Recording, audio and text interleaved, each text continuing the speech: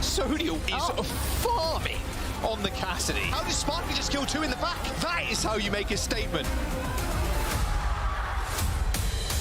Kept it that much more aggressive. That's a beautiful blade. Absolutely picturesque. You just can't get enough of hockey. There's the pin. Nice run hard, yeah. Zen not going to try and play that anymore. That is a sick shot. Oh my god. That is clean from Merit. Now there's no with a higher Sugar Free with a stick. Kai dead. Crazy Raccoon versus Team Falcons. Lip just throwing clips. They want overtime and they get it. This whole hog's pretty devastating when you're up in the corner. It is delectable. This might just be enough. And Crazy Raccoons have done it.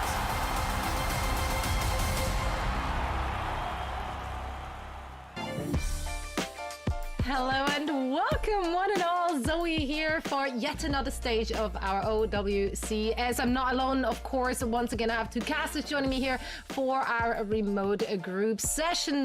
Mitch and Avril, my dear friends. Are you ready for more action? It's been such a long break. I've been ready, you know what I mean? We've been chilling, of course. Dallas is actually now kind of a couple months ago, right? The echoes, of course, of those final moments are still dissipating, but we're here and ready to start yet another journey to yet another main event with, of course, another DreamHack in our sights. It's been a long break for sure. Yeah. I'm ready to see these teams. You know, we have a lot of, I think, reshuffled rosters since Dallas. You know, a lot of things have changed. I think the power rankings have maybe shifted slightly as well. So I'll go for more competition. Absolutely. We're also ready for more drops. So once again, of course, I want to remind everyone watching to take a little bit time out of your day to link your Battle.net account to your preferred streaming platform. That can be YouTube, that can be Twitch. And if you watch a certain amount of hours, you will be awarded these beautiful drops. So make sure to do that now. We've been waffling a little bit here in the pre-show, so you have plenty of time to hit that button. Avril, have you done it yet? I got all the drops. Yeah, I've watched all of Korea so far. I've looked at Pacific and, you know, Japan. So I got everything. I got all 10 hours. I even got the 5 battle pass skips as well. I'm locked in. That's, yeah, I mean, that co-streaming life really gets you up on those numbers pretty darn quickly. But you know what? This pre-show might, you know, get you the icon. So that's kind of exciting, right? Already off to a big start. That's cool. We got some proper bona fide OWCS branded icons here. I like that. So you can rep it, you know, in your games. And of course, as you just mentioned, co-streamers, we got a bunch of those as well who will be leading and guiding and supporting you through the action all weekend long. So make sure to follow them along after the show. We usually will be rating them as well. So make sure to say hi. Always great to see all of our wonderful community figures involved. And I mean, this is stage 3 now, guys. 2024 seems to be flying by. We've already played through 2 stages, plus of course the first OWCS major in Dallas. So let's take a look once again at our roadmap, because we're halfway through. Yeah, we are at the official halfway point here, of course, looking back to DreamHack. Crazy Raccoon were able to take that event away, and since then, they have not slowed down at all. But it's a chance for reset, reshuffles, especially in the NA and EMEA regions, to make another push here towards DreamHack Stockholm. That's right. And how do we get there? Let's take a look. Let's rehash how it all goes down. We're starting things off, of course, in a Swiss stage. Things are wild in a Swiss format. It's a big competition, lots of teams participating. The top 16 will then actually qualify for the groups. Here's how they will be split. Like, we're still running the same formula. Yeah, I mean, much the same, of course. Swiss being is quite challenging, right? Because you're always going up against teams with the same record as you. So to get out of Swiss is tough to do. Then, of course, you get split into these separate GSL style brackets. And then we get our group play as well, which, you know, we have already had a day of group play, right? But we get to see sort of the winners matches here. There are 2 teams that can advance from each group, and you essentially get a second chance at it if you're unsuccessful the first time around. Then, of course, a double elimination bracket for the main event is always a good time. Absolutely. And of course, there's a lot on the line too. Not just money. More importantly, there will be, of course, the circuit points. And we're ramping those up as well as we go along. In stage 1 and 2, you didn't earn quite as many points as you can now in stage 3. And those are not just awarded to the teams. Those are awarded to the players themselves. So if there are roster shuffles, teams can benefit from that as well, Avril. Yeah, and I think, you know, a lot of teams are going to have to do a little bit of work to catch up to, especially in EMEA, SSG, and ENCE, who have kind of just cleaned up all the points. Twisted Mind started out really strong in stage 1, but have kind of fallen off since then. And as I mentioned, you know, a little bit earlier on, I think maybe even a little bit of reshuffling of the power rankings here. So I think a lot of new exciting rosters since we last saw them, you know, either in Dallas or stage 2. So it's going to be exciting. Let's actually take a look at the leaderboard so we know where the points are. This is, I believe, the first time we're actually showing the leaderboard. So this is what the teams have been raking up point-wise so far. Is there any team on this board that you feel is higher up there or lower than you would have initially expected them to be, Mitch? Look, I think Oblivioni, as like a roster and a team, have had a number of shuffles, right? They tend to sort of, you know, pick up entire, you know, teams. Oblivioni, the original roster that we saw sort of way back at the start of the year, a lot of those players have gone on and joined other sort of quite powerful rosters. So whether or not they sort of make that into the top 3 this time around is definitely, you know, unclear. But I'd also say, and Kev probably agrees with me here, seeing Virtus Pro down there at 8th, I think they'll be remediating that pretty quickly, as that's a team to watch. Yeah, I think GG is 1 and 3rd right now. That position is really under threat, especially by VP, TM as well, if they can sort of get this stuff together. But then, you know, you also see in the NA side, I think the top 3 of NA is going to be super competitive. We expect Toronto to be right up there, but there's a bunch of really good new NA teams. Yeah, and also, of course, there is always an opportunity for a meta shift, which gives one team the advantage over another. Let's actually quickly rehash where we currently stand for the people who maybe missed out on EWC and are not up to date on what is currently being run. Have there been any significant shifts in the meta? Is it still pretty wide open? Because I feel like I remember in Dallas we left it fairly open. We saw a lot of teams playing a lot of different things. I do feel like, you know, during that time we saw a lot more of like Malga was very much sort of prized. We did see a lot of those sort of rush style compositions, right? A little bit more ground-born setups here. Now, though, I think we're seeing a little bit more of these Winston compositions mixed in. Ash is in a very strong spot right now, even though you see she doesn't necessarily receive a buff. The way that Cassidy's grenade has changed has also continued to make him quite a viable option.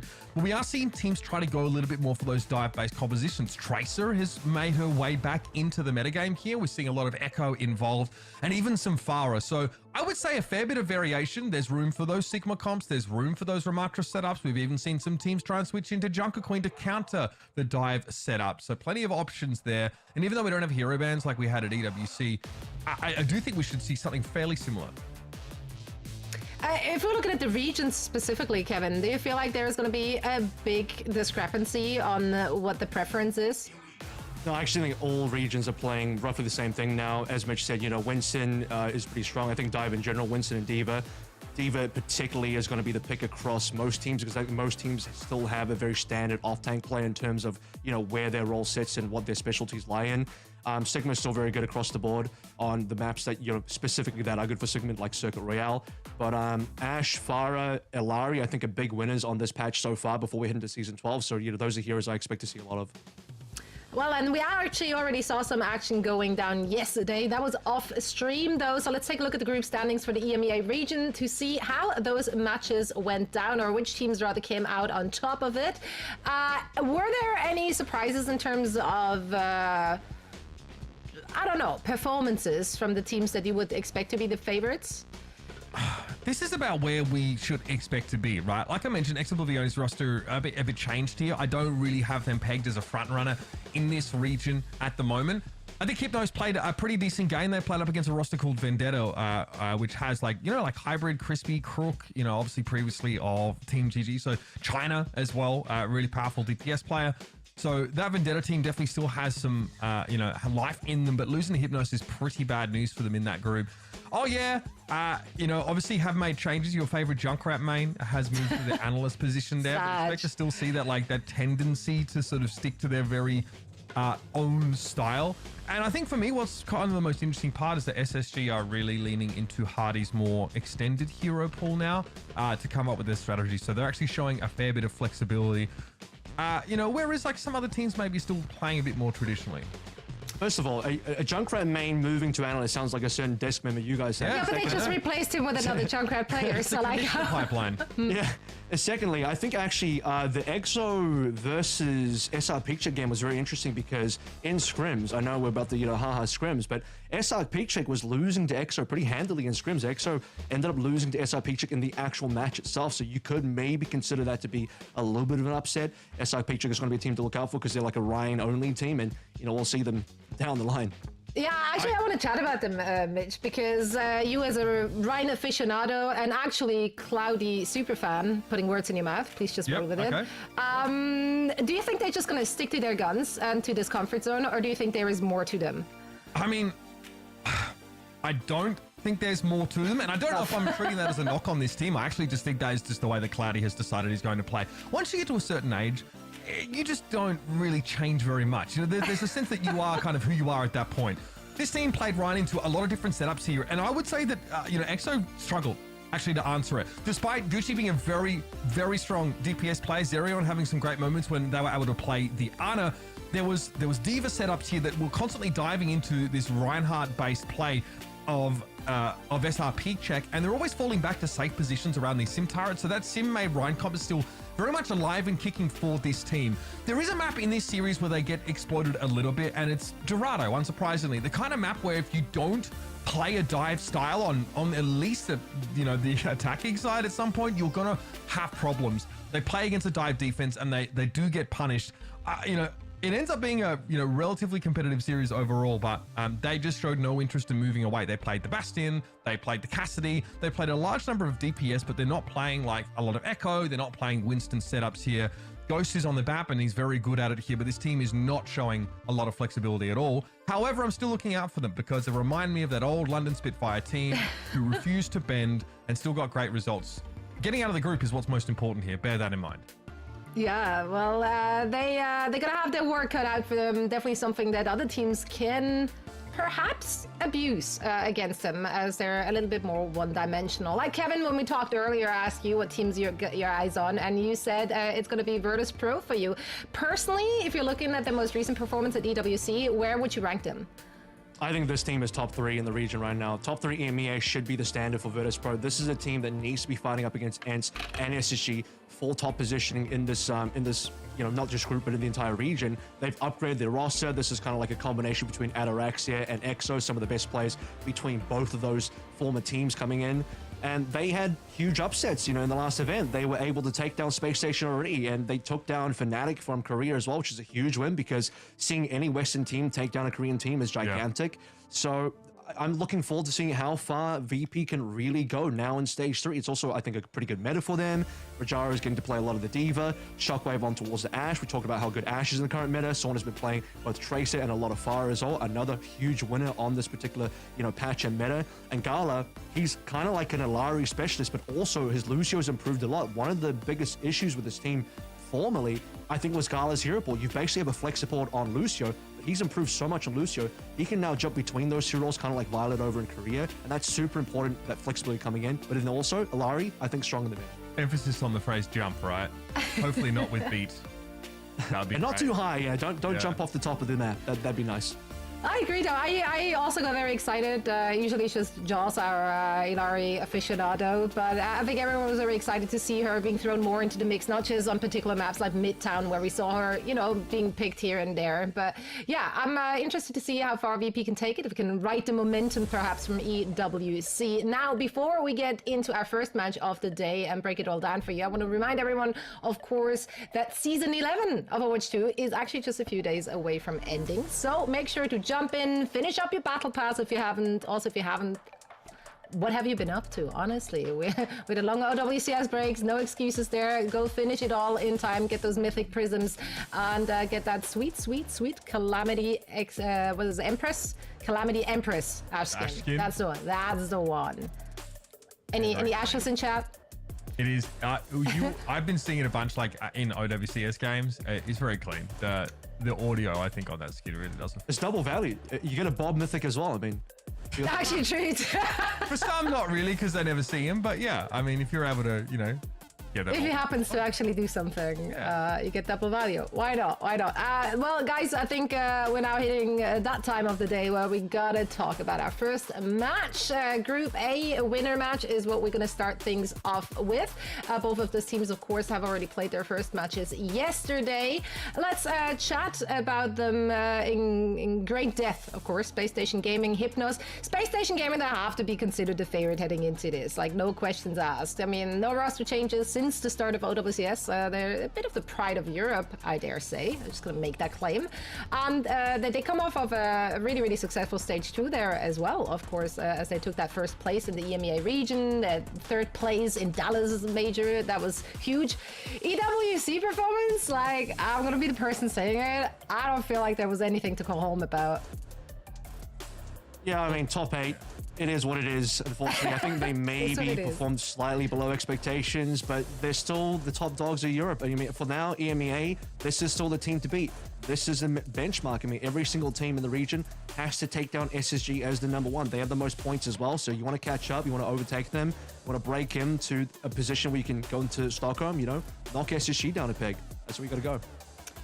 Yeah, and the opposition is going to be Hypnos. Mitch, you already talked a little bit about them as we're looking at the group standings, the current ones. Of course, MCD in the mix there as well, so there's some name value as well. You actually liked what you saw from them. It was entertaining, high-octane dive. I love the fact that they picked up MCD. I don't know if you know this story, right? It's quite interesting. Basically, MCD knocks on the door of the team house that doesn't exist, clutching one of his Zen orbs, screaming Wilson, and his hair is just like grown out. His beard is he's just washed up on this team. He just appeared on this Hypnos roster, and frankly, was committing war crimes in their series yesterday against Vendetta. Played a lot of Ayah, a lot of those off-angle nades that you like to see, but definitely taking some risks against a team who really have pretty high caliber. That Vendetta squad, you know, it does have like China, Hybrid, Crispy Crooks, so like pretty well-known players in this sort of scene. He looked really, really good over the course of that series.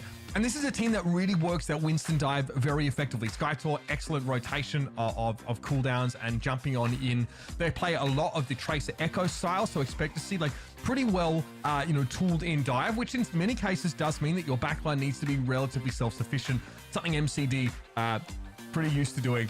There was obviously Kevin just had to capture a very iconic screenshot from that particular series as China all out. There were many. There were a few. But in general, I think this team looks really good. It was pretty back and forth on a couple of the maps here where they played Winston mirrors against each other. But this is a team who will play Blizzard World, who will play Dorado and play that defending Winston and just try and get their defensive dive going, which is a good sign. And you can really tell the good teams from the weaker ones if they're able to make that higher risk defensive Winston setup work for them.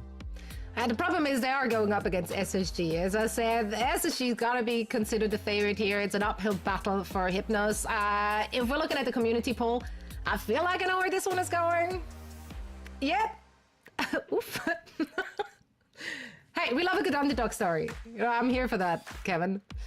I think Hypnos might be able to do a little bit more damage than 2%. You know, it's definitely very SSG favored as we all expected. They're probably the favorites to win. If you're betting channel points or whatever, you know, it should be an SSG, maybe 3-0, 3-1 kind of looking deal. But I was kind of impressed with the Hypnos dive. I mean, just basically repeating what Mitch said, it looked like a pretty decent dive. MCD's Ayah was pretty top tier still, and you know, despite him being on, I think it was something like 180 ping to Europe, he was still not really missing a beat. So pretty impressive stuff from Hypnos. And I think SSG actually going to match them on the dive. I wouldn't be surprised if we see dive mirror today.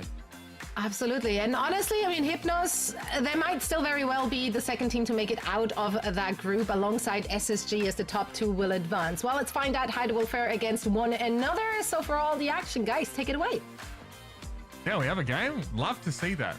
Going to jump into this one in just a moment. Here's your map pool now, folks. To remind you at home, this is loser pick for each of those maps here. So with our first map being essentially set in stone, either Busan, Lijiangtao, Nepal, or Samoa, I'll tell you right now, it is going to be the map of Samoa. We will then, of course, have that losing team pick. I want to point out as well, we haven't had a chance to sort of talk about this map pool too much. Rune Zapi is obviously going to be in here. That's something definitely worth bearing in mind, of course. Dorado we've seen played a fair bit as well throughout the qualifiers. It's being often picked. Circuit Royal also an option for many of these teams. And in general, Kev, we're seeing most rosters opt for Suravasa when we come to Flashpoint. And actually, you know, we saw a lot of teams opt for Runasapi of the new push maps as well. So I think that's the most popular push map of the 3 to choose. Colosseum, obviously, we're looking at a situation where the glass is gone, so that should be pretty nice to look at. In this particular series, I think there's going to be a capability where loser picks, if you're in a situation where SSG actually do drop a map to Hypnos, which is possible. You know, there's capability for them to still kind of abuse Hypnos' hero pool. If Hypnos is kind of more of a dive one-trick team, then you're starting to look at more of a Shambali Monastery. Circuit Royale could be a really good pick. Remove Dorado from the equation at all. That's where Hypnos looked fantastic, right? So you kind of want to avoid those situations for your SSG. So looking forward. Yeah, I mean, forcing maps that ask for Sigma or Ramatra comps respectively, I think is probably a pretty good tool against this Hypnos team. At least in terms of what we've seen from them, you might be right. They definitely seem to be pretty heavily invested in playing that dive when and if possible. And for SSG, like, we know they have quite a degree of flexibility. There's also, you know, we've seen Hardy put a lot of work in on the Winston over the years, and this team, when it comes to playing that dive comp, have looked really quite solid as well. Like, it's, you know, the caliber of this roster, we would talk about it being like a meta that doesn't suit their, like, style as well, which may be true, but I'm just going to be honest with people. You're probably not going to notice that too much in a series like this. You are going to have an SSG team that is going to be comfortable no matter what. If we get Samoa, especially if we head over towards Beach first, right, there is definitely the potential to play those Sigma looks here, to play it a little bit slower. We'll be finding out in the next few moments, as we are moments away from diving in. I'll tell you what, I think Hardy truly is the most flexible tank in Europe right now. In EMEA, when I look across the tank, you know, players, it's just Hardy. He is the guy that is chasing after the Hyperflex tank kind of label after someone from Toronto. So this is a dude that's playing everything right now. I think in their most recent Face It match, Space Station were playing tons of dive, tons of Winston. Hardy's also been on the Diva. He's been on the Sigma as well. Realistically right now, I basically trust Hardy to play every single tank in the pool, and especially versus EMEA, he's probably going to be good enough on it. I want to point out here that Hypnos are playing with their manager at DPS position. Normally it's SXJ alongside Delusion, so I think there was an issue maybe getting that full roster together for today, which, I mean, is in a pretty pivotal role here. Ash going to be coming out on the Ash potentially. But Space Station Gaming might still feel quite happy to be priced into playing Winston here. They've definitely done this in their matches already. Just love to run up in people's faces with this kind of setup and follow up those bionades from Landon. We're out of the gates here, folks. It's time for some Samoa. And I want to point out as well, Backbone's actually starting over Sparker, and currently Backbone on the Widowmaker. It's not even just, you know, peek out a spawn or anything weird like that. I mean, we're in control, so I guess that wasn't relevant, but he's just actually going to run a full Widowmaker on Samoa, which is a little bit unusual. It's audacious. You would see an Ash, and typically this is Sparker's hero pool right there. He's on a hit scan. We've actually seen him switch into this dive composition properly now, with the Cassidy being picked up by Ash. So they've realized that Space Station actually want to play Winston, and they probably feel as if this benefits them a little bit. That late switch, though, was going to cause them to give up the point to start with, and Hypnos is still looking for a route to begin their dive.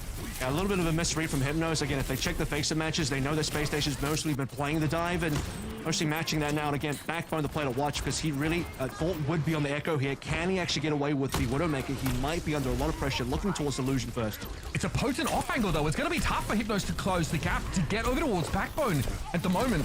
Skytor has managed to do that, but the peel is there instantly. The stun comes out. Forced back here by Funny Astro. Skytor needs to take a sidebar, but in the meantime, Backbone was able to pick MCD out, arguably the most dangerous player in the side of Hypnos, and that is going to neuter them for this first fight. And where was Delusion during that dive as well? Because Skytor was solo by himself. He was chunked out super quickly. Backbone, under pressure, still finds a shot into MCD, getting that +1. Backbone here often only getting to play the first map, depending on how the series pans out, just because it's a bit more, you know, suitable to Spark and Psycho, that combination. Having a great start, though, with a very unconventional pick for this potential map. Skytor here eats a bio. He has to back out basically instantly, and those are going to keep raining on in from Landon, who has basically felt no pressure this round so far. Look at this, though. MCD, despite dying, actually has kept up pace and has overtaken Landon in first nano. So nano timing is super important. Skytor can farm Primal off this nano as well, and it's deployed. Psycho holding on a pulse bomb here, happy to trade at length with Delusion, who is close to their ultimate as well. Hardy now knows there's a dive in process by Skytor, but isn't bothered, knows he can hold back most of the rest of Hypnos and deny any of that follow-up to the enemy Winston, and then a Primal to take matters into his own hands, or bodies as it were. As you see, MCD feels that pressure, and Skytor's, his Primal comes out here and in a position where he can't do much with it. No, that's, I think, a little bit of the throw ultimate, but it is 90% at the same time, so Hypnos, they have to commit. This is the last fight. SkyTor wanted to make something happen. They don't have Ash here. SkyTor is still coming back from spawn. Does get the touch barely. SkyTor now needs to ask himself where he goes from here. Delusion loses out in the 1v1 of Psycho, and now the rally comes in from Captain Prash. They are digging deep here, but all these ultimates, they come out too late, and the sequencing of them throughout the round just wasn't good enough. Space Station Gaming easing into this series here with a comfortable 100-0 on Beach. And I think Backbone gets away with the Widowmaker here as well. You didn't really see him under pressure. Maybe a little bit earlier on, SkyTor was solo diving. Again, questions, where was the link up between SkyTor and Delusion? Was Delusion maybe marked by Psycho? Didn't see the 1v1 from the Tracer, at least on the kill feed, but we did see Psycho kind of tearing apart the Hypnos backline. Psycho was all over that kill feed in terms of where the kills were. I mean, keeping up with ultimates is one thing for Hypnos, but at the same time, it's like their dives just didn't seem as on point as Space Station, and it's not even really looking at Backbone on his main hero, which I think what you're probably going to see here, potential for the Mei, potential for he's going to lock at the Venture. Could be the Genji from Psycho here as well. Tracer Venture also works. A little bit of the, you know, what is it, the Venture, Malga, full all-in type of composition. Hypnos is going to play something similar, but Ash is their manager again as a reminder, so you're not going to see the Venture come through. Ash is just going to one-trick maybe the Kaz or the Ash the entire way through. Something we saw a lot, yesterday from Backbone was actually not even engaging with the Malga, just diving in himself and getting out with that free drill rush, getting some disruption in and also popping players up for Psycho to try and work down. Malga comp here, this is very expected for both these teams, and it's really one of the only places we see him prolifically used. As Ash forced to respect here, the Venture submerged underground to roll on back here. Suzu already getting used there by Hypnos. Space Station Gaming now can play around this cardiac overdrive, and they want to push in. SkyTor is very, very low, and just in general, the health trades favoring Space Station drastically. Yeah, and I don't want to harp on the fact that he is a manager, but this pick is also a little bit of a liability for the team because now you have a very diveable target. I want to talk about all-in composition. You can't really all-in with the cast. This is going to be something that doesn't really help Hypnos here, but it's probably all that Ash can really play. And for SSG in this particular mirror, you have a very clear target. Everything else is kind of annoying to dive, but a cast that's in the open, you do have a Venture, that is really easy for you to dive into. It's just uncomfortable as Cassidy to try and punish this Venture whatsoever because Backbone will only enter line of sight when he is underground, and Ash can only really look and wait for the Venture to dive in. Still, Kitsune Rush split up for MCD, building up these support ultimates very quickly on account of the fact that his team are being folded into one collective pretzel.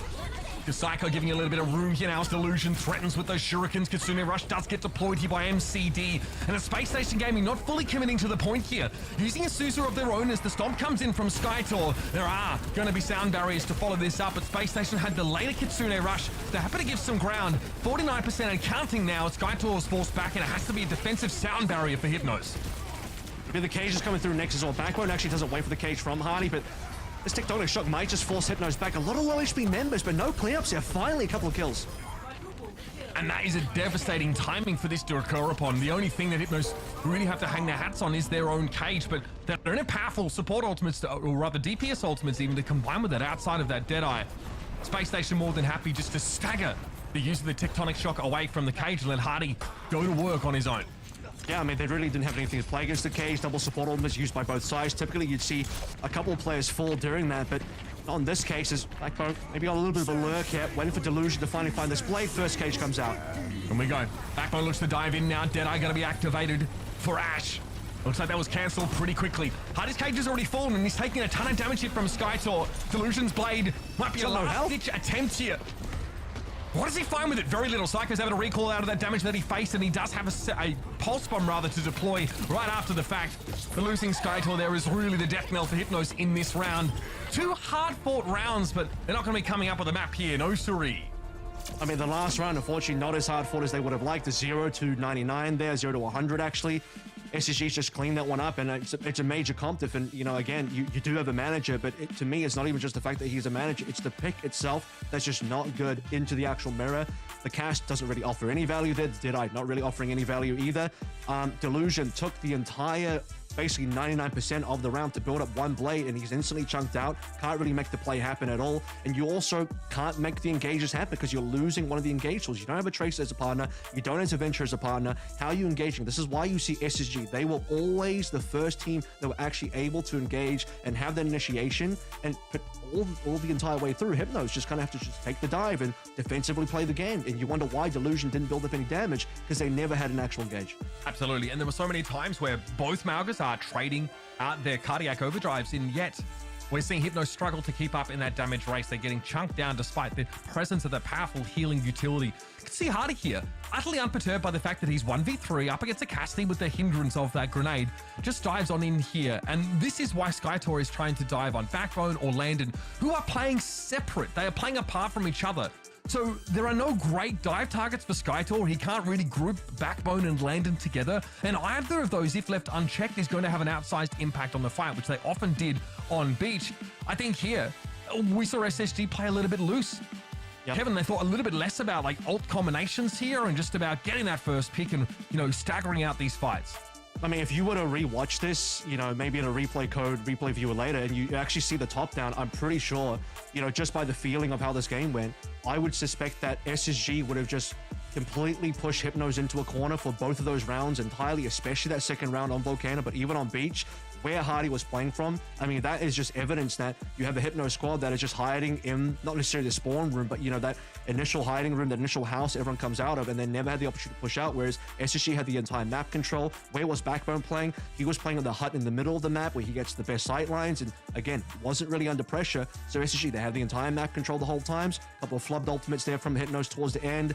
But the one shining light, if we're going to speak positively, MCD was both keeping up and overtaking Landon a lot of times in the ult charge. So, you know, this dude playing at 180p, I've memed him on Twitter, but honestly, he's maybe the best player in the lobby for Hypnos right now. I mean, Brother Man had a lot of healing to do.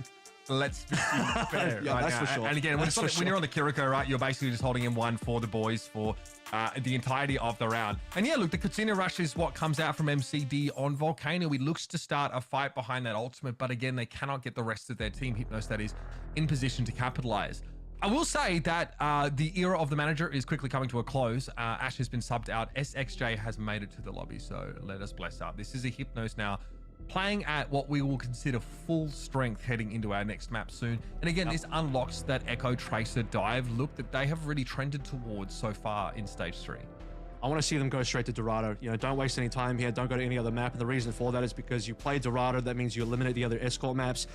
You know, you get the Shambalis and maybe the Rialtos out of the way, rather the Circuit Royales and Shambalis out of the way, but you also get to play what I thought was their best look in their group stage match in day 1 yesterday.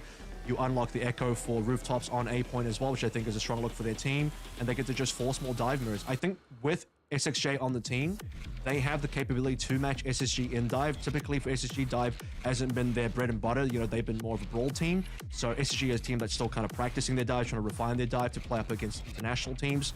And that's where Hypnos can maybe try and get their win in. So play the best dive map, force a dive mirror, and now that you have a full roster in there, see what you can do. I do feel like Dorado is a fantastic litmus test for that, especially because it shows off your defensive dive capacity, right? We'll see a lot of teams that want to play defense outside attackers spawn there.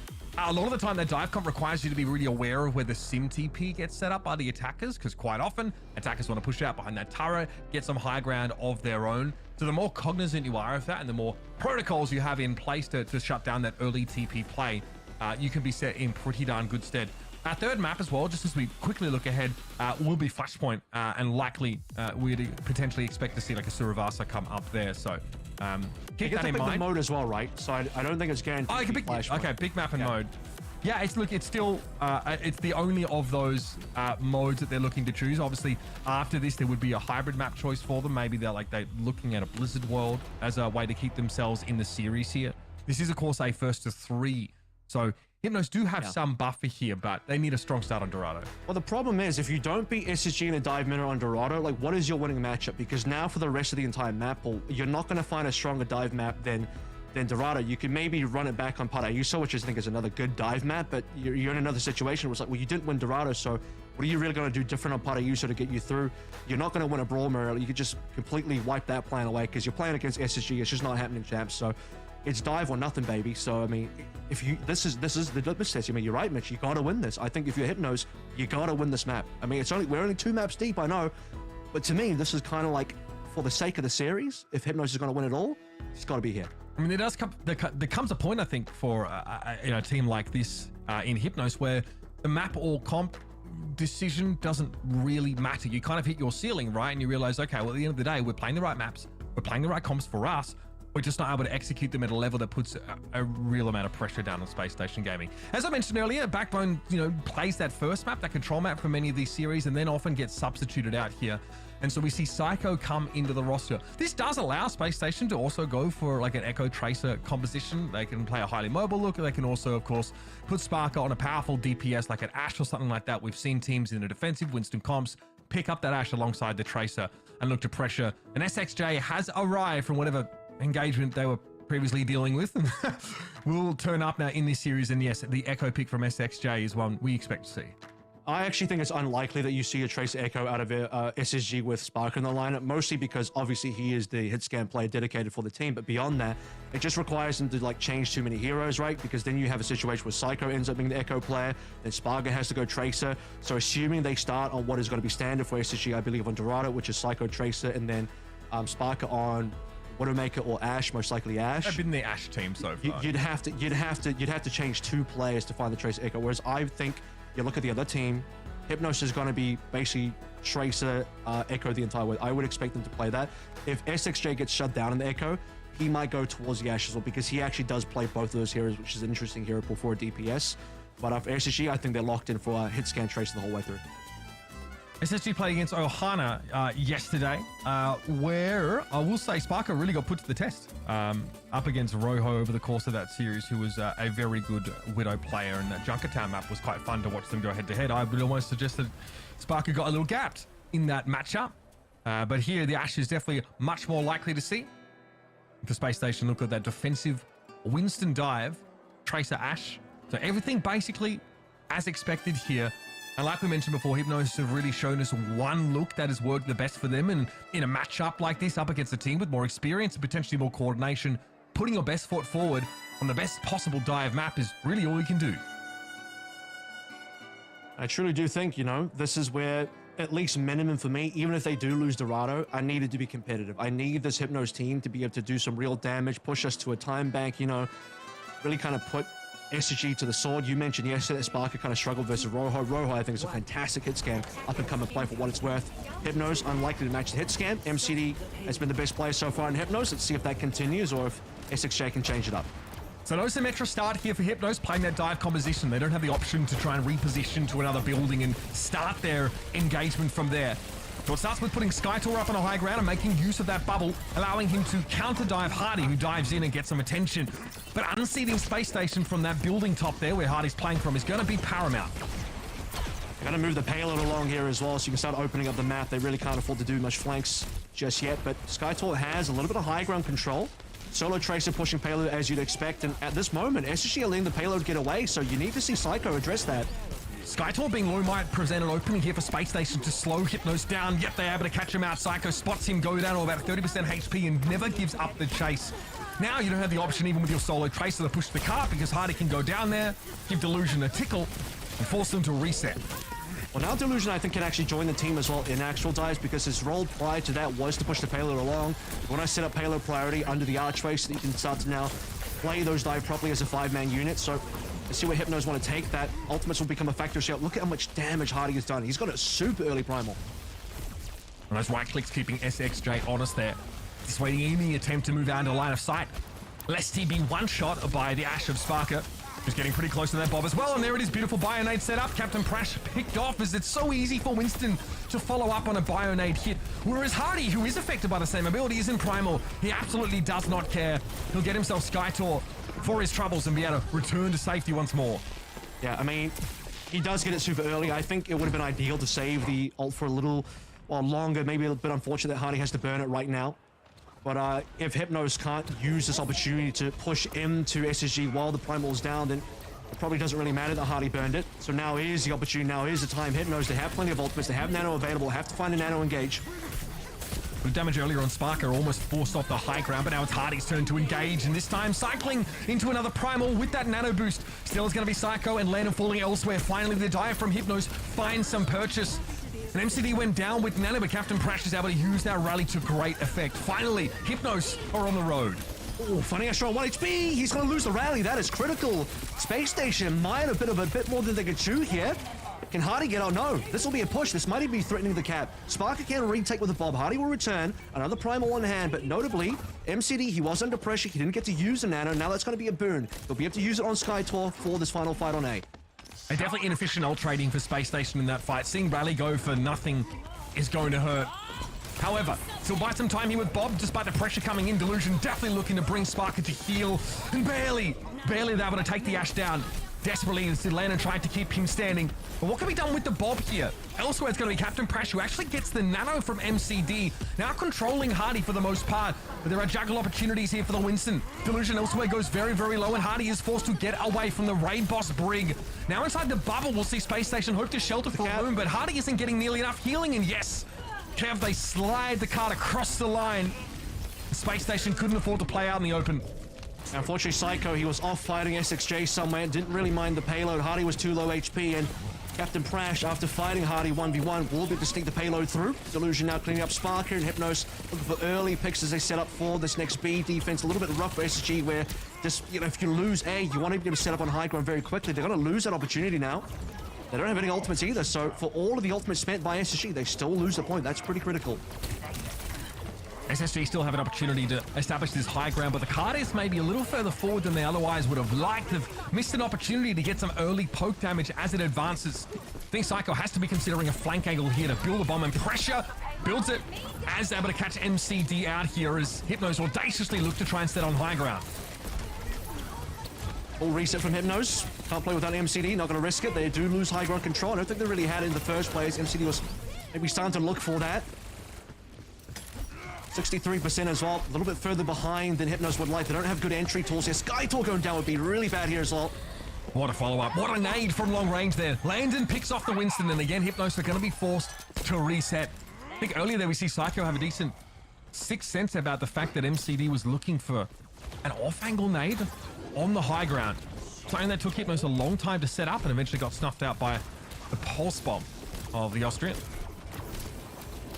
Now they got options. Nano coming up for MCD, but still dupe onto a possible Ana target. Look towards Landon on the back line, copy the nade, throw that down for a really good dive. I mean, that is pretty effective as well. MCD down once more. I mean, Hypnos, I don't think they can go for this. Are they going to try? They are. Yeah, I mean, we see a dupe attempt here. Obviously, SXJ looking for a nice little airborne Bionade opportunity, but he was so low as soon as he popped into it. And speaking of inefficient ult economy like we saw from Space Station earlier on, now it's Hypnos who are threatening to throw good money after bad. Yeah, I mean, they've lost heavily here. They lose MCD, they want to gamble the 4v5, and then lose on that gamble as well. SXJ talked about the dupe on towards the Ana, and the nade must have been blocked. It must have been blocked by possibly a shield from fighting Astro, shield from Hardy. He instantly gets burned up anyway. Likely threw down the nade, and MCD can get picked up by Spark, and you just can't be losing your Ana this many times. And MCD now, he's only on his second nano of the entire attack so far.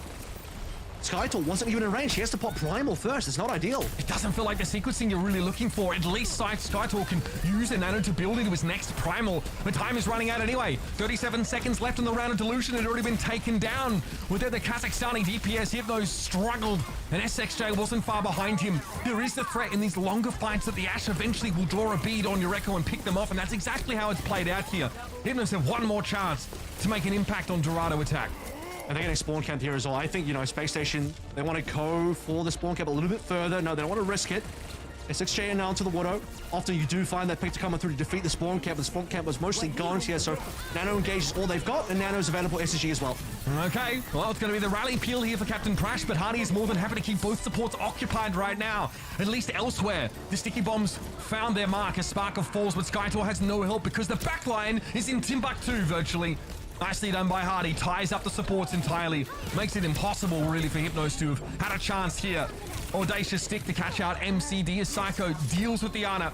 And that'll be a strong defensive showing from Space Station.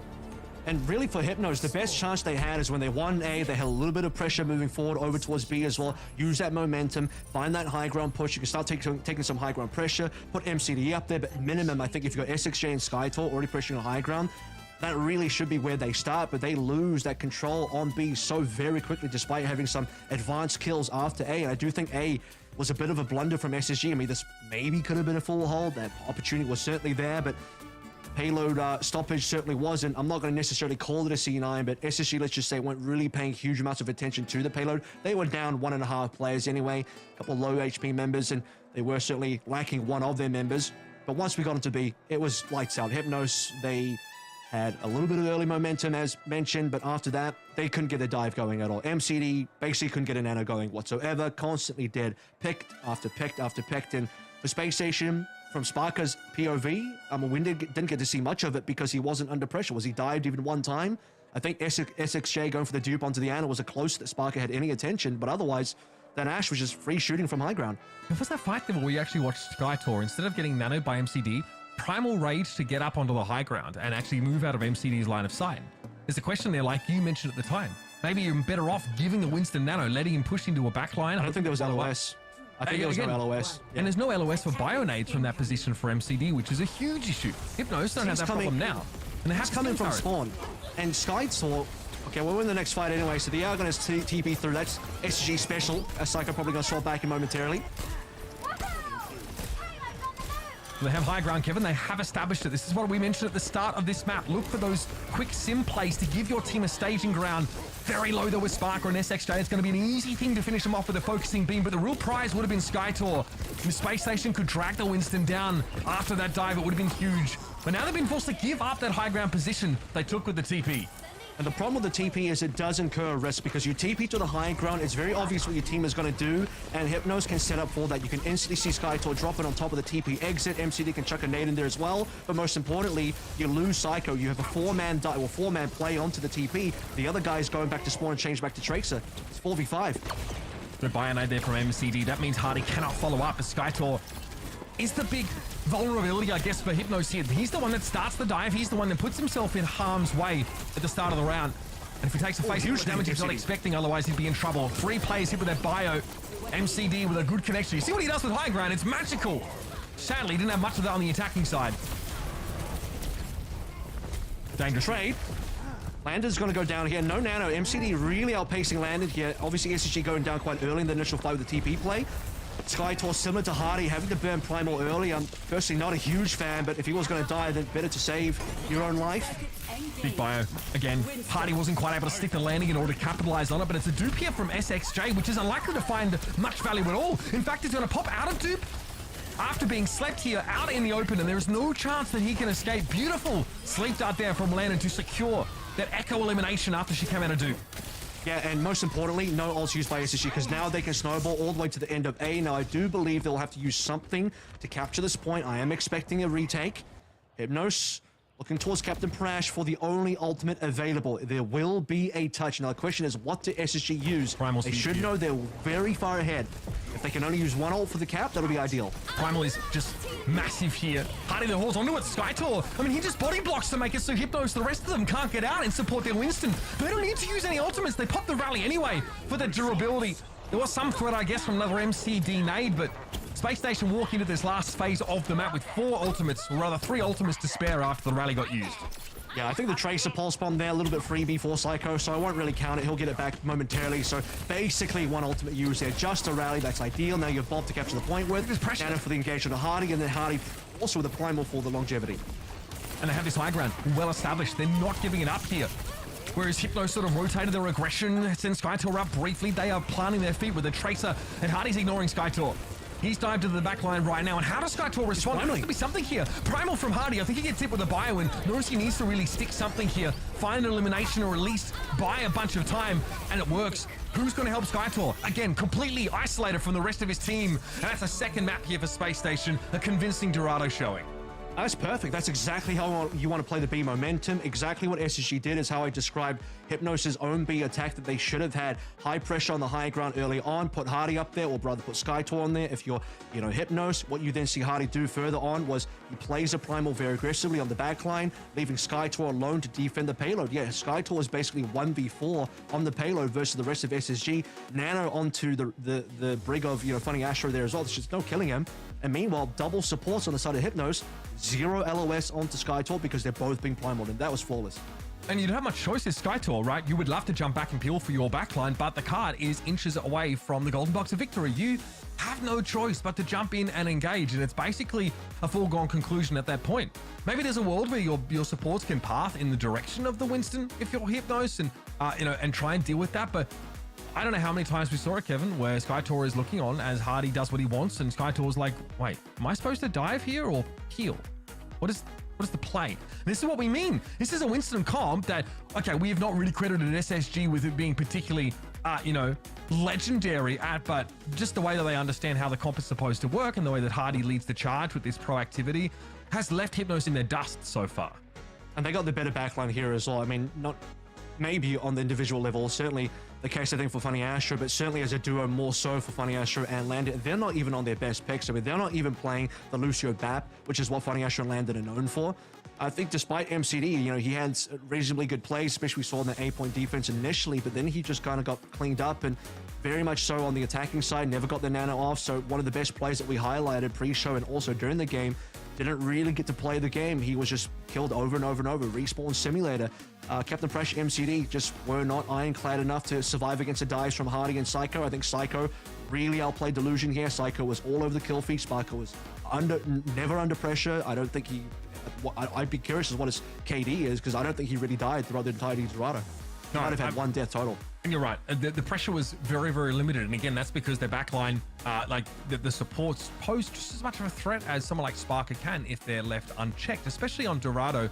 When you have Ana, all of a sudden high ground means much more. It also means that Ana is much more of a threat in those defensive situations.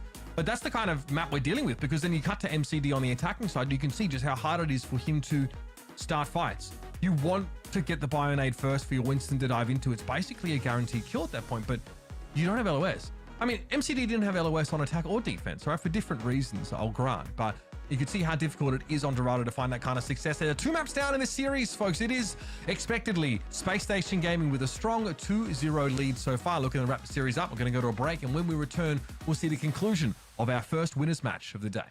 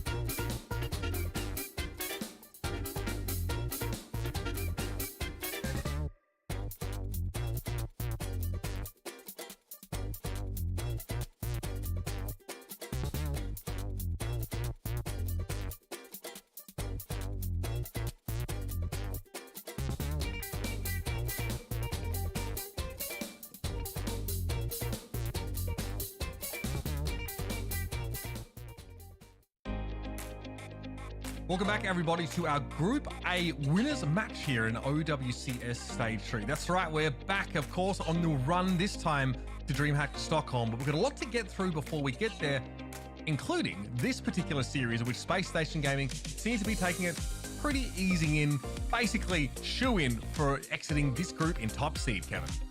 It seems like the 98 to 2% kind of balance there between what the fans are saying is probably quite accurate. You know, it'll be a 100 to 0 pretty soon, as well as we potentially get into a 3-0. That was not a very good look on Dorado from Hypnos at all. And as I mentioned to you before we went to that map, this needed to be a good showing for Hypnos for me to believe that they could have the capability of doing anything in the series. And now I believe is starting to run out, because we needed to get a much more competitive dive mirror, and unfortunately that just wasn't competitive at all. There's levels to this, right? We saw, obviously, Hypnos have to play with their manager in the first map, and we can make concessions for that. But ostensibly, they were at full strength on Dorado, with SXJ coming into play that Echo. And unfortunately, even that really failed to put a scratch on the juggernaut that is Space Station Gaming. And that's the reality quite often of what we see in these group stages, right? We start to see the stratification between our top teams with tournament experience, with years of LAN, and of course, you know, that coordination experience with this roster, and teams that are fighting for their chance to break out. I would still say Hypnos have a chance to get out of this group here, but it probably won't be in first place at this stage. Of course, it's loser pick of map and map mode. We're headed to hybrid, and one we didn't discuss actually earlier on, Kevin, which is Eichenwalde. Yeah, have they locked in Eichenwalde yet? I'm not too sure, but if they have, I mean, Eichenwalde is probably not ideal for dive if they wanted to continue playing dive. I think Paraiso is the ideal dive map for them to go towards. But Eichenwalde, well, there's capability for SSG to play a little bit more brawl style, particularly on that C point. I wonder if there's maybe something up the sleeve for Hypnos. You know, if you want to try and play with a Pharah here, that's a little bit more different. Pharah is pretty valuable on this map. You can play a double flex look. I don't know if that can really do that on their backline, but it's a possibility. So if I'm SSG though, I don't really change much. I think if you're SSG, you can largely just play the dive all over the map. Maybe versus a stronger opponent, you would actually look towards a different comp for C. But yeah, I think if you're SSG, just practice dive more, just use this as more practice really, and just play it everywhere. I think for them, really integrating that into their wheelhouse against the top teams is going to be important. And matches like this are all important notches in their belt in order to develop that comp into something they can feel comfortable with displaying on the world stage. Defensively here, we know the Hypnos are priced into playing this Winston-based composition. Of course, it'll feature the Brig, whereas Space Station can opt for a Lucio here. And we may well see Sparker, walk out on the Cassidy here, of course, this point. Something that lends itself a little bit more to Cassidy's optimal ranges, and the hindrance provided by that grenade is definitely nothing to sneer at. Even now that, of course, it's less of a sticky grenade, and that flash effect has that AoE debuff that is applied. Still very powerful. Ostensibly, people have considered it a buff, but I think that's up to you to decide. Either way, we'll see Space Station Gaming want to go with their own dive look. Okay, seems like they are going to lock this. I was going to question whether Funny Asher is going to lock the Lucio or not, and he does swap, yeah. So the Brig makes a lot more sense to me, but more importantly, Hypnos does lock in their comp nice and early because they're the defense and no changes from Dorado. So an opportunity to maybe run things back here. See if they can do that. Sparker this time on the cast, as you mentioned, instead of the Ash. You want to force the dive here out of Skytor. He's able to jump away, so this will allow Space Station to filter a little bit further in towards this main point of Eichenwalde. Ideally without taking too much poke, then the opportunity for that poke is really limited for Hypnos. They don't have a good comp for that really at all. It's Winston right clicks and maybe some echo shots and a sleep dart on Skytor means this fight is over. Once again, Skytor is not able to help his backline. That has been the narrative for Hypnos over the course of this series. That's A. And I think SSG did that one flawlessly as well. Don't believe they lost any members, so Ultimate still be pretty far ahead. And for SSG, even opportunity to, they're going to get a late pick here. See if they can maybe get some early positioning on towards B. Where Hardy is right now will be pretty important. I don't think you're going to need... Okay, I was going to say, he is actually on the castle straight away. It might be a little dangerous. Oh, the healing timing is very good. Desperately, you see that Landon was trying to keep him topped up, and he's going to have him back in the fight in no time. But that sleep dart's very important, right? Winston makes one foul step, and they're going to get caught by that ability. That's why Skytor was out of the fight in the beginning. Hardy happy to draw it out here, of course, especially if he's able to get away alive. Tell you what, I mean, that was still worthwhile for Hardy because now he's really far ahead in Primal. So taking a lot of damage, transferring that over to Landon, who's now outpacing MCD by a ton. And he's also doing tons of damage just by poking. So they got all the ultimates coming online. It's got to be Nano into Primal here pretty immediately. And that's going to be Hardy getting it straight away. He's headed upstairs to try and find MCD. Look at the bubble dash. It's pretty good dancing. Good damage on Prash as well. No one else can really follow up on Hardy's damage here, though, because of where the defending supports are playing. But now he knows if he wants to fully commit, he can throw this Primal in here. And now Captain Prash is extremely out of position. Just a tickle from Psycho would have helped get that kill, but it looks like Space Station's follow-up was directed elsewhere. Skytor is really low here as well. He received the Nano. He can't quite build up the Primal, but Funny Ash does go down to Illusion. That is going to be opportunity. Double rally potential. Captain Prash super low, needs to be healed. This is going to be a tough one here for Sparker. SXJ making good use of that shield to close the gap on the Cassidy and bring him down. So something happens there that we don't see because we're watching Hardy's Primal. Skytor must have gotten a Nano from MCD and dove into Space Station and tying Psycho up, crucially, making it so Psycho couldn't get in there and follow up on Hardy, because if the Tracer turns up with the Winston Primal, those two supports for Hypnos are dead. Yeah, I think the ability to stay in the fight as well, if you get SXJ popping the duplicated rally as well, right? So Hypnos were able to roughly win that fight, so kind of pushing away Hardy, pushing away the aggression, despite the early Nano and the early Primal from Space Station. They're not quite winning the fight. The guy used his whole mouse pad to turn 90 degrees and still doesn't see his assailants, who are, of course, flanking him down inside the castle. Big bio here, though. Skytor needs to be able to get away, and he can't escape, and the rally's going to get used, expended, trying to keep the Winston in the fight, and it ends up being wasted. Can they get use out of it still? I don't think Space Station care that rally's in play right now. Pulse drop there by Psycho, no purchase, and Hardy's able to find the Mega. Will still struggle with the pressure here from Delusion. But he's going to have to get that ground up as Space Station supports now. Turn up and peel. It's another good bio for MCD, but it really seems to just prolong the inevitable. Hardy sleeping, he's got Primal though, he's fine, they're getting the kills here, and by the way, Space Station was doing this entire fight 4 versus 5. Psycho's pushing the payload towards the end, no one's going to stop him, it's going to be an instant cap, and SSG, they just do that one with one man down. Psycho wasn't part of the fight at all, he was solo pushing, payload princess style. For whatever reason, Skytor opts to drop to the low ground and make some sort of engagement that goes a bit wrong, allows Sparker to get inside the castle and provide that extra threat. And those Primals from Hardy, man, they are serious business, extremely disruptive. Again, another pretty decent bio, but Delusion's definitely not in a position to follow up on it. This part of the map, it's hard to get those Tracer flanks going. Skytor's half HP as well, so he's not diving in towards the Bio thrown down, speaking of which, Prash taking quite low as well.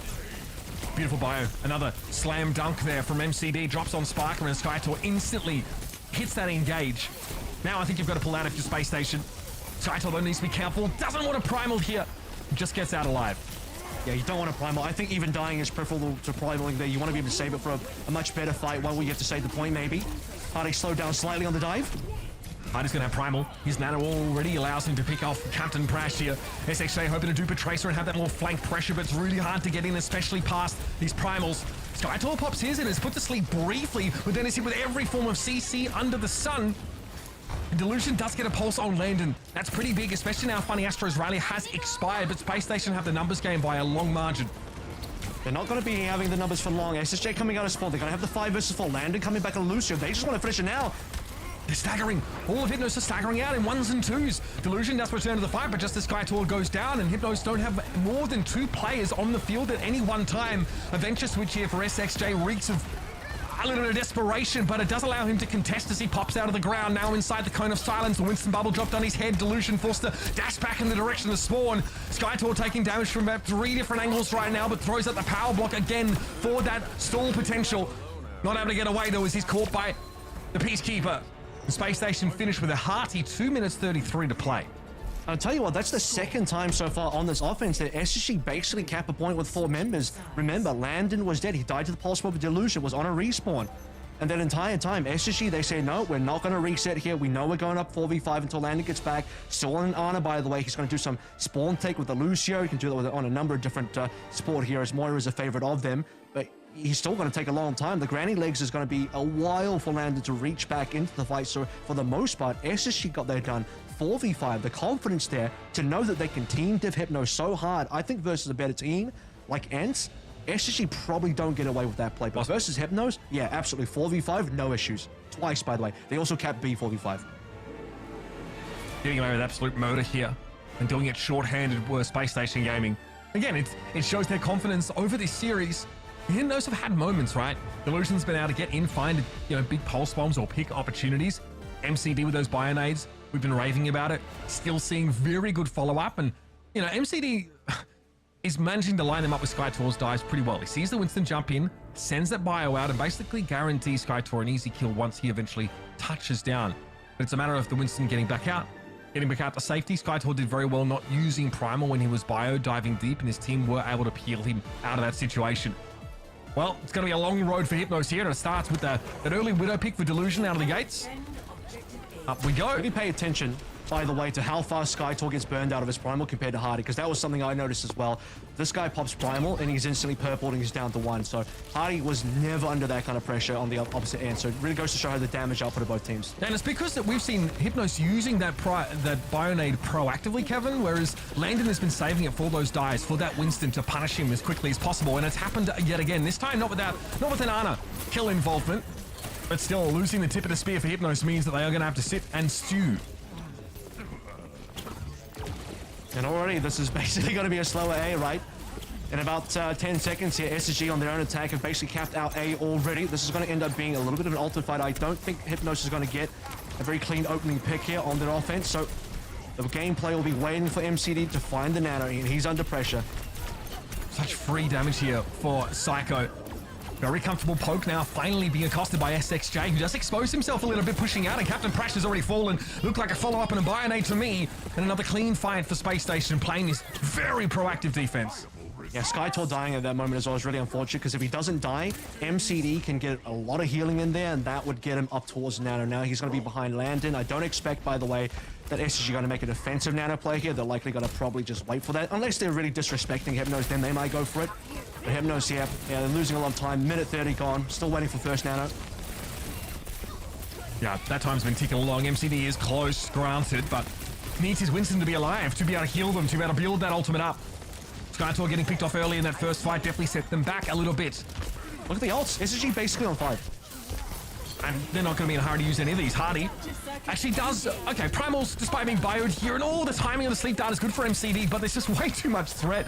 Everybody dives in, and a number of those ultimates are expended by Space Station, the dupe of the Ayah, to guarantee a bio for an easy Hardy kill, and of course the Primal are expended. I don't think Hardy probably wanted to Primal, but he was under enough pressure that he had to. He was about to lose his life, and you can't afford to do that as a tank, so slight, I don't know what to call it, a blunder, but maybe overplayed his hand. That is going to go over towards Hypnos in terms of advantage, so finally they can get a 2 ultimate advantage. You're about to see 5 ults online for Hypnos as well, but defensively, double support online for Space Station. They can still play with it, and there's the opportunity for a retake because it's not been a tick yet, capped by Hypnos. In fact, Hypnos haven't seen the entire cap itself. You can't let that happen at all. I mean, that's just neutral poke there. The Delusion gets taken down in. And credit to MCD, we've seen more of those defensive bios here thrown reactively. That's made it harder for Hardy to stick around. It did force that early Primal use in that last fight. But this is getting out of hand now, starting to become spawn camp territory with 1:14 on the clock. They're lucky. They're lucky that you can't actually spawn camp effective Icon. Otherwise, I think they probably would go for this one, SSG. So this is the one of the maps that Hypnos kind of have to make a move on. A minute left to play through, and this is where they cannot afford an early dip. They need to rotate the point properly. Probably have to pop an early ultimate just to get out from this choke, which is not ideal, but Hypnos are behind. They got to do it. Probably the Nano first. All right. On a real chance here with a lot of these ultimates built up by Hypnos on virtue of them always getting picked early in the fight and being forced to save them. It's a dupe of the Winston. Okay, they're all over it. SkyTour dives in and just able to get away. This time Sparker couldn't capitalize, couldn't follow up because he was bashed by Captain Prash. Now that duped Primal is going to do a very good job of keeping Space Station's backline in place, and that of course will cause Hardy to fall without any backup for the rest of SSG. Hypnos, arguably on sheer weight of ultimates, are able to break through and finally get themselves cart possession. Yeah, and they're lucky that SkyTour got out on 1 HP as well, because that was really critical. He, again, has to go for the Primal first. Maybe LOS wasn't there for MCD. Ideally, you play the Nano first. But I think SXJ is the play that really got them across the board, because he got the dupe onto the Winston, found the Primal, and locked out Space Station's backline. That was really critical for Hypnos to actually be able to survive on the point with the rally as well to get the cap. And SkyTour again showing us those Winston rotations. He's playing his margins really well, even up against an extremely high-quality opponent in Space Station Gaming is a very good sign for the Belgian. Sparky here gives a bit of room. There's a deadly pulse available now to punish this playing within these chokes. Gonna be Psycho knocked out of dupe very, very quickly as SXJ finds the rotation to blow his cooldowns, but MCD eats a pulse bomb here. And that means Space Station are in a position to keep reaching further. SkyTour now is under so much more pressure without any supports available. They've got to fall back to spawn. Huge play from MCD, I believe, to actually sleep Psycho to deny him from the Ana dupe having any effect. So he was taking out that dupe straight away, but there was no trade there. Psycho should have died. He was on 1 HP, wasn't taken down. At least Illusion got a kill with the Spark, but it's not enough because they lose their backline. Hypnos have to reset. They're basically not going to be up to Cat B with any time available, so it's going to end up being an OT push, which if they do Cat B means C is going to be an OT push as well. I mean, and that's assuming that they even get towards the end of B, which is far from a guarantee here. SkyTour needs to head his over towards the Mega. Till MCD actually that tops him up instead. Space Station are forced to loosen their chokehold for a time, but it's only a brief reprieve as Hardy makes his dive in on Delusion. And that's both DPS or Hypnos now off the table. A Bionade as well from Landon, threatening further reprisal if Hypnos don't get out quick. And this is going to continue. Space Station can actually now spawn camp. You can't spawn camp A on Icon Boulder, but you certainly can on B, and many teams will do it, including Space Station. Payload, by the way, in an awful position for Hypnos, so they can't even open up the map. SkyTour forced to primal within his own base. That's not ideal.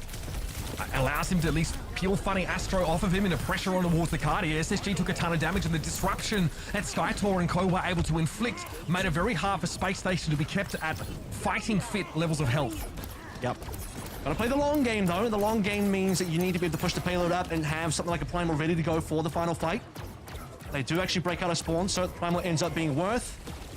SkyTour was able to get something done there. Space Station are looking for ultimates here as well. They're about to find a good timing. Good bio from MCD. Landon punished. A second bio comes out here from the duped Ana, and that one hits even harder. And yet, Spark is able to find SkyTour with that pulse bomb. And SSJ maybe floated a little bit too close to the sun. Spark is able to riddle him with bullets. And now they know. Oh, they know. They did. Very delayed. It's going to be the rally used here, and this is not where Hypnos want to use them, but they need to stay alive. Even with that powerful Brig ultimate in play, you are asking for far too much against the full strength of Space Station Gaming. And so Hypnos get caught in an unfortunate position. And they're going to lose a round here. This will be the series being decided as Space Station Gaming make it a clean 3-0. Yeah, and yeah, it could have even been cleaner than that, but that's just nitpicking. But they had the capability to full hold a bunch of the other maps. But really, yeah, that was about as flawless as you'd like. Across the board, Hypnos really just outclassed. I think every single player on the side of SSG basically outplayed their counterparts. Again, special shout out for a couple of moments there on Hypnos where they kind of kept it competitive. MCD had a couple of plays, but overall, you know, map 1 you don't even want to talk about because they didn't have the full lineup. But maps 2 and 3, at least they kept it a little bit more entertaining. Yeah, I mean, unlucky, right? You don't want to head into an already difficult game, which is going to be an uphill battle, not with your entire squad. Not that I think it would have actually mattered or made a difference necessarily for Hypnos. Their dive looked competent yesterday. It's just the stark contrast if you're going up against a team which is just their synergy is on point. Like, they know exactly how to execute those dive compositions. So yeah, as you said, completely and utterly outclassed. Some great moments there, some good bionades, very different approach to those as well. I think you guys touched on it during the cast, how we saw Landon using his bionades just more to punish the aggression that came from Hypnos, and on the other side it was just used to actually engage, and that is a very readable scenario then, because you know exactly what's going to happen, right? So yeah, not much pressure that was put on SSG. Definitely not the team to test them. No, I think like what's very clear to us is when you see this game, you can see just how obvious and how drilled the game plan is for SSG. And we talked a little bit about like bionade usage, and the thing for MCD is that if you're attacking, right, against a Winston comp, you are going to get dove. They are going to come to you at some point. So you don't always need to be looking for these proactive grenades to set up SkyTour, and it is fine to do that, and it does work. But if you don't have that available when Hardy comes to call, especially if he comes in with an ultimate or a nano available, that's when it's very, very oppressive to try and deal with that Winston. So there are some, you know, in some senses you could argue that like the more passive, the more sort of discreet approach is better, is to try and save that for that dive when it comes in. And also Ana sleeps just in general are really hard to hit at this level against Winstons because they will dance their shield, but if you can hit them, it's almost a guaranteed fight win, as we saw when SkyTour tried to engage at the start of that Hypnos defense and got flattened. It was also kind of their only win condition to actually engage and get one-man advantage. That was Hypnos' win condition, because other than that, they were never really able to actually put on enough pressure to make anything work. On the other side, SSG, they were just firing on all cylinders, like the backline as deadly as the front line. So, you know, gotta do what you can against them. They were the favorite to come into this to win it all, and quite frankly, they're the favorite to win the entire EMEA Stage 3 competition. Much of that, of course, due to the individual prowess we see on this very team. Psycho earned himself the player of the match honors, so I'm sure we're going to take a look at some highlights. He could have given that to anyone in that team, to be honest. I think Psycho probably had one of the bigger deaths. If you look across the board, I know it's not all just about KD and show up on the kill feed, but the amount of times he just managed to outmaneuver everybody and on both the Tracer and the Echo, his specialties, right? Yeah, it was pretty phenomenal. So he never really allowed Delusion or anyone else on the side of Hypnos to get any clearance. And you'll see a number of times here, a bunch of solo kills from Psycho onto Delusion just to really rub the dirt into the wound there onto Hypnos. And, you know, this is part of the reason why you can't get your dive off. This is part of the reason why Hypnos was never really able to sometimes even leave spawn. The quality of all players, but particularly I think on the DPS side and particularly on the Psycho side was just so much more further than what Hypnos was ready to deal with. Do you feel like maybe Hypnos would have fared better not to take that dive mirror? Do you think if they came out with something a little bit more pockety, maybe, I don't even want to call it cheesy, but would that have been their road to victory? I don't think they have another comp they can play. I think a lot of teams, you sort of scrim one style, that this is the style you think is going to work, and that's what they land on, and it comes down to hero pools as well. I don't know what else Skytor can play. Maybe he's a Winston one trick, I'm not too sure. I know for MCD, he wants to lock in the Ana as much as possible, and to be fair, he played well. But I genuinely don't think Hypnos have much of a further look than what they've shown. And Hardy will literally play Winston into Junker Queen. He doesn't care. Like that, he is more than happy, in fact, to try and play against like a tougher comp. If he feels like his team is favored in the pound-to-pound comparison, he will just run them down. That's true. Actually, we have Hardy standing by for a quick chat as well. So Hardy, I hope you're with us right now. Congrats on yet another dub. How are you doing? Long time no chat. I'm doing great. Thank you for asking. Peachy, I'm melting to death out here in LA, bro. That's for sure. I'm spitting fire on your face, man.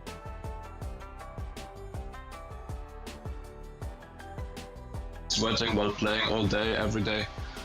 Right, welcome to the Shine Club, bro. That's fine. We've got plenty. Yes. It's a glow. It's a gamer glow. That's how I see it. People winter in Australia for me. I'm having fun. I'm good. Well, Hardy, other than the weather, which we now covered, so good small talk. Love that for us. Let's chat a bit about the competition. You're heading into stage 3. First half of the OWCS season is over. What are the expectations that you set for yourself and for your team in stage 3? I mean, our expectation is to win everything, I think, for stage 3 and stage 4, and then just to actually beat some Korean teams when it comes to it. But for the region, for sure, just to win everything. Hardy, let's talk a little bit about the comp changes here, because you guys obviously were more than happy to play the Rush style when you could earlier in the year. You guys are basically playing Winston all the time. I even saw you Winston. I just mentioned it on broadcast, like you play Winston into Junker Queen yesterday. You were like, I'm going to play Winston everywhere, anywhere I can. Tell us about what the transition's been like for you guys, because you grinded Winston in AL for like 2 straight years. So we know it's obviously something you're really competent at. Why do you guys feel like that is the comp to play right now? Yeah, we think it's a very good pick in the meta, and we think we just want to practice the comp while we have downtime, so in case it gets good and like important for us to play, we can like flex onto it. That's basically it. Are you guys, you know, we have another Ryan man in EMEA right now with SRP and LH Claro. Are you going to square up on the Ryan battle or not? I don't want to see you just one tricking Winston out there, so is it going to happen? SSG, SRP, Ryan matchup? I hope so. I hope so. If my team allows me, if Chris doesn't beat me, if I mirror Ryan, then... You gotta do one map for the fans. For the fans, man. For the SSG fans out there. Yes. Okay, then. I mean, I know you're one to smack talk, but like, Cloudy's an OG Ryan player. Like, how do you rank your Ryan versus his Ryan? Really good. But you're just really better. I have a lot of respect for Cloudy. I know I have a lot of respect for Cloudy. It's always fun matchup when we play in the ranks. I always have to mirror Ryan, and I mean it's always a fun matchup versus Cloudy. He's really fucking good. All right. Well, then the only thing left to say is, Christopher, please Don't be the killjoy here. Let them play around. Yeah. Unleash the hammers. Fans demand We'd it. love to see that. Well, Hadi, thank you so much for taking the time. Best of luck in your next match. Thank you. Bye bye. Bye. Always great hearing from Hadi, the man, the German Hammerman, how Danny likes to call him, as they're this close.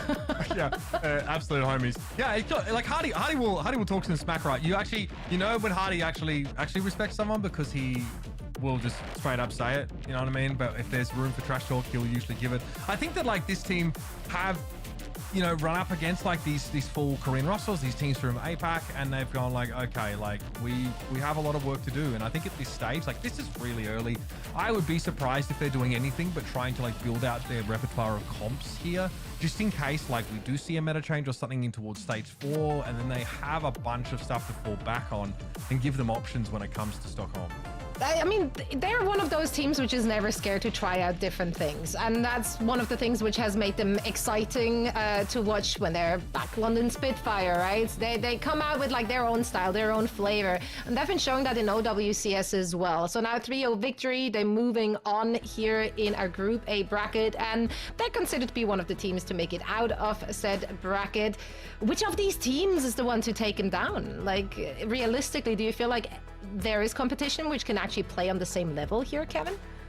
Against what, SSG? Or? Yeah. Not in this group. You're gonna have to wait for ENCE. You're gonna have to wait for VP or somebody else. Maybe a TM Gaming Gladiators. Because in this group, I think they should just clean sweep this group. 0 maps dropped.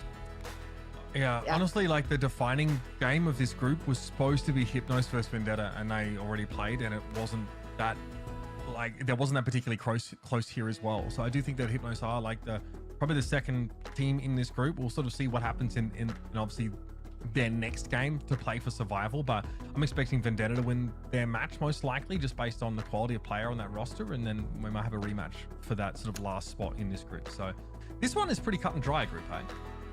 It really is. Yeah, I feel like only Group D is actually one where I toss a coin here and there for some of the matches, but we'll see. We're next going to be moving on to Group B. ENCE will take on Ayah after a quick break, so don't go anywhere.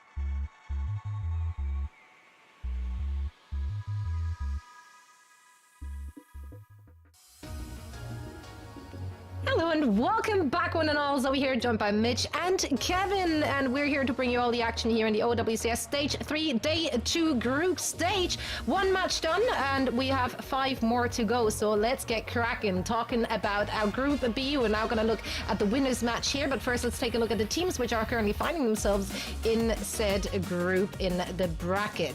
Obviously, Ayah and ENCE is going to be the match we will be talking about in just a second. And they are probably also just considered the 2 strongest teams in there. Although I personally am a fan of Meta Boys. They're all Polish, right? Really? I think they are. There's literally a Swiss player on OWCS I know.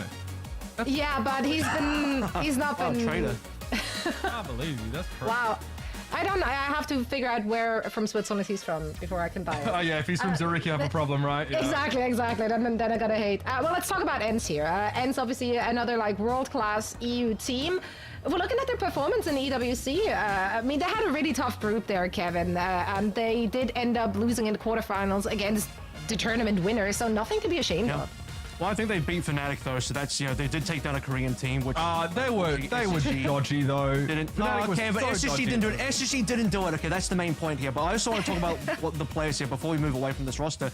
Most importantly, Calix is back, so he had a stint on Twisted Minds in stage 1. Now Calix is back on the team replacing Masa. There's been a couple of departures. Mymone as well, I think, is a huge boon for this team, just like Psycho was to SSG, so look out for him. Yeah, but I mean, they made a few little changes. They're known as our one-trick team here. Gurkmeister. The Gurkmeister is in, also a junk player, so don't worry. Just because Kaya is now an analyst, we still have a junk player. I mean, I say that. I only said that because Gurkmeister, obviously tough to find their information. I'm trying to research a little bit. I go to their X profile, and their bio says Junkrat. Just that. Junkrat. I'm sold. That's not even in Jake's bio. That's crazy. How dare you? Could mean anything, honestly. But chat, how dare you?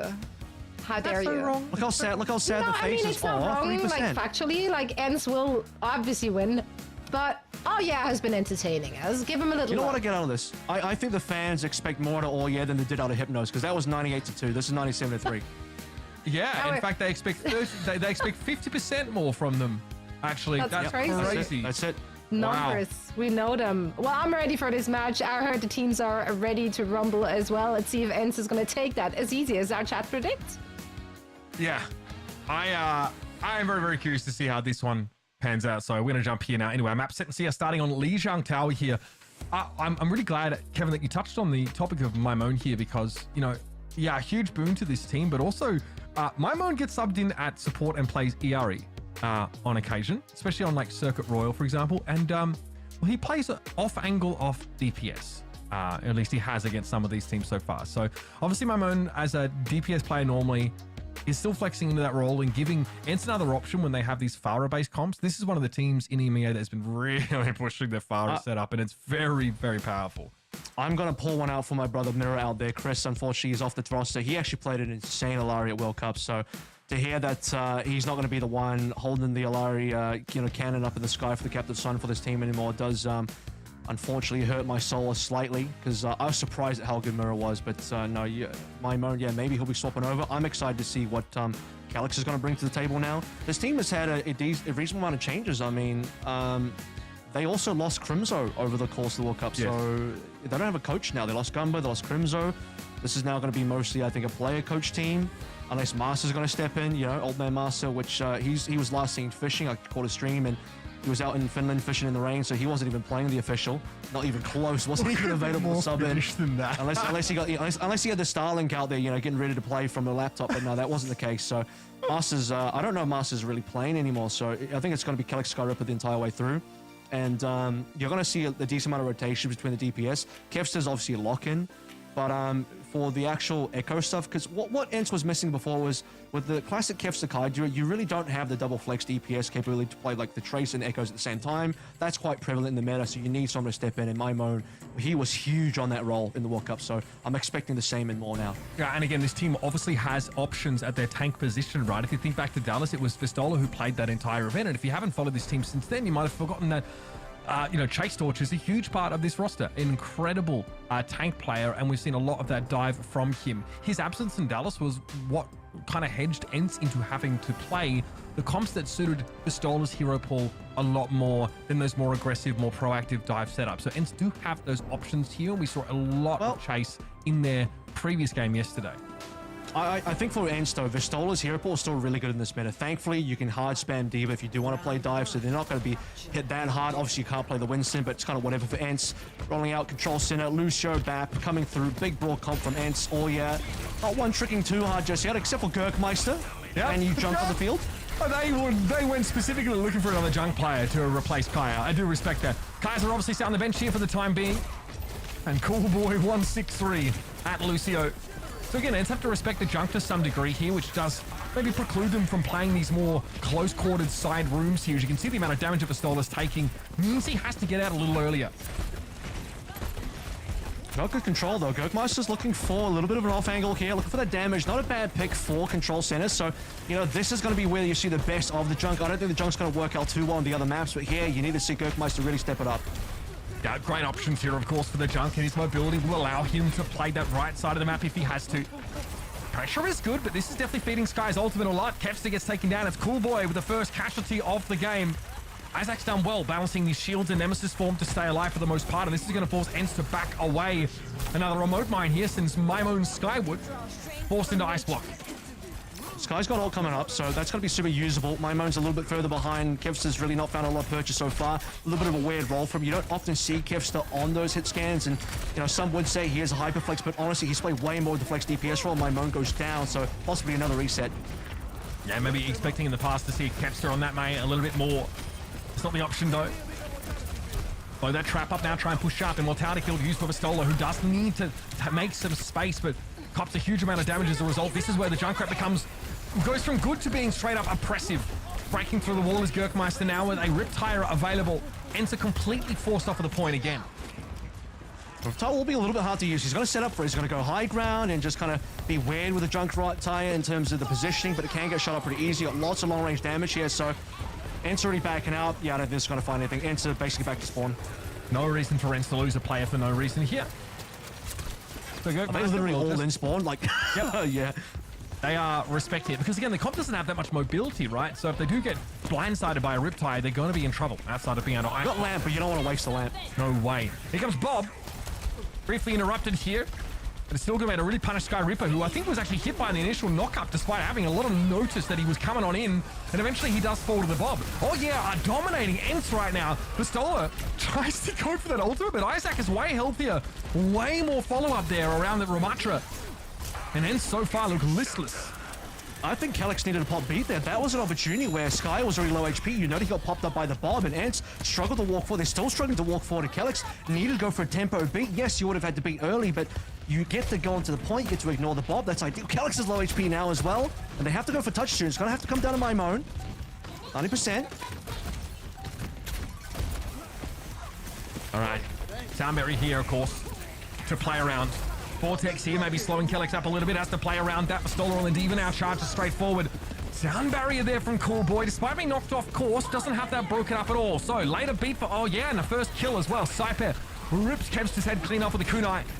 Isaac under some serious pressure from Pistola, who's been quite healthy for most of this fight, but Ken is under limited amounts of pressure despite playing very far forward. Got great damage, it allows Calyx to be picked up there by Isaac. I can't believe we're seeing 100-0 against ENCE here in this first round. The Junkrat over the course of the round looks like everybody in OWCS sits up a little bit straighter when the Gurk is in the server. Great showing here from the Upstart team. Yeah, you didn't see anything really come up on the kill feed for Gurk, but trust me, the damage was there because it certainly wasn't there for ENCE. And when you just look at the HP bars, you can see the grenades bouncing around. It's causing a lot of problems for ENCE to walk forward. Kevster was really not putting the damage out there as well compared to Ken. Again, not really seeing him too often on towards the Ash, and just either didn't have an angle, didn't have the opportunity. Multiple first picks down for ENCE on their approaches as well. Having to hide in spawn versus a tie. I mean, you got to do it, but it doesn't feel good. You're losing time for it. And they just never had a good engage. Every single window being dropped by Sky was answered by Sipe, coming through the Kitsune rush. Off-angling by Isaac, just runs into, the window, doesn't really care about it, is able to get kills in there. ENCE's one good push with the May ult with the Blizzard from Maimo just didn't work out either. So maybe for ENCE, a couple new members on the team, not particularly practiced on the brawl composition. Also a favorable map for Junkrat. Not a good start, but as I said earlier, Junkrat's strength probably ends on Control Center. More junk. Girk is back on the Junkrat here as we head over towards Garden. And again, this is obviously an issue for ENCE in terms of sheer weight of damage that they're having to take, but they find a great dive opportunity. We do see teams trying to, leave that Ashe on the bridge at times here, but just so susceptible to the displacement of D.Va and also just raw dive in general. Punished straight away, and now, are corralled inside the dojo. Yeah, but that's all they can do. They just want to bunker up so they can abuse a Junkrat, because in the open, Junkrat really doesn't do enough. So all you have to find their way into point. Somehow Calyx has got another first pick. That's 2 in a row. He punished Ken coming off spawn. I think actually knocked him off the bridge as he tried to get back into the fight. That is something that ENCE can exploit, the fact that will be split until Ken can rejoin them. So they switched over to the Tracer. Yeah, to make that trip back to the rest of their team a little safer. Well, Sky and Maimona coming back from spawn as well, so ENCE actually lose ground here, or you get the flip. No ults expended and no ults found yet, actually, I should say, at this point in time. The solo being on the D.Va, I think, for this matchup is going to be much improved in terms of absorbing the damage from the Girk. So we're looking towards Nano now. I do think we need to stick with the Girk. There's no better way. Guy's an absolute prince. Here's Vistola now, trying to put some pressure. Obviously, over towards the Ramatra, good damage on Isaac. Mino D.Va just shreds them up close. Isaac, outside of that Nemesis form, is really susceptible to having the gap closed on him by that enemy tank. Just see how much better ENCE are when they're playing a dive composition. Kevster gets to play the Tracer, Maimone's on an Echo. 2 fantastic, not just comfort picks, but, ideal picks where they get to play the ultimate strengths. Vistola as well now on the D.Va, as mentioned. The matchup does improve, especially absorbing the damage. And ENCE in a strong position where Nano was used. Sippe was down early, so no answer on the Kitsune rush, where Sippe was able to do that comfortably in Control Center. He's down so early in these fights. A lot of ults coming online for Ayah, though. Oh, yeah, fighting inside that white room. That's something ENCE can't afford to dive into, not with the Junkrat present. It's too close-quartered. Isaac uses the Nemesis form to make some space, but it's going to be reciprocated as Maimone dupes the Ramatra and uses that same ability to re-establish ENCE's position on this point. Now we're up to 50%, but they've been able to isolate the D.Va towards the back of the fight, and Vistola never had a chance to get back in the mech. He did have an ultimate at least get to be used by Maimone for a time, but was eventually had to exit that duplicate before he got the full duration of Annihilation. Most important thing there was that Calyx didn't have ultimate the entire way through, so ideally you have a situation where Ayah finally make the aggressive play. Calyx responds with the sound barrier, and ENCE actually have something to play with. The fact that Vistola doesn't get back into mech is what that is going to end the fight. So if he does get back into mech, possibility for ENCE to still play through. Calyx will find the sound barrier in his death, and now for the retake, they have another nano timing, so not a bad rotation of ults here for ENCE. Beautiful pull. Calyx had that sound barrier to deploy, but Ken sticks it to him instantly. Now Sky split off from the rest of his team, but okay, actually have a hold up on his own up against Ken. Beautiful bio and follow up from Sky Reaper. Now we're in a 4 versus 4, and Vistola is ready to dive on the Nemesis-less Ramatra. That forced a sound barrier out, and Calyx has returned to the fight at just the right moment to deploy his. There's that Riptire. Respected, though, entirely by ENCE. They give up the point here. Oh, D-Neck. Haven't been able to recap, but getting Vistola out of mech is as good as a kill. I mean, that's really, really strong, though. That is maybe allowing Ayah to win this fight, but can they really get more kills here? They lose Girkmeister off the back of that one. It is a tank for a DPS, maybe worse for ENCE in the trade, and ENCE have to touch now. It's 95%. And counting, this is the map in the balance here. ENCE need to make the play now. They've struggled to deal with this composition over the course of these last couple of rounds, and they've got no more second chances. Vistola there quickly, desperately trying to get back and peel for the rest of his team, and allows them to pick that Lucio off. Maimone accounts for Girkmeister in the 1 versus 1. There's a focusing beam, fires the junk in mid-air, and ENCE have done it. They managed to recover the map just in the final moments. Yeah, Maimone really is a ticket here, because there's nothing that really pushes him out, nothing really pressures Maimone at all. Ken, after swapping from Ashe over towards a Tracer, being killed and spawned by Calyx. Tracer and Junk, really no pressure versus Maimone at all. He's got another dupe available. Another nano coming online for Sky. Sky's been really on top of these timings for the nanos, just sitting in the back healing. Hasn't had too many deaths. It's just going to do a really good job of opening up so many different plays. Both Maimone and Vistola, fantastic recipients of that nano, and nothing really to work for Ayah. They want support ultimates, and all they have is Annihilation. They're going to try and make a play for that pretty soon. It looks like Isaac is getting in position to use that.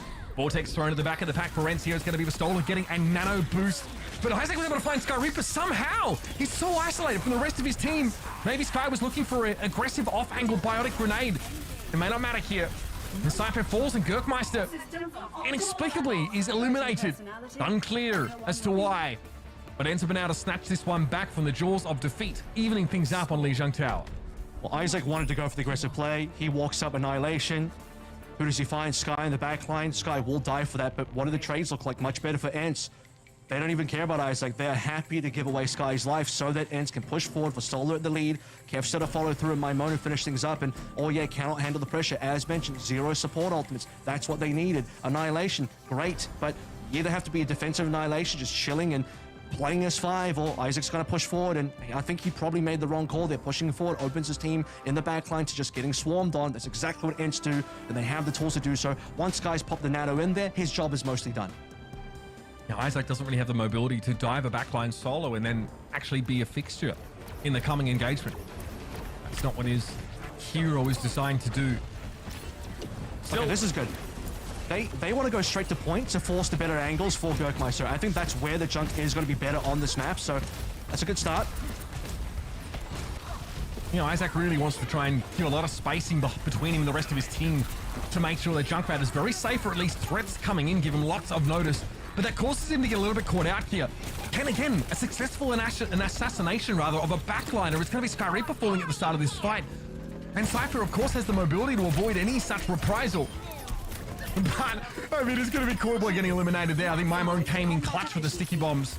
And, actually losing a couple of fights where they start with a player advantage. You know what's really, really bad here for Ayah is that neutral does count for a lot, because if you are Ayah, you're quite good at playing for a little bit of a soft spawn camp, where all these corridors are, these hallways here. If you are the winning team for the neutral, then you get to start camping ENCE, and that's where the junk is good. Unfortunately, they're going to have to go for a retake with the junk, and probably not going to be able to make the rotation coast side, so they're going to go through the side halls here. That's, again, where the junk is good, but eventually you have to go to the point. Eventually you have to push out. And they're never going to get dove on. I mean, ENCE are not going to fully commit to a fight against them unless they're guaranteed to win it. So Ayah are going to be waiting quite a while to get that engagement. Back capping. Okay, that's a decent start, I suppose. They still need to get the rest of their team onto the point, though. A little bit of a scary area to play for with the Junkrat right now. This open space doesn't feel like he does much, and still he's caught Kennex out in the open, apparently, with one of those grenades. So now ENCE here, down that Lucio yet again. Sky might be forced to dig deep here for this nano boost. It's going to be Maimon duping the Ramatra here. Is he in position to get value? No, it looked like a time buy, if anything. Alex is coming back. They haven't killed him. Ayah weren't able to convert up to 5v4. Now they lose Ken. How does Ken go down there? Nano boost over to Vistola. Gives him that little spike in damage perhaps when it was needed. Ken maybe not ready for it. Either way, that's the Tracer gone, and now Kevster is free. He doesn't have to look out for his opposite number and can focus on diving those backlines, flanking, and getting rid of those supports. It's hard purchase for Ayah to be able to find even the opening pick, and they kind of just fumble it. They had the +1, the 5v4, and Calyx managed to come back from spawn. Ayah don't convert anything further from that. By the way, look at Gurkmeister's damage. He doesn't have an ultimate yet. We're like basically 99% through when you combine the two percentages of both points here. He just hasn't found much damage because Junk doesn't fare well in these open spaces. Yeah, no opportunity here really to find that free damage. Riptire coming up fairly soon, but it's going to be pretty late in the day to have that ability online. Kane here is going to attract the attention of Kevster at the very least. They're going to look to stop him from backcapping, and now Junk might be in a better position. Here comes that Riptire. Thought about sending it airborne there, but instead will settle for some damage off Vistola, ultimately resulting in his demeching, but he goes for a self-destruct instantly, and he gets a free kill for it. Vistola is getting so much value here. Calyx eventually has to succumb to this annihilation, and Sky Reaper has been felled, so no supports up for ENCE now. Can Vistola use the health pool he has remaining to dive in and get rid of Cyper? That has to be the most important part of this fight, and it takes him too long. In fact, he never gets there. No, Sippy gets out, TP away, Suzu must have come back online or something. And actually a pretty decent tire from Gurkmeister. He was under pressure, still manages to find the mech of Vistola, forces the remake and an early sound barrier. A little bit of a misplay from Calyx and Vistola. Didn't quite save the mech there. Now they've run out of ultimates, save for the nano coming online, which is going to be important. Good off angle here for Maimon. Good sticky bomb purchase. Look at how low in health Isaac is. And a focusing beam would have been enough to bring the Ramatra down, but their eyes are focused on Cyper. That is going to be the Kiriko out of the picture now. For one of the first times it feels this round that we've actually seen Kiriko finally get run down. And this will be ENCE now in last fight territory, and a stagger on Gurkmeister here could actually favor them. Cyper returns here with a swift step, but that is going to cause them in turn to be staggered, meaning that Ayah cannot be at full strength for this last engagement.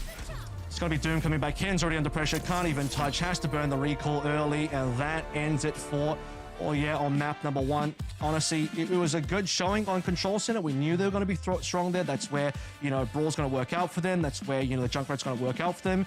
Very, honestly, it's a poor look for ENCE to kind of fail on the Lucio BAP look. It's not ideal for them. It's probably not a very well-practiced comp for them, so they need to look at that. But once you get to the open maps, once they move towards the Diva Dive, that's when Kev goes back on the Tracer. That's when they start fragging. I mean, ENCE can't afford a protracted neutral against the Junkrat composition, especially in parts of the map that really lend itself to the bouncing of the grenades and that in general AoE damage. So they have to find a way to opt out of that convention, of that part of the round entirely, and they do so while trying to make these nice little dives happen, getting into the backline. But it's still tough to do. I've got to give credit where it's due. Oh yeah, do try and play to their strengths in terms of where they position on the map here. And picks like Junkrat maybe don't always look that strong on face of it, but when you have this map control, like when you push off Control Center, and then the other team has to try and find their way through the halls, that's when that comp becomes really oppressive. And that is why we saw such a blowout result here. I feel like it took a while for ENCE to wake up, the sleeping Kraken as it were. Definitely needed to be roused, but eventually we saw them go to something that suited Vistola's hero pool, put Kevster back on a Tracer and not on an Ashe, and allowed Mimone to play that Echo. I just think it's a comp swap. I think you want to put ENCE on their specialist heroes. I shouldn't say specialist, but their best heroes, right? What is Kevster most well known for? It's the Tracer. He's the best Tracer in EMEA. He's going to carry the team any day of the week. The Kevster show does happen, you know. I just think Kevster shoe says, and you know that's basically what happened on rounds 2 and 3 moving forward. But actually, I think Mimone will be probably the most important piece in this particular matchup because again, if Ken can't really shut him down on the Ashe because he's playing the Tracer instead, Kirkmeister's never going to swap off the Junkrat, so we can forget about that. Then Mimone's going to have a pretty free game. So unless Isaac decides to do something special here, move over towards something like a Diva. I would actually like to see for future maps maybe Chasm come to plan because I do think Ball is pretty good in this meta. You look towards Crazy Raccoon.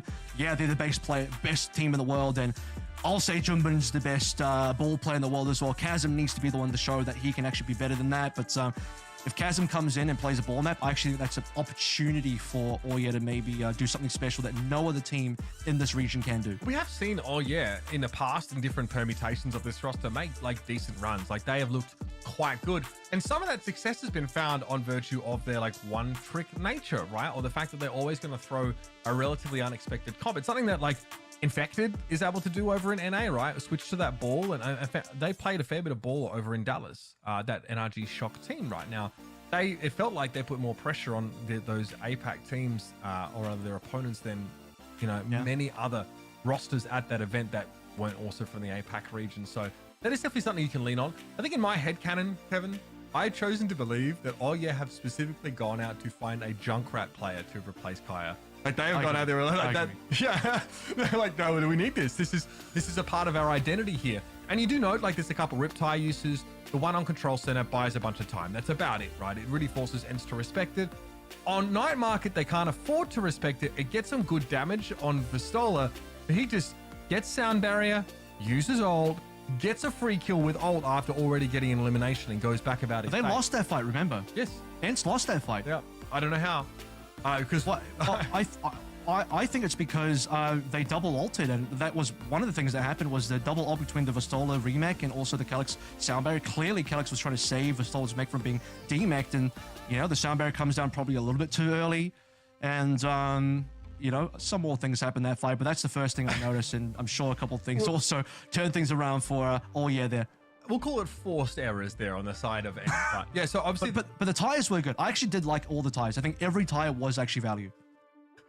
Again, it's just a hard thing to do versus ENCE. Yes, and sometimes it's like less tangible value, right? But we saw the tires used in some parts of the maps that, again, allow you to play that tire out of line of sight and you know, sort of get it into the fight only when you're ready. Or it just is a great zoning ultimate, and that's quite acceptable too. So, it is loser pick here. I want to remind everybody. So, Ayah does get to make a selection of map. Now, if they're going to play Rush, Runasapi is an option here on push. Colosseo, I guess, is also an option if they want to go there. We've seen this Rush style obviously find good success on both New Junk City and Surabasa respectively, although the latter gives you maybe a little bit more flexibility and some other options.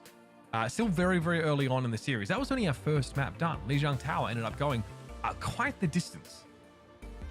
If they really want to play Rush, I think Shambali is right at the top of my list. Circuit possibly, but then you have to go against the Vistola Sigma. I don't really know if ENCE are going to really do any tank subs here. I think at this point, like, yeah, you can play Chase, but you have to understand that Chase is unlikely to go to any international event.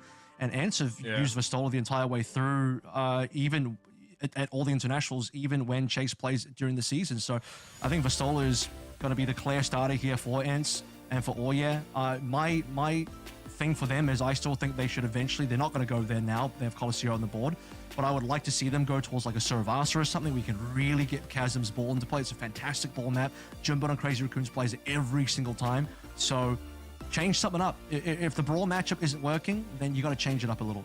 I do think that's one of the interesting parts about ENCE, and something that defines them is that they have 2 tank players, but if it's at LAN, they don't actually have that option. They always end up relying on Vistola. And I just want to foreshadow the fact that we're looking at a metagame where, you know, we are seeing like a little bit less of that rush. I think Vistola having the Diva available is going to be important, but you know, there might be times where having that Winston option could be pretty critical. We don't know that yet. I think even SSG don't know that yet for sure. As we, you know, Hardy said, we just really want to get this comp in our back pocket and available. And Diva is a reasonable analog against a 2 Winston and also performs fairly well individually up against Winston, but there are a lot of things that you miss out on, and that is a hero where Chase is, you know, particularly very good. I think Chase plays the whole series yesterday for this team, so they are just rotating their tank players. I think I watched Chase play. They played like, yeah, basically every map. There is a Ramatra map there. I think they actually ENCE do play Colosseo. They do play their Ramatra style composition with like an Ashe and May, so keep an eye out for that. I would actually put, if I was the tier list of heroes right now, I'd actually put Diva ahead of Winston. Me personally, I think Diva's really strong on this patch. And just as a reminder as well, Season 12 is around the corner, so things might change up and Chase might get a little bit more playtime if, you know, the Winston or the main tank heroes start to come a little bit more. But Kai being subbed in for Coliseum, so we're going to see the Tracer and also the Ashe, possibly for Kevs to also play towards the Fire here, which I think is pretty amazing on Coliseum. So more difficulties potentially for Gurk, who, on some level, if you are going to go towards a push, Coliseum, especially inside the mid, that sort of concourse area, that's pretty reasonable for Junkrat. He's obviously not going to do too much in the open space again. But also, I think you can get pretty creative with Riptides on this map as well. There's a lot of different angles, push in particular for Riptides. So if he did well with the Riptide on a harder map for Riptide Valley, I think he's going to do better here. Challenging though, the glass obviously being knocked out of that central sort of concourse makes it a little bit harder to like sneak a tire around. So obviously that area is a little bit more open, or like we've sort of discussed, you really do want to try and use those in more confined spaces, but they are present on this particular map. You can also drop it down off the high ground, which could be effective if we start to see Ayah placed in on the back foot or in a more defensive position, because they will, you know, by definition, be offered that high ground to work with. We're headed in just a moment, folks. It's going to be ENCE after a far rockier, far closer Lijiang Tower than we would have expected. But this is a team that has had a couple of changes, right? A little bit of a facelift in recent times. We got the retirement of Crimzo, Ghost departing the team, of course, a very dependable sort of support player. We saw a lot of Baptiste and Brig, and Kellex now coming in. Say again? He's with Cloudy now, so he's been stolen by SRP check. He's chilling. The Finnish coalition is continuing to form. Watch out. Master's next. I think they're eyeing him up, maybe. Chill on the bench for ENCE right now, but there's possibly Lucio spot. Maybe. We'll see. Or he'll just retire by just saying it randomly, like the most anticlimactic tweet ever. Like, I'm retiring. Professional fisher. You know, that'll be the next career choice for him, I think. Here we go. It'll be the Diva here for ENCE once more. Oh yeah, do have their Sigma-based composition, so they are going to be playing a little bit slower here. And they're actually expecting a slower look from ENCE because they brought in a Zenyatta. Maybe a little bit greedy here for Ayah, I might say, in the back line. It's definitely going to be really, really clear targeting for Kevster. It's going to reveal his position behind. I also think the tire being there, the trap being there is a bit of an early warning sign. I don't think Kevster should have actually killed that. He doesn't have to kill that steel trap, because he kind of revealed himself early, but whatever. I think he wants to pull focus from the junk away. That's the only reason I can think that he'd be willing to give his presence up. And by the way, you can tell Ayah really are all inning on this early concourse mid, because that's what their comp's designed to do. You're playing Sigma double flex with Zenyatta as well, who dies to Kai. It's so vulnerable, right? It's very susceptible to Zen look. And maybe if you're expecting like a Ramatra or Sig composition, like this Zen feels a little bit better. It's like it needs time, right? It needs time to get value out of that Discord orb in general. But against the Diva comp, ENCE aren't necessarily going to give you the breathing room to accrue that value from your damage amplification over time. it's another situation where, like, if you're going to play the Zen and Sipe swap now over towards the Kiriko instead, you are going to out-damage into the long-range battles. You are going to win the pokes, like, basically 100% of the time, especially when Kevs is on a long flank, and he still is currently now. He's basically not been part of any fights. He still does have 77%, so I suppose he's done damage. Let's see what Ayah can do with a fresh swap on the Sipe. He does lose his ult for that. All right, we see the pressure here being applied by Isaac. Obviously, knowing that Accretion is pretty powerful against D.Va, she doesn't have a shield to work with, so it is going to be Vistola having to respect this a lot of the time. We'll see the D-Mech here. That's that Gurkmeister damage, baby. There it's a little diff.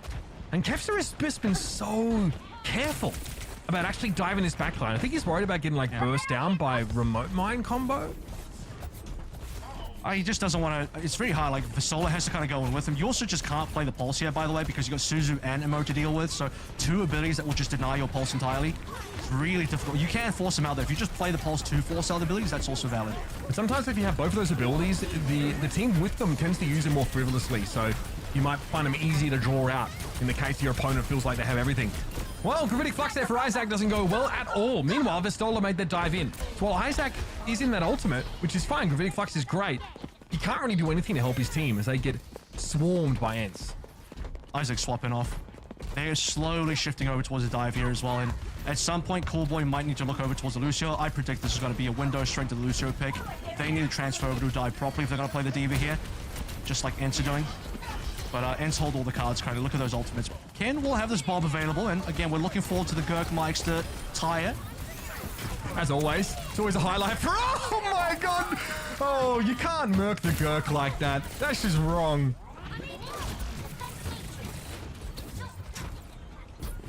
Welcome to Kevster. This is what it's like to play against Kevster Gurkmeister, unfortunately. I don't know about Junkrat's matchup versus Tracer. Maybe you can hit a rare Conqumine, but not onto Kevin. Now the cap has come on through. Oh yeah, kind of finding all their first ultimates here. Every single ultimate you see on board is their first ultimate, I'm pretty sure. Just about.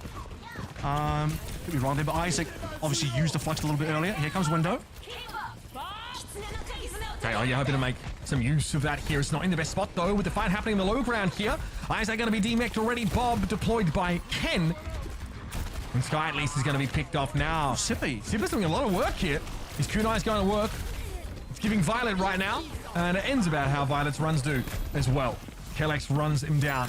Although ENCE are not really at full strength, they still want to try and contest the boss. Oh, they shouldn't be able to. They lost 2 members. It's basically 3v5 when the respawns happen for all, yeah, but they're actually still managing just to keep things interesting slightly. And okay, here we go. Now the cleanup finally comes through. That was 2 really important picks coming through from Sippy to push ENCE away and stop the pressure from mounting to 100 meters plus. And as expected, Coolboy does go over towards the Lucio, and this is probably going to end up being their final comp for, well, maybe not. Ken might still go over towards Tracer if things get a little bit freaky. For now, this is going to be the comp they land on. Tire is available. How does this one get played again? Tire can be used pretty well on this map. Kev's dealing with Suzu and Lamp. Don't forget that. It's gone. Riptide gets picked off. It's another day at the Kovacs range for Kai. Comfortably able to deal with that ability. Now the nano on towards D.Va. Look at Isaac. Can't get involved. Forced to look on him. Vistola actually doubles back in his direction. Realizes he might have a free kill. Vistola has to eject here, go for the remake. A little risky, but Isaac doesn't fancy sticking around for the explosion, for the chance to try and take that baby D.Va down. And Gurkmeister's in trouble. Much of that damage being It's out, kinda. from Isaac is good, but Kai sees him pop up and says, well, don't mind if I do. All right, so Kovacs continuing. Easy targets here so far, or yeah. Now looking down the barrel of 100 meters for ENCE with less than 5 minutes left to go through. I don't want to say it's over, but it's getting difficult. Gurk is going to be forced to swap off. Oh, Onto yeah. another silly hero, but he is off the junk. Now I know why they call this team this name. It's the emotion that they evoke. Isaac very, very low here. Lucky to get out with his mech still intact. And that may still not be the case. Kevster really would love to get a Matrix out of the way that could potentially eat a bomb. The third of the things that could counter this Tracer ultimate. And Ken is down. Your flank pressure is minimal. Now, if you're Sky Reaper, you're going to start throwing those Bionades in. You're going to get aggressive. Sound barrier going to be used here by Kelex. Now, Kevster also finally finds a good pulse target, and it's Coolboy going down. He's up against it. So many things to make it hard to do Tracer things in this game, and Kevster's able to circumvent every one of them. Isaac removed after being demeched by that dynamite, and the Suzu is just prolonging the suffering for your boy Gurkmeister. Today's protagonist is definitely taking his licks. You're seeing it. You're going to see a cap out here. Coolboy needs the sound barrier of his life. He's going to be Ajax, maybe? No, he's not. All right, sound barrier here. coming. Jörgmeister on the Widowmaker. Yet another rabbit pulled out of the hat here. Just starting to understand what kind of hero pool that player has. This Stella dives in, doesn't really want to settle on the Diva here. Would love a squishy target to make use of that nano against, but doesn't really find them. Is forced to back away with that DM. Watch out for those Widow headshots. And it's not have much to work with here, but they do have full 5 available. All you just need one pick, a single pick. This is why Girk's now on towards the Widowmaker. Seeing like triple, quadruple the amount of swaps I thought I'd see from Girk. My skill didn't spawn Kevsa. No respect at all. Guess the spawn door challenge maybe completely. Isaac can't get back into mech, and I think that's the full cap out, Mitch. Yeah, there's no way you're coming back from this one. Oh yeah, have been completely squashed back into their spawn. That was the nice way to say it. I had something else in mind. A tougher, oh yeah, of course, they have tried to, like play this Junkrat comp out of the gates here with the Sigma setup, right?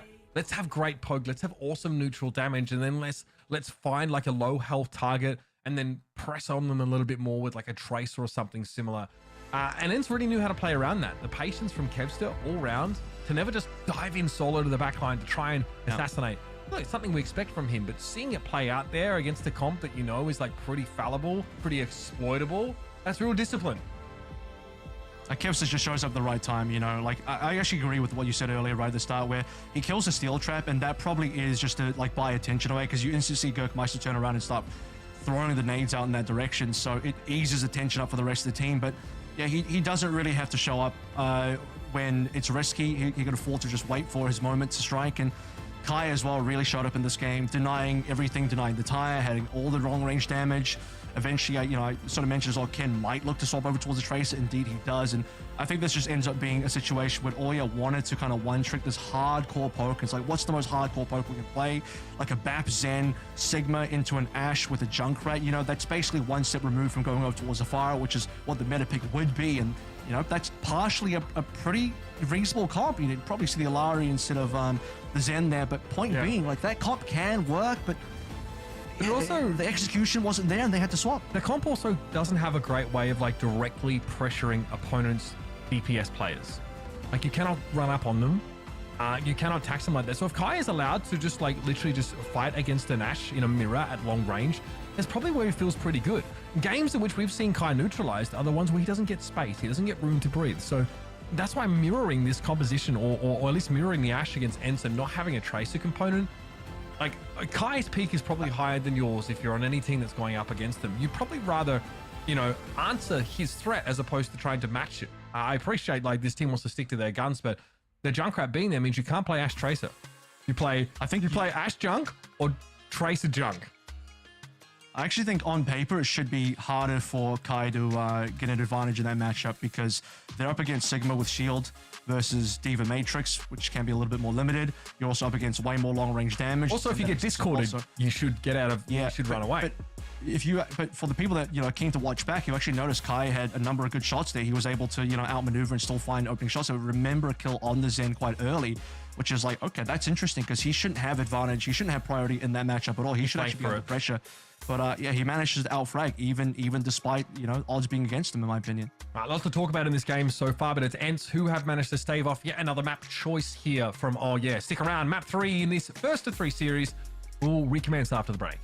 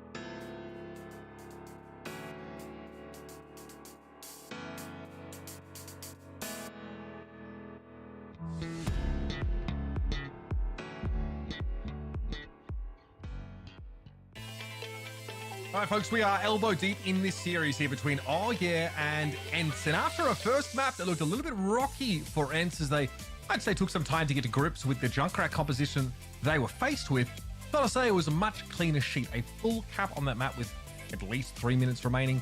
Pretty comfortable finish there. We got to see a little bit of the flexibility of OWCS. They obviously had to make a couple of swaps here. And like you called, Avril, they were slowly being bent into playing that D.Va mirror comp. They tried to start with a Sigma Zen look, but it did not work for them at all. They look like forced swaps. That's like, oh, this is really not working, guys. We need to do something about this. And I also want to say, getting fully capped on a Colosseo, like that's domination. I think that's just like, you got booty blasted. I'm sorry if you're all in that situation. You getting capped on a Colosseo is like really dominant. So ENCE really shot up there. Kai in particular, you know, subbed in straight away, instant value. Even in, I think, what is a negative matchup for him, he'll move on forward. But we're in a situation where we have a sub. Gurkha's out, Kaiser is in, Chasm is not in. So maybe not going to see a ball today. I'm a little disappointed. I really wanted to see the ball. Yeah, Chasm being left in the drafts for the time being. Gurkmeister, obviously the Junkrat play is mostly what we've seen from them over the course of this series, one of the newest additions to OWCS. And it looked good on map 1. It looked a little less good, maybe ungood on map number 2. Dorado here being our third map definitely makes sense to dispense with the Junkrat play. It's very, very hard to make that work. In case it comes in, of course, we know Kaiser is a predominantly May player in the past. Obviously, there's potential for a couple of other picks from them here alongside Ken. And like you mentioned, yeah, no Wrecking Ball potential will be... The ball's good here. Like, Dorado's actually a good ball map, so that's another thing I'm looking at. So, a little disappointed. Maybe Isaac will... You know, he's hovering the Winston right now. It could be a ball. Sorry, it could be a Winston. But then the May doesn't make a lot of sense, so those other picks you mentioned for Kaiser might have to come on through. Because they're basically on a, what I would say, a proper comp now, like a real, legitimate composition with the Brigana onto the Winston on the Ash. They're just kind of, you know, missing the Tracer that would really complete things, or at minimum, you'd like to see possibly an Echo or a Fire. Yeah, maybe Sim out of the gates here and then a Tracer switch for OWCS. And of course, you've got plenty of mechanisms to keep the Farah well topped up between the Ana and the Brig. Pretty common to see them paired with her. Isaac here, no Winston. So some of that conversation we had earlier about maybe like, you know, D.Va superseding Winston a little bit, especially in the head-to-head, may have come to fruition. They're going to play the May. Yeah, it's the odd piece out again, you know. It's the meme with, you know, all the soldiers lined up, and unfortunately one of them is in a clown costume. And yeah, that clown costume here is going to be the May. It just doesn't work with this D.Va. You're literally playing Brigana, which is a quintessential diving. Look at what ENCE are doing. You just need the Tracer here. It would be complete. So Kaiser on the May. We're going to be looking to see how this slightly off-the-wall pick can find value here. Ken, good pressure, though, on Kai. This is a map where Kai tends to shine. Ken going to be forced back. The D-Mech of the D.Va there. The Stoller going to be knocked on out. And again, his high ground presence here. Oh, yeah, well and truly established Isaac. Bionade came in, though, when he couldn't save Saipe. Going to be Stoller able to charge in there, circumvent the defense matrix that would have kept the Brig standing. And now we have some priority for ENCE as they still maintain this high ground. Would love to see OWCS be able to use the fact that D-Mech the Vistola, he actually gets back at the mech, and that's just not what you're looking for. You should have a 5v4 essentially in that situation. At least to get the payload up, that's minimum. Payload's now an archway that opens up the map a little bit if they want to flank. Nano up first, available, both teams. Still, ENCE really not incentivized to drop down off this high ground at all. Sky Reaper a little bit concerned about the Bionade that came in, but there doesn't appear to be any follow-up. It's a little late. Comes in eventually from Isaac, but that's been shrugged off already. The Bionade no longer a factor. Rally here has to be used by Cypher, and that's Vistola's cue to get the heck out. Bob going to be thrown on into Vistola, realizes he might have anywhere to go, but Kaiser gets caught out by that pulse bomb. Looked like Cypher was almost about to walk into it too. Bob will persist for a little bit longer, and Vistola is very low, but was able to hold on to that self-destruct for a later time, a later remech opportunity. And eventually Kai gets the better of his opposite number. Ken sent tumbling back to spawn. Isaac actually trolled that fight, I'm not going to lie. He actually went in and decided to dive at about 95%, couldn't find the self-destruct, so no remake situation, and Coolboy was forced to nano Ken. I mean, if you're going to dive in as Isaac, you must receive the nano from Coolboy minimum, or at least have your ultimate available. He just rocks up, loses mech, and goes into baby form and does nothing in the fight. Meanwhile, OWCS is still committing ults, Nano still comes through, Bob still comes through, Reddick still comes through, and OWCS is hurting for that. Oh my god, Sky Reaper just Tor, can a new one. Straight to the Shadow Realm with you. Here with a bio nade, and the follow-up damage was great. This guy was well and truly trained on that Ashe, who's looking a little bit vulnerable if Isaac isn't standing close by with the defense matrix. Oh, Good marking here. Kaiser should go down. That should be a +1. through the wall. Actually, saved. I think Vistola was body blocked by the Mei and couldn't get behind them to sort of be there when the wall came up, but still, oh yeah, scattered to the 4 winds. They are so dashed aside. Another ice block wall combo for Kaiser this time, though. Kai's waiting on the other side, rubbing his hands together. You also are not going to find a good Blizzard opportunity until you get the point basically capped at the end, right? So Blizzard coming through here, unless you can find a way to shove it on the high ground, but they're just losing players time and time again. Kev's just showing up at the kill feed. Ayah trying to flank through underground, but it's just not going to work out at all. You're about to hit up final fight here. More ultimates are about to come online. This will be the second round of good ultimates for Ayah, second nano for Coolboy. And this time it definitely needs to go into Isaac to get them forward. Oh, okay, should be down. That is a huge stagger here. Oh yeah, need to stop. They just need to stop for just a moment. They don't have enough time though. That is half the issue. They have one real fight of it. You can see even in that case, Ken is trending in the opposite direction from Isaac, who needs to try and be proactive and peel at the same time. Kai's got Bob. I mean, it can't even really force Vistola back. Isaac's trying to get in to the defensive Diva's face, but Vistola's more than happy to linger, get some free damage. They can't rotate. It's OT. They can't afford to rotate. The team's trying to rotate. They've lost Kevster as well, so that is something to work with for, oh yeah, but Kaiser goes down to the dynamite. Isaac low, constantly low here with a self-destruct, at least for a remake. Bob not to the low ground here. Gotta get some free damage at least over towards Isaac, but not in a position to threaten Saipe and Co, who are playing from the high ground. Rally is active here, but can they keep Isaac standing? It looks like ENCE have given some ground here. The core boys down, and that has got to be a death knell here for the attacking side. Looks like Saipe was forced to back up as well. Oh, at least now got thrown out here, but the Blizzard gets eaten up, and this is going from bad to worse. The pocket pick of Mei has looked absolutely horrendous this map so far. Vistola just easily dodges away from that self-destruct and gets back to business instantly. I might even use the word liability, unfortunately, for the Mei. Just feeding ultimates, feeding kills. Kaiser coming back now over towards the Venture, but a little bit too late as Ken will not find the Bob. Ayah will not find the cap. This is the cleanup. Yeah, this is absolutely over. The attempt here for Isaac to come back. Venture was the pick for Kaiser, which may have been preferable out of the gates in general. And that will be a very lackluster attack side from Ayah. And the problem is, as we see the Mei, we know what she is supposed to do in a vacuum. The only times we saw a Mei wall was to guarantee Kaiser's escape. There was no picks or catch opportunities sort of generated by that. And why would there be? The defenders had such a mobile composition and were playing from the high ground the whole round. There's like one good place for the Mei. You see right there, that archway before the payload, that's about it. And not even on attack, by the way, because, well, ENCE don't have to play that area. And, well, the Blizzard finally came on through, and Vistola just gobbled that one up. So we didn't see a Blizzard. He only had one Blizzard, by the way. One Blizzard, the entire 4-minute attack, and it was lost instantly. So on the defense, probably going to lock in the Mei again, we have to assume. And if he does, at least the archway is very playable for the Mei. Okay, that's where they got to get their bread buttered. If there's one place they can try and win, it's got to be at the archway. If they lose control of archway, obviously they lose the entire map because, well, the golden box of victory is like 2 meters after the archway. They can't afford to just stack everyone on the other side of that choke. They still need to maintain that high ground presence. At least KZ here can try and punish Vistola with a wall if they dive them. But again, if you're playing Diva, you have extreme mobility, and Winston can bubble down and, by the way, jump out eventually as well. How do you contest payload? Because the thing here is, you know, the way you play Dorado is solo traces are usually the payload pushes. Is KZ going to do that as a solo Mei? It's possible, but it's dangerous. God, it feels awful though. It feels awful. Yeah, you know, so you're going to play an all-in situation with Ayah's going to try and Diva dive in, Mei there as well. There's no sim, obviously, so they're just going to hard force her on rotates. Oh, sorry, well, on the Diva. You get my point like that. Kaiser has to basically potentially play the payload, or Isaac's going to have to do that, but he's just got too much of a job to do. Isaac takes a face full of damage there. Kev's to be able to switch to the Echo after, so he can be the loose end here on part of the flanking pin, so you can see those shots coming in from the left side of screen. There's a Mei wall, doesn't create a catch. If anything, slows ENCE down slightly, but they're still rounding this first corner with the cart. Vistola's going to break that line of sight for as long as he can and then dive. It's actually hard for ENCE to push that upper balcony area because, well, that's prime Mei ice wall location. So that's actually another place where Kaiser can be quite useful on the Mei, but Kev's now moving over towards the Echo. So flying options have opened up.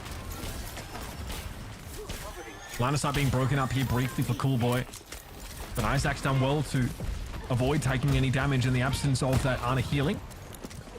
No catch there from that Dynamite. ENCE playing safely around that corner, and we'll wait till Vistola shrugs off the Bionade.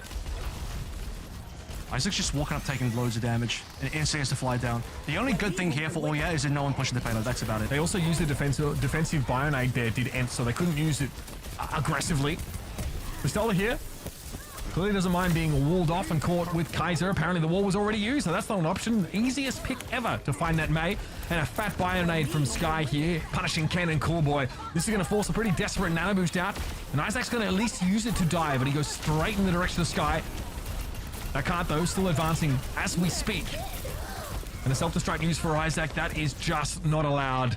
Getting caught out, trying to still chase that kill on the Echo instead of playing safer. Gets him picked off. The Bob is the one chance here for Ayah to maybe get a defense going, but yeah, Ken and Coolboy are dead. Isaac's coming back, and Sippy's the only one there. In fact, he's not even there. It's over.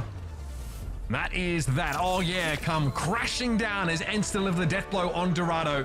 Ultimately, a pretty one-sided series after we get out of Lijiang Tower. ENCE finally get the measure of them. Staying with Vistola for most of the series, showing how powerful the Diva can be. The Winston also making a brief appearance for Vistola, which is, I want to remind everybody, not a pick that we often see from them. Nice to see them working it in here to give themselves a deeper level of optionality should it come to a LAN event where it's just Vistola. I mean, I really want to see Chasm next time. That's all I want to say. that's as a resident ball player, and I'll never forgive you for throwing our talent takedown. You were there. You were on the payload too. You were right there. Okay. But not to make this about us, it's about them. And yeah, no ball on the server. We did see the Gurk, of course, on Junk, which, while it was entertaining and while that made sense in some Still a king. parts of the map, yeah, still a king, winner of the hearts and all that good stuff. But, you know, like, if you're throwing in compositions like that, it's just not going to work against veteran players like Kevster, Vistola, like Kelly. Like you're going up against a quite stacked veteran roster, and they're not going to fall for those shenanigans. You might grab a point here and there, but that's about it. And if you don't have more in your arsenal, and then you end up in situations like we had in Colosseo, you get completely forced off of your composition, right? So at that point, you've lost. Look, I mean, the best comps in Overwatch are ones that don't require you to play to the map. It's not like, oh, if I use Tracer and they're in close quarters, she's going to be way better. It's like, no, Tracer is universally effective. She's flexible, yeah, and gives you like a wide range of game plans. Junkrat is like, okay, I do need to play within like relatively close quarters here, and I'm pretty vulnerable if I'm not being shielded or if I'm stepping out of line of sight. I can't flank safely because I don't deal too well with that level of pressure if someone like tries to walk up on me. So it can work, right? There's definitely scenarios in which it does work and becomes very oppressive. We saw that on Lijiang Tower, but over the course of the series, you can't bank on that strategy to take you home. Yeah, I mean, it was, they were not the favorite to win it, let's put it that way. So it was an uphill battle to begin with, and we got to see. They got one round. Looks. Exactly. They got one round. I think that actually does. That was a good round. It speaks reasonably okay to Ayah, but I think it's a little concerning for ENCE. You can chalk it up to maybe, you know, first round jitters. I don't know if that's entirely true, just because this is a veteran team. I just think they're maybe not that proficient on the brawl composition. Maybe not with their new lineup. Remember, they got a couple of new members on this team. So that needs to be addressed. I think that's potentially exploitable for other top teams out there. Like SSG, they're the best brawl team out here. So if it's ENCE versus SSG again, I mean, that's a position of failure for ENCE. Yeah, but then again, they ramped it up quickly afterwards. Like, it really was literally just on CC, on Lijiang Tower. They struggled a little bit, and the composition from the opposition just snowballed with that Ramatra, which just became so very oppressive. And then Junk did the Junk things. So, like, I don't know how much stock to put into that particular round. Alas, of course, credit where credit is due. And speaking of credit that is due, it's always for Kevster. Okay, he's gonna be the man of the hour time and time again. There's not enough hours in the day to hand over to him. Right. Yeah, bro's looking like Michael Phelps out here with all the medals on his neck, you know, getting all the MVPs. Yeah, I think that like he should call himself Kevmeister, I think. But outside of that, like there's no notes, no real notes outside of that. So Kevster has to play like in some scenarios that are pretty hostile to Tracer. I think we see that on Colosseo, right? He has to be really careful about how he engages. He must go with Vistola, and he has to play from pretty like far-ranging off angles to do that. So you notice here, like there are quite a few times where he's like on point. He is absolutely in the mix when Vistola turns up. And all of a sudden, that, like, you know, D.Va, when she runs out of the defense matrix, does have a window of vulnerabilities. She also might have, like, you know, cooldowns that she has to cycle through. Tracer gets there and makes that dive, basically guarantee a kill. This was great little echo copy moment towards the end of the round here. We didn't get to see much of Dorado, in fairness, but if we want to use Colosseo as the real litmus test for performance over this series, like, Kevster was very, very good, having to play slightly from a different axis than normal. How do we feel about the composition we saw here from Ayah running into this with the greedy Zen in the mix and the Sigma? I got a little excited about the Zen, even though they immediately switch off of it because it's obviously extremely risky and very greedy, but I like the effort. It's a misread. It's a misread. I think you probably want to use this against a Ramatra comp primarily, right? Because that is a comp where Ramatra has a much tougher time shrugging off a Discord Orb.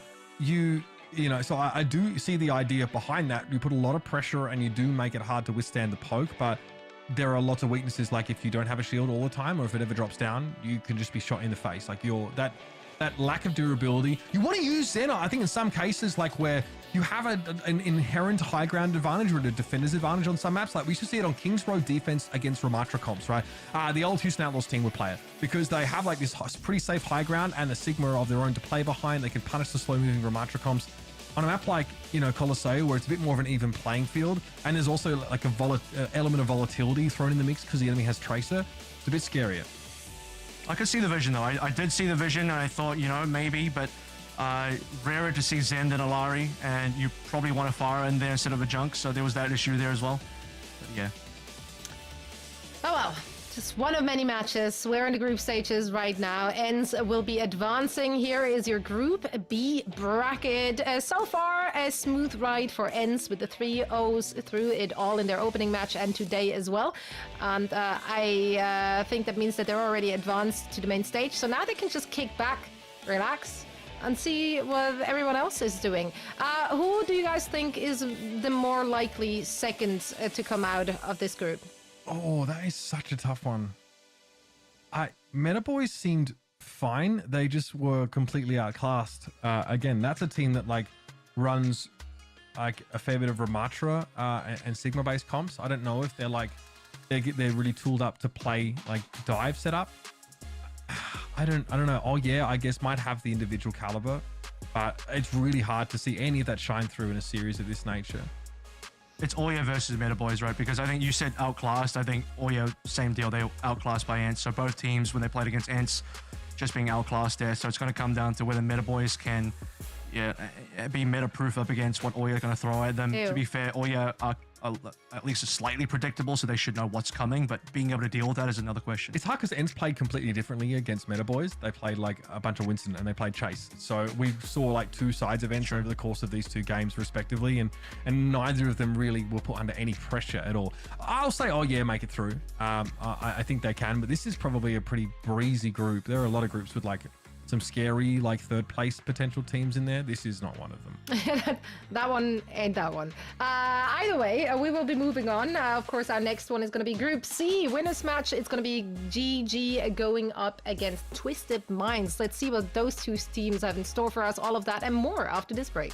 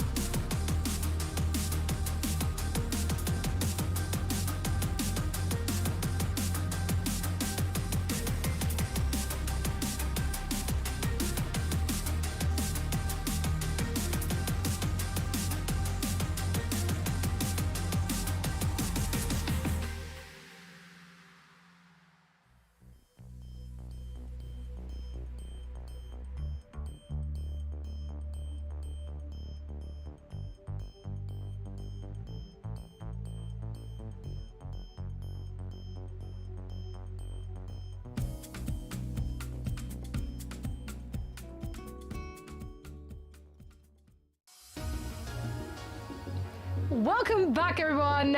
We are breezing through the day currently. This is day number 2 of the stage 3, which only just started yesterday. So we already had one full match day done, which we haven't watched. So for us, it's still going to be the first time seeing those teams, or most of them anyway. We're in for a treat as we're heading over to Group C now. And first of all, let's take a look at the bracket to know which teams are finding themselves in that very group. And the first 2 teams we'll be talking about is Gaming Gladiators and Twisted Minds, as they are finding themselves in our winners match. Yeah, I mean, like Gaming Gladiators, of course, we saw, you know, Team Peps get picked up by this team. The Esports World Cup was decent. They actually dropped Cook from their roster, so they're going without him now. I think it's Yoham and FD God in the back line. And again, you should expect the same thing from FD God as we have always seen, just another level of aggression from that sort of individual. So, look, I think that this group in general is quite interesting, and I think we're getting treated with this winners match here because it's hard to call, and maybe some of that's due to the fact that Twisted Minds can't decide whether they want to be great or not on any given day. It's very, very hard to sort of pick out. But this is a quality roster, right? Naga, Exodial, of course. Tread's been really solid at the tank position. I think this team is in a good position to make it out of this group, depending on what kind of opponent they end up getting in this match. I think Yoham being highlighted on the Kiriko here is important because that's going to be maybe one of the big differences between him and Crook.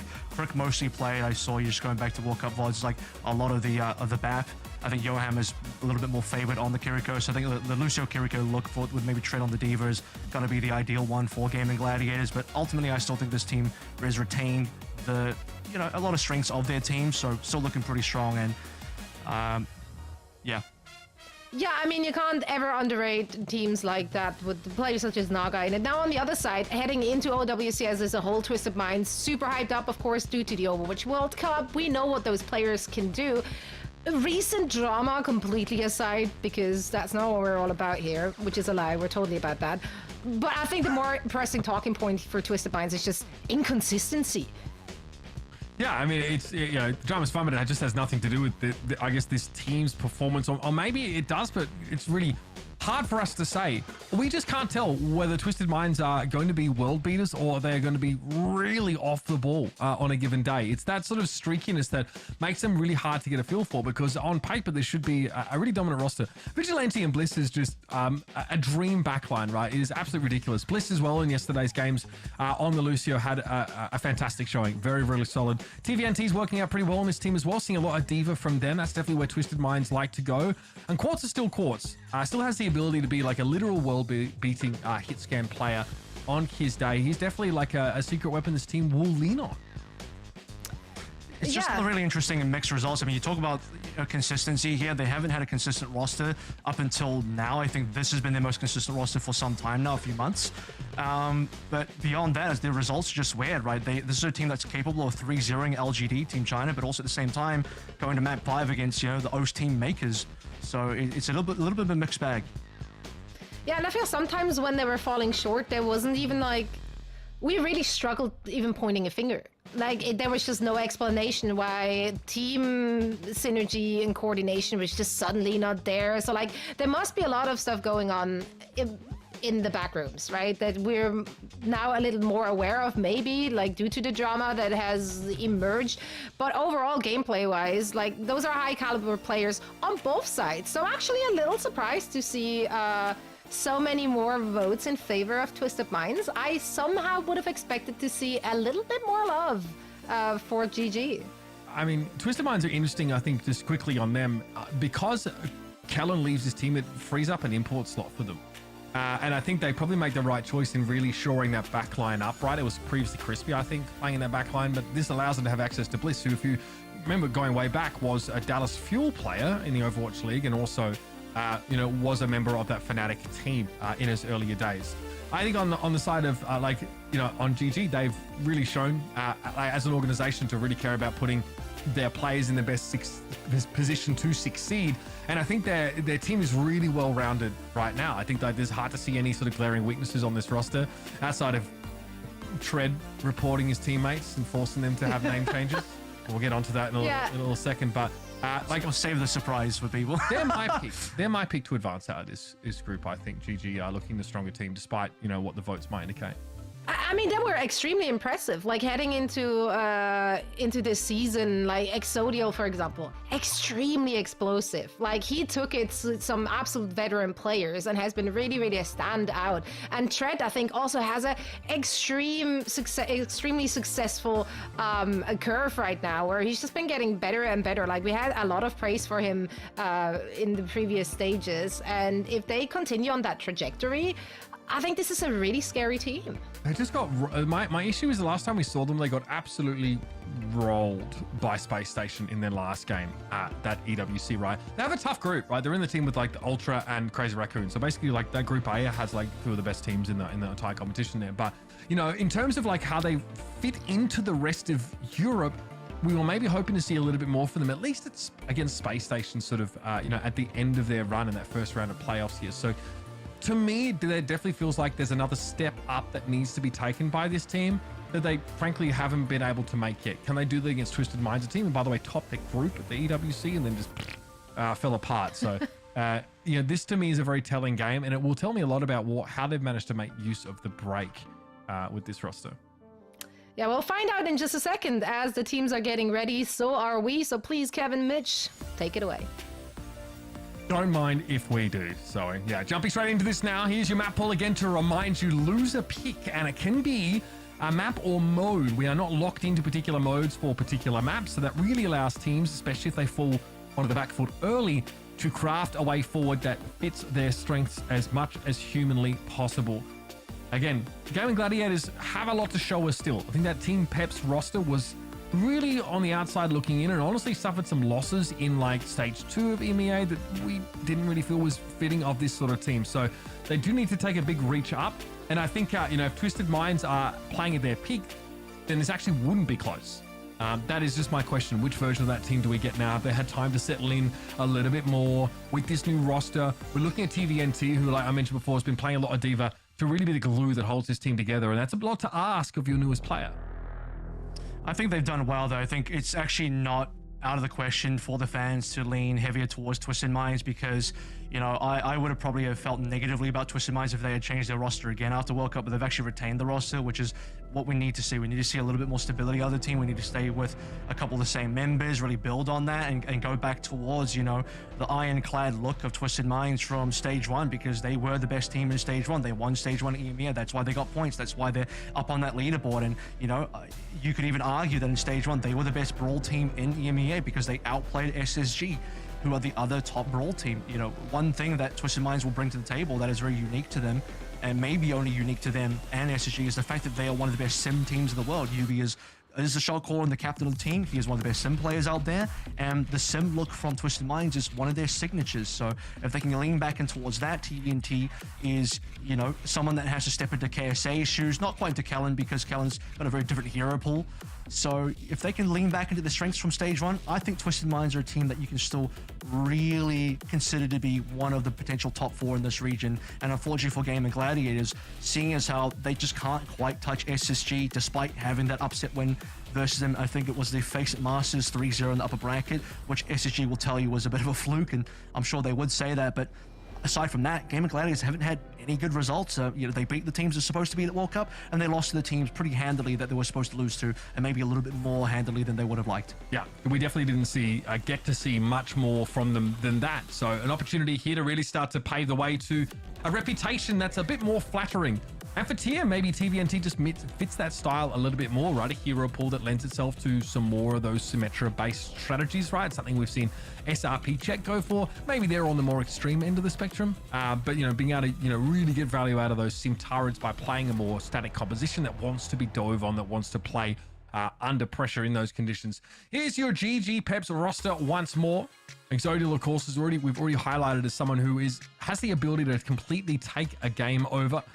And FD God and Johan, this backline is really starting to shape up well, with that Lucio Kiriko look. Yeah, I think that's going to be the bread and butter for this matchup here. I don't think you're going to see much out of Peps in terms of other comps unless the map demands it.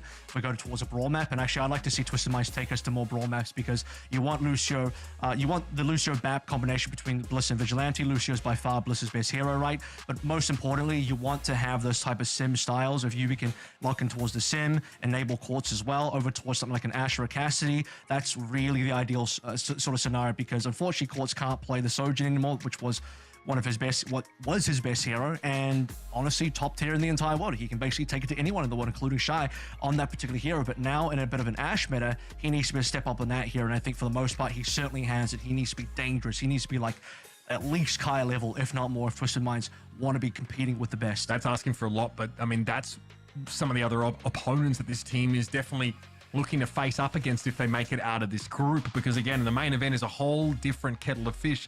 But remember, for either of these teams, it means that they get some time off, right? If they can get out of this group comfortably, they can just sit and wait to see how the rest of these groups end up breaking down and prepare for their run into the main event. And we haven't really settled on what like the go-to meta is right now. They're going to have some time, of course, to prepare that and also get an understanding of what fits their strengths the best. To return, of course, these Twisted Minds backline is Vigilante and Bliss now. The latter who had a really, really strong showing on Lucio in general. Very hard to catch Bliss off guard in general.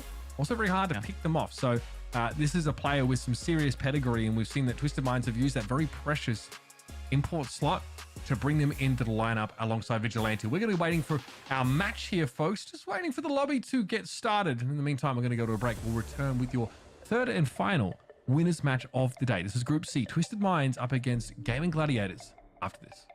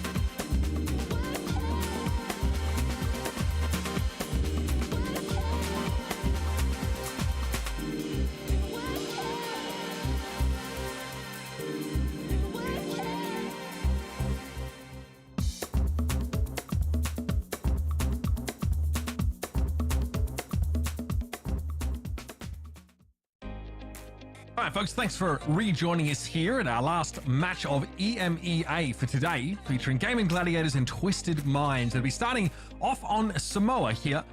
Two teams that we're probably expecting to play a lot of that Diva dive when they can, but Samoa, obviously, especially if we head to Volcano, we still see that Malga composition make an appearance. Yeah, Malga maybe towards the Ram as well.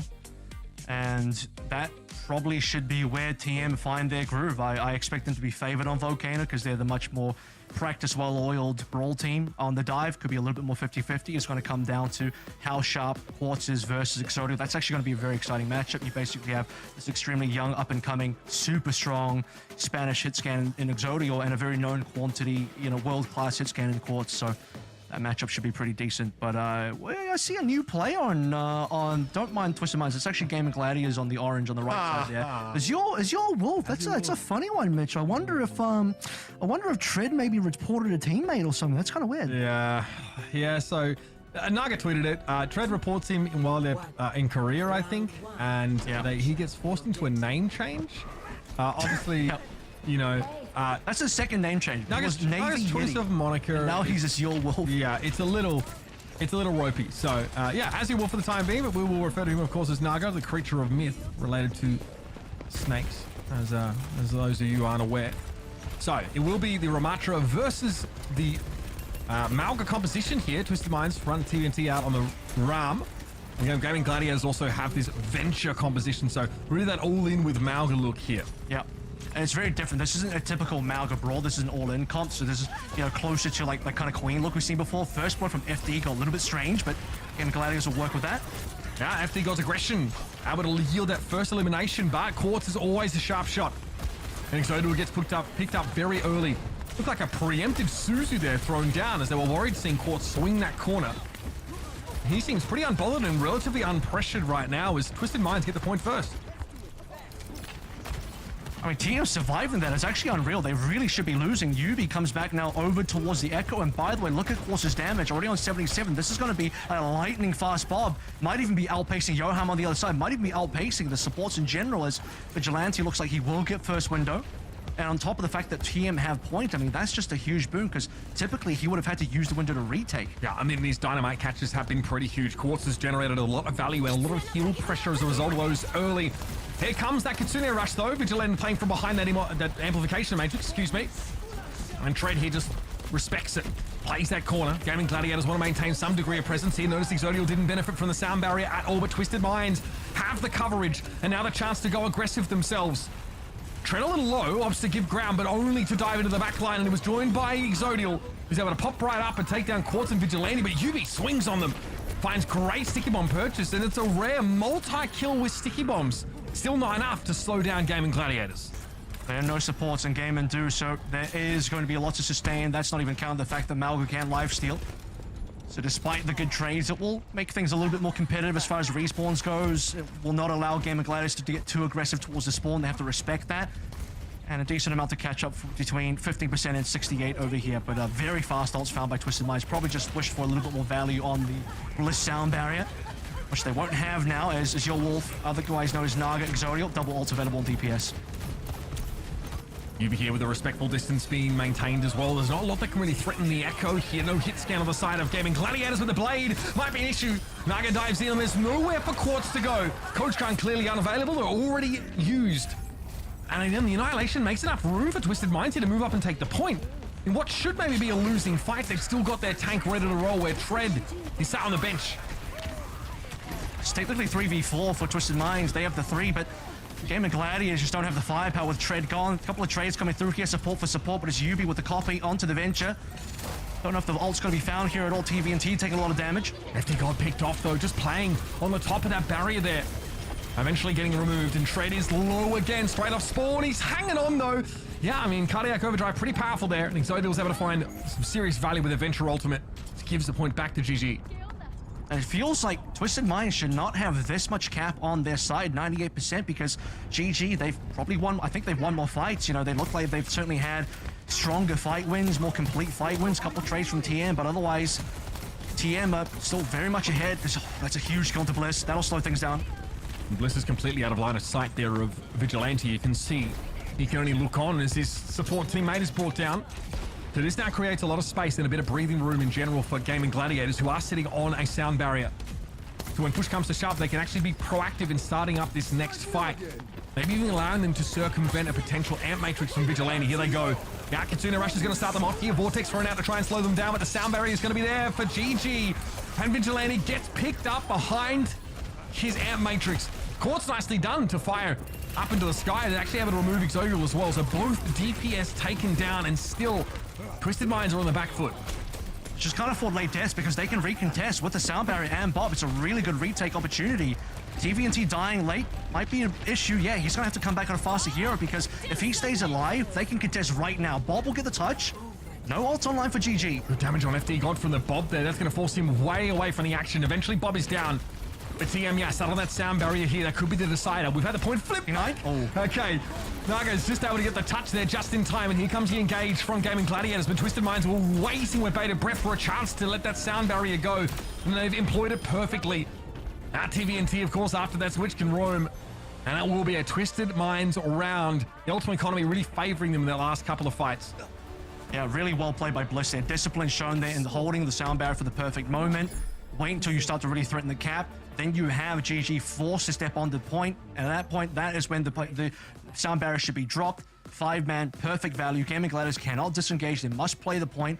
And suddenly Twisted Minds, they're going to take the lead there quite handily. And honestly, I think a lot of these fights, you know, I've been saying should have gone the way of Gaming Gladiators. It was the trades. It was you beginning the sticky doubles, stuff like that. Quartz as well on the fadeaways. Twisted Minds are losing, but somehow Quartz is just getting 2 to 3 kills.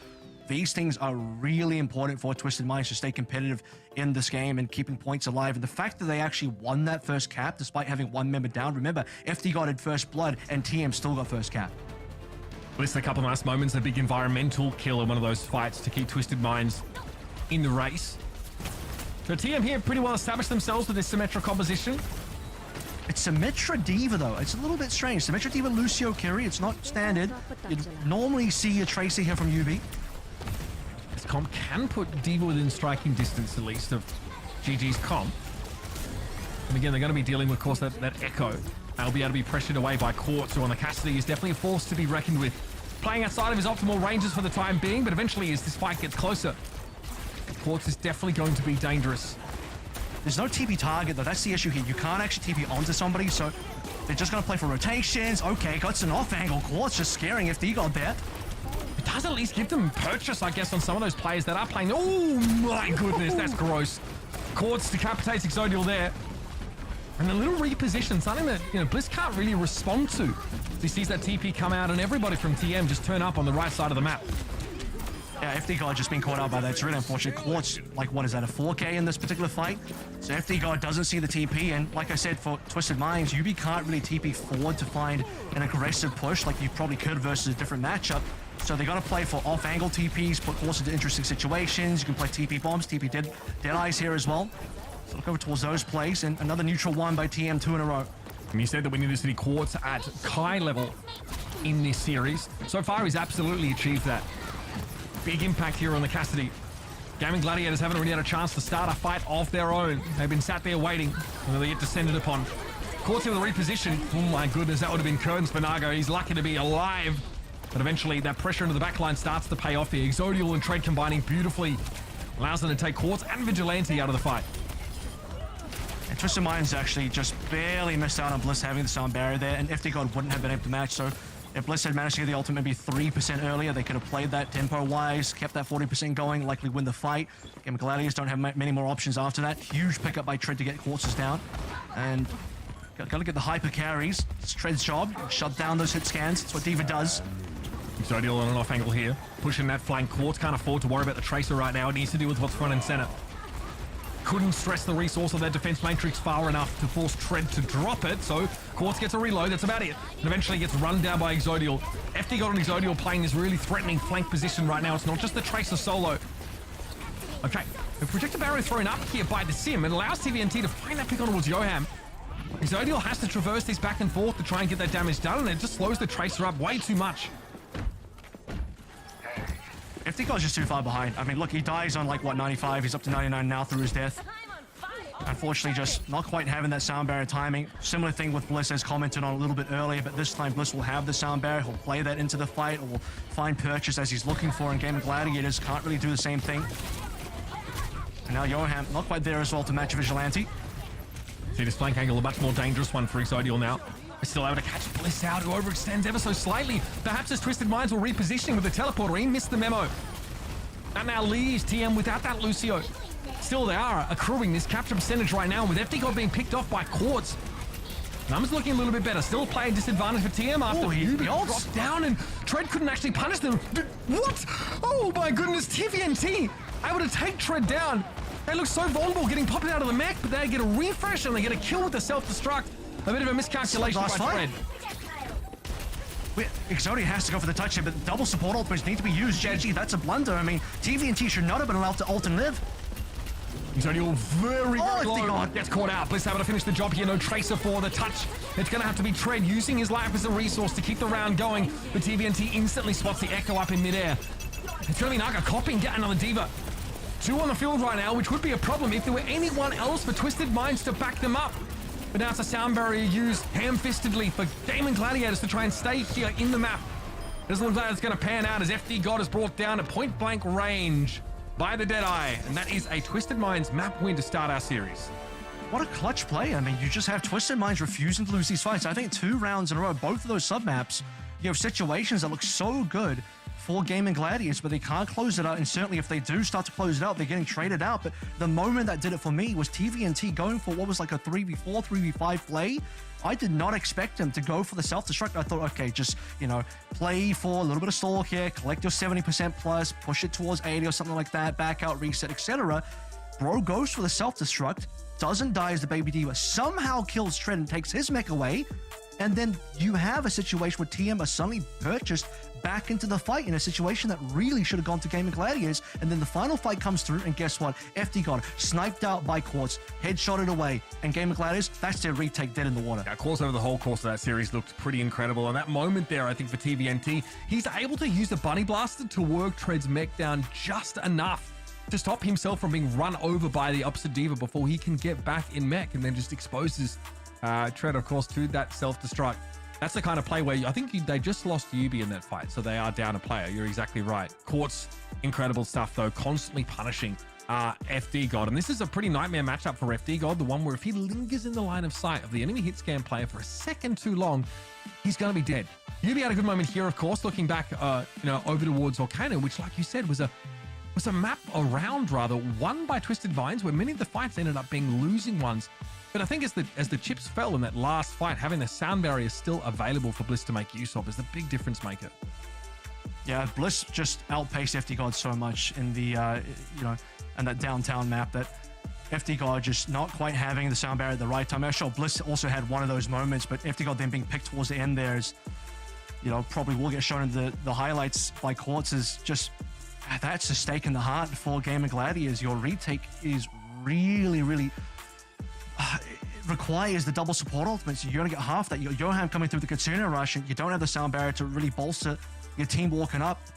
And meanwhile, TM just have full membership on that point still available, and players are really showing up here. We talked about who the members needed to be, that need to be the hyper carriers on the team that play up to strength, and Quartz is showing that world-class hit scan right now. I think, this is, I said Kai level, I think this is currently above Kai level maybe. Sure. Yeah, I mean, based on what we saw through the rest of the series today, it's been pretty uncanny, actually, just how good Quartz has looked so far, at least in that first map. And yeah, like, you've got to hand it to it. Like, TVNT has really, stepped up very, very well. I think there are shoes to fill, of course, with Kellen departing. And again, TVNT's look good. Bliss on a couple of occasions gets caught out, right? There's one situation where I think they're not able to catch the TP. Some of the TP plays, I think, though, looked pretty darn good on the side of Twisted Minds, like that random one where they sort of move to the 3 o'clock position as far as the middle of the map's concerned, immediately just pop out of nowhere, kick off a Lucio. I think FD God has nowhere to go there. So there's little plays that they can make, which is kind of why we big up Yubi as being a really great sim player, also being a shot call at the same time, means that he can actually make these little plays happen at the drop of a dime. It doesn't require buy-in. It's like, you're doing this now, you're diving into this TP, or you're going to know about it, as we know. And yeah, very, very strong showing there for Twisted Minds earlier. And like I said at the start of the game, like, I felt like, GG would be the team to advance here, but we are not seeing Twisted Minds on a downswing. We're not seeing them on a bad day. This is kind of, closer to their ceiling than maybe what we expected to see. Refreshing. I like to see it. Let's hope they can maintain that level of play across the series, especially this next map.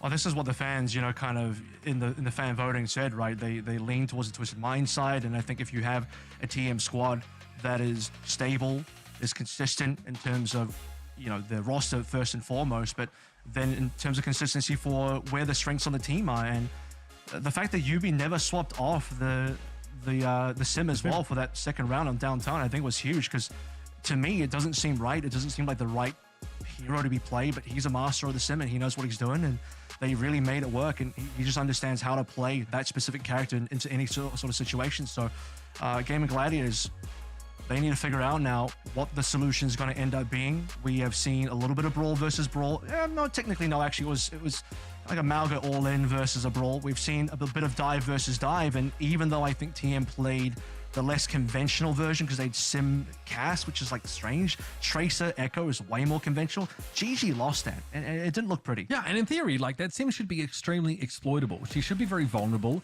She doesn't have static shielding to play around, so in theory, her ability to fight in the front line for long periods of time should be minimal. And yet, you know, GG were not able to exploit that element at all. They could not really dive in on Yubi, not consistently anyway, not without at least taking a trade. So, you know, it is worth pointing out that D.Va can't do a damn thing about Sim's damage once she starts to ramp up. The defense matrix gets completely, you know, negated or ignored. So maybe that gives you an edge, but still, I think it's really tough and it's really slim margins to try and play in that environment as Symmetra.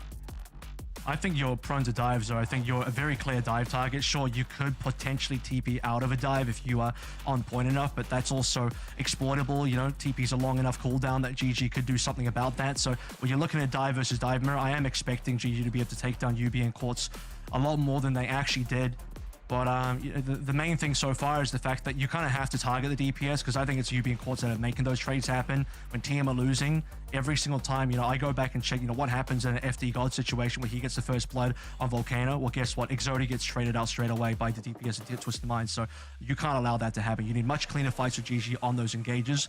And Blizzard World coming up now is a sort of pretty dive map, I would say. It's a reasonably diveable map. So the D.Va matchup again, most likely potential for some Symmetra play. We've seen Twisted Minds play some Symmetra here. They've done Sim plus Malga on this map. They're probably not going to go that far. They could play the Sim D.Va again, or just go towards something a little bit more traditional.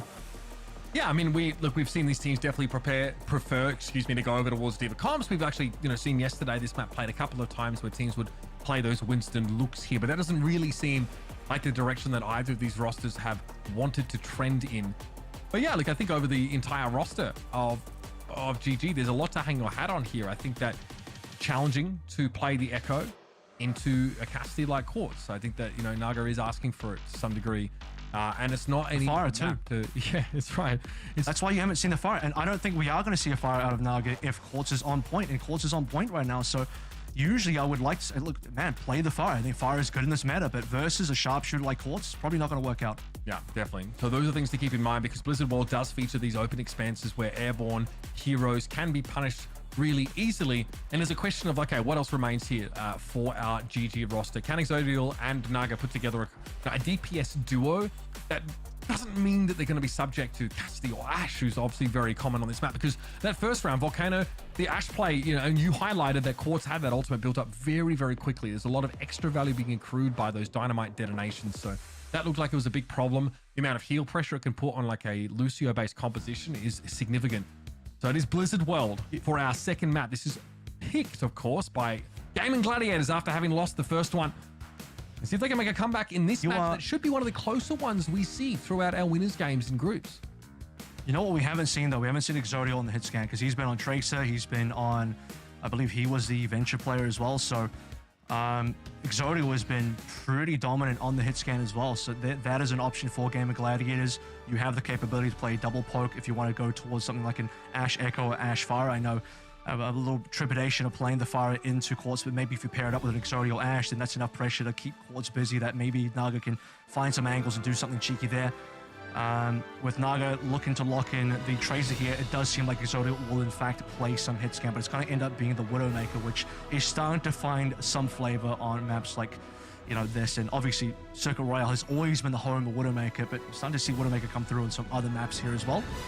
And Quartz might just play into it. I was actually going to say, regardless of what Exodial does, Quartz actually might legitimately roll out on a Widowmaker for the entire attack. Okay. At least on A and B. Right now, the Ashe seems to be the inclination here. Obviously, the Sim turret, the Sim TP at the start of the round, nothing particularly out of the ordinary. The Sim for FD God. I mean, yeah, there's definitely some exploitability in that pick. UV on a Tracer now. So a bit more of a standard composition being displayed now by Twisted Minds. How long do they see the Zen? How do they respond to it? It's a very long range type of composition for Gaming Gladiators. If they can abuse the sight lines, that'll be the play. But TM already actually have a lot of good positioning. My God, Tread demeched already? What? Yeah, I don't know about that Tread. It lingers a little bit too long. I don't think he expects just that pure burst damage getting thrown at him. Exodial here has to give ground awfully quick, and this is a little bit of an uncomfortable angle to play. Tread now out of the picture, and the cap underway with FD God getting picked up, of course, because there's nobody to peel for the Zen. This has gone horribly wrong for GG. This is cap. Yeah, double supports down after Tread goes down. It's 100% cap, and TVNT has the option of jumping off the map if he likes to, going back to spawn, anything you want to do at this point. And Gladiators, that opening is truly bad. Tread going down there early. Don't know what's going on there. Exodial had no angles to work through. I mean, you lose points straight away. What is your sniping angle? You got nothing to work with. And as I mentioned, Mitch, here, I expect the course to play through and maybe match the Widowmaker, and out it comes. We are going to see Exodial versus Quartz. Who's going to get the better of each other? Widowmaker matchup definitely going to headline this second phase of the map. Something that is uniquely relevant here, maybe less so when we get into the last phase. You'd be very mindful of not trying to overextend as he does look for a flank route to start to pressure this high ground, whether it's a Widow or it's an Ana, and he has his eyes set on. Good news is, even if Game Gladiators start losing space, Exodial still has a lot of room to work with, even if you go all the way back to the B spawn. So that should be reasonably okay for Gaming Gladiators, but they want a little bit more than that. They don't have an ultimate advantage here. Vigilante is on pace with Johan. So much free push, Kevin. They've got under the bridge already, and eventually FD God falls. Their Zen has been absolutely a non-factor in this match so far. There's no way you're getting out of that if you're Exodial either, and this has been a wash. Gaming Gladiators are struggling to establish a foothold, and they're very, very passive. This Widowmaker comp, I guess, makes them less likely to try and move into the space in this second part. By the way, I don't think anybody on GG has an ultimate yet. What I mean by that is for the entire duration of their defense. They're only about to get their first ultimate now, and Quartz is just basically spawn camping now. The long range cap comes through. There is not even going to be a contest. 5 minutes Still and 33. no ultimates. Naga's the only one that has ultimate. We're on C already, and Game of Gladiators, 4 members have not found an ult.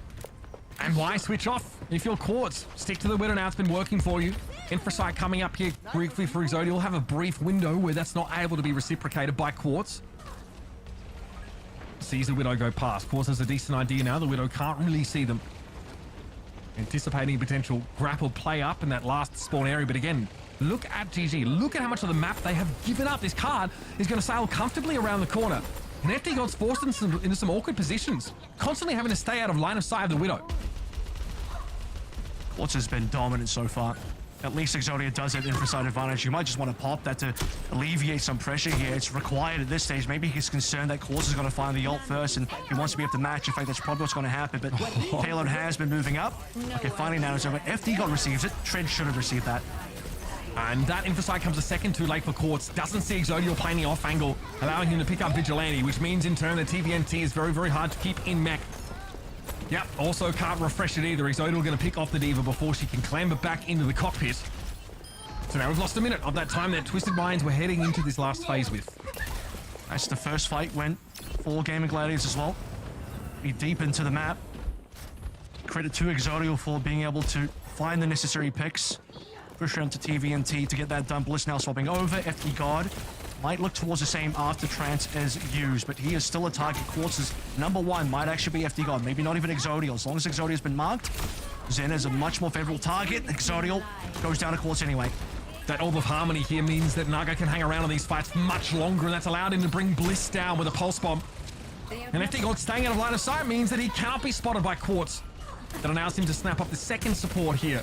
So even though Quartz finds that first pick, Twisted Minds eventually get ground to dust. And it's another minute off the clock. As well. Now TVNT has to jump off the map, which is going to cost more time. And TM have a huge time bank, don't get me wrong. They still have a lot to play through, but if you're expecting a really dominant attack, that is starting to not be the case now for TM, as TVNT also had to reset the make and spawn, which means he's severely behind now in the self-destruct charge. TVNT trying to guard the flank route. Get in Naga's way. Having to do basically 3 things at once here. FD God went very, very low. Looked like there was a biter grenade thrown in there by Vigilante with some damage follow-up. But FD God got out of LOS for a time now. That Transcendence can be shut down by Vigilante with a well-placed Bionade. UB went for a pulse there. Unclear to see if it found purchase. And here's the Transcendence. And a flank route. Well, maybe he lives. It's shiny. Not much else found there. Game of Gladiators, he's alive for now. Let's see if FD God eventually goes back to spawn. Maybe he dies and swaps. There it is, drops off. Get that swap in there. I think that was on purpose. So don't report him. I don't think so. FD God maybe just goes over the edge here. Maybe you're right. Maybe you're right. Okay, he stays. Never mind. Never mind. Feel free to report. Sticking to the Zen for the time being. Wasn't looking for a chance to refresh that hero selection. Okay, Nano over towards TVNT now. It's time to send the Diva in. Where exactly does TVNT end up? Good damage at least on Tread, who knows he has a self-destruct here. TVNT has to anticipate this and will allow Tread to remech. Still down to half health. TVNT with a self-destruct of their own means they can play that much more aggressively. Naga's very lucky to get out of that one alive there. Just snuck around the corner with about 20 HP. Great bio nade. Vigilante knows where TVNT is going to land and make sure the way is paid for an easy elimination. Eventually, Gaming Gladiators have to give up the Ghost. A minute 43 left in the bank. To be fair, Game of Gladiators, you know, they managed to get a pretty good defense at the end there. If you were just to only address the fact that the time bank is 143, you'd think, okay, you know, maybe GG did a little something on A and B, but that's not the case. It was all on that C defense where 50 God probably didn't die as much as they thought he would. To be fair, you know, if you are back against the wall, the closer you are to, you know, to losing essentially, the better it is for the actual Zen itself. So this is him. Ooh, how does he drop off? Okay, that's ridiculous. That's that reminds me of, I don't know if anyone else, the true Overwatch Esports heads will know, but EJ Gone as BAP on Busan Sanctuary just falling off. Oh yeah, that's what that is. Oh my god, not easy to do it all that. Gotta remember that. I hope this moment shows up in a Tomatin video. That's what I'm hoping. Oh heavens to Betsy! Right, it's Twisted Mind here. Pretty strong showing in the end. I think the Widowmaker, obviously her impact peters out somewhat towards the end of the round. And Gaming Gladiator stayed with the Lucio. Rather the Zen. Rain, Hail or Shine on defense. I don't think God finds a few picks here and there, but we generally label that outing as pretty exploitable, pretty diveable, pretty submissive, and well, you know the rest. So we'll see if Gaming Gladiators here can make a good push through the map. A minute 43 to play with is very solid. It was really just susceptible to dying to the Widowmaker, of course, so Tracer wasn't going to be a factor there or anything else to dive. FD God, who is now returned back over towards the Lucio. This is a lot more conventional Lucio carry. The Tracer, Echo, Diva, dive. This is bread and butter. This is exactly what Game of Gladiators have been basically playing throughout this, you know, stage 3 so far and even in the World Cup. So this has to be the comp they can find a win on. What a difference being, of course, the Vigilante Ana pick as opposed to Kiriko. You know, that's definitely where Johan feels they're most comfortable. All right, Tread moves in and takes early damage from a dynamite detonation, and then some follow-up means that this is a little bit uncomfortable. Able to get out. Suzu deployed and Tread still demeched here. This goes in a similar way as the previous engagement at the start of the last round, as Tread is the one that gets picked off first. It's been caught out. I even went back and checked what happened to Tread on that initial defense, and dude was just on the left side of where TVNT is, over here. Pressured by Yubi, who catches him in the side room, and then instantly TVNT plugs the room to stop Tread from escaping, and he just dies and gives up the point. So another unfortunate start, at least on the attacking side, Mitch. Tread dying here is, okay, it's just a reset. You do lose a minute 15. Tread's on 33 though, TVNT's on 77. Self-destruct is not really valuable except for resetting the mech, but that is an extra life, and Tread's not going to have it. Gaming Gladiators here want to wrap around again. Same approach as that previous fight. This time the key, of course, is Tread getting out alive. Maybe getting something for his troubles. No, okay, they try and catch. Caught out of position. Defense Matrix used desperately to try and keep him in the fight, but no, he is felled. The trade is good, though. Vigilante deals with Azure Wolf, and FD God finds himself again on the wrong side of the kill feed. That'll be a recall there for Yubi. Actually gets nano boosted now. Can stick around in this fight till the cows come home. There's another D-mech for Tread. Another fight win for the defenders.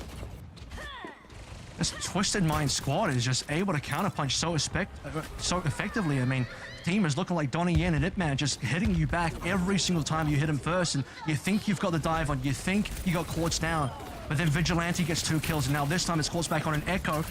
Not a hit scam, but something that he does play a little bit. Yubi even getting a little bit frisky in spawn.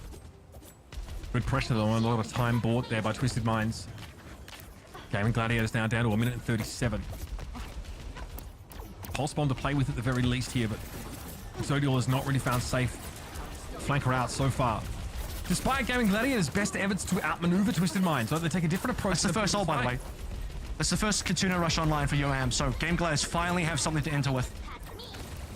Is the counterpunch from Twisted Minds going to have the same degree of potency? Pulse there for Yubi gets avoided. Naga just takes to the skies. Exodial now is an opportunity. Taking too long, here it is.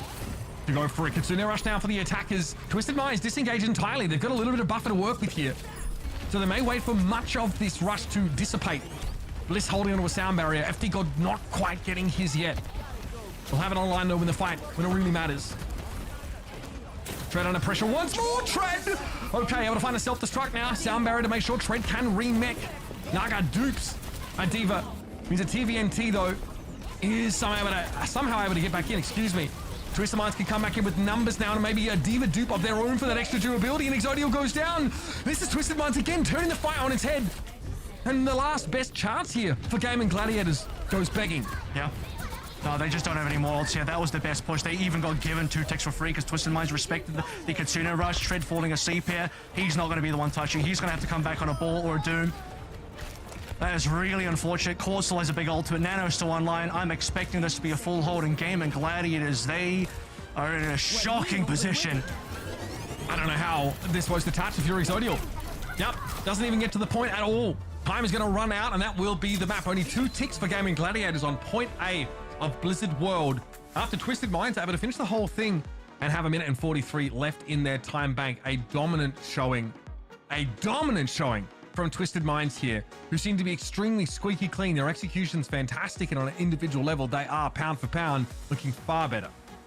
Yeah, and it's crazy because that could have been even more one-sided. You know, the only reason it wasn't a true spanking is because Gaming Gladiators were able to put up some defense on C. The FD God Zenyatta started to finally find some purchase because, you know, it's much harder to do anything about the Zenyatta unless Quartz can find the shot, and he wasn't able to find it as much as you'd think because he still has to fight Exodial in the Widow battle. But the attack was just completely misplayed by Gaming Gladiators. You talk about the entire first attack coming through, which Tread gets demeched again. That same thing happened on the first point defense, which gave up their A point entirely.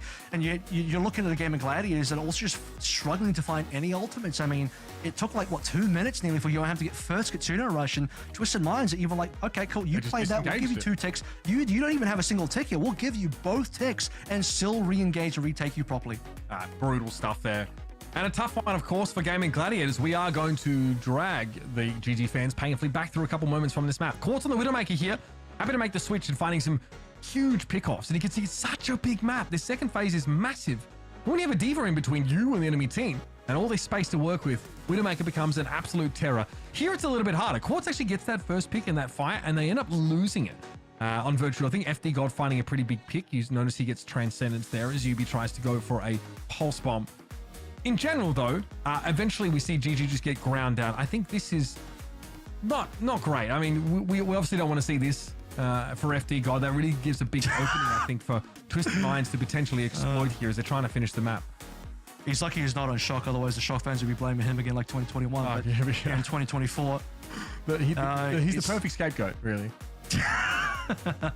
In 2024, Gaming Gladiators, they want to prove they can be a top 4 team. Well, Twisted Minds are gatekeeping them out. And I go back again to the fact that, you know, I think we've seen TM struggle a little bit recently, but GG struggled, and I would say struggled more. So it wasn't out of the question that TM was going to come in winning this matchup. It's the surprising part, maybe for you and I won't speak for you entirely, Mitch, but it's how much TM are dominating. Because I thought TM could be favored here, but they really are just entirely ahead of GG at all points. Yeah, and I think that GG are carrying on the time-honored Team Pep's tradition of just not being quite good enough to break into the top 4 in this region, right?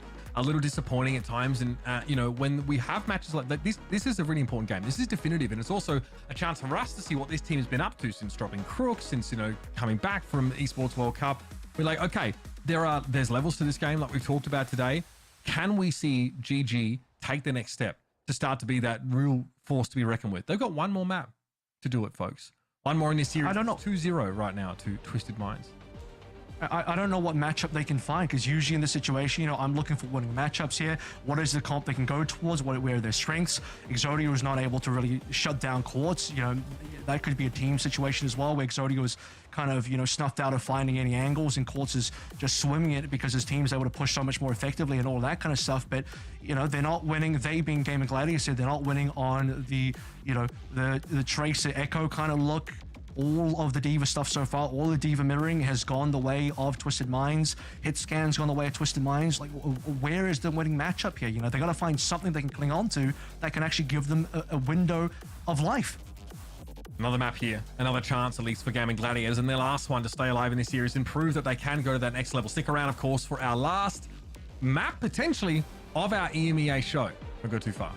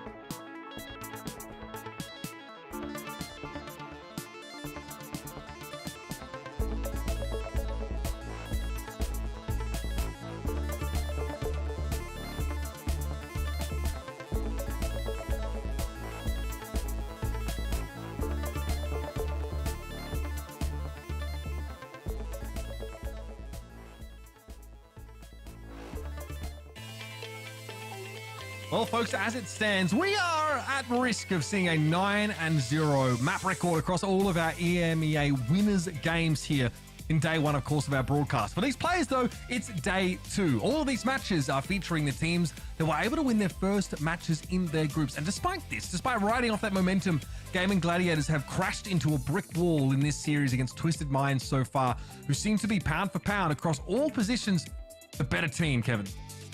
We really expected, at least for me, that this was going to be the close game. You know, okay, Space Station probably easily favored, not likely to drop a map at all. Same deal with ENCE all year.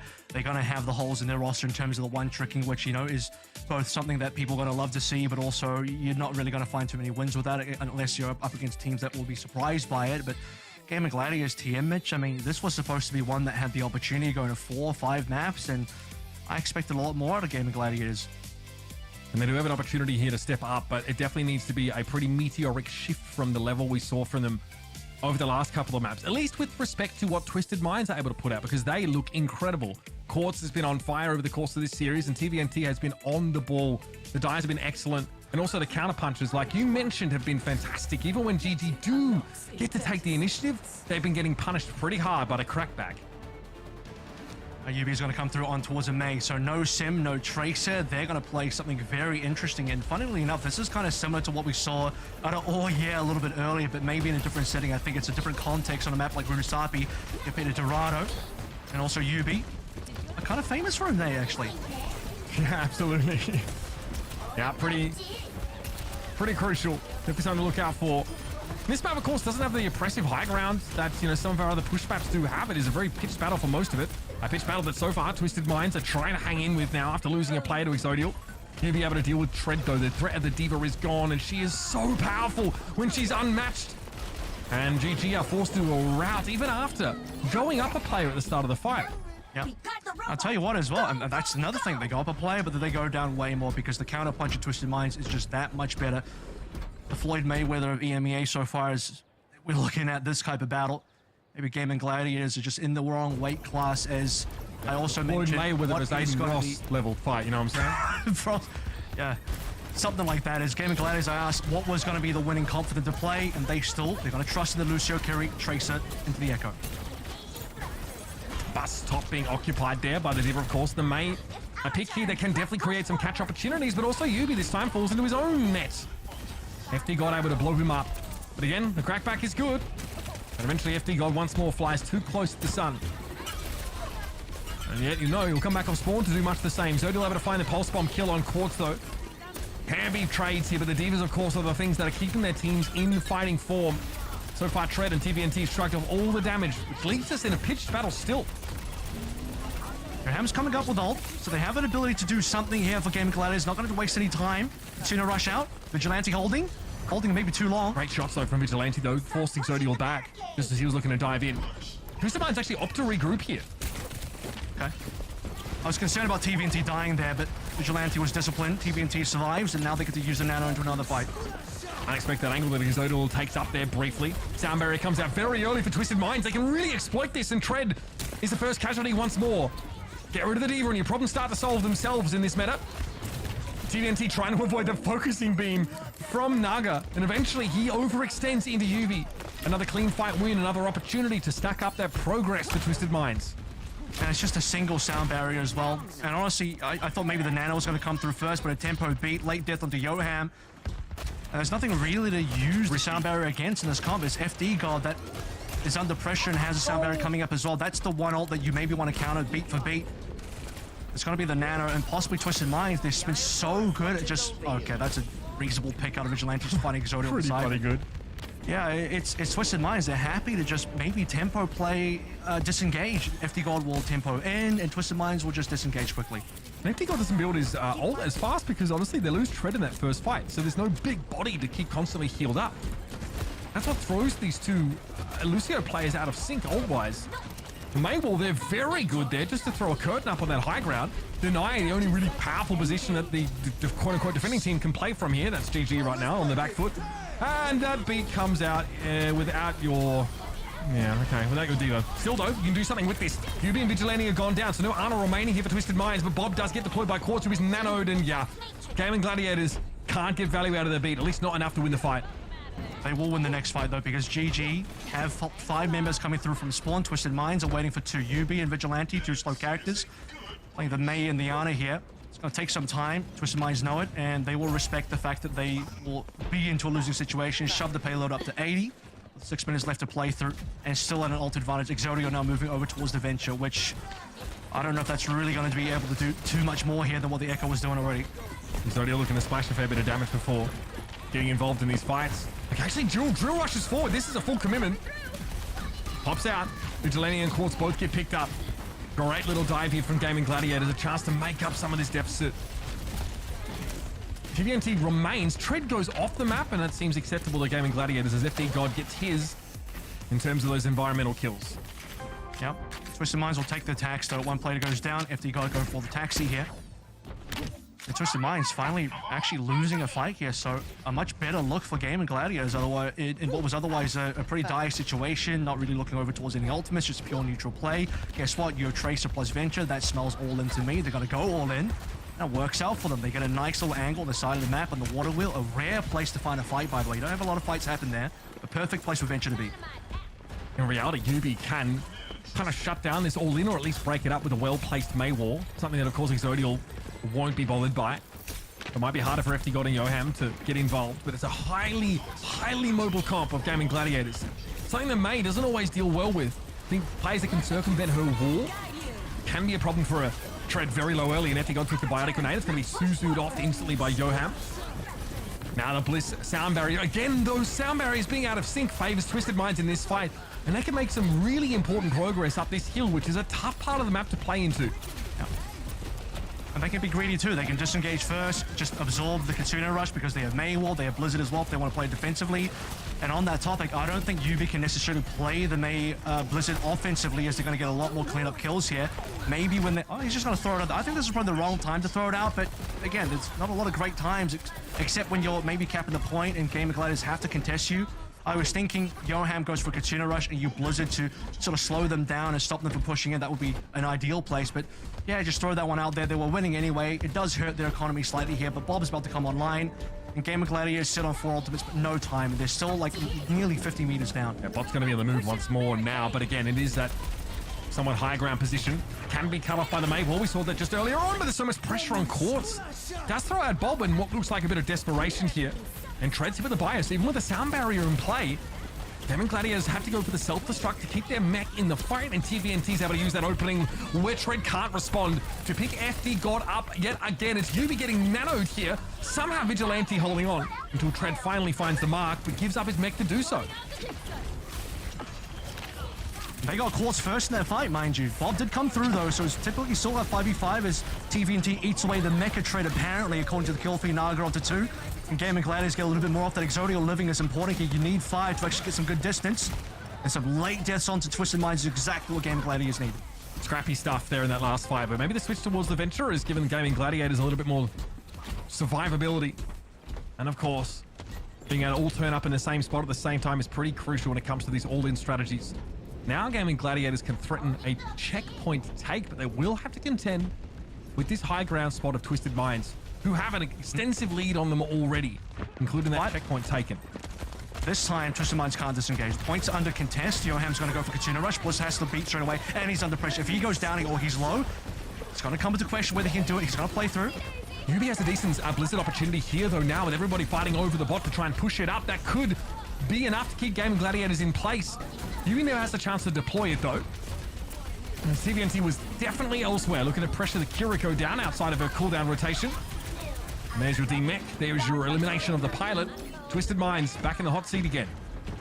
And they've really never in a position where they have ult advantage. Economy's not been in their favor throughout this entire map. 52 is at least getting closer to the 89. You don't want to see team getting more meters here if you're GG with this amount of time left. It is still winnable. Typically, I like to call push early, but genuinely here, Mitch, Game of Gladiators still have a shot, but it is only a shot in the dark. It's one of those moments where they have to play through pretty flawlessly from here on out. Can't afford to let this go to triple digits for TM. They have to swing multiple fights in a row, which is something the Game of Gladiators haven't done at all this series. It's going to be a big ask for them. Oh, what a spot there on Bliss, and yes, it's big. Just a little bit of extra splash is going to take Bliss down. Now Exodial knows he can go a little bit more aggressively. Great little Venture look, so sees an opportunity. And there's the UB Blizzard going straight into the Korean Future Dyson.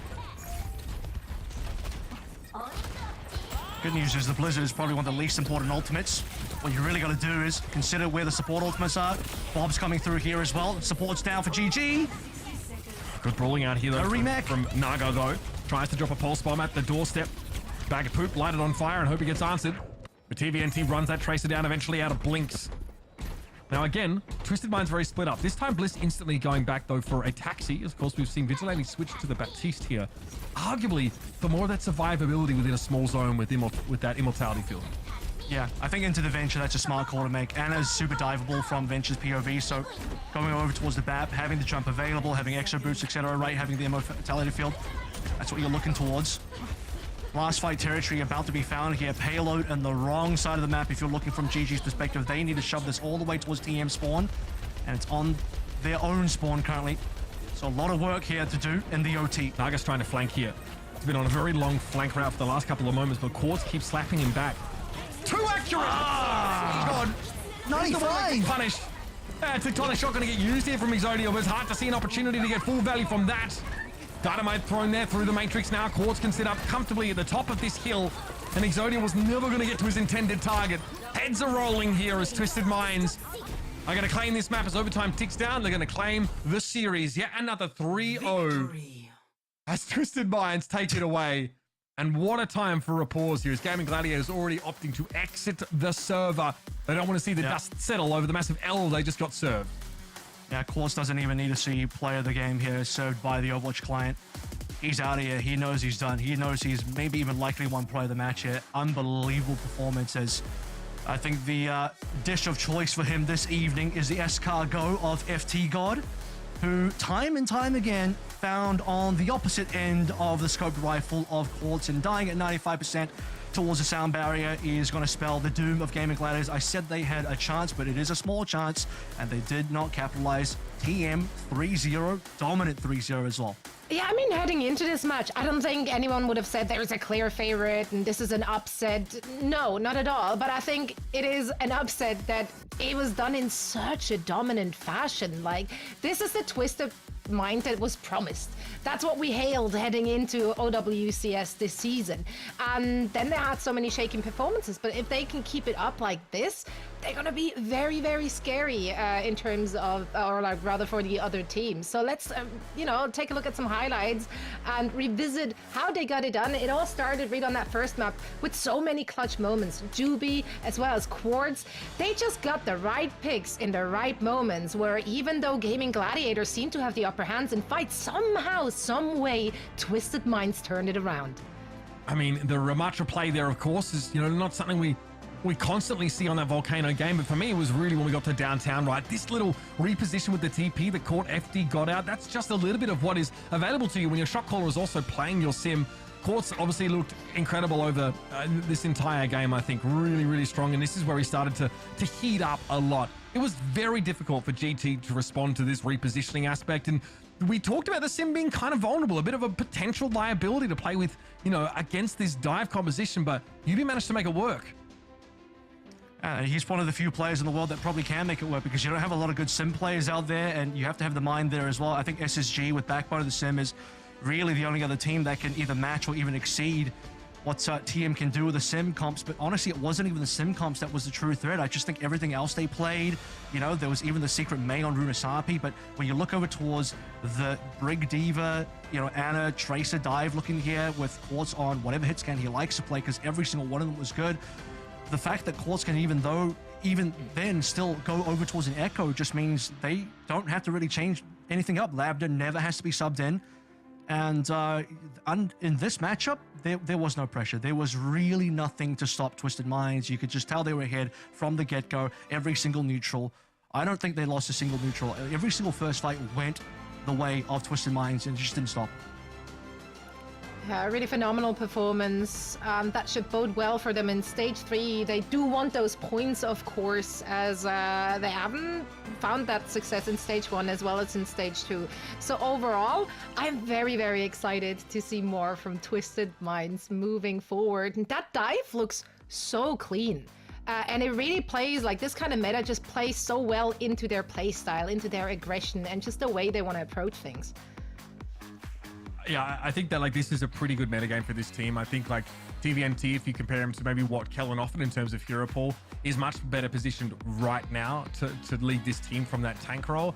I'm really impressed with Twisted Minds. I want to see them keep this up, but, I mean, they faced all their challenges out of groups. They got through groups, something we did expect them to. But we'd be looking at these other EMEA teams and see if Twisted Minds can really take it to the next level here, break that top 2, get amongst ENCE and Space Station, and make a name for themselves properly in this region. Yeah, and if Quartz can continue performances like what he's shown on the server today, then, you know, the crown could be theirs to take. Quartz was incredible. Like, that was free shooting on a range. He had a great game. World class. I mean, that's the word I would use to describe it in the phrase. I mean, it's what he has been, you know, kind of hyped up as even as far back as 2022, maybe even further back than that. You know, Gumba wanted this guy on the Florida Mayhem way back when, and he chose not to play, and it's very clear why he was scouted even way back in those years where Quartz was still an up-and-comer. Now he's established. Now he's like a known quantity, and the known quantity that we see him as is truly one of the top hit scans. I mean, he has a real argument to be EMEA's #1 hit scan player, and I think that's high praise. All right. Throwing the rankings in there. I like it. Coming in with confidence. Would you agree with that assessment, though, Mitch? I think so. We said, oh, well, to do what he needs to do in this series, he needs to be like high level. I think if you want to, it's apples to oranges, of course, as they've had different opponents, but Quartz was getting pressured quite a lot. Definitely playing under some degree of duress, as Exodial's dives were pretty solid, and I liked what I saw from Naga. Just completely shutting down Tracer flank angles, excuse me. We saw it on Runasapi actually I had the map open, and I'm just seeing Naga go on these like super long flanks and just get nowhere and have to recall and come back and get headshot instantly by Quartz time and time again. So that's the kind of intangibles you don't always get to see outside of the, like the big headshot sort of multi-kill scenarios here. But Quartz kind of had it all today, and I think it's fine. I think I'm happy to label him as the top hit scan player in this region. He's got competition, but today he's definitely looked the best. He did indeed. Let's take a look at the brackets to see where this leads us in Group C, at least. Twisted Minds take the 3-0 victory, and they are advancing to the main stage, so they too will be able to just kick back and relax for the rest of it. Meanwhile, of course, we still have some games to play in this very group to decide which team will be joining us. And if we're looking at the overall standings after this second day of play in our EMEA region, I wouldn't say that there is any big surprise here. I think pretty much everything went as we would have expected. Meta-wise, though, let's just talk about what we learned. Let's share with the class. Do you feel like that all is in line with what your expectations were for the individual teams, or just for the region as a general thing? I think all regions are basically going to be playing this type of meta. We're not really going to see too much differentiation. I think it's just pretty clear what the strong heroes are at the moment. So a lot of that diva look. It also just plays well to the specific tank hero pools across the board that we've seen. We have a lot of the starting tanks on these rosters are off-tank players traditionally. Some of them do have main tanks in this, so there is Winston. So between the Winston and the Diva, that's about where it is. That's most of the difference. Maybe a couple changes in the DPS line. I think meta is pretty stable until we hit Season 12. Yeah, I think I'm curious to see what SSG do. Like, if there ends up being a consensus over whether Winston or Diva is the correct choice here, we've really only seen Hardy just sort of push the Winston. That's definitely something we know that he's better on the Winston. Yeah, the Diva for Hardy is more of a question for me. So we might see that team again end up being in a position where they're like defending an old idea or one that seems sort of outdated, but have the ability to sort of pull it off here. And again, like, do we see many more of like these sort of Symmetra inclusions, or is that very much specifically just a Twisted Minds thing? Because we have a number of teams across all these groups that do have signature styles that they're trying to go for here. Twisted Minds have it, SR Peak Check have it, Virtus Pro definitely have it to some sort of degree, although they seem to be a little bit more flexible. So it's going to be a war of ideas, I think, as we actually get into our main event here, because there's no consensus on the best way to play, but Diva is definitely a front runner, and these dive comps that feature Tracer, Echo, Tracer, Ashe definitely seem to be the go-tos. Yeah, and I mean, ultimately, once the regions are crossing paths, it will come down to flexibility as well. So I'm pretty sure map vetoes, etc., will be used accordingly in order to, throw something in there. Let's actually take a look at some of the best plays we had. Yes, it was stroll through 3-0 City. Like, it was rough if you were on the receiving end of it, but we did see plenty of highlight-worthy moments. So let's take a look at what production got for us. Starting with a clip from Kevster. That was filthy. This stick is clean. This is like one of my favorite sticks. That was so well played. Not the Gurg. I mean, he follows the trajectory of the Junkrat using his own remote mind, right? It's something that, like, you just have to have. Look, you have to have such a feel for the game. And also, Kester knows there are some cases if he runs at the Junkrat, he dies instantly to the combo.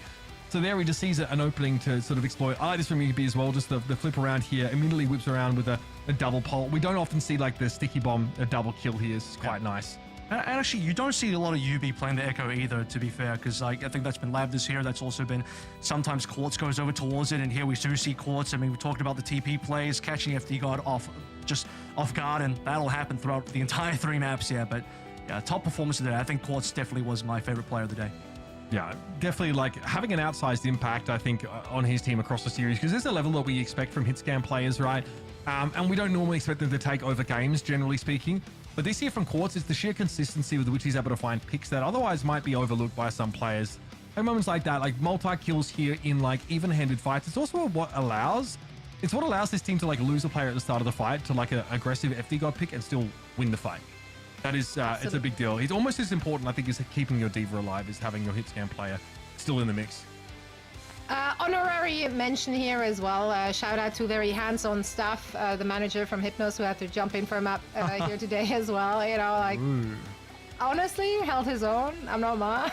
Yeah. To win. Or rather, we don't see a huge difference in Hypnos's capacity when Ash comes out. Credit to them. I wanted to spin this into something positive, you know. I think it is positive. I think like Ash was able to come in and definitely hold their own. I think it was able to play into the framework of what the team needed from them. And I came in here being really happy with what I saw from Hypnos. I think that like they will get out of this group. I just think that there are probably 3 big leaps that they would have to take, and like quantum leaps. I think just in terms of this team's showing to get to that SSG ENCE level. But this is where it happens. Yeah. This is where you actually find out that, because the first trick is identifying what the golf looks like and then figuring out exactly how to overcome it. So this is all part of the process of becoming a top team, and I'm very much glad that they've undertaken it. Yeah, let's actually take a look at what the schedule is going to be like for day number 3. That is tomorrow in our EMEA region. These are the matches coming up for you. Oh no, actually, this is the today's. This is today. Never mind. Today, I'm not looking ahead. I'm living in the now, guys. I'm living in the now. And right now, we're getting ready for all the NA action. So make sure to not miss that. It is time, however, to say goodbye to Mitch and Kevin. Thank you both so much for joining me. Biggest takeaway of the day for you, Kevin? 2 one-sided. Give me closer games, you know. Give me at least a 3-1 next time. We'll see what happens tomorrow, I guess. Make Kevin work for his money is what I'm hearing. Mitch, what about you? Ionate is still a game-altering, game-breaking ability. In the right hand, good. It's kind of good. I mean, even in the wrong hands, you know. It's a good ability. It's a good ability. I hope to see much more of that. For now, we're heading into a quick break, and afterwards, we're back with Toronto and Avidity.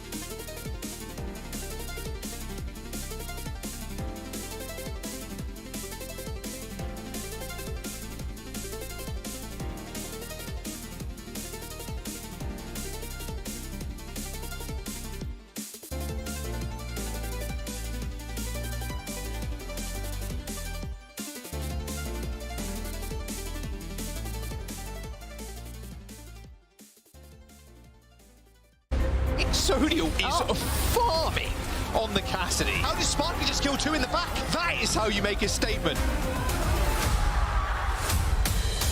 Kept this that much more aggressive. That's a beautiful blade. Absolutely picturesque. We just can't get enough of hockey. There's the pin. Nice run hard, yeah. Zen not going to try and play that anymore. Ooh, that is a sick shot. Oh my god. That is clean from Mirren. Now there's no with a higher Sugar Free with a sting. Kai dead. Crazy Raccoon versus Team Falcons. Lip just throwing clips. They want overtime and they get it. This whole hog's pretty devastating when you're up in the corner. It is delectable. This might just be enough. And Crazy Raccoons have done it.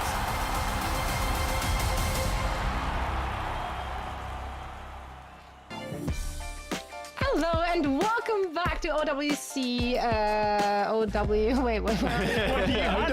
OWCS. You got it there. I got lost somewhere in the sauce. Listen, talking is hard, and you guys are also living proof of that. You know, I'm keeping receipts of every little mess up you had in your careers. I've been here for like 10 seconds again. What happened? You're bringing out that energy, Mikasa. I just can't help it. But yeah, obviously, as you can see, I'm joined by my very favorites, Jack and Scott. They're here for the NA portion of day number 2 here in the OWCS stage 3 group stage. I don't know. There it is. No, that was fine. Yeah, Nailed it. so, Yeah. okay, First try. we ship it. This is good. Casta, just, you came into the tech check this morning and you were like, I'm ready to clown. Yeah, I know. I've been gone for a while, and I was like, I'm coming back, and I'm just gonna throw it all on the table. I'm gonna make fun of Jack. I'm gonna say so many funny things. You guys should get ready for it. Could be so funny. It's gonna be so funny. Okay, expectations are high, so I think we're all ready to be disappointed. Things are ready.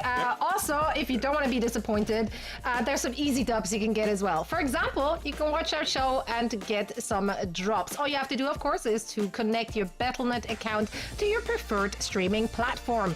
And these beautiful OWCS logos could be yours in just some hours from now. Some hours, 2, 4, 6, 8, and 10 of them. Yeah, it's pretty Yeah, good. Jack can count even numbers. There you go. We're doing so many great Let's get things it. already today. Yeah, You know, you're showing up with the comedy, I'm showing up with numbers. Yeah, it's gonna be sick. Unreal stuff. Unreal stuff. We also, of course, have some great matches in case you came for those, not to learn numbers and letters.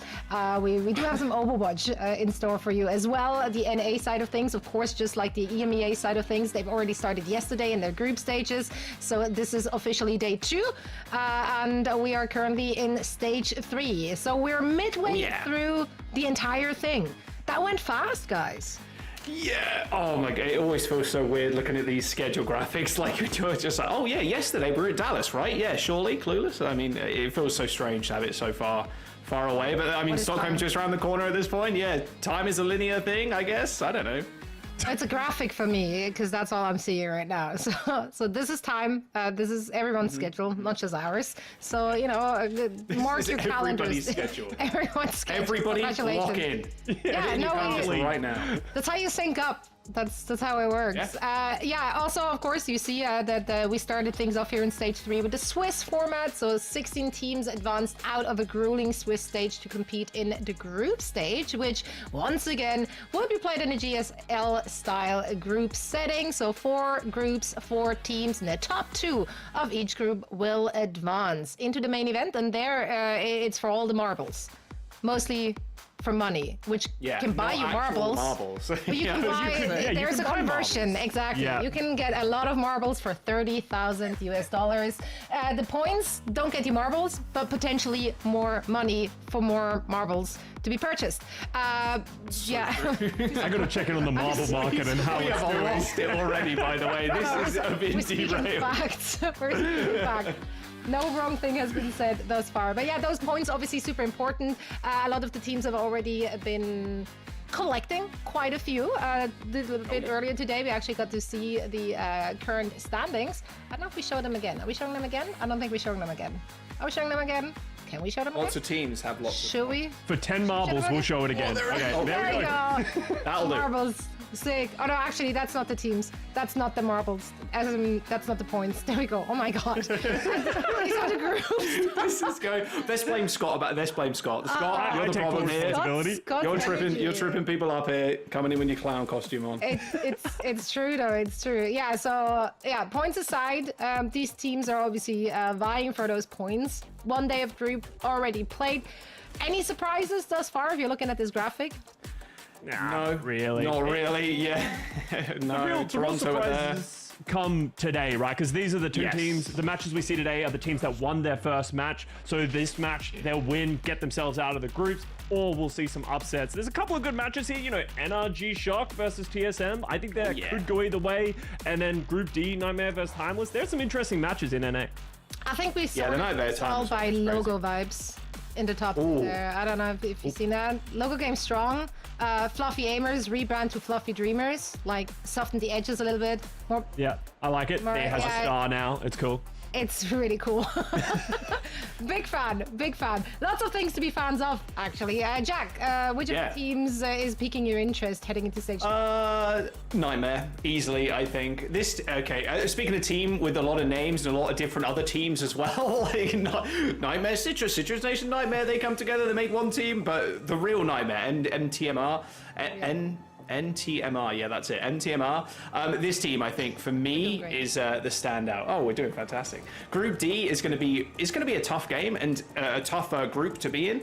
to place first at the very least. Nightmare versus Timeless, like you pointed out, Scott, already, is going to be like the one to watch from that group. This team and these set of players have always impressed me, and especially Infected. Like, he came out super strong in his like debut this year, and I think he's only got room to grow. And in a meta that is mostly tank dominated, like, this guy is going to show up in a big way. Like, also the DPS line is stacked. You got Seeker, Zera, and Lethal on there too. A lot of experience behind that roster, and I think Seeker, especially for me, he needs a trophy. He needs a crown. He needs something. Just give him something. W. Yeah, marbles. Like, give him all. He deserves it at this point. Yeah, give him more marbles. We'll just buy marbles when he comes to Stockholm. That's what we're going to do. We're going to dish out everybody's prize pool. We're just going to be a big dump truck full of marbles. But I think this team is just so sick, and it's a team to watch for. Toronto have always been rank 1, sure. I don't think many teams are going to beat Toronto, but I really do believe Nightmare could take it to someone like NRG Shock. Okay, Jack, you're giving me the... It's been 6 months, hard. Jack. It's forever Seeker pilled.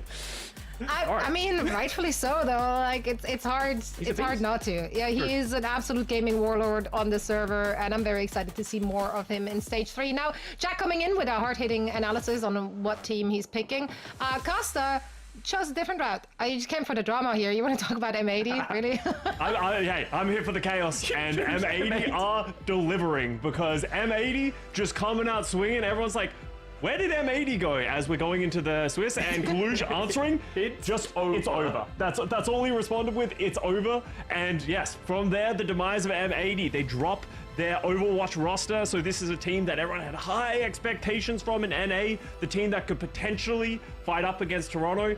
Unfortunately, didn't come to be. M80 falling short a couple of times. Now the team has disbanded, but for some good news, Tree and Ultraviolet have found new homes at NRG Shock alongside Attack from Fnatic, great off-tank player as well. So there is some, silver lining, some hopeful things, and this is potentially going to bolster NRG Shock going forward into stage 3, because they need it. They didn't perform to the level that they want to be at least to the namesake of Shock as well. And how can you be upset when you got Ultraviolet, a very storied flex support player throughout the history of Overwatch and the league in the last few years? And then on top of that, Tree is a prodigy that so many people have been hyping up, talking about for so long. Is he going to hit that final form? Is he really going to take that step to, competing with the best in the world?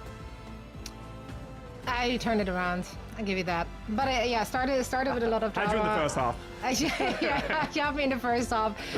Excited that some of those players found new homes. I hope for the rest the same can be said very soon as well, because there will be roster shuffles along the way as well. We're only in stage 3, and we're still trying to get to Stockholm, Sweden, our last event of the year. For now, though, let's set our eyes on the upcoming matches in our NA region.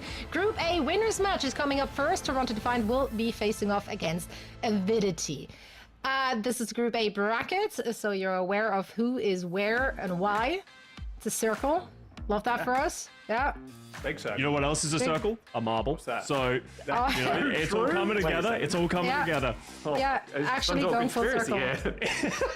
Let's put those tinfoil hats away for just a second and take a look at some hard-hitting facts. And that's that Toronto Defiant is looking really hot. They're coming up second place at EWC, right? So also those pictures, they go crazy. Actually go crazy. But they had a really good run very recently at EWC, right? So they slaughtered the Chinese super team in round 1 of the playoffs. They continued to take down Twisted Minds, and then they went up against Zeta Division, which it was a close game, okay, but still, they only fell to actually champion of the tournament. So they gotta come off a high. They gotta be feeling good.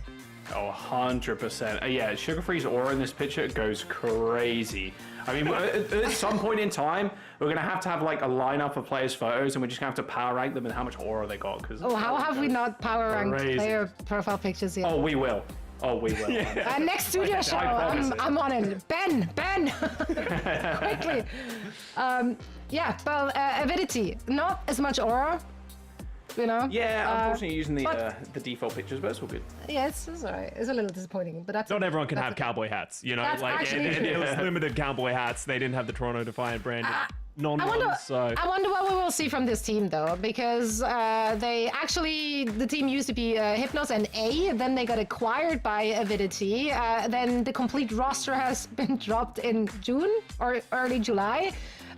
made some new pickups, and it really just only recently came together. I think the biggest name value there has to be Twals. Like, he's been around for a hot minute. Yeah. Twals has been around for a long time. Yeah, I used to cast him back in contenders, like way back when in EU. I mean, Wisp has also been around too. I think Wisp is a pretty known figure, known quantity in EU, especially in like Calling All Heroes and the tier 2 scene for a while. So I expect big things from the team. But against Toronto Defiant, yeah, that could be a little hard, you know, especially after what Zoe said, you know, Esports World Cup, Toronto Ultra really stepping up to a different level. So now it's like Defiant. There were some question marks after what happened in Dallas, like they didn't perform to the level on the global stage that people were expecting. But if you're Avidity, this is like, oh yeah, guys, we made it to the big league, we won our first game, and then here comes Toronto Defiant, like stumbling in. It's going to be a hard matchup. Losing is learning. Humbling experiences are good for all of us. We're still saying Matt's quote. We're saying it. It will live on forever. For now, though, let's head into the match. Guys, please take it away. Thank you very much. So yeah, unfortunately we still, he copyrighted it and he says we have to say it at least once per split, Scott. Is Matt getting royalties on it as well? So every time someone says it. Oh, okay, that's nice. Thankfully not. We bullied that bit out of the contract, luckily. Here's the map pool though, here we go. Of course, if you don't remember, it is losers picks and they can pick any kind of mode. So loser at the first map, which will be control, and it can pick anything. Hybrid, flashpoint, push, escort, whatever, which is quite exciting. Just gives more impetus to the losing team, just gives them a little bit of an extra leg up as we move on throughout the series. But of course, it is Toronto Defiant versus Avidity. Nepal is going to be the first map, Scott. Yeah, Toronto get the first pick as the higher seed. So obviously this is going to be feeling it out for Toronto Defiant, right? Like, this is a team that coming into just like this section of the tournament, it's about just sort of stretching your legs, getting confident, playing well, and having some fun with it. While Avidity on the other side, when you're a team that's sort of underrated heading into a match, do you start throwing curveballs, right? The meta has been so defined, playing Diva and all that kind of stuff. Can you throw something weird? You know, if we're going over to Nepal, maybe play Roadhog on Sanctum. It works in my ranked games. It could work against Toronto Defiant. Can it? Really? Yeah. Hey. Sure. Am I? Yeah. No? Potentially. Clueless? It's not working, Scott. I'm sorry. We're not going to see Roadhog on Sanctum. Although, I really hope we see a Roadhog pick. Although, Roadhog is, you know, tank buff, takes less damage from headshots. That's true. You know. That's true. We're in a very different patch than we have been in the past, right? Tanks are a very crucial part of the team, right? They're so much more survivable than they've ever been. They are the tip of the spear. You know, Diva has so much matrix. You're able to survive so much pressure. So that's something that has really helped this Toronto Defiant roster. Someone has been known as a very strong player, someone who likes to put themselves in the forefront to be able to lead the team. So that's what makes this Toronto Defiant and someone squad so difficult to play against. But Avidity actually going to come out on the Wrecking Ball instead of the Roadhog. Disappointed, but interesting. Okay. That's a good way of putting it. Yeah, Wrecking Ball versus just kind of the classic Sigma comp here. With Alaric, Vega, RuPaul 2 on the BAP. I mean, how's Bella going to really interact with this fight? I mean, sure, he can kind of lock down the backline, I guess, but look at how much damage they've already taken. Like, good luck getting anything done, and followed up with your Tracer too. It's a hard team to dive. Especially because of the amount of damage coming out from the backline of the Defiant as well. Alari and Baptiste, that's just so much damage that every time you show your face, exactly like Eve, it's just going to be so much damage, and they can play around the pylon. So if you're not able to get such a well-synced dive, you're not going to do enough damage to take anything down. Yeah, I don't think so. Point's been captured there by Toronto.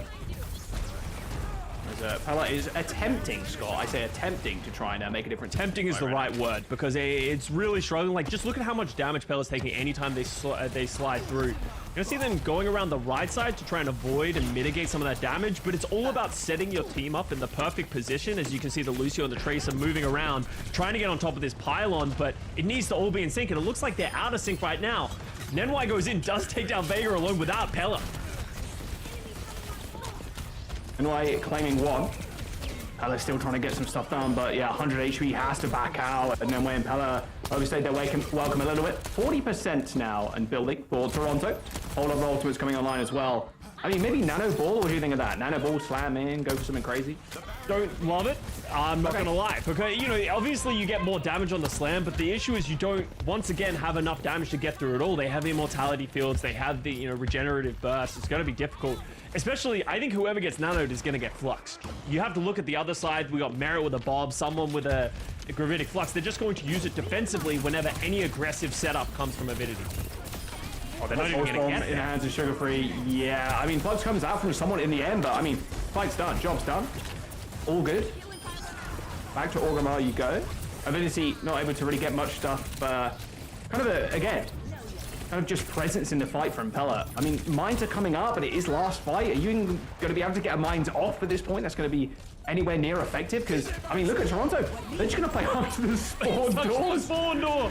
Nano boost on to Pella as they go for the slam in the front line. But already you can see Merit and his Bob just cleaning up. Someone has to touch as well, but unlikely to do so. Oh, Scott. It's over. Round 1 to Toronto. If you didn't believe us heading into this match about how Toronto Defiant are the heavy favorites, you're starting to understand why. They are the best team in North America. Head and shoulders. You know, we were talking about this before we came into this cast of like, it's really Toronto Defiant at #1, and especially with M80 falling out of North America and, you know, from OWCS, it feels like it's fighting for second and third. So that's why Toronto Defiant is so good. They're just so consistent, so strong, and more importantly, they can play so many different things. They just played the Sigma, double flex support, high damage output, and now as we head over here to a new round, they're playing something completely different. They can put someone over to the Winston, Rupal on Ana, he's pretty good at that hero as well, Merit on Ashe, like there's just so many different things they can do. Yeah, I mean, being a champion for a reason, someone like the flexibility is just unreal from Toronto Defiant. We'll see how Avidity do end up trying to deal with the backline now. Of course, Ana and Brig instead of that Alari. Rupal missing the sleep, all good though. I mean, just hide up on this high ground as a 3-man, right? I mean, Pella just tries to go in, you get bash, you get whip shots, slept, anti, like, again, the follow-up so tough. Even on the high ground, like the Tracer's not gonna be able to get there. Someone's just trying to zap Eve out of the air, just consistently hitting these right clicks, and you can see he's just endlessly causing pressure for this backline. Great sleep by Skier, but even he's healing. There's just so much pressure going out that eventually someone does zap Eve out of the sky. Yep, there's 2 down there. There's someone that takes down the Echo. Point unlocked. I mean, this is looking a little rough, I'd say. It's all right, you know. Still getting some more charge up, right. You know, start getting a little bit of feeling. Then why I like this change. Going over to the Brig, it feels like as the Lucio, they weren't able to push away the aggression from someone, even with a great sleep by Skier. It's just delaying the inevitable more than really keeping them alive. So Sugar Free trying to get into the back line, getting close to a pulse bomb. You got to be dangerous, but doesn't even need it. Eve once again down first. Don't you enjoy doing that? Delaying the inevitable, delaying your demise. Every day. Just for a moment. What do you mean in Overwatch? That's the human existence. Delaying the inevitable, delaying the inevitable demise of your body and your consciousness, and where you return to the soil. Okay, I'm gonna cut you off here, Jack, and talk about how Rupal has a nano boost coming on. That's gonna be dangerous because someone can choose the window whenever he needs to go with that nano boost. Might not even need it, as then why? Once again getting caught. It's just brutal in this stick. Oh my. Holy, yeah, the aura's not just in that profile picture there. Very much in the server right now from Sugar Free. Clean stuff. Wouldn't expect anything less, to be fair. The real question is, do you think Sugar Free is wearing the cowboy hat right now? Yes. Yes, absolutely. Yeah, you'd have to assume, right? He's got the ice on his wrist, picture, but not wear it. And he's got the hat on as well, 100%. This is what makes them the best. Maybe if Avidity had ice on their wrists, they would be, you know, playing at a higher level. It weighs down, so you're more connected to the desk because it's so heavy. Weighted blanket. Yeah, exactly. It's so heavy on the wrist that you're able to control your mouse more. Thoughts on that? Yeah, no, I love it. I love it. Just get a rolly. You'll be good at Overwatch. Nano boosters have been deployed there onto someone and the Brig. Unfortunately, Sugar Free once again just causing an absolute ruckus in the back line. 90% of voting for Toronto Defiant. As this is a flattening so far, although Avidity do end up capping the point eventually after duplicating the Brig. Free rally maybe. Maybe not. Only a couple of seconds remaining. 12% off. And Eve has to get out of there pretty quick, but it is Toronto now on the back foot. You have to get this recap. There's just so much damage coming out from so many different players. Defiant though, E falls and now Vegas steps up. They've got a rally of their own. Potentially might match NY, but I don't even know if they need it. I mean, Sugar Free still holding on to this pulse on. Oh, sucks the shield. That was a nice little bash there as well. Trying to tag Sugar Free with their own pulse spot. Well, now, without Pella, there is little to no hope of you actually getting to the point, and I think this is going to be map. Scott, 99% to a solid 18 from Avidity. I mean, you got to be pretty conscious of the fact that you ended up in a group with the Toronto Defiant, and this is probably how the match would go, but there we go. Map number 1, over to Toronto. Avidity, well, they get their choice of map now. Yeah, and that's an opportunity for you to be able to pick something that, as I said, like maybe a map where the Wrecking Ball can work better. You know, Pella seems to really prioritize playing that pick, so maybe they can go somewhere where that can get a little bit more value, because right now it felt like them trying to play the Wrecking Ball isn't working, and we even saw Pella switch over to the Winston, but going into a Winston mirror against Toronto Defiant is a bold strategy. Obviously, you got to try something, but I don't think that's going to be the best way forward. If you're going to even just attempt to make it competitive, you know, forget about trying to win the series against Toronto Defiant. You have to be realistic at some points with some of the gaps, but try and learn as much as you can. Losing is learning, as Matt said, put it in the royalty, but it's about just sort of getting a little bit of legs in and playing your own game. Where do you think you want to go, though, in that case, if you were to go to a map? If you want to play the ball. Ball. What's the best ball maps? Because you can go any mode now as well. So there's like so many options of like things that can be open. I don't know. I do like Blizzard World a lot as a Wrecking Ball player. I think there's a lot of flanks, a lot of megas that you can play around, a lot of good jump spots. And I think you can. It can be a little bit more difficult to play the Winston because of some of the distance. But even then, there's some weaknesses on that map. Maybe a little Blizzard World. Do get their opportunity to pick now, and they'll be doing so. So we'll find out that in just a moment. Yeah, I mean, the ball, and we know how good someone is on like Winston, well, pretty much every tank, right? We haven't seen him a crazy amount on the Wrecking Ball. Yep. But this is a possibility if you want to really stick it to him, I suppose. Talking about sticking to it, Sugar Free was absolute menace on this trace here. And Did he even die? I don't know. Probably not. Let's be honest. He's someone who's been like, ever since, you know, his debut in the Overwatch League, he's just been getting better and better. And we knew Sugar Free was going to be great at Overwatch since he was like 14 and like running around in the top ranked lobbies. It's just, he's finally arrived in a big way, and he's really showing why he's been hyped up for so long, because he's so flexible. He can play so many different things, and he plays it all at a top level. Yeah, for sure. I mean, this is going the way kind of everybody kind of expected. I mean, Toronto Defiant taking that first map pretty easily there. But they had a little touch, a little 18%. You take those, but yeah, it's a little bit of a team mismatch at the moment, you could say. I mean, Toronto are probably going to steamroll this group and then kind of move on. I want to know if anybody can really like push them to their very limits, because we haven't really seen that yet, at least in the region. Of course, internationally, you know, at Dallas, yeah, they were pushed their limits. You know, they did not have a good showing at Dallas at all, and they'll be wanting to kind of remake themselves in Stockholm, which they will definitely make. But will NRG Shock, like, are they a team to kind of take it to Toronto? I'm not entirely sure, but for right now, Avidity going down a map, not the greatest here, but you know, it's a living learning experience, like you're saying, like Matt was saying, like Matt's been saying for like good 6-7 years. He's not even here, and we're still talking about him. This is insane. He's just. I know, I hate it here. I really do. It sucks. It does. We should. I agree with you. Like, it's one of those things that, like, when this roster was put together, everyone was like, Toronto Defiant is going to be the best. That was a disappointing performance from Dallas, and they'll tell you themselves. Did redeem themselves recently, but now it's the rest of NA's job to really step up. M80 fell short trying to keep up with Toronto Defiant. Can some of these other teams do that? And we will see some of them later today, right? We have a great matchup coming after this one with NRG Shock versus TSM, you know, two up-and-coming teams. But we're going to look at Avidity going towards Eichenwald. That's interesting because it's definitely not a Wrecking Ball map. Yeah. Eichenwald, what would you kind of expect to see played here? I think Winston or D.Va, you know, we didn't see any of it in the first map, but D.Va has been so strong in the meta with just how much armor she has and the defense matrix buffs. Like, she's just impossible to dislodge. And D.Va, because there's not a lot of distance to climb, it's just a lot of verticality, D.Va's just very strong here in this situation. So I could see them playing that, but from what we're looking right now, just both sides on the Winston, also a very strong pick. Yeah, D.Va's just so impressive right now, man. It's like really hard to play. Hit scan, like supports as well. Ana especially, right? You just eat everything, nades, sleeps, etc. Heals. It's really, really rough. It's been a tough meta for hit scan players. I'm sure they're all complaining. They always do. I've never heard a hit scan player complain ever. I feel like they're always very, very normal, you know, very well hinged people in their takes. But it is one of those things that's very difficult, you know, with these tank buffs.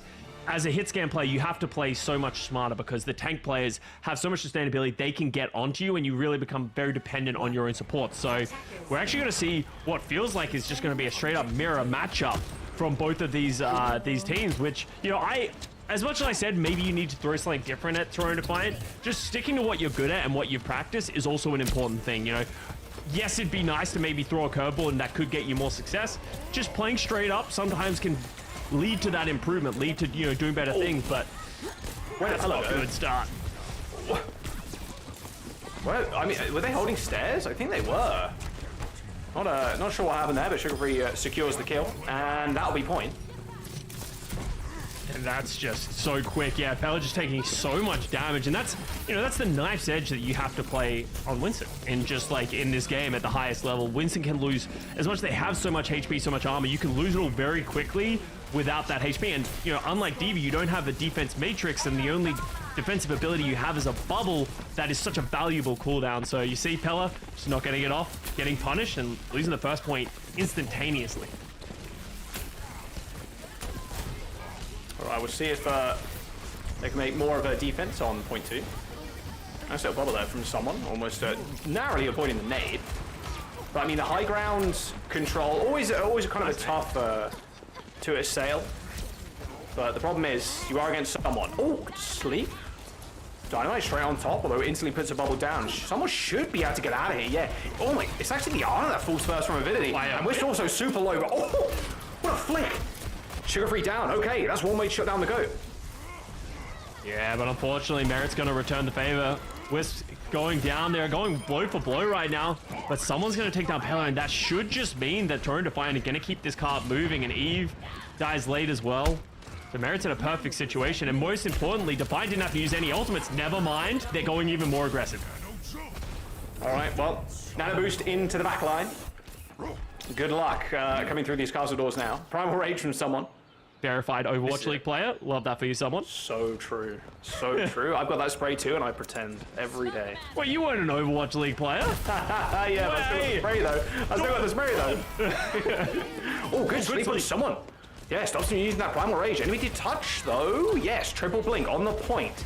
Eva forced to recall, and now it's Pella's time. Oh, Bob in the bubble. And nowhere for Pella to hide, and there is the checkpoint. All thanks to the bot. Oh, this is just going to be even more staggers, as this is a blisteringly fast time. Wisp does get both of them on the way out with a great dynamite. Oh, okay. Well, you know. Oh, you know. Nano boost, rally, Bob, primal. Everything available from Avidity right now. It's just someone's Primal Rage. It's about not using too many of them at once here, because someone's going to jump in and try and get as much value as he can with this Primal, force as many ultimates as he can while staying alive. Pella's going to go aggressive with a Nano. Yeah, super aggressive. Trying to hit some of those right kicks on Vega, who was antied in the back line. Unfortunately, though, that shield was up, so none of those shots actually landed. And now he's even going to use that rally, too. Speaking about using everything at once, Bob's been thrown out. Avidity. Not too many lifelines left here. And unfortunately, quite a few questions before you can be a millionaire. Toronto Defiant now just going to deploy all their ultimates. I mean, yeah, Rally, Primal Rage straight into the backline. Sugar Free's got the pulse one, Scott. I mean, just getting juggled around here. Now he just forced all the way back into the spawn, leaving Ana completely alone. Easily followed up with. And that was kind of an overextension there by Avidity. You've got to say, Scott, using all of their ultimates so early on. Oh, and he even kills the Brig. Yeah, that should be points. Yeah, that's going to be pretty much a 4-minute time bank here for Toronto Defiant. And I really want to highlight how good someone was in that, right? Like, and just the entire team. I said Avidity needs to be careful of using all of their ultimates at once. But what Toronto Defiant did is they just mitigated so many of them one by one that it just fell by the wayside. So Pella goes in with the nano boost, gets whipped by Vega. So all of a sudden, that's not getting the value it needs to. They're not able to get the punish. But then someone on the other side has gone so aggressive, forces out the rally from the backline of Avidity, that then they can't even punish and get him to force the primal. So therefore, someone gets out, they back away from the nano boost, and then all of a sudden Avidity's like, well, we need to get some value. They throw the bob, and then there's a complete disengage from Defiant, and then all of a sudden Avidity have nothing left. Someone goes in with the primal rage. There's nothing they can do. That's textbook how you play the macro game of Overwatch. And that's the thing that Toronto Defiant do so well. And that's why, yes, there can be skill differences within teams of individual players, but really where you see the biggest difference of these top teams is just how they coordinate together and make the right decisions at the right times. Orisa for the defense from Toronto Defiant. Okay. Something I didn't really think we'd see a whole lot of this meta, but okay. I mean, I trust someone to do whatever, honestly, at this point. Yeah, like, do you like the Orisa? Because I feel like she's been quite weak ever since the huge nerfs to her cooldowns, right? She used to be very hard to kill, but now because of the cooldown changes, it just doesn't really survive. But as you said, I trust someone, you know? Ooh, ooh, that was close. Gave Wisps two opportunities there. Two people like hard peeking that corner. Yeah, I mean, Orisa historically has been good against Winston, like locking the Winston down, like with the spear and with the javelin spin and stuff. But yeah, especially in this kind of meta, it doesn't feel like Orisa is the strongest pick you could roll out with. But there you go. I think, again, a kind of experience diff potentially here. Wisp in a whole heap of hurt right now. I'm speaking about pushing the limits as well, Scott. Like, oh my, okay, well, okay.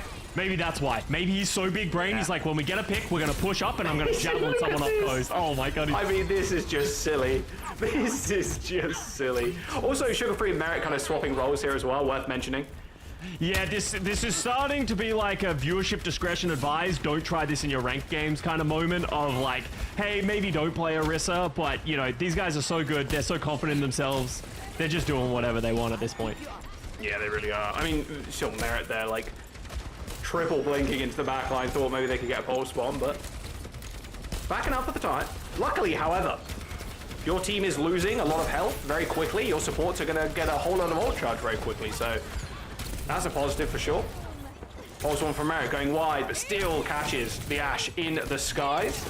And Merit's just going to exist here for a while, I would imagine, although burning that recall does change the situation somewhat. Nano boost in the backline for Avidity, yeah. Big value for the Winston, but still, I mean, someone of Merit, just immovable objects in the front line.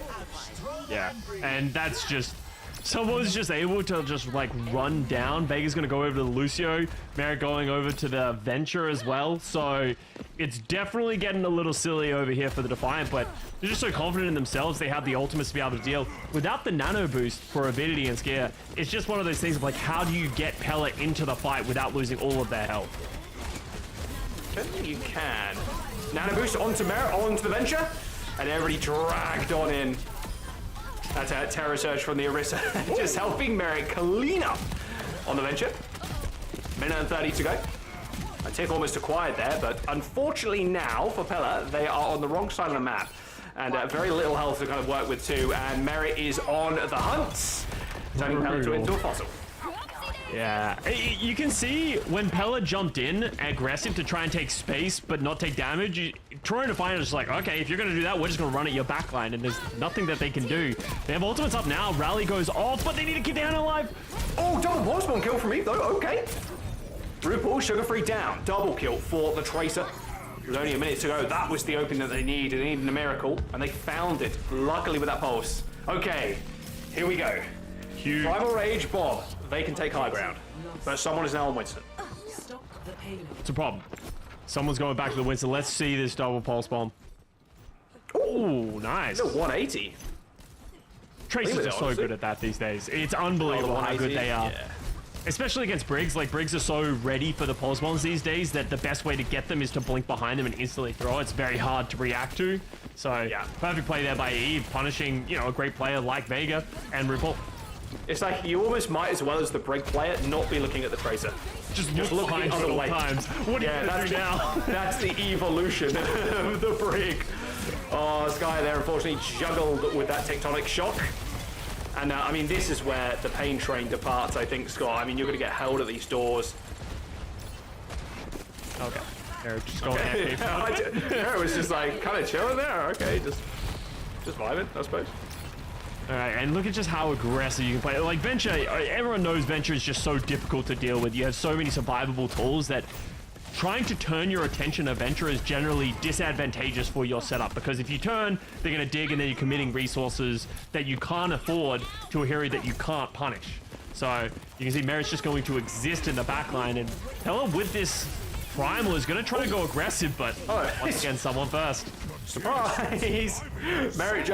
Someone jumped there over the highest high ground to land in the backline with the nano boost applied. 1 minute and 50 to go, okay.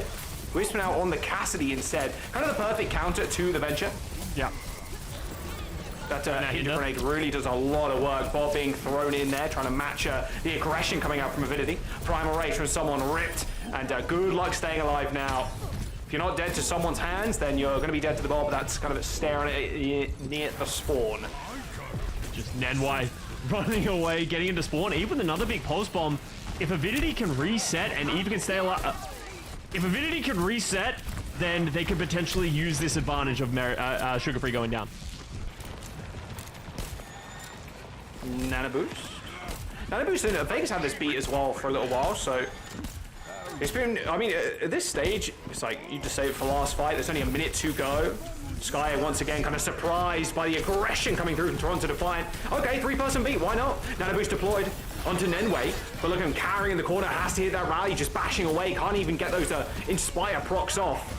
Luckily gets that one there with the flail, but can't lock anybody down. You can see Toronto Defiant scurrying like ants away from that brig, and now Nenway is in trouble. Bashes out of the castle, but you're not long for this world. Luckily you've got the armor to kind of back you up, but it's been a struggle thus far for Avidity. Every single bit of resource there trying to pump into Nenway to keep them alive, but that's really about it. And Toronto Defiant just still taking heads. Yeah, Sugar Free just is so flexible, able to just switch over to the Ash, gets 2 picks, and then Merripo is up.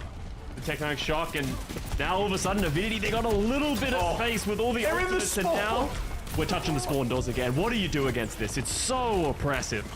Yeah. There it is. Yeah, literally on the spawn using the burrow. Like, well, the payload is moving, Scott, so over time will trigger. That's the primal rage from Pella, making sure its jobs are good, but a good sleep and an even better boot there. And that will be that. Toronto Defiant, a 2-0. To start the series, Scott. Yeah, let's talk about it. Let's discuss. Let's break that one down. Break that one down. Yeah, Toronto Defiant, pretty good at Overwatch. It's just crazy the wealth of riches. I'm just gonna glaze Toronto Defiant again real quick. You know, you can have Sugar Free go over to the hit scan, play it at an incredible level. Merritt just goes over to an unconventional pick sometimes. A Venture, you know, gets a ton of value. They're just really able to, you know, do whatever they want, and that's the thing that is impressive to me, and something that can be really difficult for some teams is being flexible and being able to play so many different metas. And Toronto Defiant, they would just stretch their legs in this match. Avidity, unfortunately, just not able to hang. Yeah, this group is a battle for the second place, although that's always kind of been the thing in NA, right? With Toronto Defiant, it's the battle for the second place in that group, and then the battle for second place in NA, because they are that good. It won't ever get old, though, honestly. Seeing highlight reels from Toronto Defiant, whether it's on a LAN, like, even though, you know, they didn't do so well in Dallas, but in general, like Sugar Free, Merritt, someone they've always been super impressive players, and RuPaul too, like, gotta be one of the best flex, if not the best flex support in NA right now. Yeah, we'll just see how they can kind of continue. Probably, again, gonna be a 3-0 here, but if you were Avidity, Scott, are you gonna stray towards a particular game mode? I think at this point, like, talking about the specifics of their maps, like, for them, it's like, what do we go to? Sadly, I don't think it's going to have that big difference. If anything, I think the most important thing to do in this match is to just enjoy yourself. Understand that potentially this is going to be a difficult match. Okay. Focus up for the next one, right? They had a great 3-0 over Timeless Ethereal. Now, whoever wins of Absolution and Timeless Ethereal, that's who you have to face off again, because that's what matters. As you said, top 2 make it out of the groups. You're in a group with Toronto Defiant, except that that's going to be difficult. If you can get second, you're out of groups, and then you're in the bracket. So that's the thing that I think you really need to amplify for your team whenever you're in matches that almost feel unwinnable, right? Just try and focus on the positives and focus what you can take out of this match and go into the next to find success. Yeah, all right, we'll jump to a quick break though. Don't go anywhere. Toronto Defiant, one map away from taking their second series in this group. We'll see you in a bit.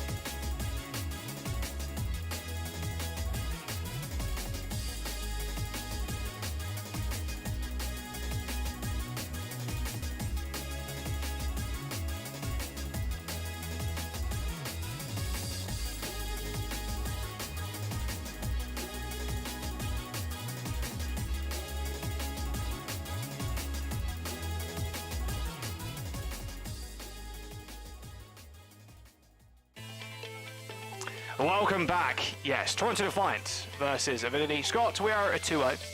Okay. We're kind of in between stage right now because we could go to map 5, but unfortunately that doesn't look like it's going to be. I mean, Avidity, they're kind of outmatched here by Toronto Defiant, but I like what you said before we went to break. Like, you just got to prepare for that second place match, right? You got to prepare for your opponent coming up next, because you want to make it out of the group, you want to make it to the bracket stage in the main event. That's what you got to look forward to, because you know Toronto are coming first. There's some probably valuable lessons you can kind of learn against this team as well. Yeah, there's so many micro things that you see a better team do than you that you can take away, right? Like Pella, let's use them as an example, because the issue that they had is every time they tried to take space, they were just taking an insane amount of damage. And that's something that you might not always be punished for from weaker teams, right? So it's about learning the windows in which you can get space, take that space, and use that as an advantage. So really just try and take all the little things you can as an individual and as a team. Just have fun with it, move on. They're going to go over to Dorado, another map which is going to be difficult, a Winston, an Ash map, so we'll see. I expect this to play very similarly to Eichenwald, honestly.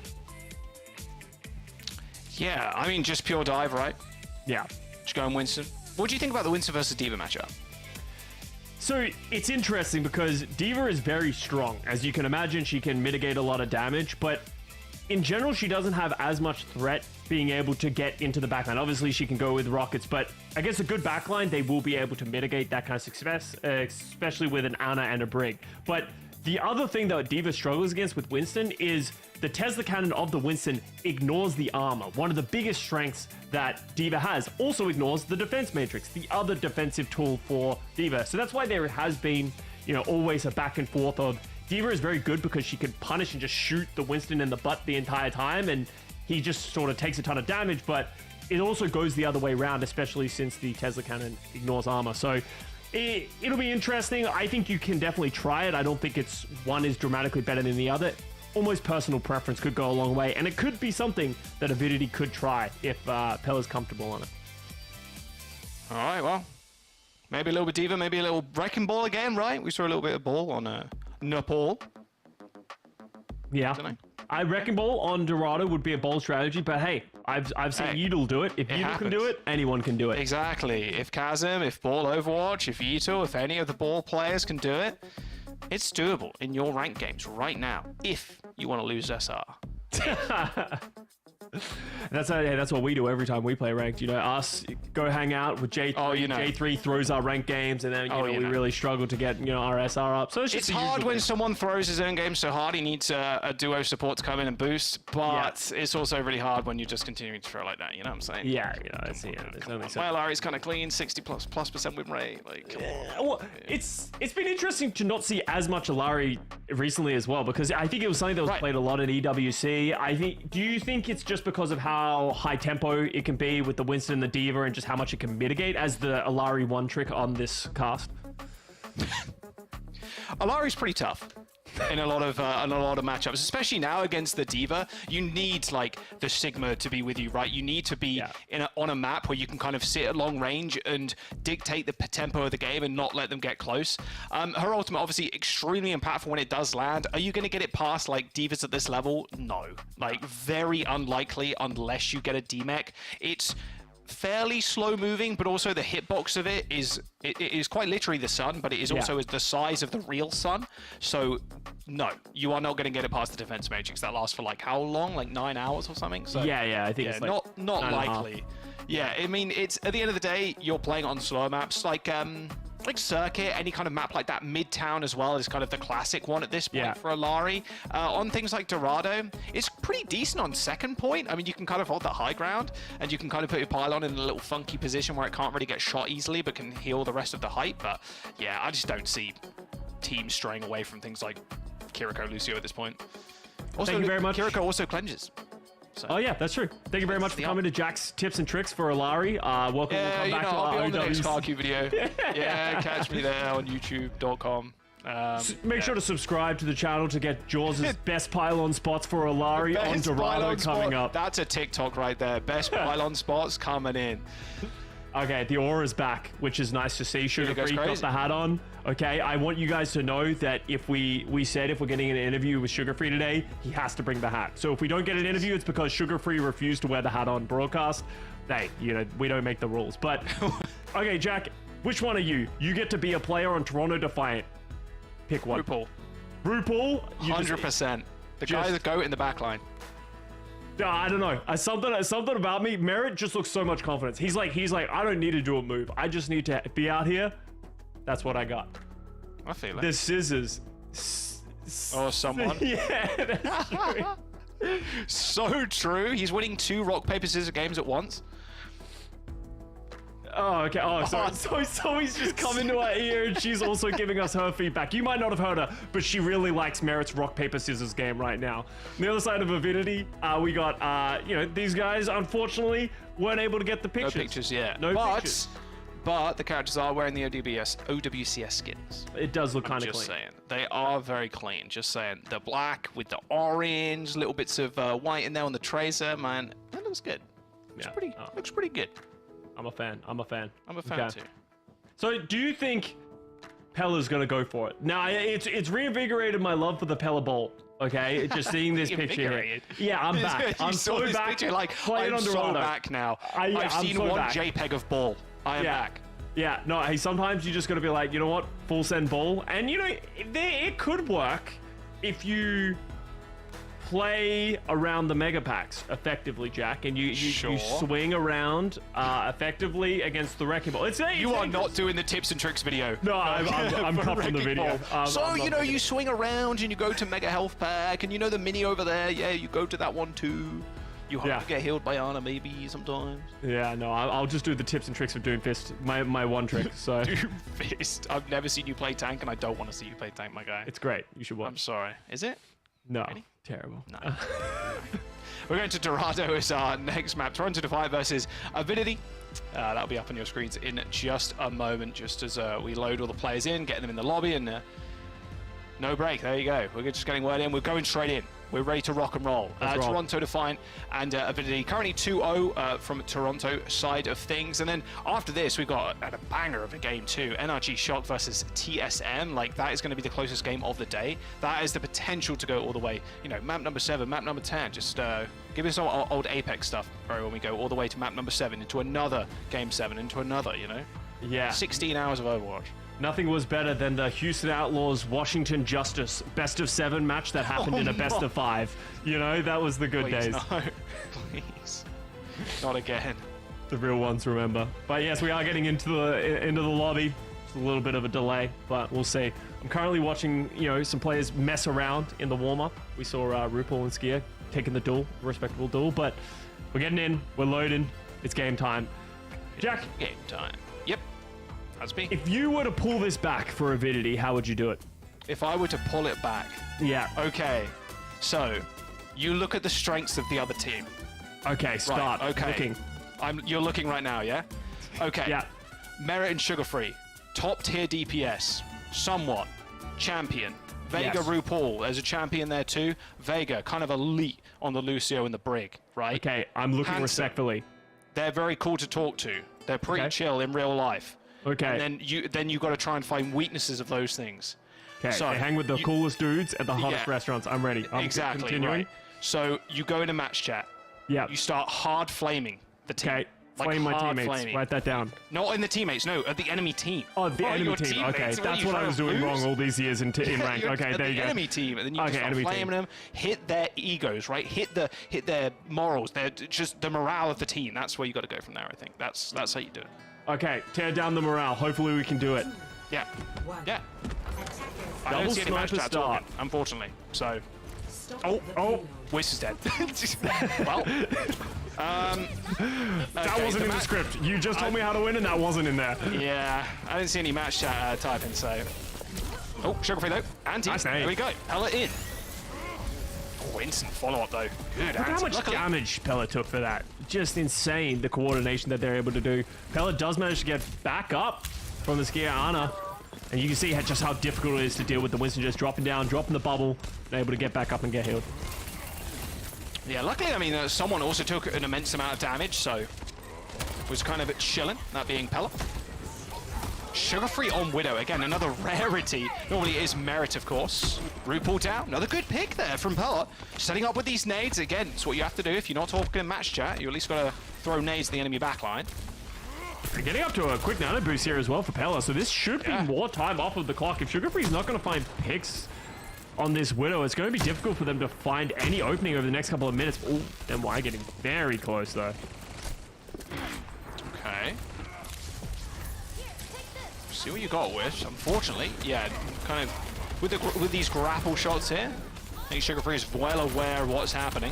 Unfortunately, that's not a fair Widow duel if you've got someone using Primal Rage straight in front of your face. Took a little bit longer than someone would have liked there, although that rally and all the packs and the healing thrown at the Widowmaker made sure to extend the suffering, unfortunately, for a bit. 2 minutes and 25 seconds to go. Scott, Toronto Defiant, still moving this payload too. That was basically someone versus the world there in that corner, and someone was winning. Yeah, that's a pretty consistent theme for Toronto Defiant, unfortunately. He's just so good at just creating space. And as you saw, the rest of the team didn't even need to give someone that support. So they're able to push the cart the whole way through, and that's only one team fight win that Toronto Defiant needed to get that first checkpoint. And now they're trying to get even more aggressive. Choke out this Avidity roster. Don't let them take this high ground for free. Look how quickly they've assailed this high ground too. I mean, Vega has got the rally, no real need to worry, although Wiz gets one up on Sugar Free. quick and clean headshot for the Widowmaker, and here's the Primal Rage. There you go, Vega unfortunately pushed down to low ground, Nano Boost applied too, not really giving armor to the rest of the team, more like just a solo raid boss on the sidelines as Pella just tries to clear all of Toronto off of height and does so quite successfully. Double support ultimates there as well, used by Toronto Defiant just to keep Vega alive, so great Primal, and now they're going in with the Nano Boost. Ooh, Sugar Free. He's running. He's trying to get out of there. Luckily, he had sights. Unfortunately, Pella found no one. Doesn't going down. Yeah, and Pella. Well, the only thing they did find was that mega health pack. Good whip. And a nice whip shot too. Straight back down to earth, and there goes Avidity's defense just crumbling. And this might be a dangerous situation where once again, one team fight one for Toronto Defiant, and they might get the second checkpoint, especially with Sugar Free getting 2 kills on the back of that knee falling. There's no way they can recontest. Yeah, absolutely no way. Yeah, no other kind of sightlines there from Sugar Free either. Absolutely no way. Pulse Bomb and another Primal Rage. It feels like just 5 seconds ago I watched someone juggle the back line. Can't wait to watch it again. Yeah, NY is getting up to the rally, but we've seen so far, since the brig changes of the rally, it's difficult to stay alive with just the rally. So if someone hits a good juggle, which plot twist is probably going to happen, NY's got to be careful and will need the support from Skier if they're going to use that to stay alive. Well, sights have been activated. We'll see if Toronto are going to back off. Probably not, if I'm going to be honest with you. I don't think we care too much about the sights. Maybe Sugar Free does, but the rest of the team not so much. Yeah, Wisp couldn't even get away. I mean, that's just sad. That's a little rough. Someone with the Primal. Now, there's been a rally by Nenway there, but look at the juggle. There's absolutely no way you're escaping that. The armor just again prolonging the death of the Ana. Luckily though, Pella is going to go for the big trade. RuPaul also down. Payload struggling to move at this point for Toronto Defiant. Big kill by Pella. Getting RuPaul, that really stifles the push because all of a sudden they can't play as aggressive. You see Vegas trying to stay in the fight. And then because of a great shot by Sugar Free. Yeah, no primal activation there, unfortunately, for Pella. Size available from Sugar Free 2. He's got the grapple in a couple of seconds. He will be going to high ground. Nano boost for both sides. I think it's going to be about going first here. You can see the walls popped. Someone's going to try and get aggressive with this nano boost, stuff them into their spawn doors. Mad respect there from Eve, just making sure Sugar Free doesn't take their head off around that corner. Sugar Free just drawing so much aggro too. Using that taunt on the Winston there to drag them away from the rest of the team. 3 minutes to go. That sight does fade away eventually. And now it's Pella's time to try and turn the tide with the Primal of their own. Vega popping the rally straight into the back line with the help of someone. Clean up now for Toronto Defiant. Pella's still vibing though, jiving on the payload if you will. But unfortunately the rest of the team are long gone. Avidity defense fell. There's 2 minutes and 45 seconds remaining in the time bank for Toronto. Toronto just consistently the aggressors, and that's very difficult to play on the back foot if you're Avidity. What happens is someone goes in with the nano boost, which allows him to force out the nano boost of Avidity just to go onto Nenwai to keep the brig alive. And then they also had to use multiple other ultimates to just sort of stay alive. So if you're always playing reactive, what happens is you're just always going to be at the back foot. You're never able to sort of be able to stabilize in your fight. And that's why Toronto Defiant were able to consistently snowball every single fight over and over and over, so that every time they did use their ultimates, they were high impact and they got a lot of value, got checkpoint after checkpoint. All right, defense time. Where's the ball? Where's the wrecking ball? No, so you know earlier when I said wrecking ball could have been super sick here, I was lying. I think I was. Oh, you were lying on broadcast? No, I wasn't actively lying. I think I was misinformed more than lying. You were misinformed. Okay, buddy. You knew what you were saying. I was just trying to throw something at the wall, see if it would stick, but honestly, going down with the Winston ship, I can get behind it. We did see some nice shots by Wisps as well. You know, did get a couple of picks that open things up a little bit. So you keep leaning on that. There's always possibility. But it's very difficult when you have such a great backline of Vega and RuPaul. The Ana Brig is so difficult to get on top of when they have the defensive high grounds like they do. All right, payload rolling out now. As Wisps trying to find Sugar Free. Again, we talked about how just ridiculously oppressive Toronto Defiant are. And one of the main reasons for that is the flexibility. And I mean, Sugar Free and Merit obviously having a little bit of fun, swapping roles. Normally, Sugar Free is on the Tracer. Oh, nice what shot. a shot by Wisps. Wow. Sugar Free did not expect that one coming.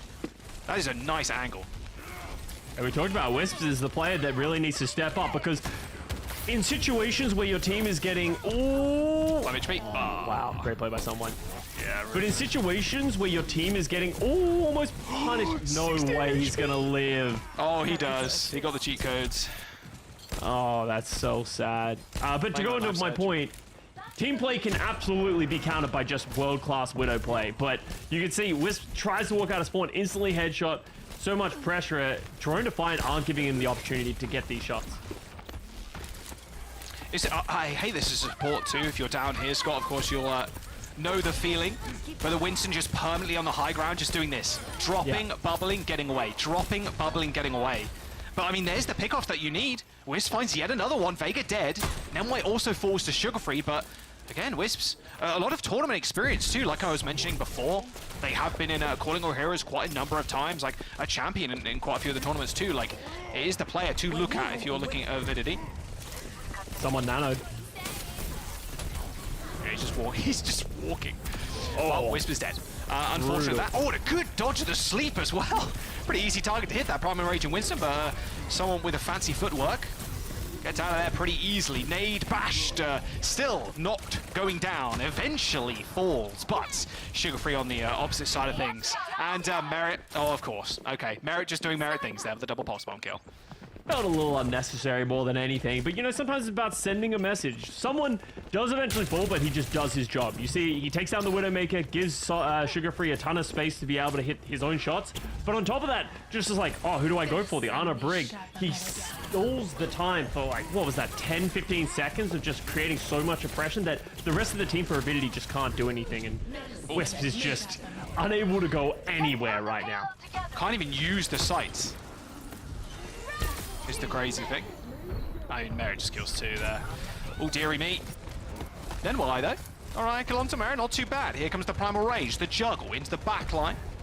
Vega kept alive by RuPaul. You can see that slowly but surely the health bar is just being whittled away.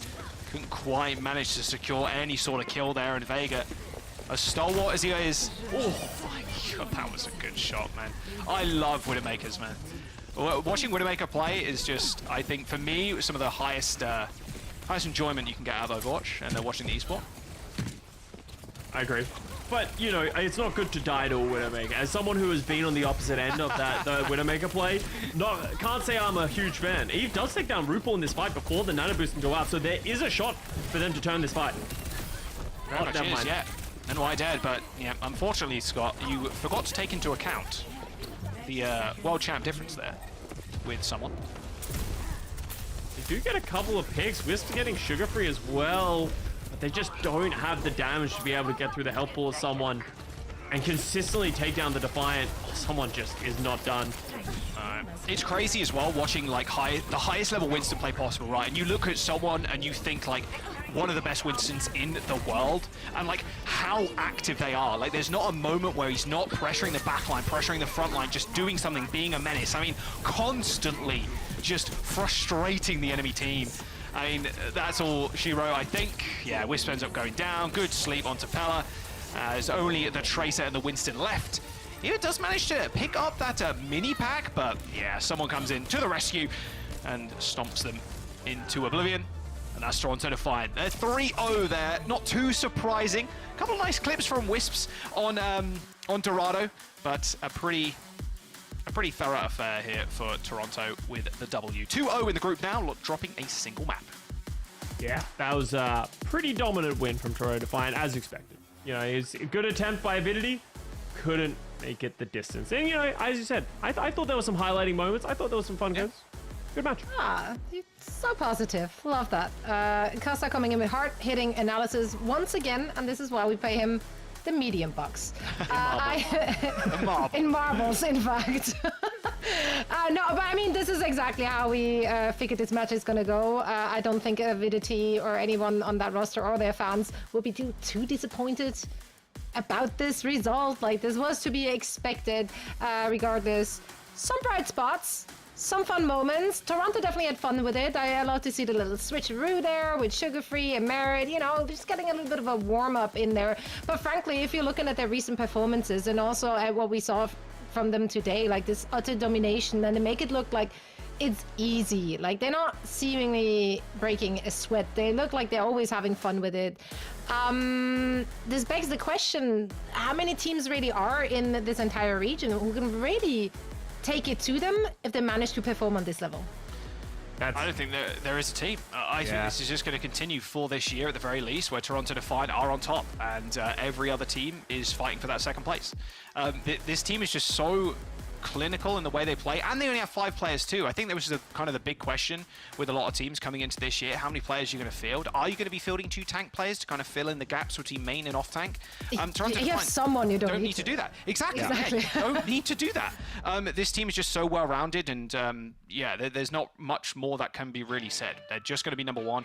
I'm curious what they think of who's going to be number 2, to be very honest with you, because you know they're going to end up taking the first place there. I frankly think they couldn't care less. Yeah, actually, you're so true. Actually. That's probably going to be, if we ask that, that's 100% going to be the answer. It's like, don't care. Whatever. Who cares? Yeah, you know, we'll ignore it. But like, the question is like, who do you scrim against in that situation? As a team that's like, you know, in North America, you got to play with a lot of like these opposition teams. They're just so stacked, it does feel difficult. I hope that we do see some of these other teams step up, right? We're about to watch, you know, NRG Shock, who picked up some good players, but how do you deal with the amount of synergy that the Toronto Defiant team has been building for the last, you know, 6 months? These players have, you know, some of these players have played for years, whilst, you know, a couple of extra additions, you've slopped them in, they're feeling good, they have the resources to be able to, you know, keep playing at this level.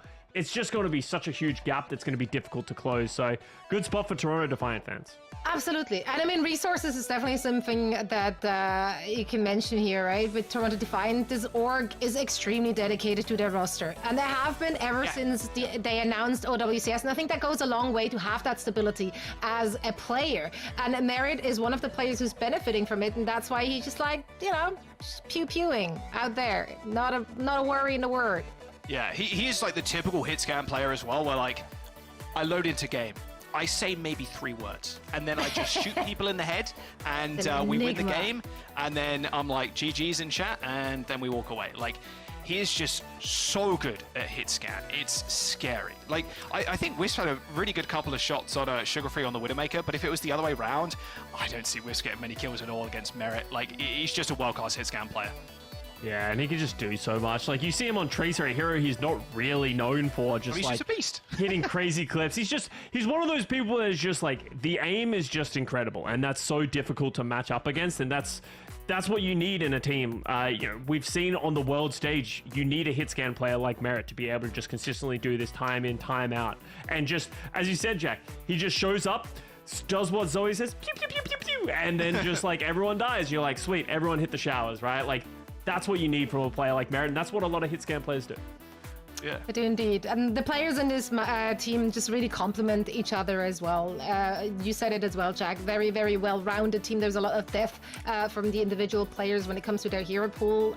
They're meta-proof. Like, I can't really see a scenario where they would be struggling. That said, you'll never know. It's Overwatch, so what do we know, honestly? I do know, though, that we have an interview ready, and that should be with Sugar Free. Yes. RuPaul? Show me the bands. Sugar Free. Yes, as per our request. First things first, should be congratulations, but it really is disappointment because you're not wearing the cowboy hat from your new official profile picture in OWCS. Yeah, I don't know, have you approved that picture? Yeah, I don't even remember taking that picture. I approve of it though. I missed the hat. I think it's still in Dallas. It's a good look on you, honestly. I appreciate it. Sugar Free, I did want to ask, you guys are like head and shoulders above the rest. Like, what other kind of competition in the region that you think is going to get second? Do you think like a TSM are up there in like securing a second place? Like, what other team do you think is strong, obviously apart from yourself, that will be vying for that second place position? I think it'll just be between Nightmare and NRG. I think they're going to have a dogfight. Every other team is pretty much like the same except for those two. Yeah, right. There's not too much competition. Well, I want to go more global because obviously, you know, you're pretty confident in NA. How do you guys stay motivated, right? Like you guys, just had a great Esports World Cup performance, but you guys want to be the best in the world, obviously off a rough Dallas performance. How do you guys stay motivated to just sort of like get better every single time so when the time comes, you can play at that level? Stay motivated. I mean, that paycheck's hitting pretty nice. Nice. Support. Holy Love hell. that. Yeah, that's about it, really. It's all about the There's not, marbles. like- One last question for you. Honestly, that's a valid answer. You don't even need to elaborate on that. Sugar-free, one last question. I mean, I guess that goes hand in hand with the motivation thing. It's more of a, who do you scrim? Because I sense that you do feel like the rest of NA is not really real competition for you. So obviously, where do you go? What do you do? Like, how do you make sure that you keep on improving and not just rest on your laurels? We give some NA teams a chance every once in a while, but like we mostly just scrim the European teams like ENCE and SSG. It's kind of annoying having to play on ping to play against them, but I mean that's like the best competition we can get without being in Korea. You guys ever made an effort to try and scrim Korean teams, or is the ping just like absolutely? It's unplayable. It's too tough. Too much. Oh well. But so far, it's been working out for you guys. So we hope to see more of the dominance we just got to see, and of course that you guys have fun along the way, alongside with the paychecks. Sugar-free, thank you so much for joining me. Bring the hat back, and best of luck in your next match. All right, thank you. Cheers, man. What's the point if the hat's not there? I don't know. I didn't want to say it to his face. I didn't want to say anything, but it felt like a miss. Okay, if you're out there, Toronto Defiant Management, figure Management, please. That's the hat right now from wherever it is in Texas. I think it's interesting to hear, though. Obviously, like if you are on top, like there is a real risk of falling behind. We've seen that in the past from other teams, right? Because you just don't get the same level of competition in your respective region. So it's very easy to fall into the trap where you just feel so secure that you don't feel like you have to be involved anymore. So it's interesting that they do get their scrims with ENCE, SSG over from the NA region or the EMEA region. It does make sense. Well, for now, let's take a look at the Group A bracket to see where we're at. Obviously, Toronto Defiant are the very obvious first team to get out of that group. Oh yeah. Now the big question is, of course, who's going to be the second one? Do you feel like there's a clear favorite here? I don't know. I mean, Avidity did have a nice game, like that 3-0 earlier on in their group stage.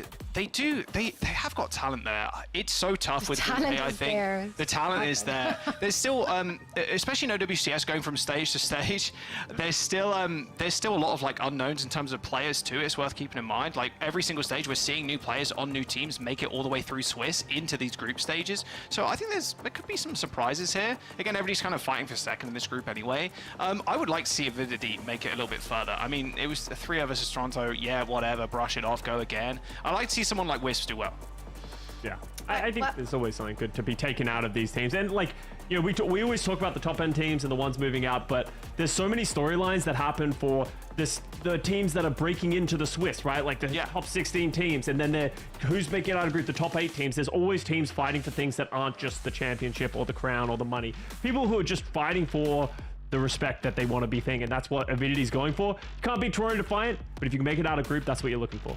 Yeah, just for the individual players to put their name on other people's radars, We've definitely seen teams that did not manage to advance into the main event, but then still individuals would get picked up by other teams because they see something in them.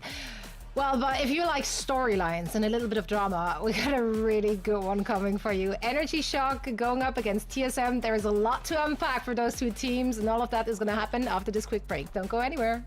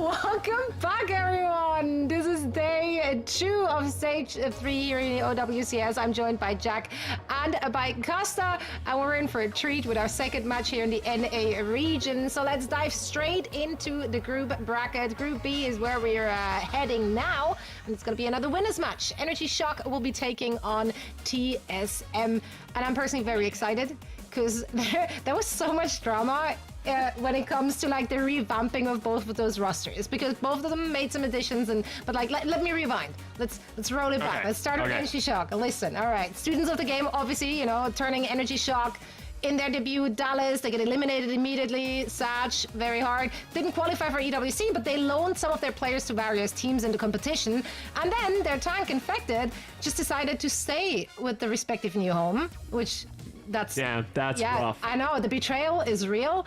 And then Energy Shock was basically left 2 weeks to try out new main tanks. But then suddenly, Kellen enters the scene. Where has he been? Kellen. Actually, so that's obviously a super fun storyline. But then also we have them benefiting from the disbanding M80, right? So one man's trash is another man's treasure, and now I just called the players trash. That was not the phrase to use here, but you know, the idea. Yeah, you get the idea. No, they've got some really good players for their roster. And TSM on the hand, you know, great to see TSM coming back into Overwatch after 8 long years. They signed the Timeless roster towards the end of our last stage. And that's also, by the way, the Timeless's new roster is the roster that kicked them out of the Face It League Season 1, so that's funny. Love that for them. Yeah, they also made some changes, of course, to their roster, but now here's the drama. Ahead of these stage 3 Swiss stage, Nightmare actually bought out CJ's contract with just hours, literally, before the matches started. And then TSM signed Renko from Fluffy Aimers, which is now Fluffy Dreamers, to replace him. And that indirectly actually led to the disbandment of Pirates in Pajamas after their flex support, Divinity, already moved over to FA to fill Renko's old role. So there you have it. It's like, this is a whole like soap opera in itself. I know it's a lot. That was a long mid-season break. There was a lot that happened. Long. And the only question I have is, why is Lep Zaya? That's the only question that I came out of that whole story. What about PG on Hog? That's a big takeaway. You know what? I'm here for it. No, I love that. That was honestly, that could be a soap. You could turn that into a TV show, you know, with a lot more drama and, you know, that kind of stuff. I would watch it. I would watch it. Yeah, emotions will be boiling over. It's love drama. Yeah, I was gonna say it's Coronation Street or Emmerdale or something, but it's OWCS in the big gap between stage 2 and stage 3. I'm here for it, actually. It honestly felt like a goes crazy like at that new time. season at this point. I'm wondering where the community is taking this one. So if we can take a look at the community polls. What This has got to be close. Make a guess. May I take a stab at it? I honestly, I have to think Energy Shock have gotten better with the additions, right? You know, they got Kellen. Okay, never mind. Apparently, chat disagrees with me. The addition of Tree and Ultraviolet. Oh, okay, never mind. I'm getting in my producers. It's the opposite. Okay, so they were trolling me. So just everybody, calm down. No, people don't believe in TSM as hard as we thought. So, you know, but TSM, you guys got this. I believe in you. I believe in the 89%. But they're home wreckers. We're really getting into this soap opera stuff. I love a good redemption story. You know, they realize the mistakes that they've made, and now they're here to atone for their mistakes. Yeah. Yeah, The redemption arc for them. I can't wait for stage 3, OWCS, the redemption arc. TSM versus NRG Shock in the group stage. In the group stage. That's where it all started. Yeah, this might be one to call home about. I'm definitely going to tell my grandkids all about it once the time comes. Very excited. Very excited to see what those two teams bring to the table. Just composition-wise, where do you think either of the team is going to take it? Do you feel like we have a compositional mismatch on our hands potentially, maybe?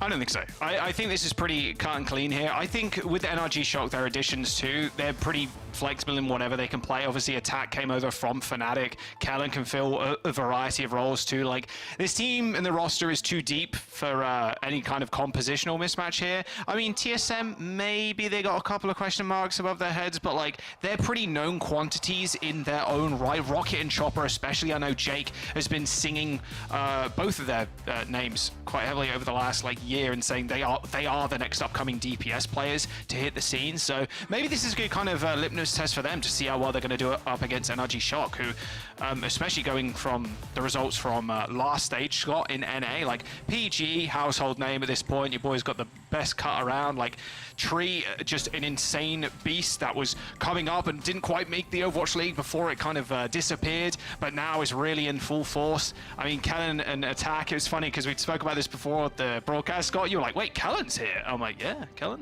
Yeah. He's hanging out, man. He's doing well. Out of left field, Kellen is just playing for NRG Shock, you know. Yeah, it's pretty sick. You know, I didn't expect it, but I love to see it. Honestly, the storyline that I'm curious for this matchup, as we do see a compositional matchup, is Timeless. Now TSM has a lot of experience playing together, while NRG Shock, they've made a lot of roster moves. Will the experience of playing together trump a lot of the individual skill that the NRG Shock team has picked up? Love me some Alari. And Gore was seeing at least a little bit there. Thank you, Rack Attack. My God. I bet Rack Attack's hoping for Life Weaver buffs next patch. No, yeah. No. Silly hero season, I think I saw him tweet. Oh, really? And so it's Rack Attack's time, so maybe we should invest in the NRG Shock stocks right now. But you can see them poking and prodding. They have a very poke-heavy comp with the Ashe and the Alari, but TSM's more than happy to just sit here and wait this out. Yep, looks like it. Oh! PG getting a large amount of damage down the IC with the Dynamites. They're slowly making their way in. NRG Shock are now getting over the backline. PG under a little bit of fire there. Throws a Dynamite towards the Echo, but it's Lep and Icy that come up with kills initially. Rack Attack, PG dead. Icy just trying now to get himself back to the point. Put some pressure there, get some free percentage points. And with UV dead, that's NRG Shock making a swift exit.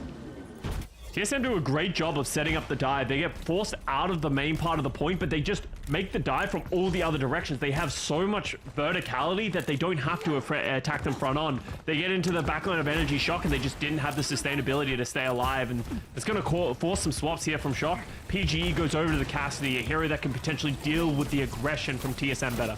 It's rough though. I mean, you're running into Renko's rush. You want to imagine they're going to use that pretty early, knowing that the supports from NRG Shock are not too far behind on their ultimates. They don't have to do anything. They can just wait on this point. They're getting the percentage points, and with the Alari, Rack Attack's just, you know, waiting here for the pylon for the dive, but TSM's just happy to do nothing, but now the rush comes. There's the rush. Lep's already dead though. Now the boost onto PG. There's the duplication onto the Winston. Now PG has to deal with not one, but two tanks. Unfortunately for PG, he is going to survive with 7 HP. NRG Shock, they're going to come back. Although King just finishing off PG, a bit of an overstep there. You thought maybe you want to get healed up first. Point has been flipped though, as NRG Shock are in control, but TSM are going to make it tough for them to come back in now. Icy with a quick remake there, Scott, and Rocket now holding the doors. Yeah, NRG felt like they had that teamfight won, but they tried to get aggressive to punish the rest of the players for TSM, and they were just able to hold on, get a couple of great picks, and all of a sudden, only 11% on the board for Shock. Maybe a bit of a mistake. As close as it could be, right? I mean, that's a pretty almost instant flip. Kellen with the Primal Rage. Be engaged though from Lep. Yeah, PGE again the target for TSM. Primal and Kellen just trying to do some work in the backline, but look at that, everybody just jumping away.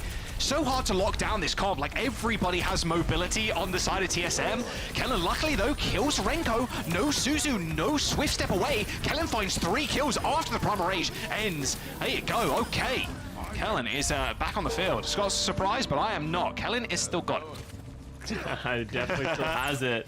Honestly, TSM, I liked the idea of the aggression, but the beat was so early, and that did give them their first pick, but they didn't have the sustainability to continue through that fight, so maybe a little bit too aggressive. But the big thing for NRG Shock now is they have a lot of ultimates coming up. They're going to have 4 ultimates, both support ultimates, so they should be able to sort of mitigate the aggression from TSM, and that's why TSM trying to force their way to the point from the outside.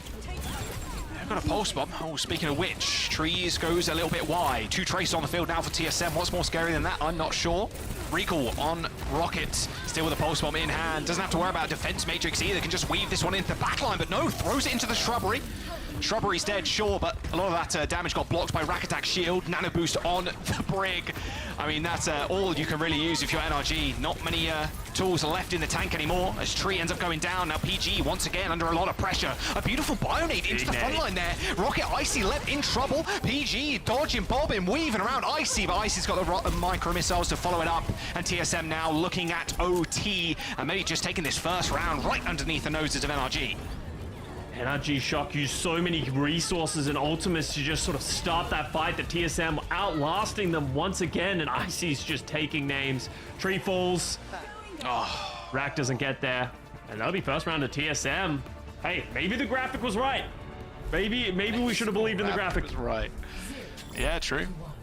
That was a very cleanly played round there.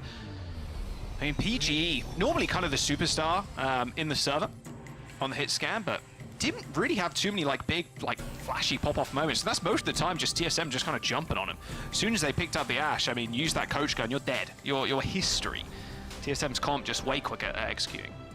And honestly, it felt like from just that round, it did lean into what I was saying, where TSM, they were just playing better together. The way that they push and pulled in those team fights, able to live through disadvantages, really just caught NRG Shock off guard. It felt like NRG should have had more advantages than they did, but kind of squandered them just due to some great working and utilizing of the macro game from TSM. And now, Mauga May Reaper. Oh yeah. Oh, and Moira. Wow, this is a comp.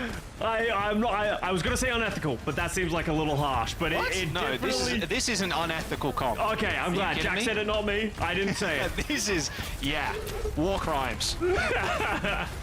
War crimes. The composition. There you go. Everybody's got a lot of sustain, a lot of sustainability, and you just want to run at them and shoot them, Scott. It's the WM1 comp. There you go. Maybe not the war crimes comp. It's WM1. And you can see they just want to go with the wall, TP into it, and just go hyper aggressive. Like, how do you do anything as Shock against that? Because every single one of these heroes on the side of TSM has a way to save themselves, get aggressive. So any one player that the Shock decide to focus on, they can just use a cooldown to stay alive. And that's difficult because TSM's just going to keep running at you just like this. This is silly. Look at PG. PG needs to get out of there. Needs to get off Ash, honestly. Yeah, seriously. Where'd you go if you're PG in this instance? Because, PG normally hit scan player, Cassidy, Ash, Widow, anything, all the above kind of thing, Soldier Cassidy's even. okay. They obviously have a May already on the field. It's just going to be really difficult to stay alive. Honestly, Reaper of your own, just something that's going to allow him to step up but not be punished as soon as he gets in. You can see them trying to bait this wall out for the choke. But Rocket, even with the wall, has the Blizzard. Oh, no, a little bit of a forward wall there. Oh, straight through the window. Have some of these apples. Bob's coming in. Here you go. Now Bob's time to play. They actually managed to kill Icy. That Winter doing a lot of work there for Ultraviolet and the rest of NRG Shock. Rack Attack trying for a little cheeky boop. Sees the Reaper hitting the TP. Still, they haven't won this fight, Scott, and TSM still control the point. It's been a hard-fought one. And again, I want to bring up that point that you just made at the top of this map, right? TSM... so well drilled, so well organized, and they're playing as a collective, and that shows how much experience they've had together as a team. The comp they're running right now, you have to have that. Because if one piece is out of whack, you are just going to get rolled over. And yeah, you actually saw the reason they lost that last fight is Rocket's wall was just a little off. So if he can clean that up, you can see he's looking for PG, wants to find any way to isolate a target. Oh, beat engage once again. Wow, yeah, they're going to split the entirety of NRG Shock there. Blizzard now for NRG Shock with the spin to win. King in the front line. Everybody taking damage from that one. And now PG in a whole heap of hurts. I mean, look at that. Everybody from TSM, each one of them can chase after PG, chase after a high damage dealer. It's really rough for PG on this Asher right now. And now they're just playing with their food just a little bit. Nice damage there from Lep on the Lucio as the point is going to get flipped. Really well played by Lep. Gets 2 kills on the outside, also isolates Tree. Do a phenomenal job of just getting in. The only thing TSM need to do is get in, right? Because if you can get in, get on top of them, there's not much that the Shock team are going to be able to do sustain through it. No ultimates. They have the window, but you can see they're just so afraid of this wall as soon as they try and get through this choke. They are through. Venture pick up by Tree, but PG's already dead. It's a window, but it's a solo one. Ultraviolet is just firing through it, and look at those crit markers from Icy. That's about it. I think that's pretty much over now, Scott. I mean, Rocket said sure, but again, touch the spawn door challenge. Wait, Luckily, though, rack attack. He got the flip, Scott. He did, but he's dead. Yeah, maybe they can get some good store with Venture or Tree, but it's going to be so difficult. PG with a Bob, just throwing Hail Marys here. Yes, Scott's trying to come up with answers, but unfortunately the test is a little bit too hard for him. Kellen does manage to get the touch. He can continue to do so, still not getting focused down, but classic wrecking ball at this point. I'm going to swing around the point. Please, team, do something, get kills, or we're going to lose. And unfortunately, the map is over. TSM gonna clean up NRG Shock, a 2-0 on Lijiang Tower. Maybe the graphic was right in the end. But what a fantastically strong start. I mean, NRG Shock just looked, and this is like not on their player value at all, but like, or the name value of the team, they looked a little bit lost, which is extremely uncharacteristic of the squad as a whole and the players themselves too. Yeah, I think that I really like the idea of the Malga as much as, I questioned, some of the, the authenticity of it and, how much I like it as a comp. It did exactly what it needed to do. Those types of things throw the opposition team off balance. You could see NRG Esports, they just didn't really know what to do. They're just sort of getting stuck at the choke. It felt like every time they were having to use cooldowns earlier, they just weren't able to get PG activated, who is really a core part of this team. So TSM showing that experience and that teamwork and taking a very convincing first map over NRG. Yeah, I was surprised to see if we were gonna have Malga more in the meta, because D.Va kind of deals with Malga pretty easily. After the cardiac overdrive change, it being very, very short now, and then D.Va's Matrix getting kind of buffed to high heaven, in all honesty. I can't imagine Malga kind of fitting in the composition, but you play the comp so differently now. You're not just like only playing on the cardiac overdrive. You're there just to be a wall, and then your ult just wins a team fight straight up, and you just set your whole team up to kind of just push in on these kind of Mei walls. But yeah, Lijiang Tower, it was just kind of the perfect one for them to go to if they had this in their back pocket the whole time, right? If they went to Gardens, do you think we would have seen this? I don't particularly think so. No. But again, this kind of shows how powerful TSM are going to be in this group stage if they kind of keep this up. The flexibility here, complete comp swap, is super clean. Yeah, and it's important to have bags of tricks like that when you're playing in these types of tournaments, because if you show a little bit of unpredictability, it's very difficult for people to prepare for you and understand what you're going to do, and then you can take rounds, you can take maps from teams that are potentially favored like this one because you're just playing well. But even outside of just the Malga composition, the D.Va play looked really solid. The way that they were diving with the D.Va and the Echo, the way that they were setting up their dives was very clean. So it becomes difficult for NRG Shock as well to go to a map and choose a map, because it's like, do we really want to go to Flashpoint? What if they play Malga again, right? Maybe do we want to go more to a push, a map where there's more pushing and pulling? It gets very convoluted and complex to think about it. So if you're NRG Shock, you need to reset, find what you want to play, and sort of, I guess, regroup after what felt like a very tilting first map.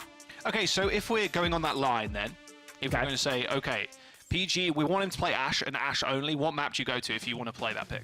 You have to go towards your Dorados, your Icon Bowls, right? We just saw that from the Toronto Defiant. Those are maps that you can't really play these fast ground compositions. You need to be able to provide high ground. You need to be able to set up. You can get PG in these high grounds in a situation that you're going to have to force the opposition to dive you, which, as we just said, TSM have shown proficiency in, but it could be more difficult to do on a different map where, you can sit him up on the high grounds and the rest of the team can't follow up as easily. All right, we'll have to wait and see where we go. I do much prefer this kind of loser's pick and any kind of mode too. It's been forever, I think literally forever, since we've had kind of an open map pool in that regard. So it's nice to see, we're not just going to hybrid as our next, then Flashpoint, then push, etc. We can kind of take it anywhere. There's a little bit more. You can kind of focus your team as well on these kind of maps that you're able to kind of pop off on these high grounds, like Dorado. There you go, like you said. So yeah, NRG Shot going here, PG on the Ashe, maybe a little bit of Widowmaker, which would be kind of fun. And then we'll see what TSM want to bring out as well. Yeah, and this is where the mind games come in from the loser's pick, as you said. You're able to choose this, and then if this does go towards NRG, you get this back and forth of the teams choosing maps that really suit their style. gives better series, more competitive series. So love to see it coming in here for OWCS, and I love to see this pick from Energy Shock. I just talked about it. I think this plays into the way that they're looking to play, even with the Alari almost, right? You said there's a couple of pylon spots that you can set up. It can be difficult to do. Yeah, you can do it. It can be difficult against a really solid dive, but if they know how to play it and they know their ways and they know the pylon spots because they've been watching Jaws' tips and trick videos on OWCS, they can make it work. So true. So true. Just put it on one of the cactus and you'll be fine. Yeah, I think there is a big possibility that you could see the Alari here. Also, it's worth mentioning too, Energy Shock have a big roster. 3 DPS, 2 tanks, yeah, very true. Right? So we might see some substitutions. Obviously not in this one. It's going to be the same 5. Tree, PG, Callan, UV, and Mr. Rack. But TSM on the offense, Energy Shock on the defense. There we go. Yes, I wanted to see this. PGE on the Widow, and then UV on Ana, Rack on the Alari. Interesting. Alari, Brig. But the thing about this that I think is really interesting from TSM is Chopper's not in. You know, Chopper and I have been beefing for a long time. He doesn't know we're beefing. I'm beefing with him because he boomed me out of the Timeless Trials way back when. So, you know, King and I, you know, I'm surprised they're not seeing him because outside of our beef, he's a phenomenal hit scan. He's been so good. Really? But King is coming in to play the Widowmaker here. It makes me wonder if they want King for the flexibility of being able to go over to an Echo if things don't work, you know? So it gives you the options if the Widowmaker duel isn't paying off. Ooh, almost hit the Wisp shot there. That was close. Yeah, he's actually not even going to start on the Widow. Echo. Yeah. Echo is so strong in this meta too. Just how powerful tanks are. Like, it's just such a powerful dupe. Winston, D.Va especially. Like, I mean, we had a game the other day, Scott, where we had Echo on the other team, 2 D.Vas dupe, and I cannot do anything. I cannot shoot. Yeah. It just gets so hard, and I'm curious to see how PG is going to do with trying to hold this space, because he's got to be careful of the dive bombs from the Echo just sort of hovering over the roofs, coming down, assassinating you with a little bit of follow-up, because TSM, because they don't have that long-range hit scan presence of not playing a Widowmaker, they really need to just set up their dives, take as much space as you can, and then go. You just see Icy's bubble placed down there. That's a window in which they're not able to go aggressive as they wait for the rest of the team to show up, but you can see King really wants to fight for this position. Oh yeah, that was quite lucky that PG was mid-grapple as he took the shot on King. Such a nice position though, but like you said, you want to take every single inch possible and then go in for a full-on 5-person dive. Slowly but surely making it, but they're just bleeding time at this point because Energy Shock don't need to do anything. Yeah. And that's it. Like, PG is more than happy, completely safe, sitting on this back high ground. You can see he's just standing in the open because there's no one on the side of TSM who can apply any pressure unless they set up an effective dive. And now they have to throw in the nano boost to get Icy in. Pulse bomb from Tree going a little bit wide. Icy nanoed on Rack. Still has to deal with that armor and, yeah, has to back out. UV and Rack can just sit there against Nano Winston. Good luck. And Kellen the Felon, oh, he's going in. Criminal things in the back line with that King going down. So low, doesn't matter. And then PG. Oh, what a shot onto Rocket. Oh, Ringo goes down too. Another one. PG is what I'm saying. His Widowmaker, it's just a wonderful thing to look at. And this is what we were talking about with the map dependency to play around PGE, right? Put PG in a position where he can hit the hit scan, and you can see TSM is finding it incredibly difficult to get into the fight to be able to put pressure on. Icy got a nano and then also had to primal to even try and get close to PGE, and even then wasn't able to punish him, and PG gets the double kill. So that's a lot of ultimates out the window here for TSM, so they're running out of options with only 90 seconds remaining. Duplication coming up though for King. It's only 5% away, Scott, or so. Here we go. PG looking again. No bubble for Icy either. It's going to be a hard-fought battle getting across. PG just sending out the 20% shots. I mean, why not? You're focusing Icy down. Icy now has to back off. Nano boost in. Kellen in the backline once again. Just dodging around Lep. Lep ends up falling to Tree. Was looking one way at Callum. Tree was in the other direction. And that's your rally gone, Scott. I think he was greeding, didn't want to have to use the rally, thought that it was only the Winston who was going to be pumping out the damage. The trade back onto Tree gives TSM here a window where Lep is going to be back and Tree is not going to be here, so they're going to take that window and they have the nano boost. Look at him. Oh, what an angle! That's my Dark Lord. UV down, Renko 2 is a trade. 4-on-4 now. Duplication from King, not getting anything. Tree able to chase it down with the help of Lep, who popped the rally. You don't need heals when you got that overhealth. Kellen and PG coming up with another couple of kills, and with only 20 seconds to go, I mean, with TSM, they're not in this fight. They've got a nano boost, which they wanted to deploy to maybe win that next one, but that's the only tool that they have now. Yeah, this is going to be so difficult. They're going to have to use these cooldowns and this ultimate probably to just touch the point and get position. But now PG is going to be completely free to sit back here, take shots. Someone needs to get on this man, otherwise he's going to rip your team's heads off. Yep. No C9, Rose isn't here. All good. Now boost on to Icy. Just a couple of headshots set in. I mean, he's already dead. Damage. PG, what was that? 1, 2, 3 headshots almost? Done and done. PG down, finally. Rocket takes him out. Kellen's still in this fight, though. A lot of sticky bombs and a lot of damage, but UV and Rack are on the case. However, unfortunately for the rest of their team, they are falling thick and fast. TSM are finally making their way through onto this first point. Icy's nearing this primal rage. That's a lot of sticky bombs. Surprised UV didn't die just to that, but it is Rocket's swift blink smack will take out the Ana, and there we go. Struggle street indeed for TSM, but they still managed to make it done. OT, and now 2.5 minutes to move to second. Just by the skin of their teeth. PG is going to switch over to the Ashe. I like this decision. Widowmaker can be very difficult to get angles here because there's so many flank routes. So play the Ashe, play around your team a little bit better. So we'll see how that'll go, but TSM used so much of their time bank just on that first point. The saving grace they do have is they got Icy with the Primal Rage, they got King with the Duplication. They should have the tools to be able to dislodge NRG Shock from the high ground. They got the tools, but UV's got the nano. Tree of the Pulse too, can't count out that. Can be a difference maker. Look how far back UV is sitting as well. Really nice position. It's going to be tough for TSM really to get on top of UV. Curious who King goes for the dupe. He's just gliding over the roof right now. Spots UV, trying to go for the silent assassination. That's a lot of damage. Big Pioneer in the back. Only hits one in the end, but where's the follow-up? UV shrugs off the anti as King recoils. Same with Icy, who is also antied on the approach. So that duplication got all zero space there for TSM. It did at least force the nano boost out of Ultraviolet just to keep PG alive, so that's a tool that Kellen will not have in his back pocket to be able to go aggressive. Pulse Bomb goes onto Icy, I believe that, and the nano was returned in kind. Yep, there's the nano primal rage. Rack attack just trying to save UV. I think UV needs too much saving, to be very honest here. Sleep Dart miss, but it's all good. That stun from the rally made sure Icy had to get out of there, and unfortunately, as he was trying to escape, PG followed up with a kill. Only a minute to go.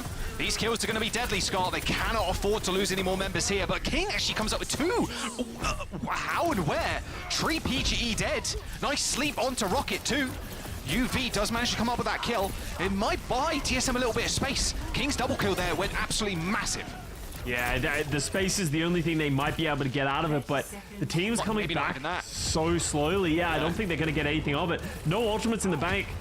King maybe coming up with a duplication, but you saw last time, it's just so difficult to do anything. The backline of the NRG Shock is anchored on this high ground. And what do? You need your team to get up there, but Tree's already taken out Rocket with 12 seconds remaining. Oh, a little bit disrespect there from PG. Jumping down to low ground, deploys the Bob. It's a 6-on-5 now. That laser beam just isolating UV, and a duplication onto the Ashe as well. A free Bob if King gets some damage in here. Has to use that coach gun to get away from the ascending members of NRG Shock as Kellen has to jump away. Still, once again, narrowly avoiding death. Manages to get out of there, refuel his health bar, and maybe get sent in with a nano boost. Overtime is here, Scott. Both Winstons have been nanoed, and now it's about playing defense for both sides. They cannot let their backlines fall. A rally in the near future for NRG Shock as well. But there it is. Icy goes down, no one to touch, and TSM halted on second. Oh, that was an absolute dogfight, just going back and forth using ultimates.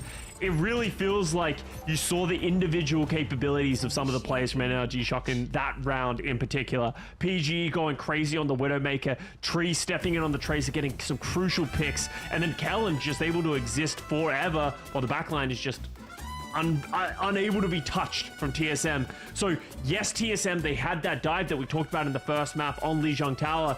It was crispy clean, but as soon as NRG Shock's able to get set up, it didn't feel like they were able to break through that defensive barrier. Yeah, I mean, even the first point was, extremely tough. Kellen has been around for a long time too, unlike Attack. Attack pretty new, pretty green in the grand scheme of things. Both of them actually playing on Element Mystic and Element Mystic Academy for Attack, and Talent too. I mean, they've been on the same teams pretty much the entire time, all the way through. NYXL, of course, for Kellen in the Overwatch League. But yeah, Kellen's been around since 2018, like start a kind of contenders era. Yeah. He's been through the ringer, and that's why it feels so interesting to see him on NRG Shock after so many years. Yeah, it feels like he's crazy, just, right? Yeah. I'd love to look at his Wikipedia page of teams that Kellen has been on, because I feel like it would be a laundry list, and a good list at that as well. He's so experienced at the top level, really showing that off, especially on Winston. It's a hero that he's been known for a very long time. Oh yeah. PG back on the Widow. Okay, I like this a lot. So you've got the Emerald gleam on it as well. Very cool. If you're going to play the Widowmaker here, I like it as well, but a lot of this NRG Shock offense is going to come and hinge on PG hitting shots, right? If he's not able to find any picks, what's going to happen is they're not going to have enough damage to really get the picks to be able to take down Icy, but that's the headshot that they needed, and all of a sudden there's a window. Echo is... You just can't hit Echo. When she's gliding down, there is absolutely no hope. The sticky bombs have already landed before you actually hear the character. But that headshot onto Icy really set them up for success. Tree with a nice triple there. Dive in with Kellen. Easy as that. And that's why the signing of Tree and Ultraviolet, that's a scary prospect for a lot of other NA teams. They're just so good at what they do. Individually great players. As much as you didn't get to see that all the time on M80, huge pickups by NRG Shock, but we are going to get a recent test from TSM, but Icy just can't hold up. Oh, good shot too. Patient there, waiting for Rocket to walk in front of that reticle. Yeah, like you said, UV is such a disgusting pickup for NRG Shock. This entire team, they are looking like number 2 right now. They really are. I said Nightmare in the pre-show, you know, maybe kind of punching to them. I would love to see that matchup. I think it would be a really good one. Have to see if TSM can kind of hold here. It's one of those things that NRG Shock just, they need to prove to everyone that they can do it, right? Obviously, disappointing performance in some of the last stages. They weren't able to hit the peak that they were expecting, but now with some of these additions, maybe that's the catalyst to get them there. Kellen goes in with the nano boost, unable to find anything, but just getting pushed away, and Ultraviolet was the one who ended up getting punished. All right, King, though. King's come up pretty large on this Echo. Just a crazy pick right now, I feel. The carriage is just so good in a tank meta, just with the ultimate, but also with the dives as well. See what they can do. I mean, they've got 5 ults pretty much for TSM. Yeah. So can't get headshot by PG, challenge. Like, well, it's going to be hard because you can see through walls. But, you know, it goes back to what I was saying from the first point, right? PG really needs to find either damage onto the Winston or find individual picks. Oh, he's going to go for aggressive things like this. Wow. That was very close. Renko almost going down. Icy has early rally. Icy has got Primal, yeah. Straight back down, hits the Primal. PG in trouble. However, seeing a whole lot of healing. A grapple in the palm tree there. Didn't exactly send him where they wanted to go. Oh, it doesn't matter though, because he's still got the kill. All good. Kellen with the Primal Rage does kill Renko, but it's going to be a little bit too much disruption here, I think, for NRG Shock to really find a semblance in this fight. Although Tree's got something else to say about that, as Kellen and Tree force TSM onto the back foot as the payload's going to continue to move over this last final bridge. That golden ball to victory so close. They got 3 minutes to work with as well. Yeah. NRG Shock, though, did use a lot of their ultimates in that fight. Even though they do technically win it, they just don't get a lot of movement here on the cart. So needs to hold up the shield left. Nano boost. Nice nano. Nice nano. Grapple still available though. Already low though. Doesn't end up connecting. Yeah, Icy. Again, just trying to go in with these nanos, but NRG Shock is so good at dealing with these nano Winstons. Rocket bails TSM out a little bit there, getting that pick on the tree. NRG Shock have got to be really careful about staggering deaths here because they're still holding an aggressive angle. You can see PG doing that here. Oh, taking the stickies. Oh, wow. That nade, yeah, that nade finished him off. All right, reset again, unless they want to go in super aggressive. Rack going super low. There's the nade from UV, keeping Rack Attack alive. PG over to the Ash. it's going to be very difficult to find space. You know, exactly like we talked about on Lijiang Tower, it's going to be very difficult to find the space to shoot. You can see they're intentionally moving this way just to potentially get PG in a spot where he can start free shooting. But they have to be careful because King can just loom above this roof and dive whenever, and the whole team's coming. The whole squad's turning up now. Renko throwing a nade around the corner. Oh, Tree with a pulse bomb on the wall, I think that was. Oh, PG, there's no way. Yeah, Icy juggling him off the point, but unfortunately for Icy, there's a bomb beneath him too. Slowly but surely, it looks like TSM are kind of losing control of this fight. Well, they have got the spawn advantage. Energy shot with a whole host of ultimates, and Lep going down. This is a bad look for TSM right now. They need Lep to be alive. They need this rally to stay in this fight, but once again, King bailing out TSM on this Echo. I mean, Rocket is also going to be able to permanently touch here, but slowly but surely, everybody's just getting picked off. A sleep onto Kalen is going to buy them some time, but unfortunately, those sleep darts not what they used to be, Scott. And there's only 1.68 meters now, and Renko can't get back in the fight. And NRG Shock, they're going to tie up the series. Oh, that was close. It was so back and forth, but unfortunately at the end, NRG Shock's ultimate's just too strong, just too many tools in their bag of tricks. And they're able to get there across the line. And you can start to see the NRG Shock that a lot of people were hoping for, what the 89% or the false 89% was saying. So the false prophet. The false prophet that we've been trying to spread on this broadcast. But that's 1-1. We got a series on our hands, Jack. The it's first not a 3-0 on the first week of like group stages. There's no way. There's no way it's happening.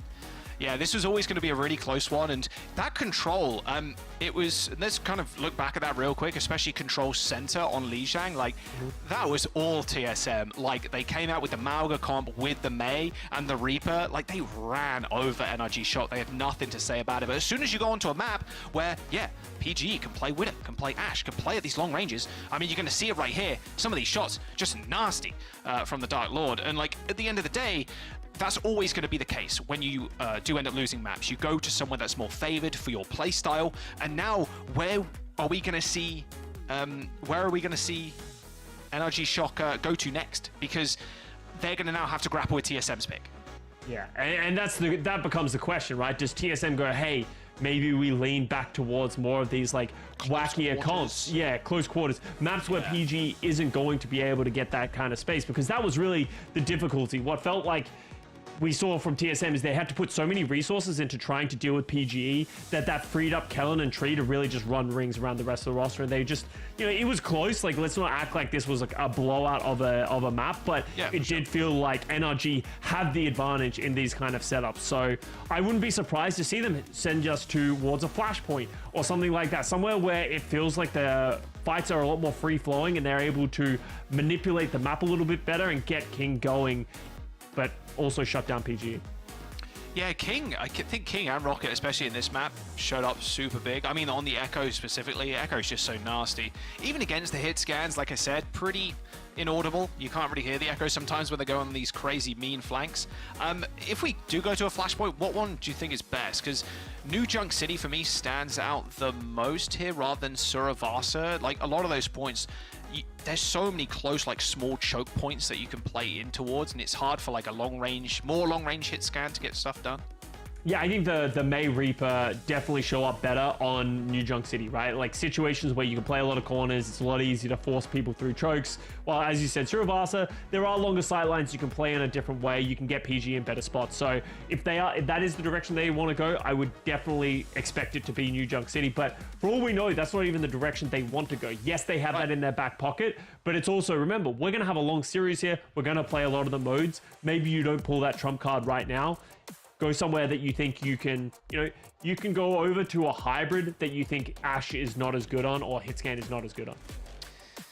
Oh, I want to say, like, what hybrid map do you go to if you go to a hybrid? Because I was thinking, like, Kings is like, Kings is pretty small, like, close quarters, choke point kind of heavy. But then you can still Third point's dangerous. Third point is really dangerous in those situations. How many times have we seen throughout the history of Overwatch where you switch over to a really good Widow or Ashe or anything and it becomes impossible to get to the defensive high grounds or even to get to the attacking team with that hit scan? So Kings is a difficult one. I think there are options. It just comes down to like pick your poison a little bit. And as I said, that map that we just played on Dorado, it wasn't one-sided. It doesn't need to be perfect. It's not like if we go here, we lose. It's just about individual adjustments and what you're confident in. When you're in these kind of matches, you can easily overthink. Go to Ike. I actually like this pick. As much as there's a lot of high grounds, I don't think hit scan is that strong outside of that 1 second point hold on the high ground. So I actually think this is a situation where Echo can get a lot of value. There's a lot of high grounds you can play off of. This might play better into what the TSM wants to play than what we've seen, from NRG Shock. Okay. Let's have a look what's going to go down here. I mean, again, maybe it's something that they've practiced a fair bit. I mean, do you play the Malga Reaper May? Probably not. But it's also a good map for Echo. It's a good map where you can dive, like, first point, pretty decent. You can hide around the clock tower, pretty oppressive if you do so. I want to know if Rack's going to go Alari, because it's also a very good Alari map. I'm just saying, Rack. I'm just saying. Every map's a good Alari map if you play well. Yeah, if you try hard enough, every map's a good Alari map. That's what I'm saying. Anything is viable as long as you play well, Scott. So the bearer of bad news that I think of the Alari dream is that I think Alari really struggles to deal with the echo and the fast-paced nature that TSM seems to want to do. So as much as I believe that Alari can be good here, against what TSM is doing, I think it's unrealistic. What about who's not even in the game yet? Juno. Okay, I like where your head's up. Speed also, no. Shooting people with your little blaster.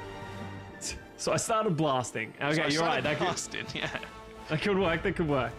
All right, so no subs for either team here as well. So yeah, I was going to say, I'm curious if we're ever going to see some substitutions here for NRG Shock. I would like to see Attack come in, but they're more than happy, clearly, we're playing Kellen Winston. And like you were mentioning before, kind of a hero he's known for a long, long time. He's been known as the Winston guy for NYXL, Element Mystic, etc.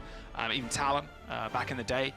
So Winston on defense, then PG going for the classic Ash. I think we're just going to keep seeing these comps roll out. I think NRG Shock are more than happy playing with this exact style. It's going to be TSM having to like mold around them, and what they can bring to the table is going to be the big question mark here. I also think what NRG Shock are playing is very close to what the meta is, right? Especially if you don't have someone who's able to play Echo. Like, just sticking with the Ash is the way. Not the best jump shot I've ever seen in my life. All good. It never happened. And they're going quick here, Jack. They're going to go with Lucio Kiriko. This is the kind of meta comp too. Like, there's a couple of kind of comps right now that seem the strongest. I would say Malga not in the comp. When it was D.Va, I would say that was one of the more strong comps. The D.Va, Echo, Tracer, Kiri, Lucio. But I see jumping onto Malga, of all things here. I think this has to just be Icy wanting to just charge through this choke. Watch him just run down Ultraviolet here. Get in the backline, force a response. That's a lot of damage on PG. Look at the focus fire from Rocket. It's good enough. It should be good enough for a kill. That dynamite on the floor from PG lit himself ablaze there, I think. And yeah, you're exactly right. Icy is just, I'm going to go in, and we're going to go in fast. Jumps into the backline, hits cardiac overdrive. Everybody's getting healed up, and damage resistance too. That 3 seconds is an eternity when you're going that quick. And that is a very fast point cap. 5.5 minutes to go already. I wouldn't be surprised to see Icy swap as he does switch over the D.Va. I like that idea. Because of the little amount of distance that you need to, cross, I love that idea. Just be able to force the fight into a small position, pop the cardiac overdrive, as you said, and just all of a sudden, it's impossible for the rest of the team of NRG Shock to be able to fight it. So now goes over to the D.Va. This gives them the same opportunity to do the same thing, but D.Va can get the high ground faster than Malga just walking up the stairs like a normie. Oh, tragic. Tragic dynamite shot there. Unlucky, just hit the body instead. Yeah, what do you mean like normie? Well, I don't know, like a normal person, D.Va's cool and has jump jets, but unfortunately Malga just runs his big legs really fast up the stairs, which doesn't really get you there as fast as you want it to go. Big legs. Yeah? He is pretty bulky, Malga. Yeah. Soldier runs his small legs, Malga runs his big legs. Exactly. Damn. Is Malga just big soldier? Find out later. Enjoy his next tips and trick video. Wait, that's so true. Wait, the lore is unfolding before my eyes. Now it moves on to Rack Attack there from Ultraviolet. A good dive once again by King, forcing the Primal Rage too. Even got duplication, but the payload still... Oh! Kellen! Oh, what a boop. Kellen, what a boop from Lev. I don't see that every day. That's 1,000 HP and maybe some more there. Going to Lep's ultimate pool. Thank you very much. A nice duplication from King. Oh, missed it. Missed the nade, yeah. I thought it landed. I think it hit the shield, unfortunately. Rocket's dead as well. But man, TSM, okay. I think SGDQ is already finished, Scott. Summer Games done quick, already finished, but they're saying a speed record right now. But unfortunately for TSM, they have slipped over. Icy down. Still 3.5 minutes. They're already over the bridge. Yeah, that was a great push. Unfortunately, I don't know what happened to Rocket. It felt like Rocket fell off the map. Maybe a poor recall. A blink that went awry, but still not a bad push. As you said, they're going quick. And if they can get position on this high ground again, they'll be in a good spot. But they need to find a way to not let PG set up on this high ground right here. Oh, a lot of pressure coming out here for the point. Close. PG just hunting for heads. Look at the... I mean, there's nothing you can do there.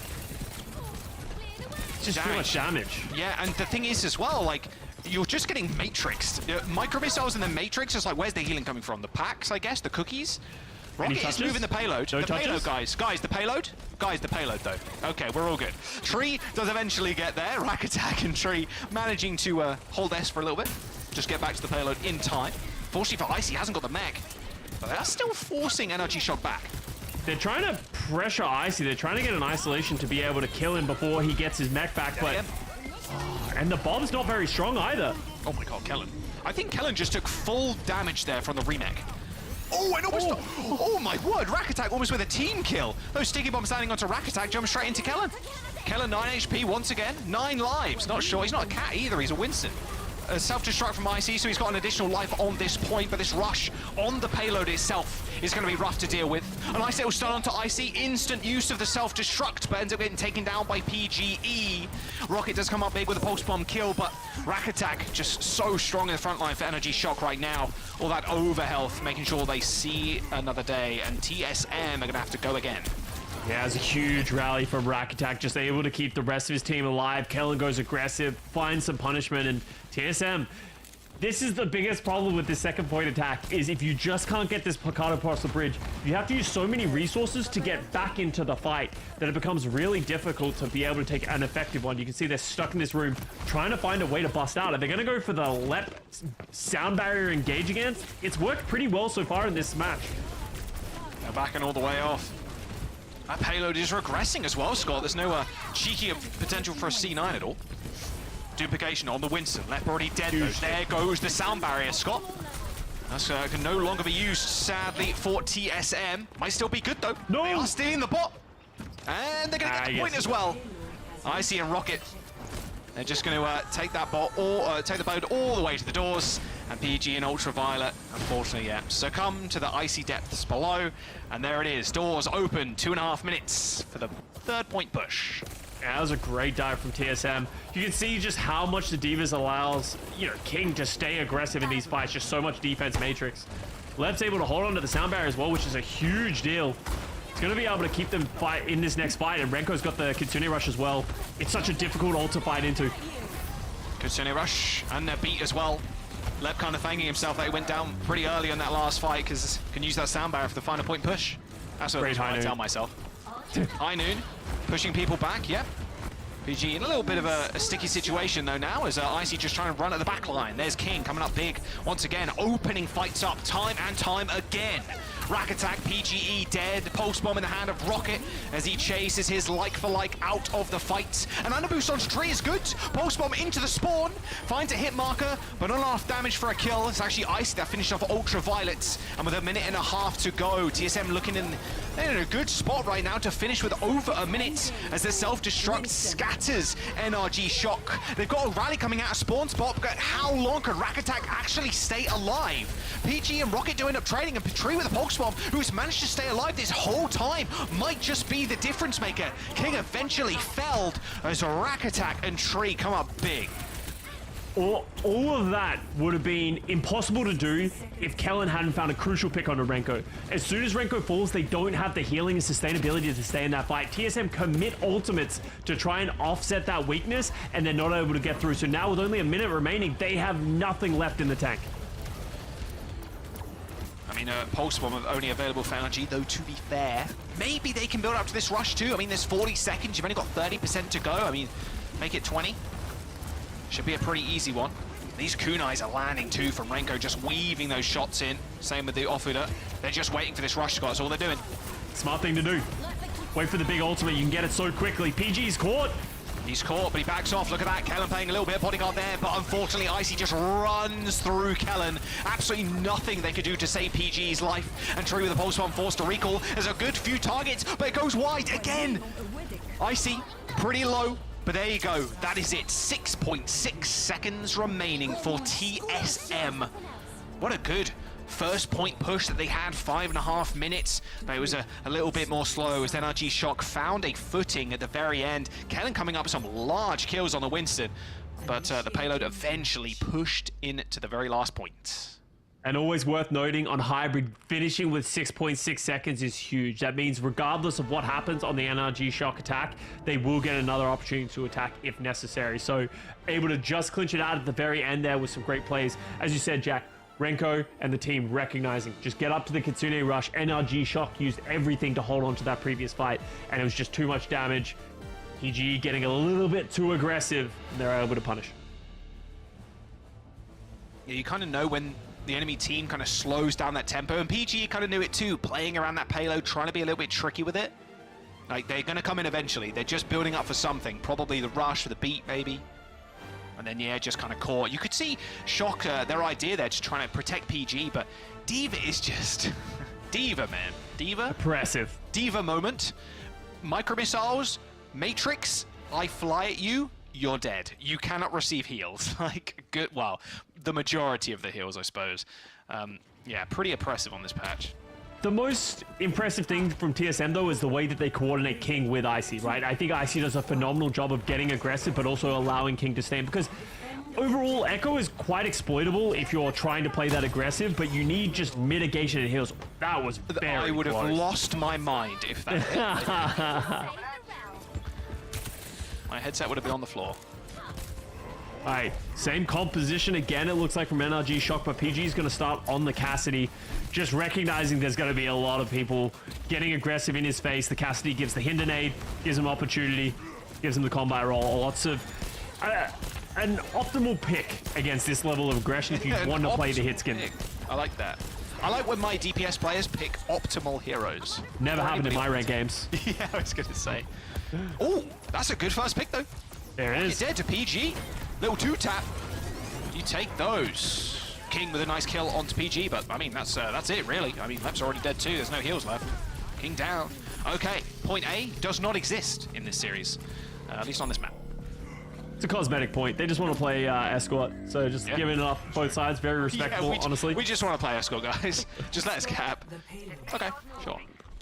And that's a really big fight here for NRG Shock. On top of that, Ultraviolet 60% to the nano boost, so going to be ahead in that category.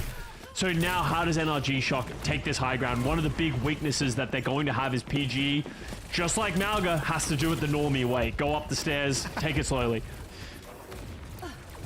King is extremely aggressive on the Echo. You can see how much Ultra he's already got. Almost 80%. Like, he's not afraid to take these off angles, especially against the Cassidy, who got nerfed recently as well.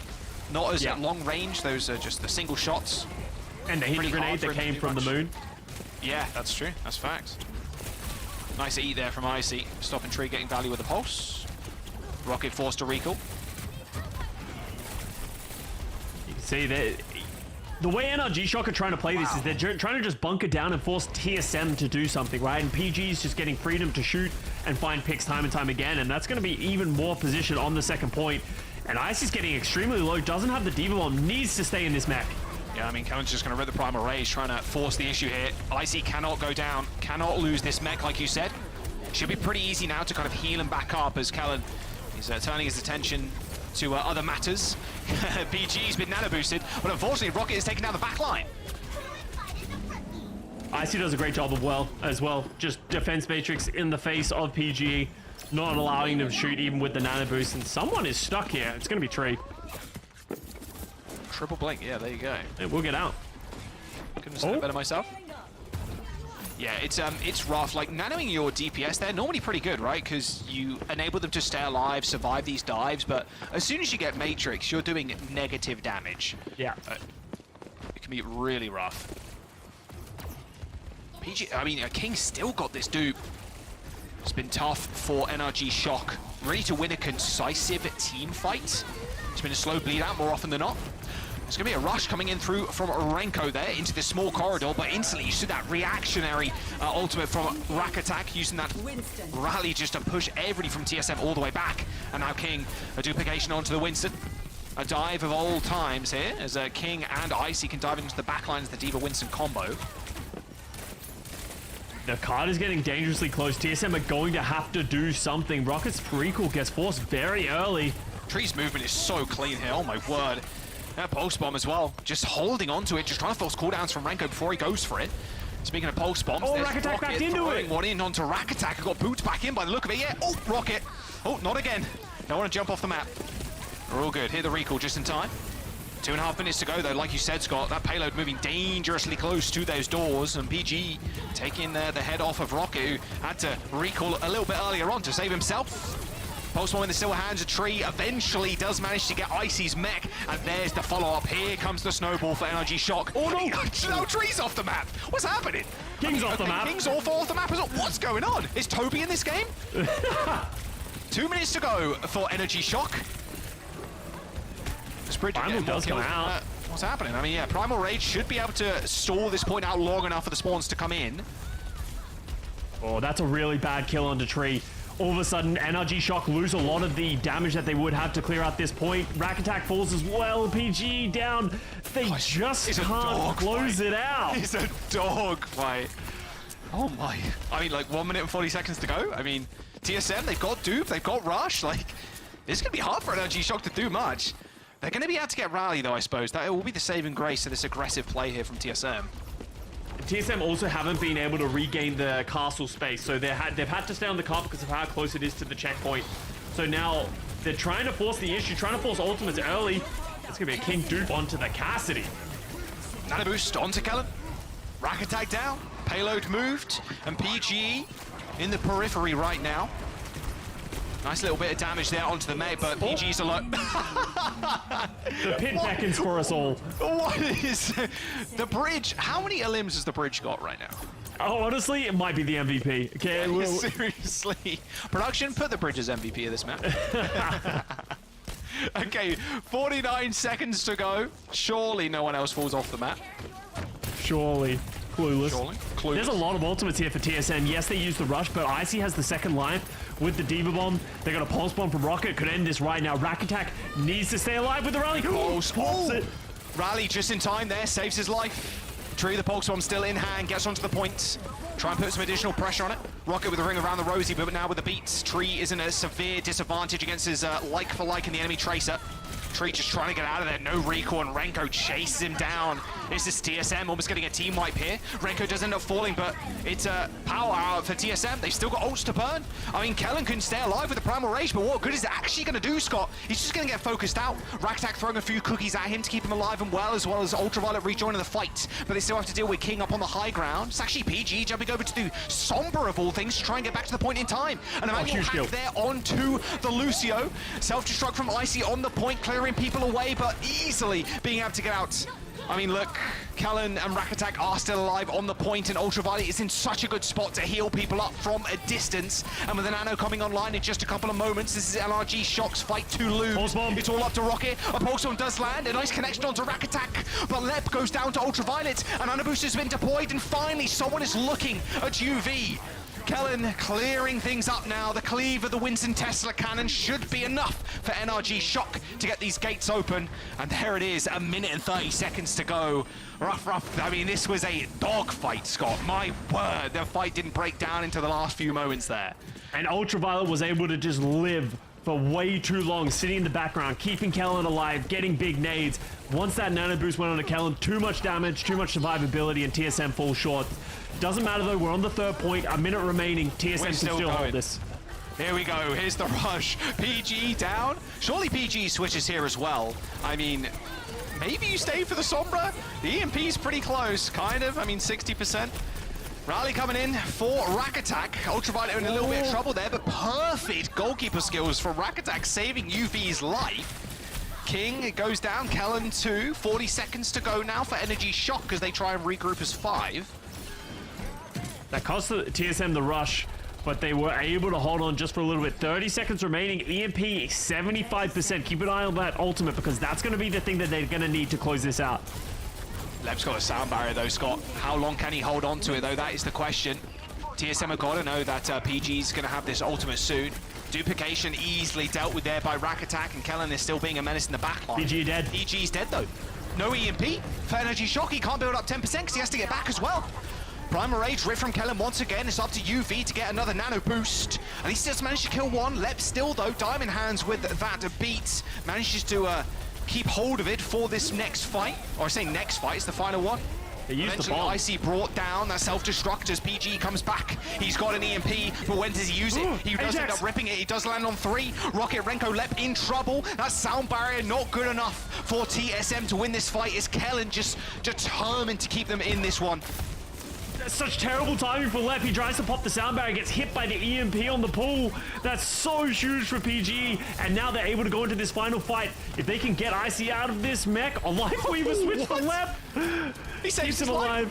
But Ultraviolet has this nano boost. Kellen's going to be able to hold these spawn doors with this extra damage from the nano boost, but a whole form of Renko is even better. Even better pick, yeah. What heals do you have now? Almost none. Oh, nano boost stolen by Tree. Oh, you take that. You only have to deal with that Diva though. That mech is pretty damn low, and now the Tracer can just farm the backline. Lep does end up getting the boop away on the Tracer, so no instant kill with this nano boost. Lep is just being rather tricky with it, but it is all PG on the floor there, Scott. Just burying everybody as they eventually close it out. My word. 1 minute to 1:06. We knew this was going to be close, Scott, but not this close. The PGE Sombra pocket pick. The thing that nobody expected, that comes in clutch at the final hour. Is he the very best to ever do it? I think Lip maybe is the second best Sombra of all time now, behind the PG GOAT, potentially. So true. We'll see. We'll see. I mean, hey, that's 1 for 1. You get one ultimate steal with the EMP. W actually.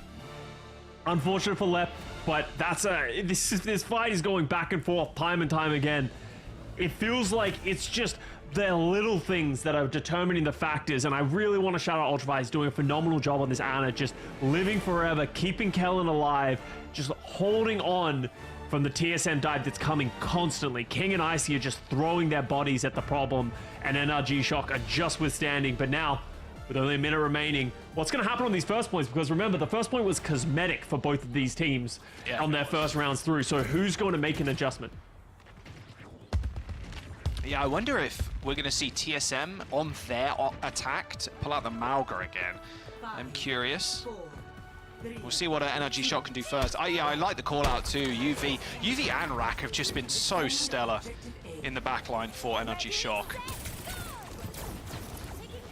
All right, so we're not going to see anything crazy out of Energy Shock. PG's going to start on the Cassidy. You can see them trying to clear out the flanks of TSM, just force them to do something. Tree's got Rocking in a weird spot, but King's going to help out. Yeah, nice. Nice work there by Tree. Tree was kind of working Rocket in the neutral.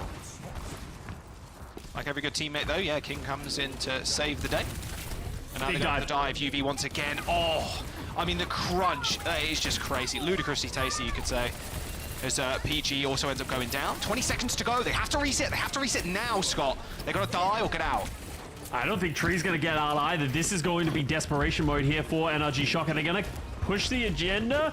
No, they're going to hold because Icy's in Baby Diva form, okay? That's a really dangerous thing for here. If NRG Shock can regroup before Icy gets mech, that's going to be a problem. Kellen's on the Diva now. Touches. Here we go. Icy gets mech. To get there. OT in. Icy does get mech, like you said. Now's the time to pounce. Kellen's only got that brief window before Icy gets a full mech and full in control again. Kellen's just getting focused out, but so is Icy. Good little bash there. Even Rack Attack super aggressive, Scott. It's a big nade too. A nano boost. Oh, I don't think UV even needs it at this point, to be very honest with you. Oh, a Hail Mary pulse bomb from Tree there. A good little sleep, by the way, onto Rocket. Did end his life quick, sharp. I mean, Ultraviolet is just an absolute menace on the Ana. Showing up in a big way. NRG Shock, they crack the defense, get the payload going. They do a great job of punishing Icy. Icy got the mech back, but it was just a little bit too late. The damage was done. Forced Renko Suzu a little bit earlier. So many things just cascaded away from TSM, and now Energy Shock. They go over to the PG signature Sombra best in the world. Oh, here it is. Oh, okay, little boss bomb on the payload. I really like this play, Scott, actually. Just get ultimates out. And also, if you hold the payload here, it's in such a weird spot, in fact. A rally from Attack protecting Ultraviolet. But... oh, there it is. I agree with you, Jack. That was a very smart play here from TSM, because that means that if they win the first point, the likelihood that they're going to win the map is very high, because it's going to be very difficult for Energy Shock to be able to contest. So that's a dangerous play. Let's like not get it mixed up. That's a dangerous play to throw all your ultimates. If that didn't come through, it could potentially have cost them the entire second point, but they take the gamble and it pays off, and now they only need 16 meters. But the more important thing, they need to get the first point. How often do we see payloads actually stop there? Like, realistically? Very rare. Very, very rarely. Because the payload too, it's got that horrible like waiting, sitting when the doors open, etc. It's just so rough to kind of wait for. But yeah, what a heads up play from TSM. Looks like they're going to try the Mauga again too. I really like this. But Energy Shock with a small adaptation actually, with Kellen on the Ram instead. So Ramatra instead of Winston. I like this idea. So the idea, it feels like, is Ultraviolet goes onto the Baptiste, something that's a lot less exploitable from Amalga, and then Kellen goes over to the Ramatra because they understand TSM's probably going to run the same thing at them, run the Malga down, and if they want to go to the Diva matchup's pretty good, but you can definitely make it work with the Malga, with the Ramatra and the Cassidy. So I like the adaptation from Energy Shock. Okay, well that's 6 extra seconds is gone. There it is. And Icy's going to stay. Ultraviolet can stay alive too. He's on the BAP now instead of the Ana. Slowly but surely, kind of doing the same thing. Oh, that is not good. Caught mid swift step. You go again. Go again. Oh, only got one more fight here. Killing PG's good. And okay, Ultraviolet. Kills too. Okay, Malga moment, I suppose. And Rakatak burns to death. Rakatak just burned to death. Icy just kills 3 as Malga. I'm sorry, what did we just witness? Like, that is is even insane. like Malga of old. I mean, look at Kellen. He has to get out of there. He can't die here, although the map is just over. Yeah, and you can see they really don't want to give up this first point. They understand how difficult it's going to be to hold. 8 seconds remaining. They're going to get the retouch. GG's out. Cap here. And here comes Icy. He's in the front line again. PG is on the point. Past his tank. They end up trading as Lep also ends up falling. Pulsable onto Icy, but unperturbed. He does dash to the back line. Eventually slain there by UV, but overtime is still in session. Ultraviolet keeping the front line alive as Rakatak also paying a little bit of defensive goalkeeper there, keeping Rocket out of the situation. It is still OT, Scott. A duplication onto the Malga is going to be good, at least for the moment, but that's a Nemesis form. It's just not enough, Scott. It's really not enough. TSM, they're going to have to deal with a Pete now. I think this is all over. The Annihilation just surges Kellen on forward, an NRG shock. Oh my god, even Icy coming up with 3 kills there. They couldn't make it work, and they managed to hold on that first point. Unbelievable map on Eichenwald. Back and forth, adaptations, everything you could ask for an Overwatch match. I love to see it. I really like the idea from NRG Shock at the final hour. Go over to the Ramatra. Think about how much value we saw come out of that Ramatra from Kellen. Just gave them a lot more staying power. Even Ultraviolet allowed to stay alive. I don't know what we witnessed with that one Malga 3K that came out of left field, but they were able to just hold. And now all of a sudden, 2-1 lead here for Energy Shock, and you have to start scratching your head for TSM. How do we get back in this series? Control not beating the fraudulent map allegations here. Being the first one to lose, and then you just win the next 3. I mean, honestly, though, this could really go either way. We'll jump into some highlights before we get into the next map here, Scott. My God, that map, it couldn't have delivered more, in all honesty. First week back in OWCS, Stage 3 here in North America, just starting off with a massive bang. I mean, hopefully we get a little montage of the bridge claiming some lives too, as a lot of people ended up saving themselves with recalls or just PG rolling off of the side of the map there on point 2. So yeah, it couldn't, like I said, couldn't have delivered any better? I mean, where would you like to go here if you're TSM? Because it was an incredibly close. Would you go to Escort at this point? Oh no, we've already had Dorado, so we can't. So we've had Escort, so it has to be Flashpoint or push, right? So we start opening the doors of where you think you want to go. I don't think you're seeing a crazy amount of difference in push. I think both teams are going to play very similar fast comps. So if anything, you throw the trap card potential of going to a new Junk City or something like that, because I honestly don't think it really matters a crazy amount. Maybe they'll throw like another curveball at NRG Shock, but more than anything for TSM, they can win these maps. They could have won this map. There was just a few things that went by the wayside that cost them this map. So I think it's more about locking in, and this is the 3K from Icy just doing so much damage. And you saw Rack in the corner, like crouching as the Lucio, like, please don't shoot me, but just dies to the fire anyway. Oh, it's so sad. Man, this first point recontest here was ridiculous from NRG Shock. I mean, yeah, maybe you do throw the curveball and go to a flashpoint. The Reaper may, like, I loved it on the control center. It's not something I think we'd see ever in this kind of meta, because D.Va kind of shuts down Maga pretty well, but I mean, it could work on New Junk City. I will say the problem with those kind of compositions is it's kind of like, it's great as a surprise, but if it becomes expected, and the problem with Flashpoint is it's a long map, right? Like, it's control, but you're doing it over and over and over again. It potentially gives NRG Shock the opportunity to adapt, to change their composition depending on what is happening in that moment. So maybe there's a world where TSM's like, hey, this works for one Sanctum round or Control Center round on Lijiang Tower.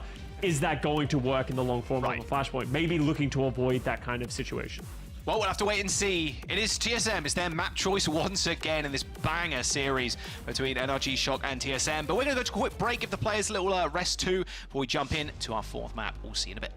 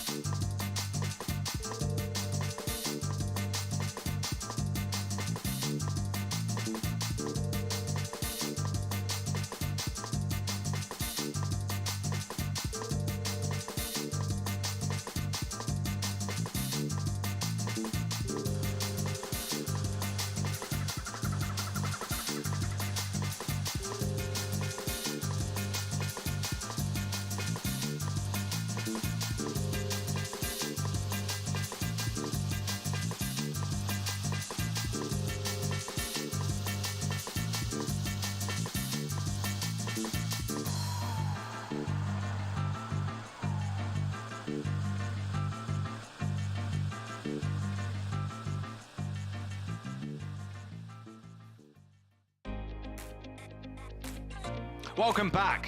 Here we go. We're going to another map, Scott. It's crazy. Who'd have thought? Looks like we're going to a push map as well by the little graphic down there. So TSM, we'll see what they have chosen in just a moment. Yeah, this has been a series and a half. I haven't barked on the stream, which is kind of crazy. Never going to do that again. Barked? When did you bark? I did. Let's not talk about it. I missed it. Someone clip it. Send it to me, please. We're going to push. We're going to Colosseo, chosen by TSM. Okay. Colosseo, new Colosseo, of course, with the removal of the glass and extended map as well. Good Echo map? Are we just seeing TSM stick to their strengths? I don't know, like Echo's okay, but I would think Hitscan's stronger. Maybe we'll see them go for something interesting here, but Colosseo is definitely an interesting pick. But as I said, I don't think you need to reinvent the wheel if you're TSM. This isn't a situation like we saw in the first series of like, you need to do something crazy. This is a close series and you can just fix it by just some individual changes, some team changes, and a little bit of adaptation to what the Shock are throwing at you. I see. I mean, what do you expect NRG Shock to kind of run out on here? I mean, we're not getting any substitutions, so probably the same thing, kind of the with the Ana and with the Brig. And yeah, straight up Kellen, Winston again. Yeah, I expect to see them play the Ash Cassidy again on PG, and then when they decide they want to win, they'll probably send him back to the Sombra. But, you know, it's one of those things of like, I think NRG Shock has very heavily showcased how they want to play the game, right? This is what they want to do. It's on TSM to be able to solve that problem, but actually... Oh no, I thought there was a sub coming in. I was like, whoa! I thought maybe attack's coming in, but no. No. Scissors, Attack, and Cal all sitting on the bench for now. I'm sure we'll see them at some point during the stage, and then maybe the main event. I mean, Cal would make the most sense. Obviously, swap Cal in for places like Midtown. Cal's very good on the Alari. Any kind of Alari map wouldn't surprise me. Little double flex action. Yeah. I just don't think it makes sense right now with where the meta is sitting. You know, I could definitely see going over to that in the future, but for right now, everything's just going to stay the same. Yeah, still no Chopper. Left's going to stay on Zaya. So. And honestly, at this point, like, we kind of talked about it at the very top of the series. Like, will we see Chopper? Chopper and Rocket, obviously, historic kind of duo at this point, too. But with King and being able to just play Echo, King has had a phenomenal series so far, despite the scoreline. Yeah, no, King's been doing great on the Echo. You completely understand why Chopper isn't in the lineup. Maybe they're just confident in the way that they're playing the game. So that's just how it is sometimes, you know. Maybe the team didn't find as much success in scrims. You're not going to throw Chopper in cold in the final hour and expect him to be able to go toe-to-toe with, you know, PG. He might be able to do it, but that's a gamble that they don't need to take. So we head into Colosseo. Let's see the adjustments that are going to be made. I see the Sombra. Also, when are those going to be skins? That is, yeah, those would be pretty cool skins. When are they going to be heroes? That's the better question, you know? Ooh, the one on the left with the two blades on the arms, man, like a praying mantis kind of hero. Thoughts on that? Who's the guy on the left? Oh, no, mind, he's gone. I was trying to work out who the guy in the fortress is. You could argue that maybe like a Rhine skin with a big sword. Yeah, I can see it. Kind of cool. I want a praying mantis hero. There you go. All right, TSM running with the Icy on the D.Va. Just the Tracer, Echo, Kiri, Lucio kind of standard here. PG starting out on the Ash. Long range Shizcan. A little bit more deadly now, though. Well, on the opposite direction. Like, PG is going to have to be a little bit more safe because it's so much easier to kind of collapse on the backline now with this glass removed. As we said, you know, it's one of those things of like, I think both teams are pretty confident in the way they're playing. They believe that they can win doing that. So TSM's going to stick on just doing the exact same thing. But now they're going to have to do what they consistently... They need to find the windows to get on top of PG. PG needs to hit the shots. That's both of their win conditions and how they're going to sort of turn this map in their favor. Yeah, it should be quite tough to get dynamite damage in as well. Well, it can be tough when you're just kind of hiding around this corner. Consistent damage here from PG, like you said. Exactly what he needs to do. Already almost 50% towards the bottom. Not too bad at all. And Tree even claiming a little bit of space. Thing to keep an eye on is Renko's Kitsune Rush charge. You know, already up to 70%. That might be the thing that TSM's just going to wait out. Then they can drop it and get the space themselves. I cannot believe we changed Colosseo. We're back to the same thing. Are you telling me it wasn't the glass? It was the glass, not the problem. No, don't let Spylo hear you say that. It was the glass. This is a great change. It was a great change. I'm not arguing with you, but it's so funny that we're back to like Colosseo just being just a small fest. It's just the architecture of the map, really. Any moment now, ultimate. Any moment. Ultimate. There we go. There you go. There's the dive. Renko with the rush on the high ground. Really nice place too. Actually, the low grounds are also going to get affected. Icy antied so low. Determined to push his way in though into the backline. There you go, King. Double kill with the stickies. That's exactly what we wanted. We didn't quite reach the 2-minute mark there, Scott. We're all good. That's growth right there for Coliseum. Good job. That's growth. That's so true. We're living and learning, and double kill from King should give them a little bit of progress on the bot, but look at that, Shock already back. Yeah, just because they lost a couple of players, the Shock are going to be able to come back, and I don't want to be the bearer of bad news, but I think we're about to end up in this middle stall a little bit. But Ultimate's up for NRG Shock. They're going to have Kellen with the Primal, Ultraviolet with the Nano Boost. So it's going to be about that jostling for position and when Kellen decides is go time. Oh, there it is. Nano straight. Oh, great boot. Really nice boot there. Kellen deploying the bubble a little bit too late. But NRG Shock, I see getting a little bit of space. They do end up taking the lead, not the checkpoint just yet, but the bomb, I think, just flattened Rocket. Turned straight into a pancake, served up for breakfast. Sound barrier coming through as well. There's a really big beat. That beat hitting King is large, though. Latest sound barrier coming through from Leb. Just enables King to sit up and just exist in the backline for an eternity, it feels like, and even a dupe on the Winston. Still pretty low, might not be able to earn the Primal Rage, although saying that, nice defensive matrix there by Icy, keeping King up, and as he rips the Primal, he's got 1,000 HP to play with, but not a lot of time left on the dupe. So eventually, he ends up changing back into Echo form, and, well, the stall can commence once again. Well, PGE has decided to end the game. Oh, he's ended the game, everybody. The GOAT goes over to Sombra, punishing the D.Va. So let's see if he's going to be able to get the same kind of value from Sombra that we saw in Eichenwald. Big EMP that hit the Ajax on the lap. So this is just going to allow them, all of a sudden, if you're TSM, who is your target, right? It has to be Ultraviolet now. They're going to have to all in, try and get back. But look at how far back he's playing. Yeah, and look how defensive PG's also playing too, making sure that he's around when a dive comes in, instant hack onto somebody, and then you can't use abilities, and it's GG. Pulse bomb onto the mech of IC, forces the D-mech there, Renko unable to kind of save him with the Suzu. Losing a mech is bad, but so is losing Tree, to be fair. Not going to be able to gain too much space as Kellen is making his presence known in the front line. And the Sombra Goats 40% away now from the EMP. Oh, can't get that high. You're not going to the Olympics with that one. Sorry, Kellen. Now you can see that's a huge tool that goes literally absolutely nothing other than a flying Winston. So now they're going to have to back up a little bit, wait and get their other ultimates online. Kellen getting the Primal Rage, the infamous PG EMPs coming. But we're still just bouncing back and forth at this middle point. Yeah, watch out. He's got another one with your name on it. He's closing in on the sound barrier. If it happens again, I'm calling the series. I'm calling it. Shut down the server, it's over. Well, there's the sound barrier. Came out a little bit too early there. PG does rip the ult. Only hits 2 though. Lep and King afflicted with that EMP. Might be enough for a kill though onto Lep. Yeah, it is. Look at that follow-up from Kellen. Kellen's Winston is looking very good. It feels like very unlike his time on New York Excelsior. That team just did not perform at all in the last year of the Overwatch League. And Kellen, of course, being a member of that. And once again, all of a sudden, NRG Shock getting position. That EMP was really the difference maker. Yes, it didn't hit a ton of players, but you know, it forced out the Suzu, forced out a lot of players and did the damage. And all of a sudden, that's the advantage that they got from those traded beats. But NRG Shock, because they don't have many ultimates, they're going to step back. They don't want to walk into the advantageous position of TSM, and we're going to meet in the middle once again.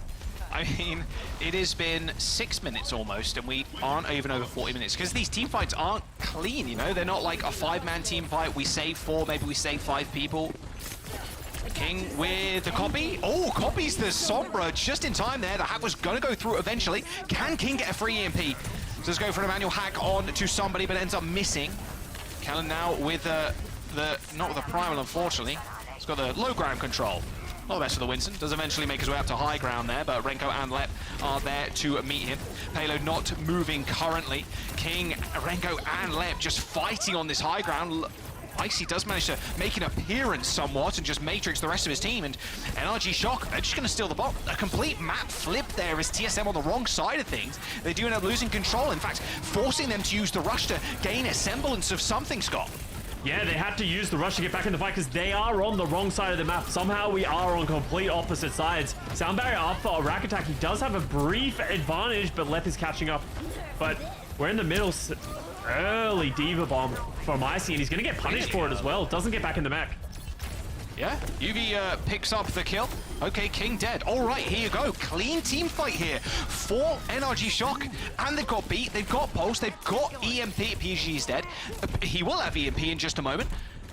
And they're finally getting the bot under the bridge. Maybe a checkpoint in the horizon. 3 minutes to go, though. A quick regroup for TSM. Most importantly, as you said, it was a clean fight, and they also had the cart moving at the right spot. Ultramar's getting exceptionally low, but he is going to stay alive at least for now, but King will manage to clean it up, and that's going to force NRG Shock to disengage. All the way back. Better place to use the EMP as well, to be fair. Right 100%. in the mid, so... It's just so difficult to attack the defending team who has the high grounds, they have the positioning. It's almost impossible to have an advantageous fight, so you really need to get staggers and sort of punish people for trying to step up. But TSM, now they have to deal with the fear of the EMP. They know it's looming. Lep is going to be hiding, trying to drop the sound. So far away. They spot him. Oh, EMP lands and it hits Renko. Lep got out of there but couldn't lay down the beat quick enough to save his other support. I mean, with King dead as well, that's a lot of your damage disappearing in front of their very eyes. PG hacked the planet, and with only a minute and 50 seconds to go, NRG Shock. I mean, they're fighting and they're winning these mid-fights as well, Scott. They haven't got checkpoint, but they don't need it. That's the main thing. As long as you have positioning and you have the meterage there at 60 meters, I wouldn't be surprised to see Tree push this up and then eventually just give it up. They don't need to fight for this. They already are in a good spot. And you can see they're likely to just sort of disengage. They run back to the mid-fight, and now they will go again. NRG Shock firmly in the lead of this, and TSM needs to find something, because if they lose this map, they're going to lose the series. Only a minute stands in. NRG Shock away. Taking that one as a 3-1. There's a rush. There's so much available for TSM right now, but it looks like NRG Shock are just going to go first and squish Renko. He ended up using the rush, but there's no one there to actually utilize it. Maybe Rocket, but that's it. I mean, NRG Shock are just running rings around TSM right now. This series started off with a bang from TSM coming in, show us what they're made of, but right now this is NRG Shock, just putting them on the pot as well, spinning them around and just making a nice little vase out of them. They are just getting worked. Huh? Was that a pottery reference that you just threw in there? Yeah, it was. Okay, sorry. No, yeah, no, I agree. Yeah, they're playing like a pot. Okay, let's go to NRG Shock. They do have the Primal Rage, they have the Sound Barrier, they have all the tools to be able to deal with this aggression, because Renko didn't get any value with that Kitsune Rush. They're trying to get deep, but look, Ultraviolet's just doing so much damage.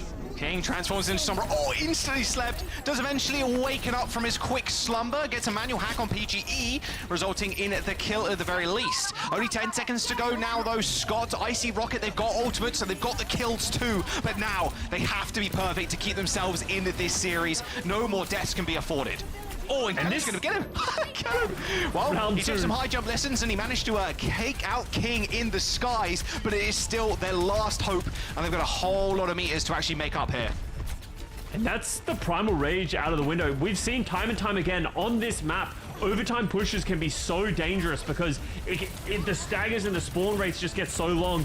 NRG Shock have got to be really careful about overextending and getting picked first. Oh, nice tag on there to Tree. Forces the recall, so he has to play a little bit more defensive now. Actually, again, taken extremely low, but Icy loses mech. Self-destruct, but where's the follow-up? He's looking for it. He's looking for the pilot Diva, but no! He gets back in mech just in time, and actually Rocket comes up with a pulse bomb. Coming down, now it is time for TSM to rush in. They have got the EMP, Scott, and they're going to utilize it too. Icy, Renko, they're hacked up, but where's the follow-up? Rocket trying to take down Ultraviolet, but Ultraviolet a little bit too slippery for them as Tree takes down Lep. The spawn advantage here for NRG Shock. They just need to regroup. Yeah, Icy's out of mech right now. You can see Kellen smells blood in the water. Focus. Easily taken out Icy. Rocket King also pretty low. Tree's just dancing around the payload right now. No, he doesn't need to do anything, and there it is. They step off the bot, and just like that, NRG Shock take the map.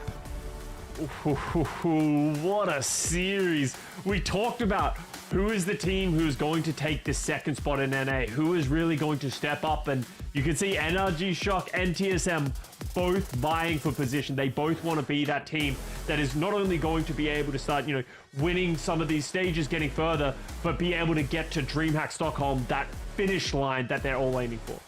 What a match this was, though. My main takeaways here is PG Sombra is kind of goated, like out of left field. Because usually when a player switches to Sombra in certain situations, it's like, oh, okay, they're throwing that. That's cool. I love that. Not in this case. Kind of clean. I mean, PGA generally was a big standout here. I think the opposition had to just really devote a lot of resources to shut him down, and that allowed for so much space. So I am very impressed. I love that it was closely matched, at least early on.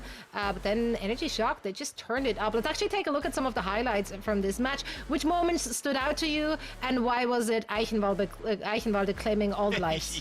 I can want it easily. I mean, not only PG obviously getting the sick EMP, but people falling off the map, the tracers blinking off, Something and like having to recall. Something about it. Honestly, like that cost, I think Rocket quite big, like didn't have the recall available in order to like continue a fight. He just got chased down. Like it could be really rough burning a recall that early. It was a very entertaining series. That can easily be said. Also PG on this map too, on the Widowmaker. It looks so sick. It really did feel like PG sort of like hit another level, and that started getting the confidence for this team. It felt like they did have a little bit of a slow start, but you saw a lot of the players step up individually in a big way, right? Like PG starts hitting shots, but not only that, like Trees starts winning some of these tracer duels, getting a lot of value, finding big sticks. Ultraviolet really just hit another gear on the Ana further down the line, to the point that he's just like, we're just going to play Lucio Ana on Colosseo because Ultraviolet's just putting in so much work, which is a difficult pick against a Diva, against an Echo, against the Tracer, but Ultraviolet makes it work because he's just that good. Yeah, Ana definitely feels really bad right now against that Diva because the Matrix just absorbing everything that you can throw in. It's not like other healers where you can just kind of work around the Matrix. Sure, like the healing beam from Ayah, right? That doesn't go through, doesn't get hit by the Matrix or anything. And having an Ana work in this situation, and even against the Kiriko too, like their backline is just so strong and so fundamentally core to how they're winning too. Like their ability to stay alive, like. I'm not going to be like the Chio Fielder of maybe that's the duo name. I don't know. I'm not going to say they're of NA, but the way they were playing the Brig and the Ana, like they were unstoppable. Yeah, 100%. And I think it does. All memes aside, the PG Sombra was genuinely very impressive. Yeah, the way that not only he played it, like he was getting quick EMPs, but the way that the team was following up on those EMPs, it felt like they were always getting high value impacts. So, big plays, recognizing that they're getting in his face too much, he's not able to get value on the hit scan, move to Sombra, make the adaptation.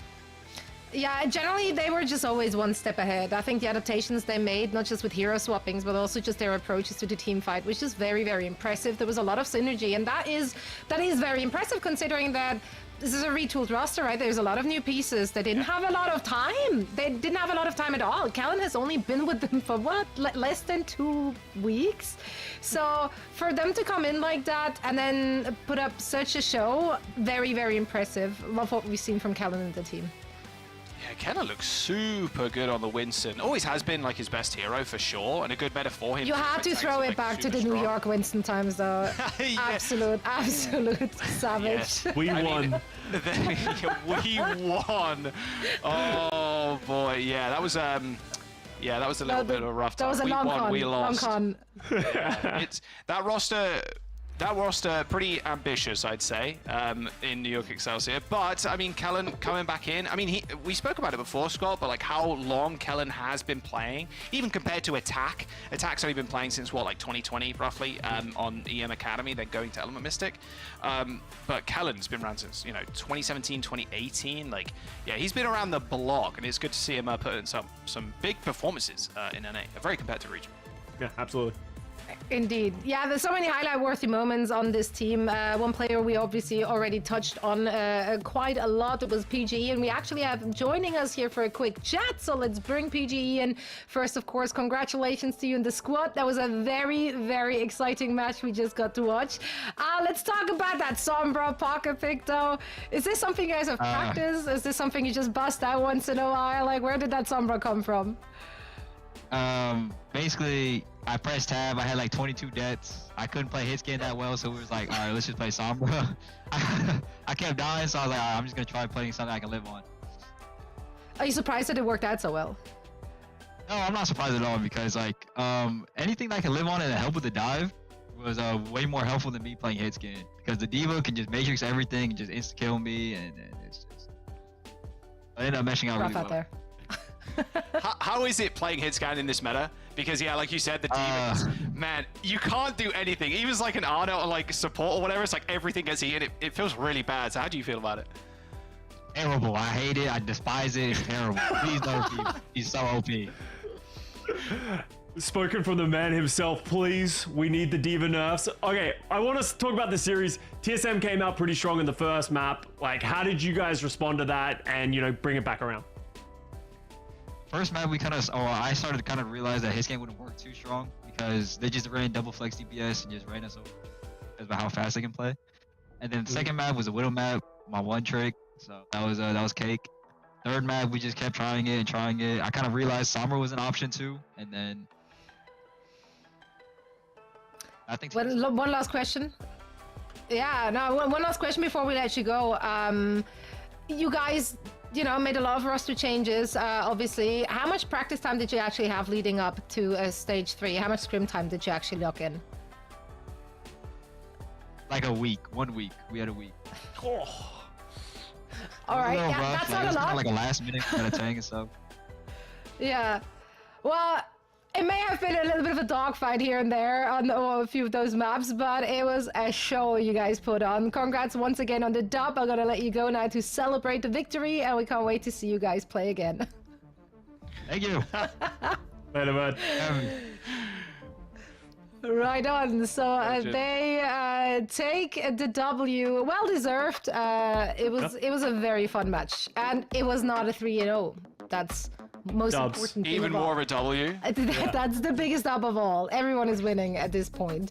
So we're heading into a quick break now. But before that, we're actually gonna once again show you a bracket because people love brackets. I love brackets. So true. Brackets are just a thing. It's our thing, actually.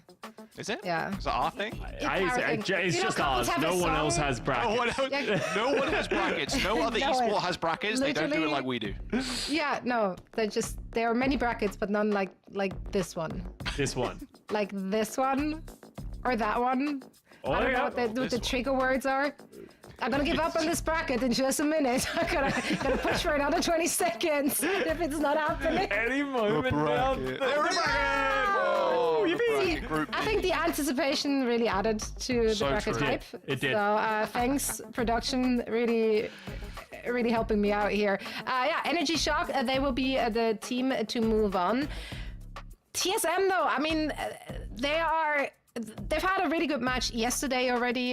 They both, of course, 3-0'd their first opponents. So now they find themselves in the decider match. Yeah. Who will they face off against though?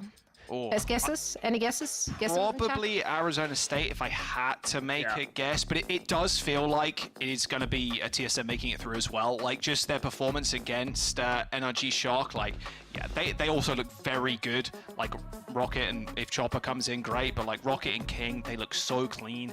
King, it felt, even though it was a 3-1, like that Dorado could have easily gone either way. Like it was a ridiculously close effect. Yeah, so many of the maps could have, honestly, yeah. The two teams are very evenly matched. Honestly, we're pretty blessed with Group B and how it worked out, honestly. Yeah, we really were. Could have, should have, though. Now they find themselves in the decider match, and that one will be played out, I believe, next week, actually. So we have to wait to see them again for a little bit. For now, we're heading into the long-promised quick break, and then afterwards, we're going to take a look at Citra's Nightmare and Fluffy Dreamland. Don't go anywhere.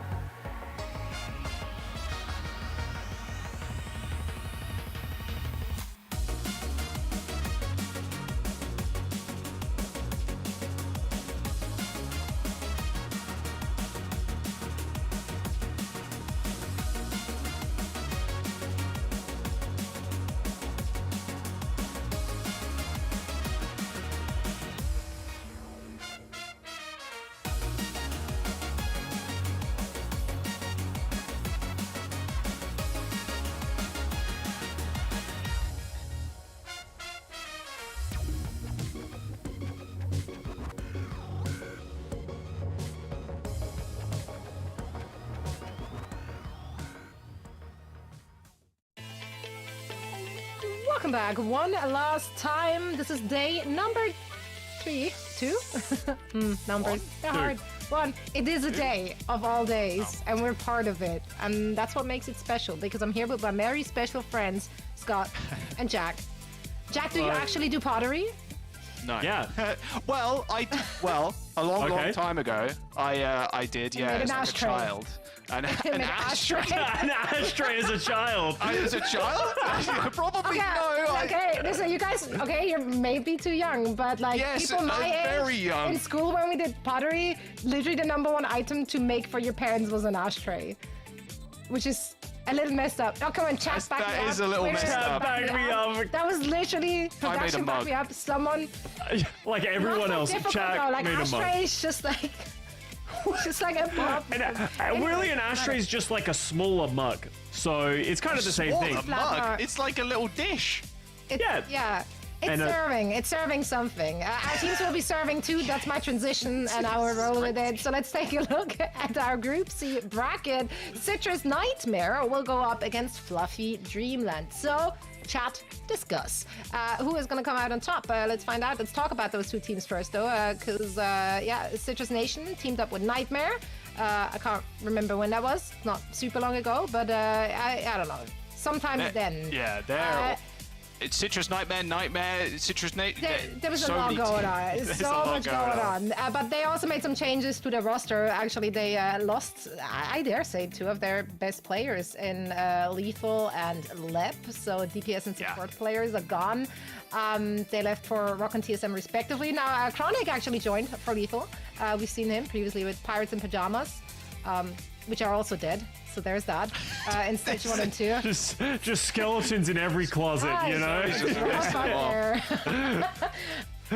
Listen, I'm here for the drama, is what I'm saying. But yeah, that's Citrus Nightmare. How much will it hurt them to not have Lep and Lethal? Yeah, Lethal is a beast.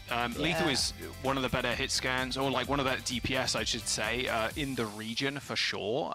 It's probably going to hurt them quite a lot. The team, though, ended up coming 4th, and they ended up qualifying through. They ended up getting the spot over the Swiss, so they wouldn't have to worry about that. But, like, stepping up to the plate here, especially after we saw TSM and NRG Shock, like, it's going to be an upwards hill battle if they make it out of this group.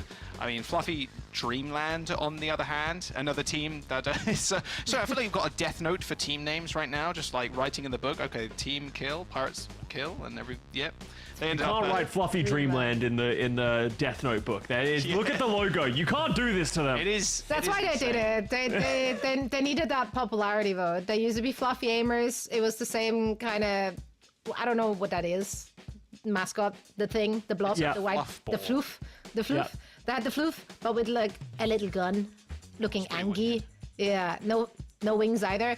And then I don't know. Maybe they just know their audience. They know that we needed whatever they got us. We needed this, and they deliver it. So they're already winning, and that's why the viewer prediction looks the way it looks. Because I have almost 100% certainty this has nothing to do with actual gameplay. I feel like saying that with 100% certainty is like an insane take from Zoe here. Well, I will say that's a rough take. I will say the logo game goes crazy of these two teams. I'm a big fan of Chime. Chime has been around contenders for like literally ever and a few days. So I'm very excited to see Chime in this constellation.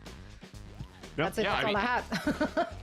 A lot of the players on both teams, to be fair, have been around. Like both in played in contenders. They some in calling all heroes. Like a lot of tournaments, and have been around in the tier 2 scene of NA for quite a while now. Fluffy Dreamland did end up qualifying through Swiss. They ended up getting 8th place, just behind Arizona State and Time is Eternal. Looks like we are going to Citrus Nation's choice here. Scott, it will be Nepal first.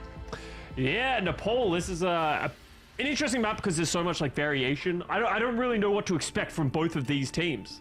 Oh, that's a cool Ash mythic. This was a cool skin. It was a cool mythic. Yeah, it's us. It's us. We're also less cool. No, less cool. Less cool. The Ash mythic is pretty sick though. The gun, when you shoot it, it like recoils slightly and it makes weird noises. Yeah. W sound design, I will say. True. Yep. But yeah, as I was saying, like, both of these teams, I don't really know exactly what to expect. Obviously, Citrus Nightmare is a team that, Citrus Nation has a pretty storied history in OWCS. They've always been impressing people for both Stage 1 and Stage 2, finishing 4th at Stage 2. So now they have lost these couple of pieces, are they going to be able to still have that same strength? And then Fluffy Dreamland, this is a team that's sort of been around the ringer. So both of these teams have a lot to prove. And, we talked about the vacuum that's been happening in the North American region. Can either of these teams capitalize on it? Yeah, it's going to be, it will always be a tough bracket, even if you make it out. Of course, them kind of fighting now, and I think the audience kind of agreed with us, right? It's going to be a pretty even match. TAP has also been around for a long time. A lot of these players, they're very old names, you could say. I'm excited to see what their kind of takes on this meta is as well. Are we just going to see the static, Echo Tracer, Diva/Monkey, and then the Kiri with the Lucio, or they're going to bring out something a little bit wacky? Because this is the kind of time to do that too. Because if a lot of teams are kind of hard forcing the meta, maybe it's not to their fully strengths, you can just kind of roll over with something that's more comfortable to yourselves. So yeah, stepping up into this group stage, obviously all to play for kind of thing. You don't want to be in a position where you're playing that decider match. You want to just win here, just cruise on through, get a 2-0 and then roll into the main event. Especially because, we talked about, some of the other groups, Group A has Toronto Defiant, the last group had NRG Shock and TSM. They are very strong groups. So if you're either of these teams, this is your best opportunity to really just coast through this and, get in, lock in and sort of give yourself the best opportunity. So it was also yesterday, these were the matches that I think were the most interesting, right? We had a lot of 3-0s that happened in the first day. Yeah, the closest. There was a 3-2 and a 3-1, I believe. So I think there's a lot of cool things that can potentially be shown here, that this might just be a very close group that anyone really can take it. So anything's up in the air. Yeah, even Shikigami and Vice as well. They've been around the ringer. Here is the Group B bracket.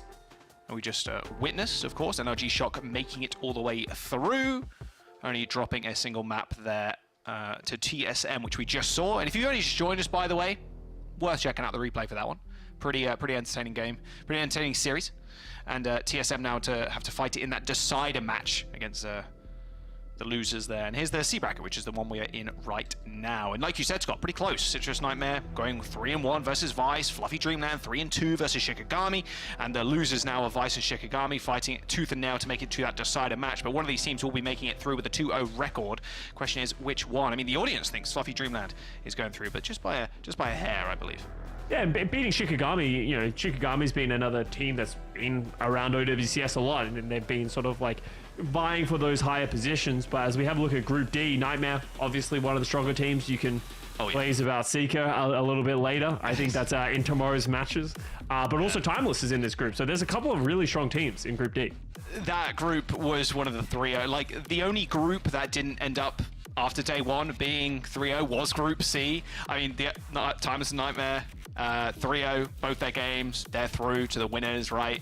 And then Team Z and Fries in the Bag in the losers going trying to fight for a spot in that decider. So yeah, this in theory should be a very close group. And we always seem to get that outcome. It's okay, we get all the groups, they're all 6-0s when we just roll on through. It's all good. And then we get the one group that is just all up in the air, and this is the group. And we'll see if Citrus Nightmare or Fluffy Dreamland can come out on top. It was a 3-1 and a 3-2 respectively. But Citrus Nightmare making it all the way through and not having to fight through Swiss, that's got to feel pretty good for the team. You end up joining a team, you're like, oh, okay, we don't have to go crazy in the Swiss or anything. We can just kind of get in here, just stake our claim and then move on forward, because they are going to be the teams as well that are going to be fighting your TSMs, your NRG Shocks for those higher positions, because Toronto probably have first place on lockdown. Yeah, 100%. I also think it's very worth noting that in this North American region, especially with M80 disbanding, league points matter a lot, right? Getting these points, accruing them, getting to that situation where you can really qualify for that DreamHack Stockholm. That's what a lot of these players are doing. Yes, winning in NA is going to be difficult, so points are going to matter the most. Yeah, for sure. The point system, especially stretching throughout the year too, there's a real good chance, Citrus Nightmare, the squad, or whatever amalgamation of the squad will eventually make it towards Stockholm, because there's been so many, especially with M80 kind of disbanding at this point. And you mentioned too, this big power vacuum, and there are a lot of players that are kind of floating around and like changing to team names, like changing team names, then forming new ones, and then so those points really do mean a whole bunch moving forward. We are experiencing some sort of small server issue, so hopefully we'll be able to get that sorted for you. We are going to jump to a quick break though. Don't go anywhere. Citrus Nightmare versus Fluffy. I was going to call them Aimers. Used to be Aimers. Fluffy Dreamland coming up next.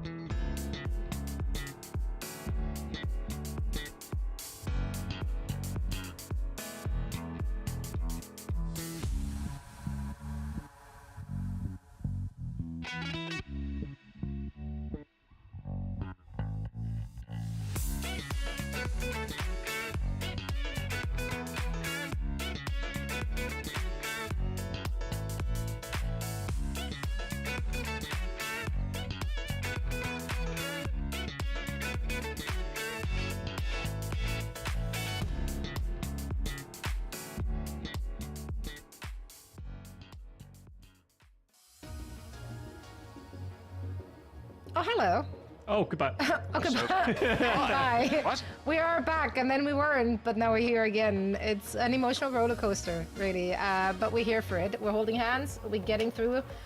Jack, Scott, we're coming off of an exciting series, and obviously the next one has to live up to that hype. How closely matched do you consider those two teams? Well, I think, we were talking about a little bit, like, heading into this match, like, pretty close, right? Like, these are the kind of situations where, like, yes, they are teams that have, like, made some substitutions, all that type of stuff, but I don't think there's a clear favorite in this matchup, and I think you saw that in the chat vote as well, right? Like, everyone really is just sort of, like, curious to see what both of these teams will throw at the wall, and also, the meta's been changing, everything's different, and, yeah, we haven't played OWCS in a little bit, so these teams have a lot to prove, so I'm excited to see what they're going to throw out. So you actually just talked in the post-game interview with PGE. We talked about, the state of like how it feels to play hit scan. Is there anything else you feel that is still in development, or is this just the general consensus is we're playing dive heavy comms, D.Va is here to stay, hit scans, tough luck, try again next time? I don't know. Where are we at? Do you think there is still room to try out other things? I don't know. I don't think so. There's a patch around the corner too, and it just feels like this is kind of like locked in at this point. And just tanks are so strong this patch. Like it is crazy with the armor changes and the headshot changes too for the tanks. Like there is just no way we're seeing anything else. Like dive heavy, just get in your face, and D.Va especially. Like, oh man, it's like quite literally taking tank, embodying it in the role, and then you just can't kill it ever. It's impossible. Like it's so tough to take down. You even see it in the Winston matchups, which is normally pretty Winston favored, but like even the Winston struggles sometimes now with the amount of damage that D.Va can do. Yeah, it's funny how you really sound like a DPS player. Yeah, support player not getting any honor shots in. It feels real good. I'm a tank player. I'm living my right now. So tank players like, yeah, this is fun. I don't see the. I don't see the issue. I see no problem. Yeah, but it's like it really is. You know, there was a compounding effect with D.Va, right? Like you had the headshot stuff, you had the armor. Just so many things just make her so strong, and that's what makes her so difficult to deal with. Pair that with her ultimate, she could just get the mech back.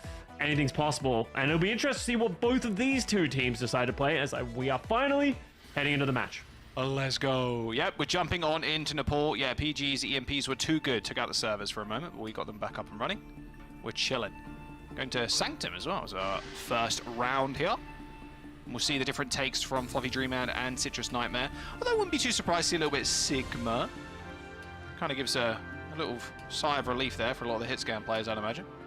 Yeah, Sigma is pretty common on this map just because you can go over to the left side, or the right side respectively, go over to the pillar side, and just sort of set up your team. You have the double hit scan coming from Citrus Sniper. They're going to have so much damage. We saw the exact same thing from Toronto Defiant in our first match of the day. And, you know, Jacob neutral over to this Baptiste Alari, just your backline is just pumping damage. Yeah, you're doing so much. Even like a lot of shield pressure too with the Alari. It's kind of worth stating. Sigma obviously needs to take space. How does he do that? He moves up with the shield, pretty easy to do so, but if you're just permanently taking damage and taking shots, like, it's real tough. I love this position too from Fluffy Dreamland's DPS. Chime in heaven of this, I say, off angle here is just forcing them around. It's like Ash is a flank hero at this point. Look at this positioning. Yeah, they're trying to... Good shots from... Oh my word. Haven taking out neutral super easily there. I mean, look at this. The oppression is just ridiculous. Fluffy Dreamland should be able to count the point pretty easily now. Oh, Grapes gets a little aggressive. Chronic returning in kind. Oh my god, gets both of the flankers at the once. And I was thinking about this earlier. Like, I'm surprised we don't see Grapes on a different type of hero. They're playing the Lucio. Going to be difficult to play. Feels like they're forced them to play aggressive, and that ends up being what is their downfall because they step up a little bit too further, and Chronic getting a couple of picks. I love when the Ashes do the scope in headshot, then you unscope and quick shot. Yeah. The next one, it feels so clean when you get that off. And yeah, Chronic just rolling Fluffy Dreamland there, who had quite the advantage in terms of map presence as well. And out of Ram pick here, Scott. What do you think of this into the Sigma? I like the Ram with the Lucio, but so if they didn't want to switch off the Lucio, yeah, I don't mind it. But the question is, like, what does the Ram do here, right? Like, it is just an inferior Sigma. And if the Ramatra is not going to go with the Lucio on the left side here, what is the Ramatra really accomplishing, right? What do we expect the Ramatra to do? So I'm not in love with this pick, unless they can get the pick on the Zeb, but no. It's going to be really hard to dislodge Citrus Nightmare from the left side. Yeah, this comp just throws out damage like it's nothing. And then you have the Alari too, just on the sidelines, got a very selfish pylon. Oh, hit the wall. Happens to the best of us. All good. Chime is going to pressure at the point now with a pulse bomb in hand, but has to back off ever so slightly, but needs to receive a little bit of healing. But that Flux, that's going to end the fight right here.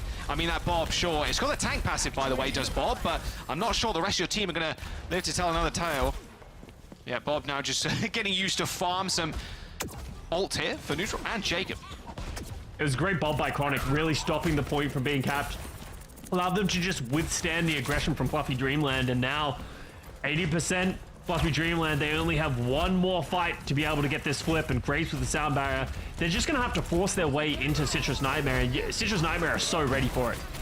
Yeah, that's exactly what they're doing. Nice rock onto Astro there in the front line. Still holding on to this sound barrier is Grapes. Maybe looking for a cheeky little boop out so the rest of his team can get an angle on somebody, but decides against it as the point is being flipped in the air. There you go.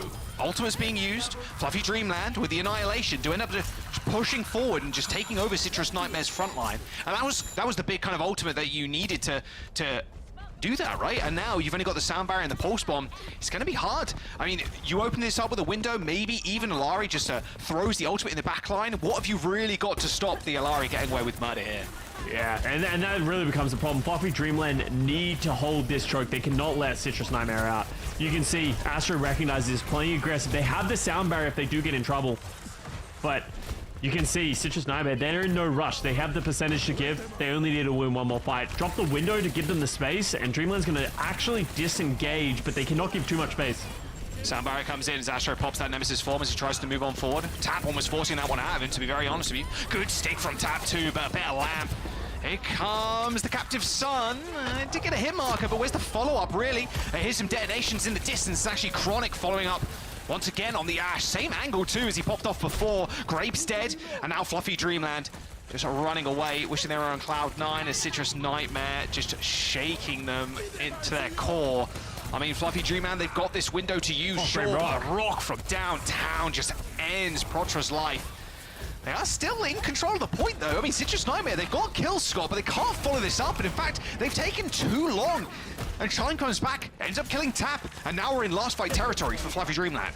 Yeah, Tap has really been struggling to just move around this map. Feels like they're getting isolated from the rest of the team while they're trying to take space. And all of a sudden, this Ramatra swap has been really good, just choking out Citrus Nightmare. Zeb's sitting on the point, but in comes the Bob to push him off. Astro's so low, though. Needs immediate medical attention. Bob on the point. Bob on the point. Chronic Bob getting taken out. Nice work there by Haven, actually. A very heads-up play. Bob, the other one, would have won that duel for sure. Point does get flipped. Touch does end up coming through for Fluffy Dreamland, so they're not out of this just yet as the Flux does land and connects too. Oh dear. There's the backline down for Fluffy Dreamland. An easy Flux there from Zeb. Everybody from Fluffy Dreamland's got on different points of the map. Astro and Chime still come up big with 2 kills, however, as the point attempt to be flipped here by Citrus Nightmare. Yeah, you can see the Ramatra in the form. They just need to live through this great rock to slow Astro down. The only person remaining on this point. They fall. Eventually brought down, finally. Okay, point flipped again. Citrus Nightmare. Chronic on the Sombra jumps in onto the point just to make it sure they win the round. 100-99. Citrus Nightmare and Fluffy Dreamland. My word, this couldn't be any closer to start us off with. Very back and forth first round. Let's see what the teams adjust to. We said Sanctum is a very different type of point as we head over here to the village. It'll be interesting because you want to play a faster comp. So Fluffy Dreamland, they can play the Ramatra, they can play the Lucio, it works in, but how does Citrus Nightmare respond? They have to expect this. Now Zeb's on the Orisa. I would be surprised if that's actually what they came out on, though. I saw a little bit of Orisa earlier. Yeah, but yeah, on this that map, was Toronto Defiant where they were up by a long way. Well, they're going to play it. Wow. Orisa into the Ram. Yeah, I mean, how does this end up matching it? Wow, Astro almost instantly died. Does hold on to the form. Zeb's also taking just a lot of damage. Doesn't want to use the cooldowns because of how long they really are. Especially Orisa is pretty good at like locking down this point. You kind of have to walk into her. But like Spears can be quite effective. A lot of backboard to throw them in. Surely Ramatra is just a better pick in that idea, or like, I don't know. It just feels like Orisa can be very exploitable in certain situations. As Astro's going to take down Chronic. Oh, just try and get out. Wow, the movement there from Chime, looking real good. Grapes to the rescue too. Looks like Chime and Grapes are trying to team up right now, and there you go. Zeb's dead. Yeah, without those cooldowns, Scott. I mean, you spoke about it earlier too, right? You said, you know, how Orisa of old was like, okay, how many seconds between each cooldown? It was like 1. But now after the big nerf of Orisa, even after the tank buffs with the armor, etc., and the headshot stuff, it doesn't really match up to the Ram here in the 1v1 at least. Yeah, wait. They don't know? No, Chronic's still on. If Chronic had a Bob, that would go crazy. That would be so funny. He's got like a white skin as well, actually like blending into the terrain. Hang on a second. Wait, new meta just dropped. You have to wear the, what's that, the Atlanta Rain version of... Was that skin, the away skin? The away Atlanta Rain? That went crazy. They didn't spot him. If he was running the big thing, he wouldn't have got away with that. Yeah, that's true. Oh my god, Chronic gets Haven. Great shots. And all of a sudden, Citrus Nightmare finding picks. She's able to walk out the choke. Not able to get a response from Astro. Astro will eventually fall and the flip will come through. All right, there you go. 58%. Only percent Fluffy Dream are going to get for now, at the least. I mean, Citrus Nightmare, whole stack of ults though. They got 5. They're ready to rock and roll. And now it's going to get difficult for Fluffy Dreamland, right? Where do you go? Do you try and come out this top right? You're walking into a choke.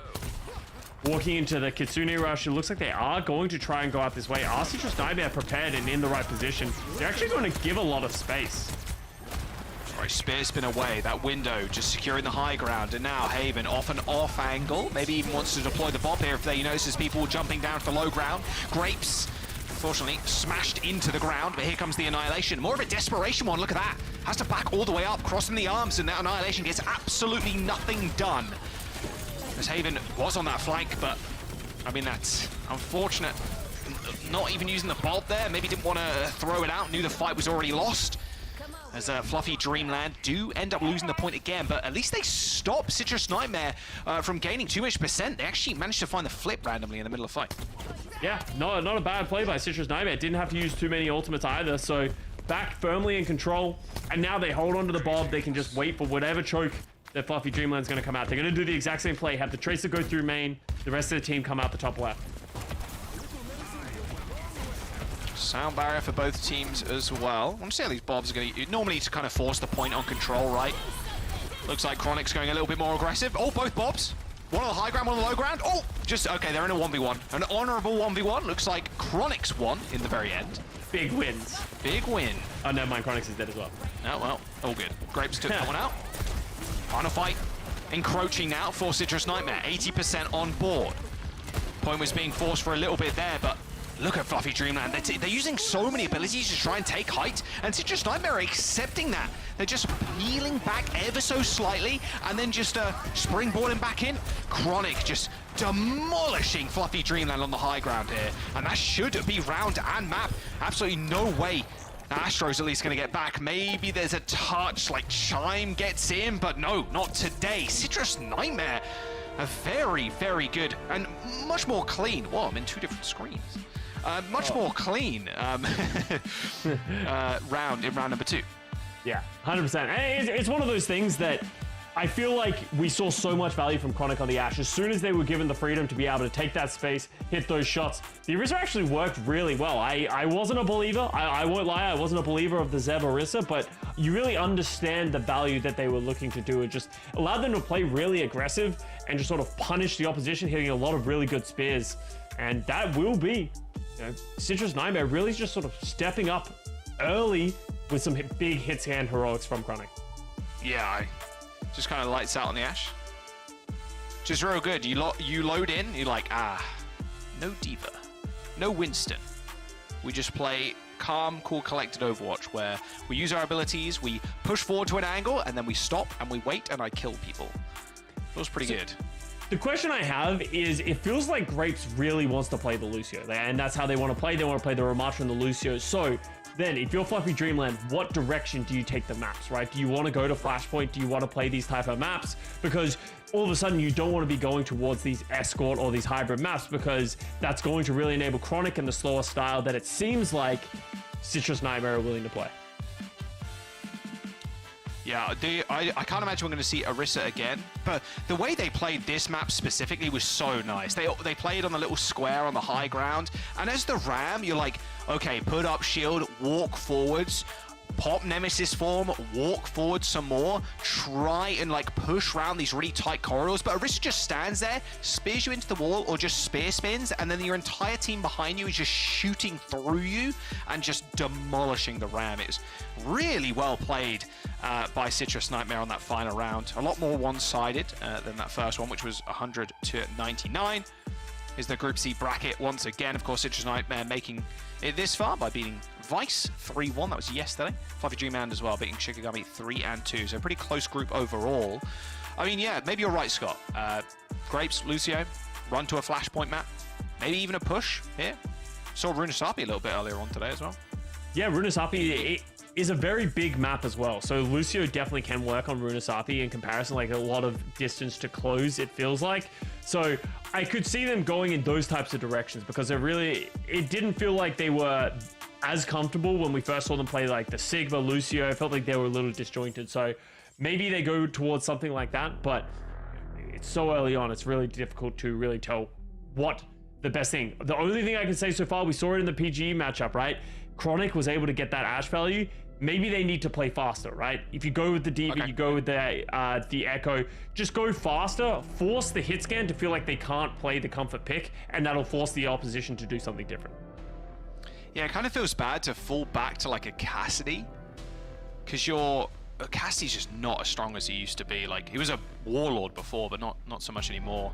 Go to Paraíso instead, though. Interesting. Okay, hybrid map here for Fluffy Dreamland. I really like the idea here.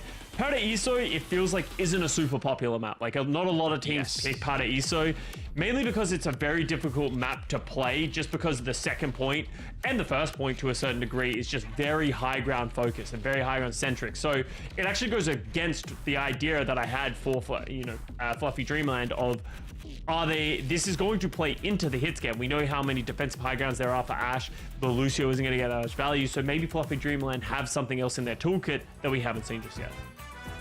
All right, let's load on in. Map number 2. We're in day 2 in NA OWCS. It is good to be back. That is for sure. Feels like home again. I don't want to get too sentimental on you, but so we won't. Fluffy Dreamland on the offense. Yeah, this is what I want to see. A little bit more dive here. Go quick. We'll see if Haven can find a cheeky little kill first, though. Yep. Then no one is holding that high ground. And both teams going in a different direction, right? Arna Brig not playing fast, they're playing the Winston. Interesting difference though, neither side is playing a Tracer. They're both playing the Echo Ashe, which is very uncommon throughout just like the history of Overwatch. Usually you'd always want to put a Tracer and a dive with a Winston. Yeah, on this map specifically, Scott, like maybe the Ashe kind of ends up working out here. If you can get control of the high grounds, you're unkillable. Like, it's really tough, especially when you've got Arna Brig right next to you as well. You just kind of rely on the Winston and the Echo to dive in together. Pretty early bubble there from Astro. Too early, in fact. Yeah, no bubble to use on the high ground. Jacob Astro ends up trading there. A couple of sticky bombs from Chime thrown on top of Astro. And it's actually Chime that comes up big with 2 kills. Echo so deadly in these matchups. I mean, Echo's always been really powerful, but it feels like in this meta at the very least, like, unbelievable. Yeah, 100%. It's also just like being able to play with the Winston. Like, you're able to like hit the big sticky bombs, get on the high ground. And I understand the idea of the Echo with just like the high ceilings and your ability to play around that, while Tracer can be difficult to route around. As we're seeing Citrus Nightmare is going to recontest. Ashe is kind of in an awkward spot, but you can see on the right side of your screen, Astro is just gatekeeping the opposition. Does take down both backliners. Isn't enough.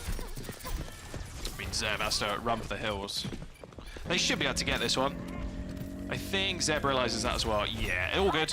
All good. 5 minutes to go. Okay, Fluffy Dreamland with a nice execution on first point. Even Tap coming up with 2 kills. Just getting those trades, you're losing your supports, there's just no way. You might as well have a better setup for this next point, because attacking this point, what layer of like Dante's and felt like layers of hell are we in? it is so hard to like assault, you know, from the low ground to the high ground, like. And the reason is, why it's so difficult is that spot exactly that you can see Chronic on, right? He's able to sit on that back high ground, have very protected position, and then just shoot down the long range. And that enables you to shoot. You can see Chronic gets that pick onto Haven, is able to follow up Zeb from as far away as they are to just be able to set it up. And you can see Astra is trying to pop the Primal to get some form of space, but just doesn't come up with anything. Oh. Chime gets neutral. Wow, Chime gets... Yeah, that's a bad pick if you are Citrus Nightmare right now. You have got 4 ultimates and you got the dupe. You could dupe the Ana, you know. You could have the Ana again, but they're going to have to play a little bit more defensive now. Neutral quickly swapped to the Moira there. I don't know if you quickly saw it, just to get a bit of spawn, like one straight forward, switch to Ana. So you get back ASAP. The spawn tech for you. A lot of players have been doing that, especially if you've not got an ult. Yeah, like if you don't have the ultimates, then why? You save the optimization, get the 1 second faster. Winston goes over the high ground on the back of a good nade. Oh my god, huge big flash. Brick moment. That's like old Brick, two Bricks looking at each other. All right, fight's done. All right, wrap it up. Wow. That was ridiculous. I don't think Zeb or Tap had a chance to press Q, even if they wanted to. That was the quickest fight I've ever seen. I'm really surprised Citrus Nightmares decided to force the issue in that room, and now the Cavs getting close. Are they going to get the touch? Oh, nice boot. Nice flail. And nice coach, yeah. Double knockback. Even popped the primal. That feels pretty bad if you're Zeb there. And you can't get the kill. Doesn't even get a kill. Yeah, that's pretty bad. Fluffy Dreamland looking very comfortable right now on this setup. I trade Chime's dupe though, so maybe not the worst, but yeah, you can see why Fluffy Dreamland wanted to come this way, Scott. 4 minutes going into last is kind of nasty. Yeah, actually ridiculous. Good dynamite. Big nade. Oh, big nade! Nade into the dynamite. Nothing better than that. I mean, that's this whole high ground taken now. Wow. Just pure textbook as well. So now all of a sudden you can see Fluffy Dreamland. They're in a perfect position. Tap is gonna go for a flank. Potentially can I love this. execute Dupe on the play. honor? Oh, well, echo moment. Oh You just my couldn't God. hear the echo.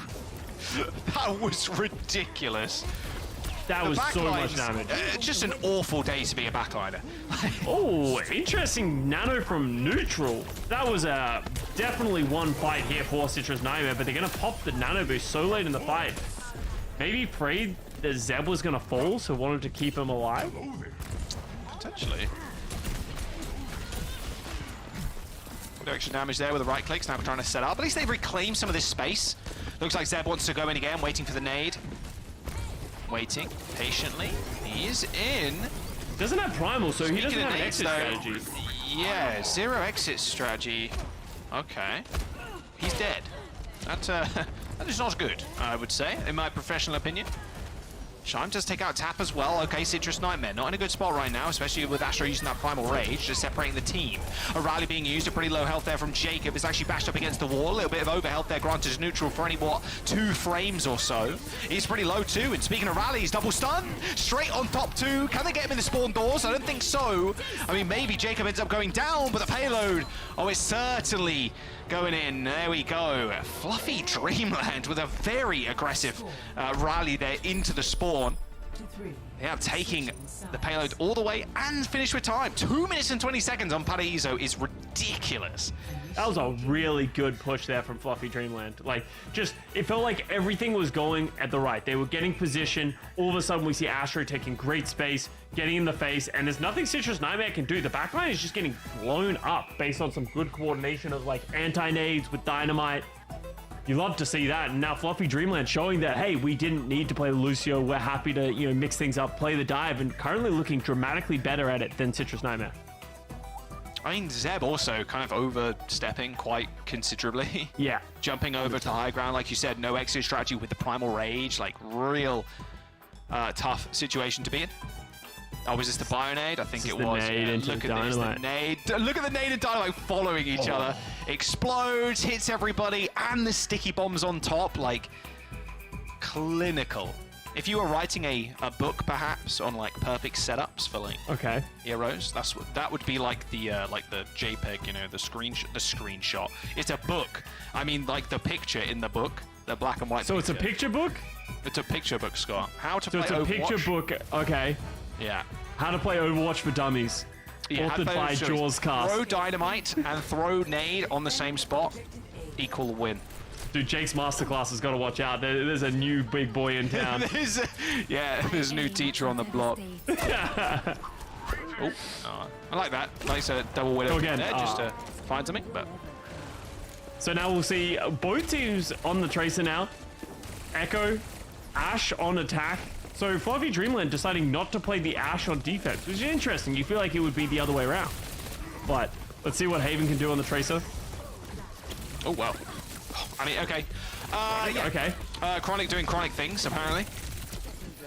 Little reset, I think. Ooh. Tap is just a Haven got him, though.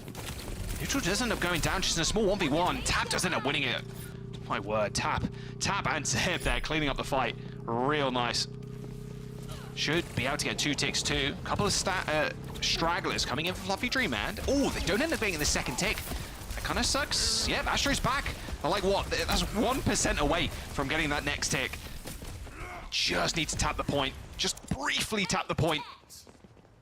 Oh, they lost it. Yep, it's regressing now in progress. And that's a lot of respect that we've seen Citrus Nightmare place up. They just decided to not fight for that, but maybe setting up the dive that we just saw. Tap gets both backliners, but Chime's gonna return in kind.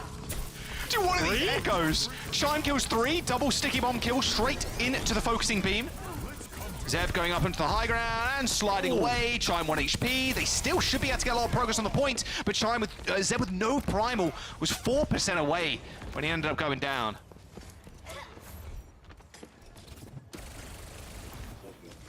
All right, now we wait as we have Fluffy Dreamland coming back. This is Chime. Able to hold in just like a ridiculous way. You can see, obviously Chime is the person who ends up getting all of the kills, but that's just a great synergistic dive from Fluffy Dreamland. Astro goes in, Chime follows up, Haven's there as well. You can see Chronix is really running into the issue we saw from PG, just unable to get any space against this Winston Echo. Good tracking there by Tap. You can see just constant pressure on the back line. Knows he's no longer welcome as Zeb and Jacob end up going down. So slowly but surely. Fluffy Dreamland, you can see why they wanted to go to this map. 5 ultimates coming up too. I mean, this defense, we're looking at a full hold, yeah. I think. It's a good pick here from Chronic. Should give them a little bit of space. Getting some points, but once again, Astro going aggressive. Pulse Bomb goes wide from Haven. Unable to find either of the supports. Okay, they do end up going back to the point. 95% extra tick as well. Primal Rage used. Can't let anybody from Citrus Nightmare currently touch the point. In fact, they're not going to, as they pop that Echo duplication as well. Prime Rage from Zeb, just unable to secure that kill. Heals coming out from Grapes, looking stellar. Eventually deploys the Nano at the very last second. A little parting gift. Zeb cleaning up too. Is this going to be it? Finally taking this first point. I mean, 50 seconds to go. And Zeb, without much hope here, needs some desperate heals. But look at this. Astro is just separating the backline for the rest of the team. Tap is on the point once again, just trying to focus out Astro at this point. And with Haven down, this should be it, surely. Surely. Astro gets 2 to get both supports, but just not enough. Does a phenomenal job. That was an unbelievable hold. I mean, again, rather scrappy, but just Tap coming up big with these kills. Tap's dives with Zeb have been really nice over the last couple of fights. Just isolating the backline, pushing them out of the window too, so they can't actually look at the rest of their team on the point. Really well played. Yeah, 100%. And now we're going to see Citrus Nightmare. Didn't have to cost them too many ultimates. Tap has the Pulse Bomb coming up to the duplication as well. See, just trying to posture for position into this room. One of the big mistakes we saw Citrus Nightmare make was actually trying to... They gave up this room and then tried to fight for it again. Let's see if Fluffy Dreamland are able to hold on to it. Pulse Bomb. Haven was searching for a target. Look, potentially wanted to go for the Echo. Tap with a kill in your kill feed, but look, Haven and Astro trying to settle the score. They end up finding 2 there from Tap, but Astro only killing Jacob, so net positive here for Citrus Nightmare. It feels like Citrus Nightmare are trying to go so aggressive that their backline just isn't able to stay alive. You know what I mean? It feels like Fluffy Dreamland, they're going in, they're getting aggressive, and they're able to trade effectively. But now all of a sudden, Citrus Nightmare in a good spot. Big Purple does slow things down a little bit, and Chronic falls. His Prime Rage is good too. Can Zeb separate Grapes? That is the question. I mean, Astro's now back. Zeb ends up getting antied, has to run away, gets nanoed. Oh, he's going to go back in again. Nano on the break, though. Yeah, you don't want to mess with that. Instantly deciding against it. Ends up just paying attention to the front line. Even though his Flare was doing a lot of damage with the Nano. Chronic now on Widowmaker, of all things. I mean, difficult to play Widow. This is definitely a huge gamble here for Chronic. He needs hit headshots right now. You need to find initial picks, otherwise you're just going to get run over. Yeah, Rally, there's absolutely no chance for the Widow anymore. I mean, duplication from Fluffy Dreamland. 1 minute to go. And you can see how scared Chronic has to play. It's so difficult to play Widow here because to get effective sightlines, you have to expose yourself. So you can see the rest of the team of Citrus Nightmare trying to move Chronic around to get him into a position that they can find a pick. But with 43 seconds remaining, that window is closing for them to find the pick, and they're down. Yeah. Chronic goes down, nice little anti-nade, and the angle very aggressively taken there on the left side of that high ground. Primaries has been also ripped by Astro. These fights are so messy, Scott. But it's all fluffy dreamland right now. Backline dead, no rally. I mean, good luck even getting back with a rally at this point. I mean, Zeb's gonna get chased out, instantly taken down by Astro. I mean, who touches here? I mean, maybe Tap, but look at Haven, just in the spawn. I mean, you can do that too. You know they have to walk past you to try and get to the point. 7 seconds, and someone has to touch. A duplication onto the break, try and get some flail aways, and there is the touch eventually made by Haven, who has got the pulse bomb available to him. With a duplication onto the break, maybe they even get rally here. A giant Byronade to the go symbol.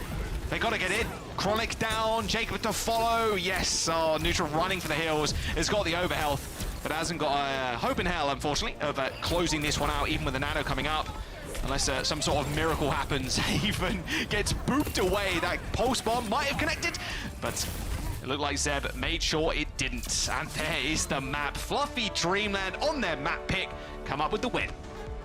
Looking very comfortable on this Winston dive as well. They're just very in sync. They were by far and away the better team on this map playing that composition. And now all of a sudden we start to get in, the map pool really starts to matter, because what maps are you going to choose? Where is your strength? Because right now it doesn't feel like Citrus Nightmare are able to hang with the Winston setup, because Chronic isn't able to find that space to be able to shoot. Just too much pressure coming out from the Echo. The dives are too clean from Fluffy Dreamland, and yeah, that's a pretty convincing Paradiso. Yeah, I mean, where does Citrus Nation go? It does feel like NRG Shock TSM again. It does. Where like Chronic needs the space to play the Ashe, or maybe even play the Widow, right? Maybe needs to jump to Sombra, do what PG did after he hits tab and sees 22 deaths on his screen. Yeah, where do you go if you're Citrus Nation? Again, it does feel like now the hybrid's been taken out, you haven't got your choice to go to something like, well, I guess you could choose Dorado would be another good pick here, actually, thinking about it. But you'd not got your chance to go to Eichenwald or anything like that, a map that you'd probably do pretty well on if you can have Chronic on the Ashe. Yeah, and that really comes in, is like, it feels like they really want to play Chronic in the Ashe. I feel like he's been a hit scan throughout this entirety of the series. So how do we find a situation to just get Chronic to be able to have space? We talked about this, as you said, this is a mirror for what we just did in NRG versus TSM. So I think the same rules that we followed for the last series follow here, because right now you're just looking at these highlights. Look at the coordination of this dive. The Dynamite into the nade with the Winston and the Echo thing. The coordination that we're seeing from this Fluffy Dreamland squad is insane. And if they can keep this up, all of a sudden, how do you live as the backline, as Jacob mid neutral? And what adjustments can you make? Chronic did play some of the Echo themselves in this map, but it just didn't feel like it had the same level of power and the same level of impact that we saw from Chime. Yeah, because you don't want to go to Flashpoint. So you pick Escort, you pick Dorado. That's where I think that makes sense. That really makes sense in my eyes. Of like, I think that gives you the most option, because like, you don't want to choose Flashpoint. Flashpoint, as much as New Junk City and Survasa are slightly different, they play the exact same way, right? So that map choice doesn't really have too much impact. And Push, you know, we saw how Push can be impacted. So I think you definitely want to choose the Escort map that best suits you in this moment. So I agree, going to Dorado here would make a lot of sense. Or any of the Escort maps. I mean, in the pool right now, Circuit Royale, Dorado, Junkertown, Shambali, they are all decent hit scan maps. Runa Sarpi actually might be a good one too. There's options. There's a lot of options, but also remember, after just map 1, we were sort of saying like, hey, maybe Fluffy Dreamland don't have this in their tools. Right. Maybe we need to see the same thing from Citrus Nation. Maybe there's something that they haven't shown us yet, or just a composition that they didn't want to play on Paraiso, because as we talked about, Paraiso is a very random map to be chosen. It's one of those maps that, since it's come into the map pool, not a lot of people feels like they practice it, or no one picks it because they're not confident. So maybe just a sick play by Fluffy Dreamland. There's always been those teams that have scrimmed in the history where they play the maps that no one else wants to play. So then when they pick it, all of a sudden, no one knows really how to play. And it did feel like that for Citrus Nightmare. It didn't feel like they had a great idea of how they wanted to play the map.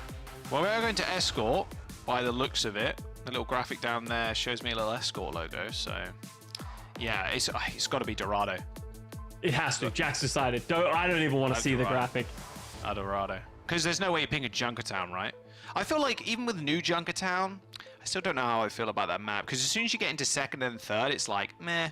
Ooh, but, I mean, like okay, this makes a lot more sense too, right? Go on Circuit, get on Widow, and then talk to Ash if you really want to, but probably Widow. It's just very difficult to play the Winston on Circuit Royale. That's the one thing that's like absolutely true. We see historically a lot of double flex support, a lot of Sigma, just slowing it down due to the very long sight lines that you can see on Circuit Royale. So I like this pick. I also think Echo can be very difficult because there's not a lot of vertical cover that you can play off, as we said, long sight lines. So I like this pick by Citrus Nightmare. I think it gives them the best opportunity if they're willing and comfortable to play a Circuit Royale comp with the double flex support. Double flex, maybe a little Zen, maybe a little Valari with the BAP. I'm feeling pretty good. I'm excited to see some Escort today as we jump on in. Fluffy Dreamland versus Citrus Nightmare. Currently 1 apiece. That control pretty close. That first round went to 99 to 100. Then it was Citrus Nightmare kind of like rolling out. With the Orisa, it felt really good. Definitely not a character you can pick on this map, that's for sure. Well, you could when she was like hard busted, but not so much anymore. See what Fluffy Dreamland have in their back pocket, because you got to know Chronic's just going to be hard flexing on the hit scan. But it looks like a Ram. Wow. So they want to just hold close here. So Ram, Hanzo, just want to spam, wall people off. I like this look a lot by Citrus Nightmare. I think it makes sense, especially knowing Fluffy Dreamland. They didn't play double flex support on the Sanctum, so you can expect it. One thing I did want to talk to you about, Jack. How do you feel about the Zenyatta over the Illari? We've seen it go back and forth. Do you think the Illari is better or the Zenyatta is better? Zen. Yeah, I agree. I think the Discord is just super important. Your ability to play safe on this map. Also, I think Transcendence is just infinitely better than 100% than Illari Ultimate. Yeah, you have a defensive. Imagine having a defensive ultimate in the video game Overwatch. Yeah, pretty good. It's pretty decent. Yeah, I do. Yeah, this Widow pick is going to be. Oh my word. Okay, Chime dancing with death there. Chime's in a weird spot here as well. Worth noting. They need to get Chime out. Yeah, this spot.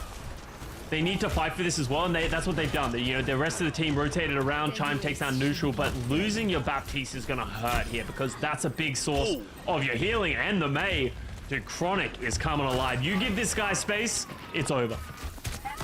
Yeah, very much so. Gone style on him. Oh, yeah, Stig Bomb should kill him. Cool guys don't okay. Explosions. Exactly. I hate when Echoes do that. They know they've killed me, they just zip off. I'm like, man. At least look at me. At least look at me when I die, bro, please. And this is going to be the hardest challenge now for Fluffy Dreamland. Like, closing on the space is really easy with the Lucio, but Chronic has such a mean angle. Actually getting over that first hurdle is going to be so tough. If he clicks one head here, this might just be the first point. Yeah, 100%. Hunter's going to do a good job of kind of suppressing them a little bit, though.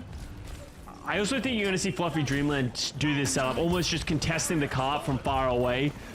Force the Citrus Nightmare to swing wider to be able to get value. You can see how bold Neutral's willing to get on the Zenyatta, really get up close and personal because it knows they don't want to run out. I saw it. Haven hit the Sonic Arrow on the corner, knew where the Widow was, going to go for the shot. Zeb at least down though, but Tap is going to activate duplication, going to jump over to the Rat.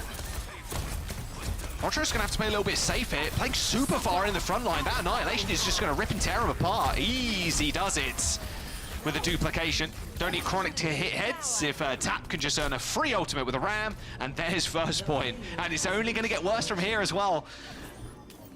100%, 100%. And it's one of those things that as the damage comes in, it's kind of hard to, save yourself because as soon as it starts snowballing away from you, there's just too much damage, especially Astro. There is so much damage going on to Astro. They have the Discord, they have the damage from the Baptiste, and the Widow shots. If Chronic is just hitting shots, all of a sudden Fluffy Dreamland, the window in which they have to be able to step up and find picks is just so low. Yeah, Chronic doesn't really want to test him, although, to be fair, one-shotting someone through that would be pretty nice. Oh, another one. Another kill. Haven dodging out of the way of that flux. Soundbarrier came in anyway just to try and save him. Chronic eventually taken down. Headshot from Chime from across the map.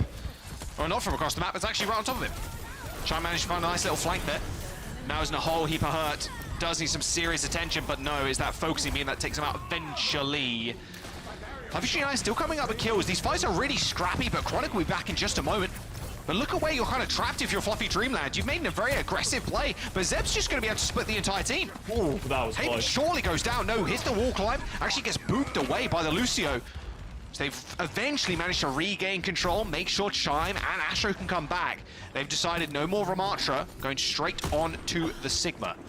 I like this change. You could see Astro really struggling on the Ramatra. He was like, hey, they were just having to rush forward time and time again, and they're just kind of at the mercy of what Citrus Nightmare do. They're going to engage with the Dragon and take out Zeb. Perfect. Yeah, with the Ram too, Scott, like, because you're wanting to run at people, it's like, well, it's an easy Discord target, and we can all just shoot at you, and you instantly evaporate. Yeah. That's like a really good point to note as well. Just Sigma's hands give them so much opportunity. With the shield, they can juggle so much of the damage that's coming out. So, what is the this? value? Double flex now. Neutral jumping over to the Kiriko. I mean, maybe they're thinking right now that Chime has got Blizzard. Of course, we know that, right? And he hasn't used Blizzard ever, so he needs to actually get that done. Suzu here for the Blizzard targets. That's a pretty heads-up play, knowing Zen's probably not going to save you. Chime, I mean, come on. Oh, they're all gone. Chronic is in trouble. Oh, there's so low Blizzard on the... There's no way. Rude. And he still gets him. And he still gets him. Lamp, the cleanse. That is... Come on. You really had to do him like that. Hey, sometimes you gotta find the alpha threat, and that's Chronic right now on the Widowmaker. Tap has duplicated into the Sigma. We will get a Flux off, but won't be able to actually send it. Zeb's gonna send the Flux of their own. Oh, what a shot. But Chime's a real big problem on this Mei right now. Okay, Chime making it work. The Mei on Circuit Royale, when you have a Sigma, who'd have thought? Ow. This is a really tough point to take. Like, there's a minute and 20 seconds to go. There's not been a clean and concise team fight in quite some time. And this actually goes back into the opposite end of the Widow spectrum. Chronic is just not able to find enough kills. Zeb does get a great rock through the window onto Haven. Rock to follow up. They have to go the Lamp. The Lamp is just doing so much work right now for Citrus Nightmare. Chronic to, I mean, Citrus Nightmare. Okay, they only need Chronic to quickly turn up in the fight. Takes down the back line, and there it is. They eventually get it going again. There's only a minute to play with. Haven's going to jump over to the Sim to try and TP everybody forward to get a final touch. They really want this. They have the Grape Sound Barrier to get them into this fight as well. There's definitely an opportunity, but they're running into the Kitsune Rush. Chime with the wall. They do manage to isolate Zeb for a brief moment. Drops the hands to try and get out of there. Sound Barrier very aggressive there from Fluffy Dreamland, but now they have to try and deal with Chronic on a nice little angle too, but the Lucio a little bit too quick for him. Well, he needs to hit this shot. My word, yeah. Missed it. Has to grapple away. Has got a lot of space to work with now, but not a lot of time. And yeah, not a lot of health either by the looks of it. Chime with another long-range Icicle kill. Chime has really stepped up for Fluffy Dreamland right now, and they've got a Blizzard. 3% towards it. I mean, with only 10 seconds to go, Citrus Nightmare and Chronic needs to find like a 50 cal 5-man collat to try and finish this one. Oh, Jacob. Ooh, spinning into a new dimension there. We're going for a slot of the Olympics, I'm not sure. Jacob ends up going down. There's no more to touch. And the payload will be halted. This Mei is doing unbelievable amounts of work. Yeah, Chime's doing a phenomenal job on this Mei. We talked about how the difficulty of like dealing with the Widow, but Chime's playing like a flanking Mei that's really difficult for the way that Citrus Nightmare is playing to deal with. And you know, we saw it at the very beginning, and we were like, oh, they need to save Chime on the left, but that's kind of how Fluffy Dreamland's intending to play this composition. They want to put the Mei on an isolated island alone. They can stay alive for a very long time.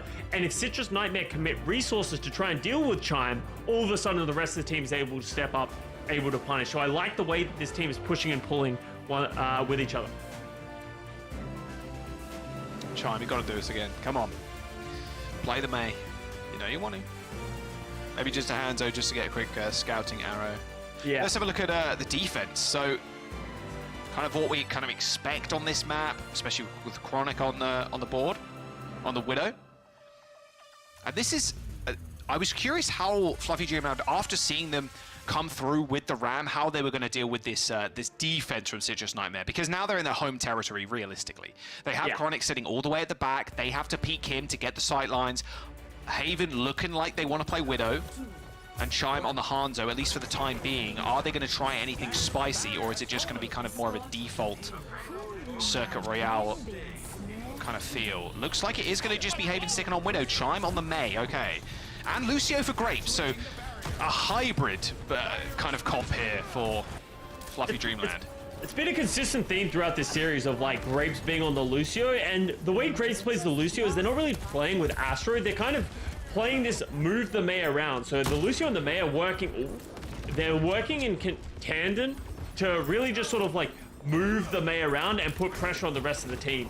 As you said though, the long sidelines and the fact that Citrus Nightmare are going to be able to play very defensive, like if you're the Mei and you're Chime, how do you deal with the Zenyatta and the Widow in this corner? I think got Lamp too. Ooh, what a shot by Haven. Chronic didn't even see it, most of it. Did lose Astro though on the other side, so it's going to be difficult, but Chime gets neutral as well. There is a world in which they can turn this into a 4v3 advantage, even without their tank. Can. If Haven gets another shot off, it just might be over. Getting a nice angle. There he goes. Chime once again. Dude, he's on the Mei. And look how far they have to push too. It's very much just on that last point. And the Mei's going to get very strong if they want to hold forward. And it looks like they're going to try and do it too. Something that we haven't talked about right now so far is that... Oh, later, Chime. As Chime gets a little ambitious on that one, Chime's walls have been really solid against Zeb, isolating Zeb from the rest of the team, really giving the opportunity to split off the roster from each other, and that really cuts down on the long sidelines that we talked about that are so common on Circuit Royale. As Haven's just a couple of body shots, takes down Tap, and they're still moving. Where's the damage? I've got no damage. Oh, double headshot through the bushes too. I don't need to pay a gardener anymore. Nice try for the flick shot there onto neutral, but they got all the space that they really want. I mean, that isn't a great... Okay, yeah.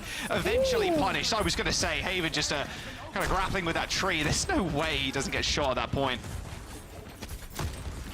Yeah, that's a bit of respite that they needed. Oh, they take the space, but now Chronic's the one getting hyper aggressive. Will live to tell. Flux, Blizzard. Oh, they're throwing everything into this one. Blizzard not many catching anybody. Astro ends up going down, so that's Citrus Nightmare winning this one off the back of that Flux. Chime, get out of there. Chime's a menace on this Mei. I really love the way that they're playing a lot of these flanks. Just everywhere all at once, it feels like. And now Fluffy Dreamland's coming up to a lot of ultimates. They got the Flux of their own. They're going to have a sound barrier. The issue they're going to have to deal with is the Transcendence from neutral. They need to try and find a way to bait that out. Otherwise, the Flux isn't going to do anything. This tap duplication could also go pretty nuclear. Flux lands, Lamp deployed, Copy coming through. They got a Mei of their own now. Tap's like, if you can do it, I can do it better. We'll see if they get a Blizzard. Should be pretty easy. I mean, you've got 50% already. Another couple of Icicles will do it. They're not actually giving Tap the opportunity whatsoever. Okay, there's the Blizzard thrown out. Well, they do catch one, but I mean, well, Astros in such an awkward position. They can't actually just run him over, sadly. And now, oh, good wall. That's what I was talking about. Window goes down behind it from Jacob. That's going to be so much damage.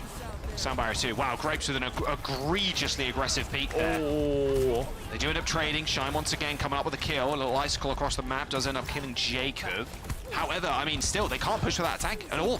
There's no space creation unless a Blizzard comes online, but that's only 20% away. And also, like, how do you find value with this, you know, especially against the Transcendence that's going to be forever held? Oh, okay, Transcendence is out. That's a huge win here for Fluffy Dreamland. If they can back up, wait for their tank to come back, all of a sudden, this is the window that they've been looking for. Yeah, I mean, what have they got to deal with? Maybe this Flux coming online. But look at Chime, he's got a Blizzard coming up. He's got 1%.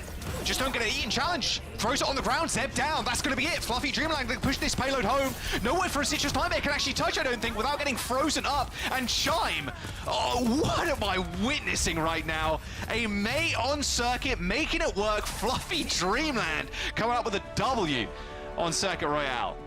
Honestly, huge play here from Chime. I really like it. Unconventional. You know, obviously, Mei isn't the craziest thing to see, but the way that they just manipulated the rest of the map and sort of made themselves a threat. The wall's on point, hitting the damage. You love to see it, something different other than the double sniper. And, you know, once again, Fluffy Dreamland not allowing Citrus Nightmare to play their game. Control once again, proving it's a fraudulent game mode. Look at that. Look at that. This continuously happens, Jaws. You know, it's crazy. It's crazy. Control, I don't know. Me and Control need some words. All right, we're going to the next map, Citrus Nightmare. Okay. It's like, how do we deal with this May? How do we deal with the May? Because we have Chronic clicking heads, and that is great. But this May is actually proving quite a troublesome affair, even on a map where Widow just dominates most of the time, like 99 times out of 100. Flashpoint and Push coming up, Scott. So where are we going? Interesting. That is. I wonder if we're going to see them go towards just Push, because, you know, Flashpoint can be a weird mode, but also I feel like May is just really good on Flashpoint. There's a lot of ways that you can play around it. I think Grapes is going to be able to play the Lucio. I think that's where Grapes has wanted to be playing. So personally, if I'm Citrus Nightmare, I'm staying away from Flashpoint. But at the end of the day, you're down 2-1. You're going to have to win on either of these game modes anyway. So pick your poison. Push. Oh, that was a nice shot. Beautiful shot. Classic Widow, just 180. Look at the ground to get out of there. Don't want to get headshot yourself by whatever else could be thrown at you. I mean, I think that wall. I want maybe just because I want to see it. Yeah, there's a little chime highlight reel for you. Runasapi.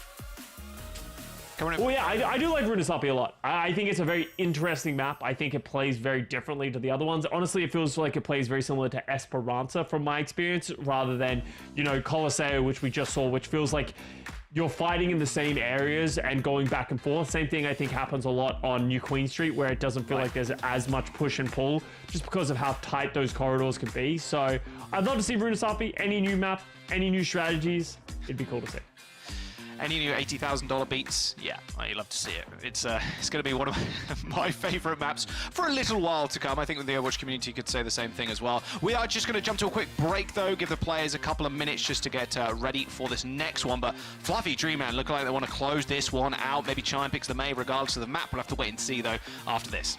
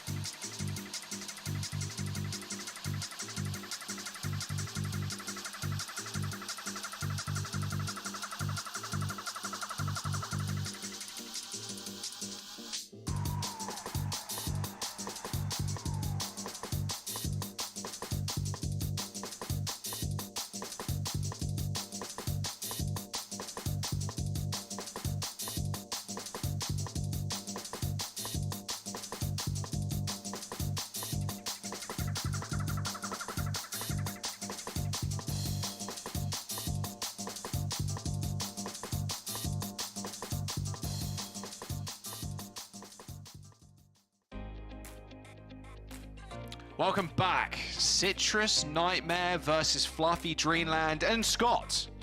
We're going to it. Runasapi, baby. Let's go. No more $80,000 beats, though. Hopefully.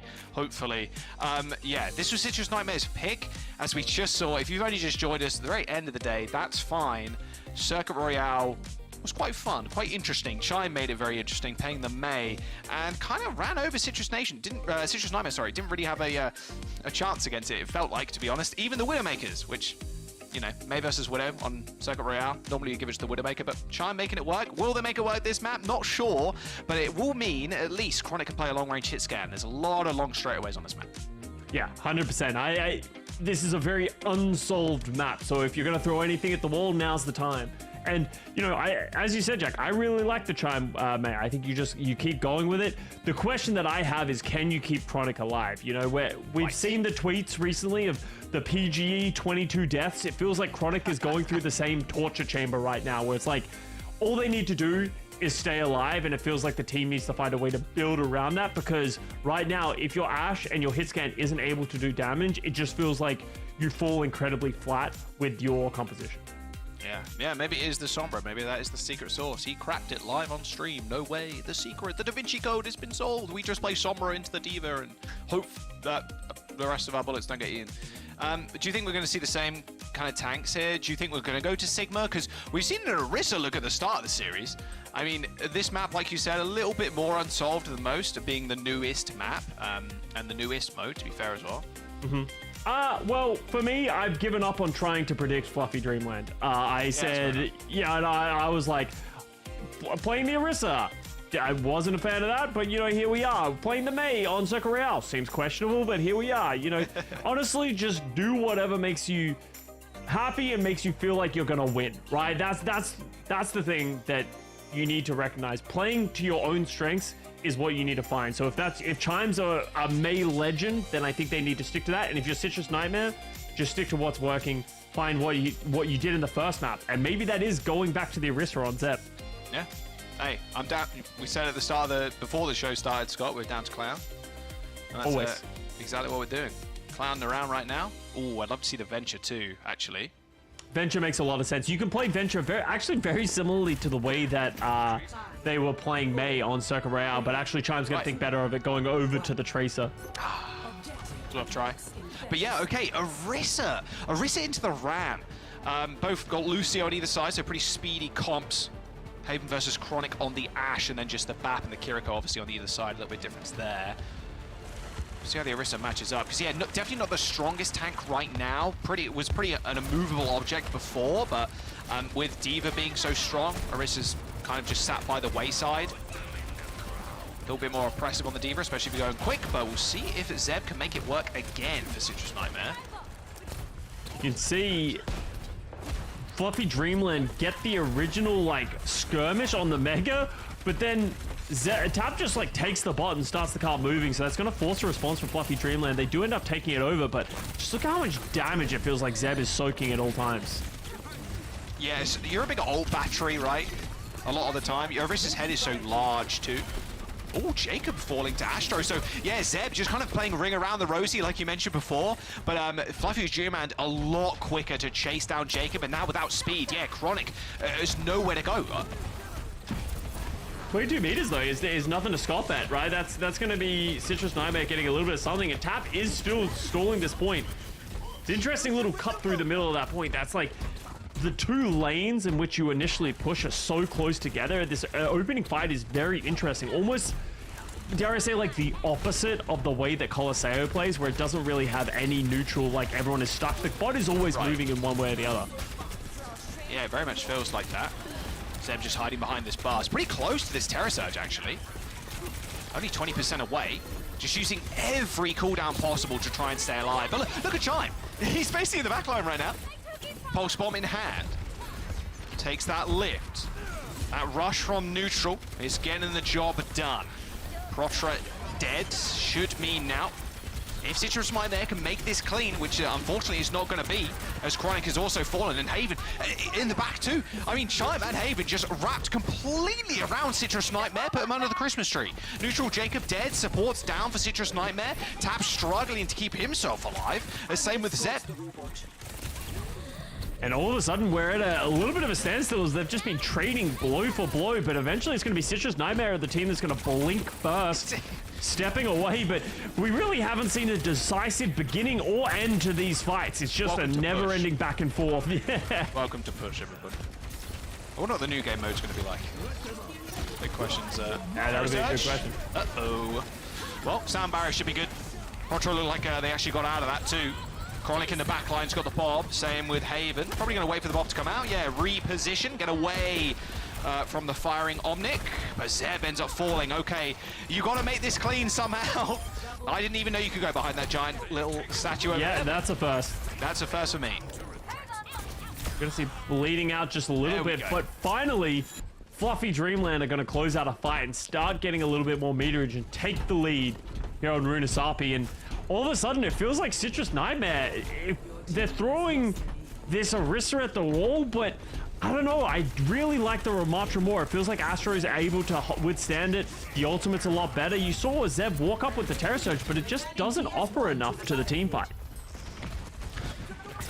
Zeb acting like a tracer at this point. Oh, nice. What a balls. A little alley-up. Chronic Haven down. Chime still with a recall too, so can play fairly aggressive on this tracer. Focusing out Zeb has just been the key, at least for Astro. And these fights are just so scrappy, Scott. Something quite poetic as well. Dreamland versus Nightmare, I would say. I've made that joke yet. 41 meters to 23 is once again we don't really get anywhere near those checkpoints. Coliseum a little bit earlier on, Scott. Like no one got checkpoint that entire time. It was just a battle for mid. Yeah, but that's very Coliseum. I feel like the checkpoints are a lot easier to get here on Runasapi. But we'll see both teams starting to step up. Neutral has another Kitsune Rush. It's going to be very difficult for Fluffy Dreamland to step up into this. As soon as they step forward, Neutral's going to drop this rush. That Bob 2 can be pretty devastating if you find the right target. Ooh, they ping the Tracer out. Yeah, force that recall pretty early. Pulse Bomb goes wide. Heaven dodging out of the way, and that one pretty quickly.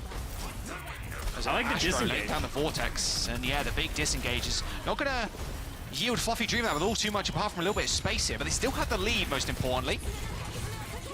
As the Kitsune Rush has been popped too. I mean, Chime's not going to last too long in this backline, has to hit that recall. Yeah, Protra also falling. I mean, Chime, the Rush is just such a good ultimate at winning these neutral fights really quickly.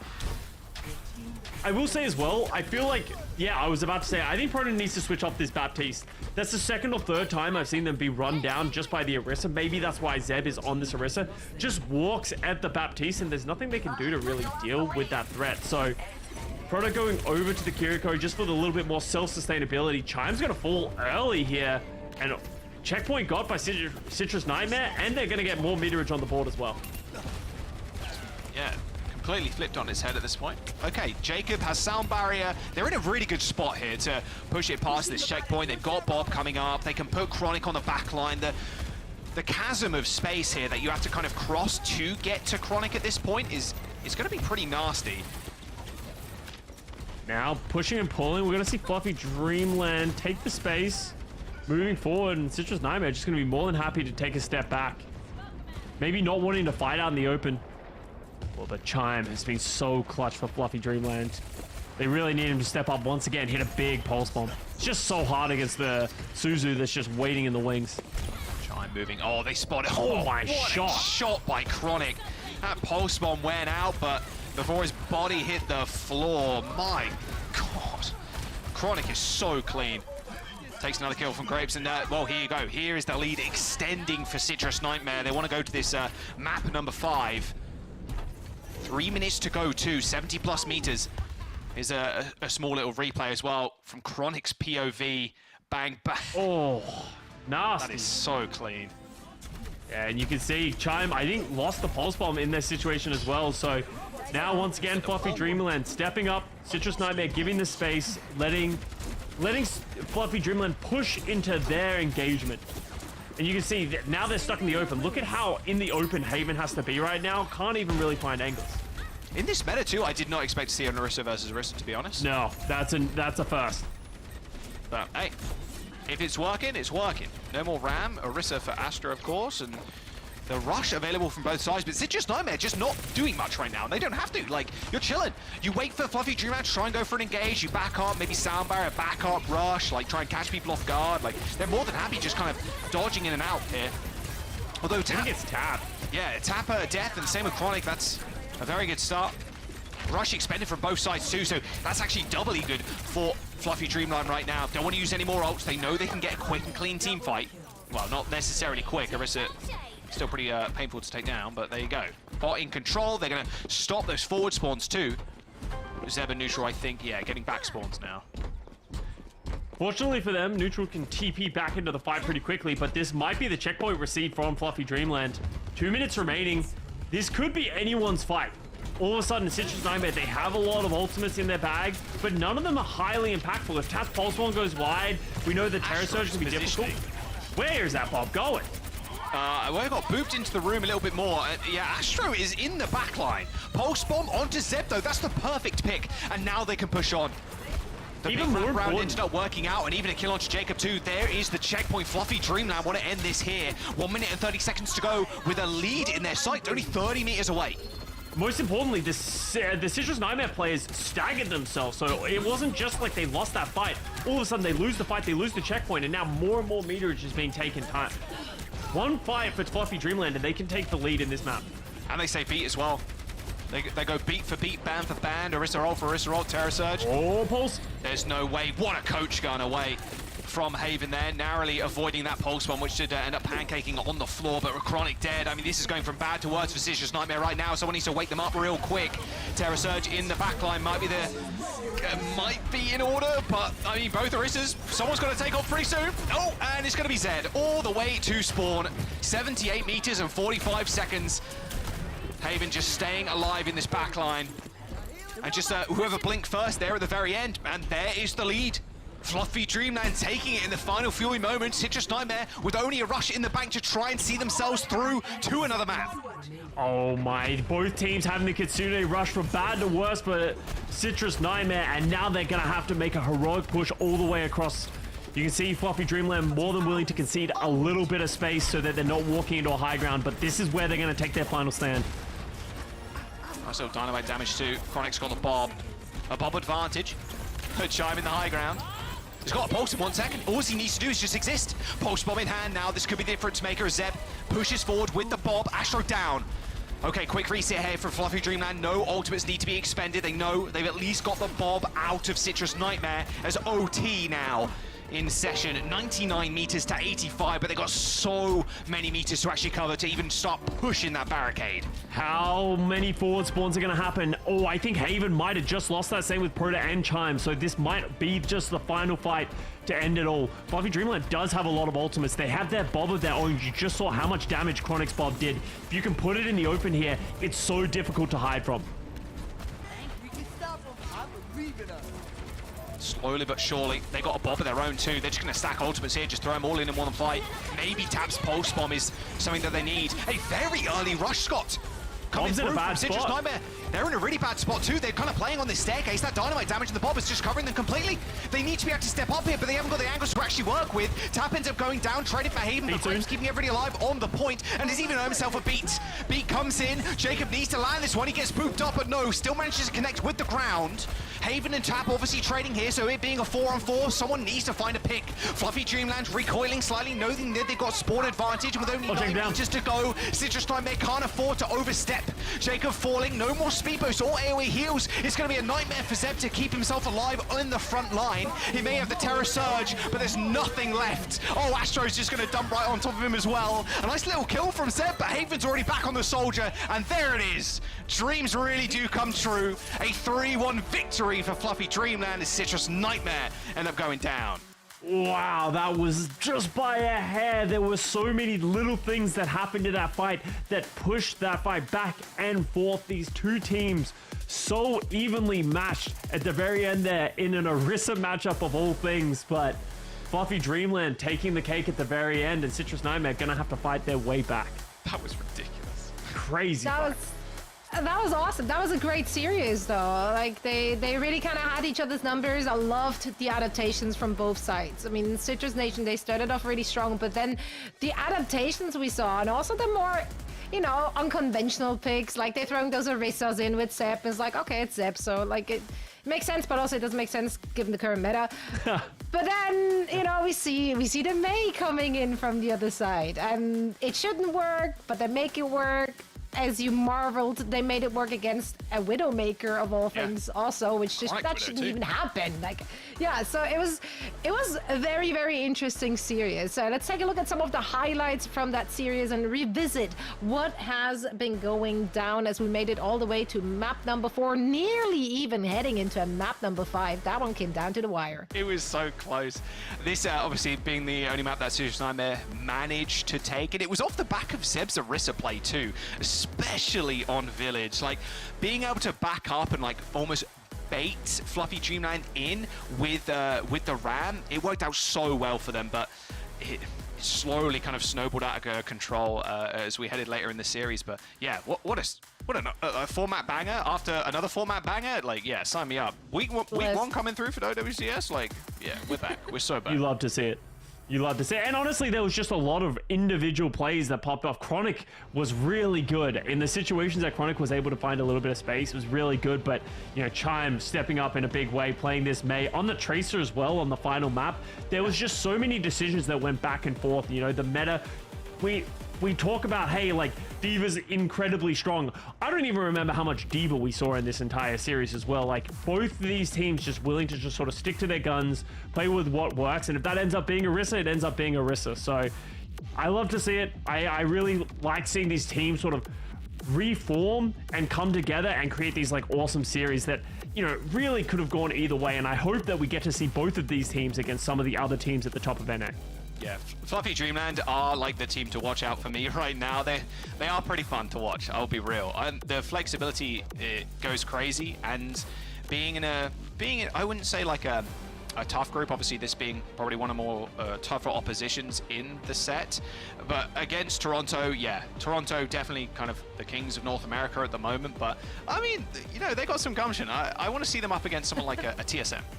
They really do have some gumption. I mean, if you're on this map now, runners up here, right, and then the opposition makes the Orisa work, and you're already behind, and yet you decide to switch over to the Orisa yourself. Is that a calculated risk? Is that just crazy? Like, what were they thinking, Scott?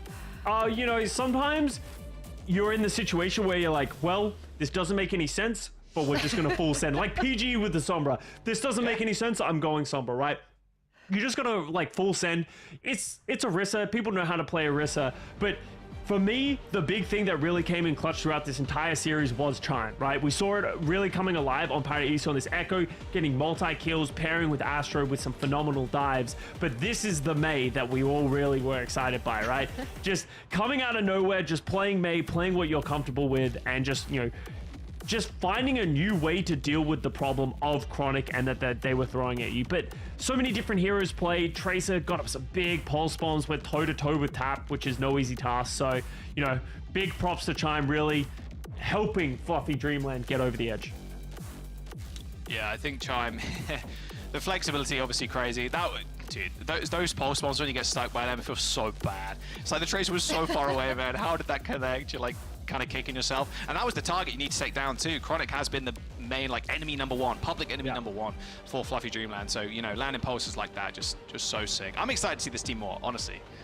Same, absolutely same. I'm also excited to talk to one of their members. I believe we have Astro joining us for a quick chat now. No, not yet.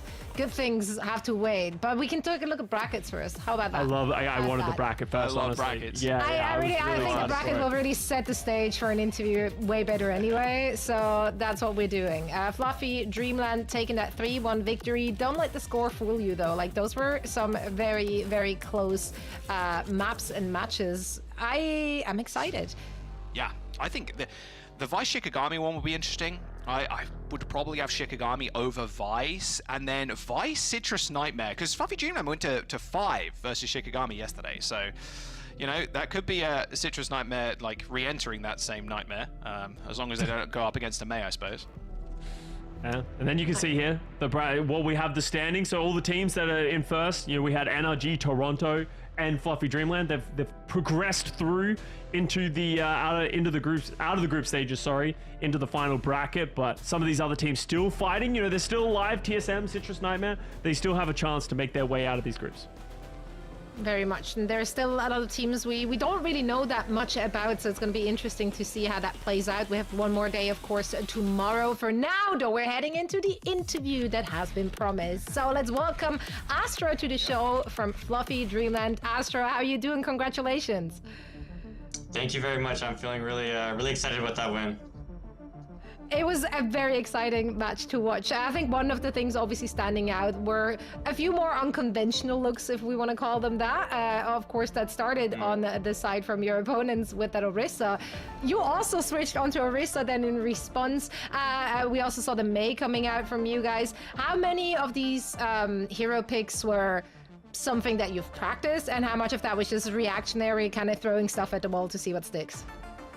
Yeah, so we've been playing a lot of Ramatra, and as time has gone on, we've kind of realized it's not as strong as we think it is. So we've kind of had to just like lean into our strengths more, especially when we don't really know how to play these comps the newer teams are playing. And I also do think Orisa is really sleeper broken. I think she's really strong. So we've been kind of like doing a little bit of freestyling, but mostly just leaning into our strengths as well, like chime on the Mei, so that even though we're kind of freestyling it, we're also comfortable as well. Sleeper broken. Okay, I'll put a pin in that. I'm curious if we're going to see a little bit more. I do want to ask you, is there any team in this group or one of the other groups that you really want to beat as a squad? Not particularly. I kind of want to beat them all. But okay, yeah, that's a spirit. Yeah, including Toronto Defiant. Are you hoping for the Toronto Defiant matchup in your first round? Now that you're out of the group, no, not it'd be a good learning experience if we play versus them, and they have players that I like. I'm good friends with Vegas, so it'd be a fun match for sure. Yeah. Yeah, and I want to ask one more thing. Like, how long have you and like a lot of these guys been playing together? Because like one of the big things that I was really impressed by was your dives with Chime. Like, you guys were really in sync. You were hitting a lot of things. That's really what like stood out in Paradiso. How did you get that synergy going? And is that something that like we should expect from you guys moving forward? Yeah, so me and Chime have been playing together for a really long time. It's been like, I want to say a year and a half now. Wow. So yeah, we've been teammates for a while, and I kind of had a synergy with all these guys. I played with Haven in Overwatch 1 on my old team Bear Claw, so that was a lot of fun being able to pick him up for this tournament. And I've played other tournaments with Grapes and Protus, so I mean I know all these guys, but I've been definitely playing with Chime the longest, so that's probably why we're able to do what we do. Yeah, I guess the pre-existing synergy was definitely showing. One more question before I let you go. Are you moving in or out of your place? I moved in. So actually the first day I got here was Tuesday, and that kind of screwed me over because that was the delayed Swiss day. Oh, so yeah. I had to set up my setup like 5 minutes before my warm-up. It was really, really scuffed, but we made it work. And stressful. Yeah. Well, happy moving in then. Congratulations. No, I like it. It's avant-garde. I don't even know what that means, but we'll go with that word anyway. But yeah, thank you so much for joining us. It was super, super exciting to watch you guys play. We can't wait to see more from you and the squad. And have a good rest of your day. Thank you. It was great for it was great. Thank you. Yeah, it's great chatting with you. Great to hear from the teams as per usual and get some insights. The Orisa sleeper broken. Yeah, I'm curious. You guys' reaction to that was just gold. Like both your faces were like, ah? Yeah, okay. I'm curious. I don't know. We haven't seen much Orisa at all. It's literally just been like Diva Winston, like pure dive. So like. But now it was two teams. It wasn't just one. Yeah. Oh, I won. But they were playing against each other. Does it count as broken if they're playing each other? That's true.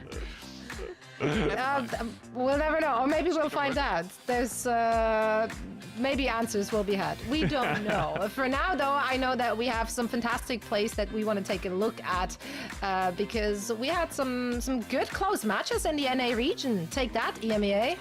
Yeah. More Toronto to find highlights. Let's go. Sugar Free hitting pulse bombs. That was like the least exciting. I was gonna say this is the one I want the least amount of highlights from.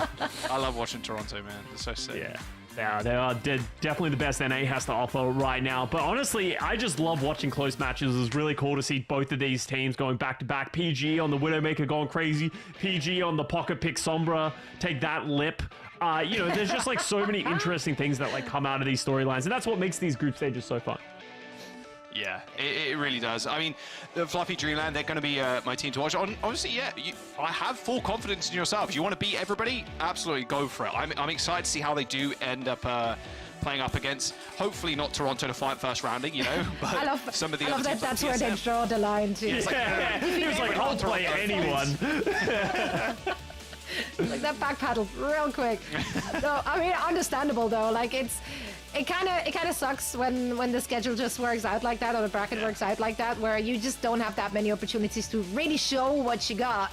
If you have to go up until against the juggernaut of the tournament, that's just unlucky. Let's take a look at our Sunday schedule. That's tomorrow, is it? Yeah, tomorrow's Sunday. It is tomorrow, so Time does fly by. I am very tired. But yeah, let's take a look at the schedule to see what games we have going for you tomorrow. We still have some winner matches that needs to be covered. I believe Group D winner matches on both EMEA and NA are still up for grabs. Is there any of these matches that stands out for you? Anything you really are itching to see? Those first two games in each region, the SR Peak Chair versus VP, and then Nightmare versus Timeless will be really good. That game is going to be sick. Yeah, those are the ones you like. The winner matches are definitely the ones where you're seeing like the best teams, but also I have something fond in my heart of watching the elimination matches. You know, when your back's against the wall, seeing all these teams throw anything they can at the wall, you know, it's always exciting. So they're all going to be fun to watch. Wasp has a Swiss player, so I have decided. Oh, there you go. By default, so he's a fan. Obviously, huge fan. There's only like 10 Swiss people in the world, so we got to root for 10 Swiss people in the world? We've got one of them right here. Factually incorrect, just in case anyone wants to fact check. It's a rough estimate, okay? Give or take a few hundred people. It's all good, it's all good. I won't be here tomorrow. I believe the two of you will be back, though. Is that correct? Yes, we are back. Perfect. So I'll be watching you and cheering you on. Danny will be taking over tomorrow, so expect all the goodness and all the chaos that Danny has to offer. I'm excited to watch that as well. Thank you all so much for joining us. It's been a long day, a very fun one as we kick off stage 3.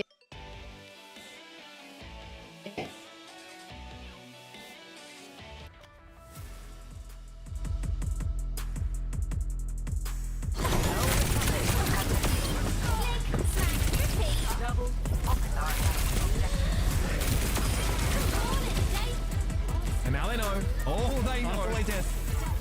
Very delayed. It's going to be the rally used here, and this is not where Hypnos want to use them, but they need to stay alive. Even with the powerful Brig ultimate in play, you're asking for far too much against the full strength of Space Station Gaming.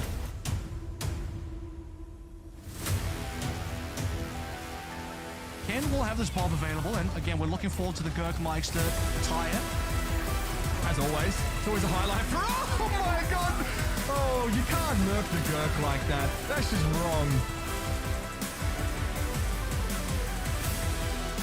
Quartz is definitely going to be dangerous. There's no TP target, though. That's the issue here. You can't actually TP onto somebody, so they're just going to play for rotations. Okay, got an off angle. Quartz just scaring if D got there. It does at least give them purchase, I guess, on some of those players that are playing. Oh my goodness, that's gross.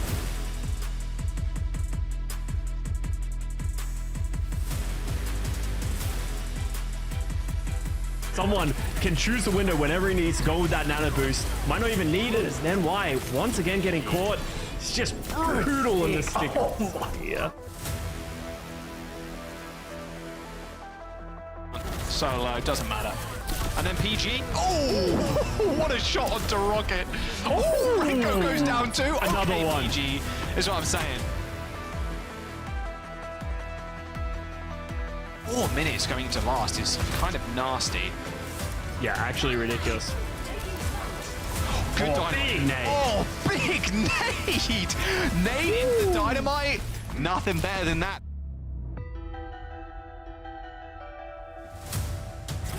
Zeb acting like a tracer at this point. Oh, nice. What a bolt. A little alley-up.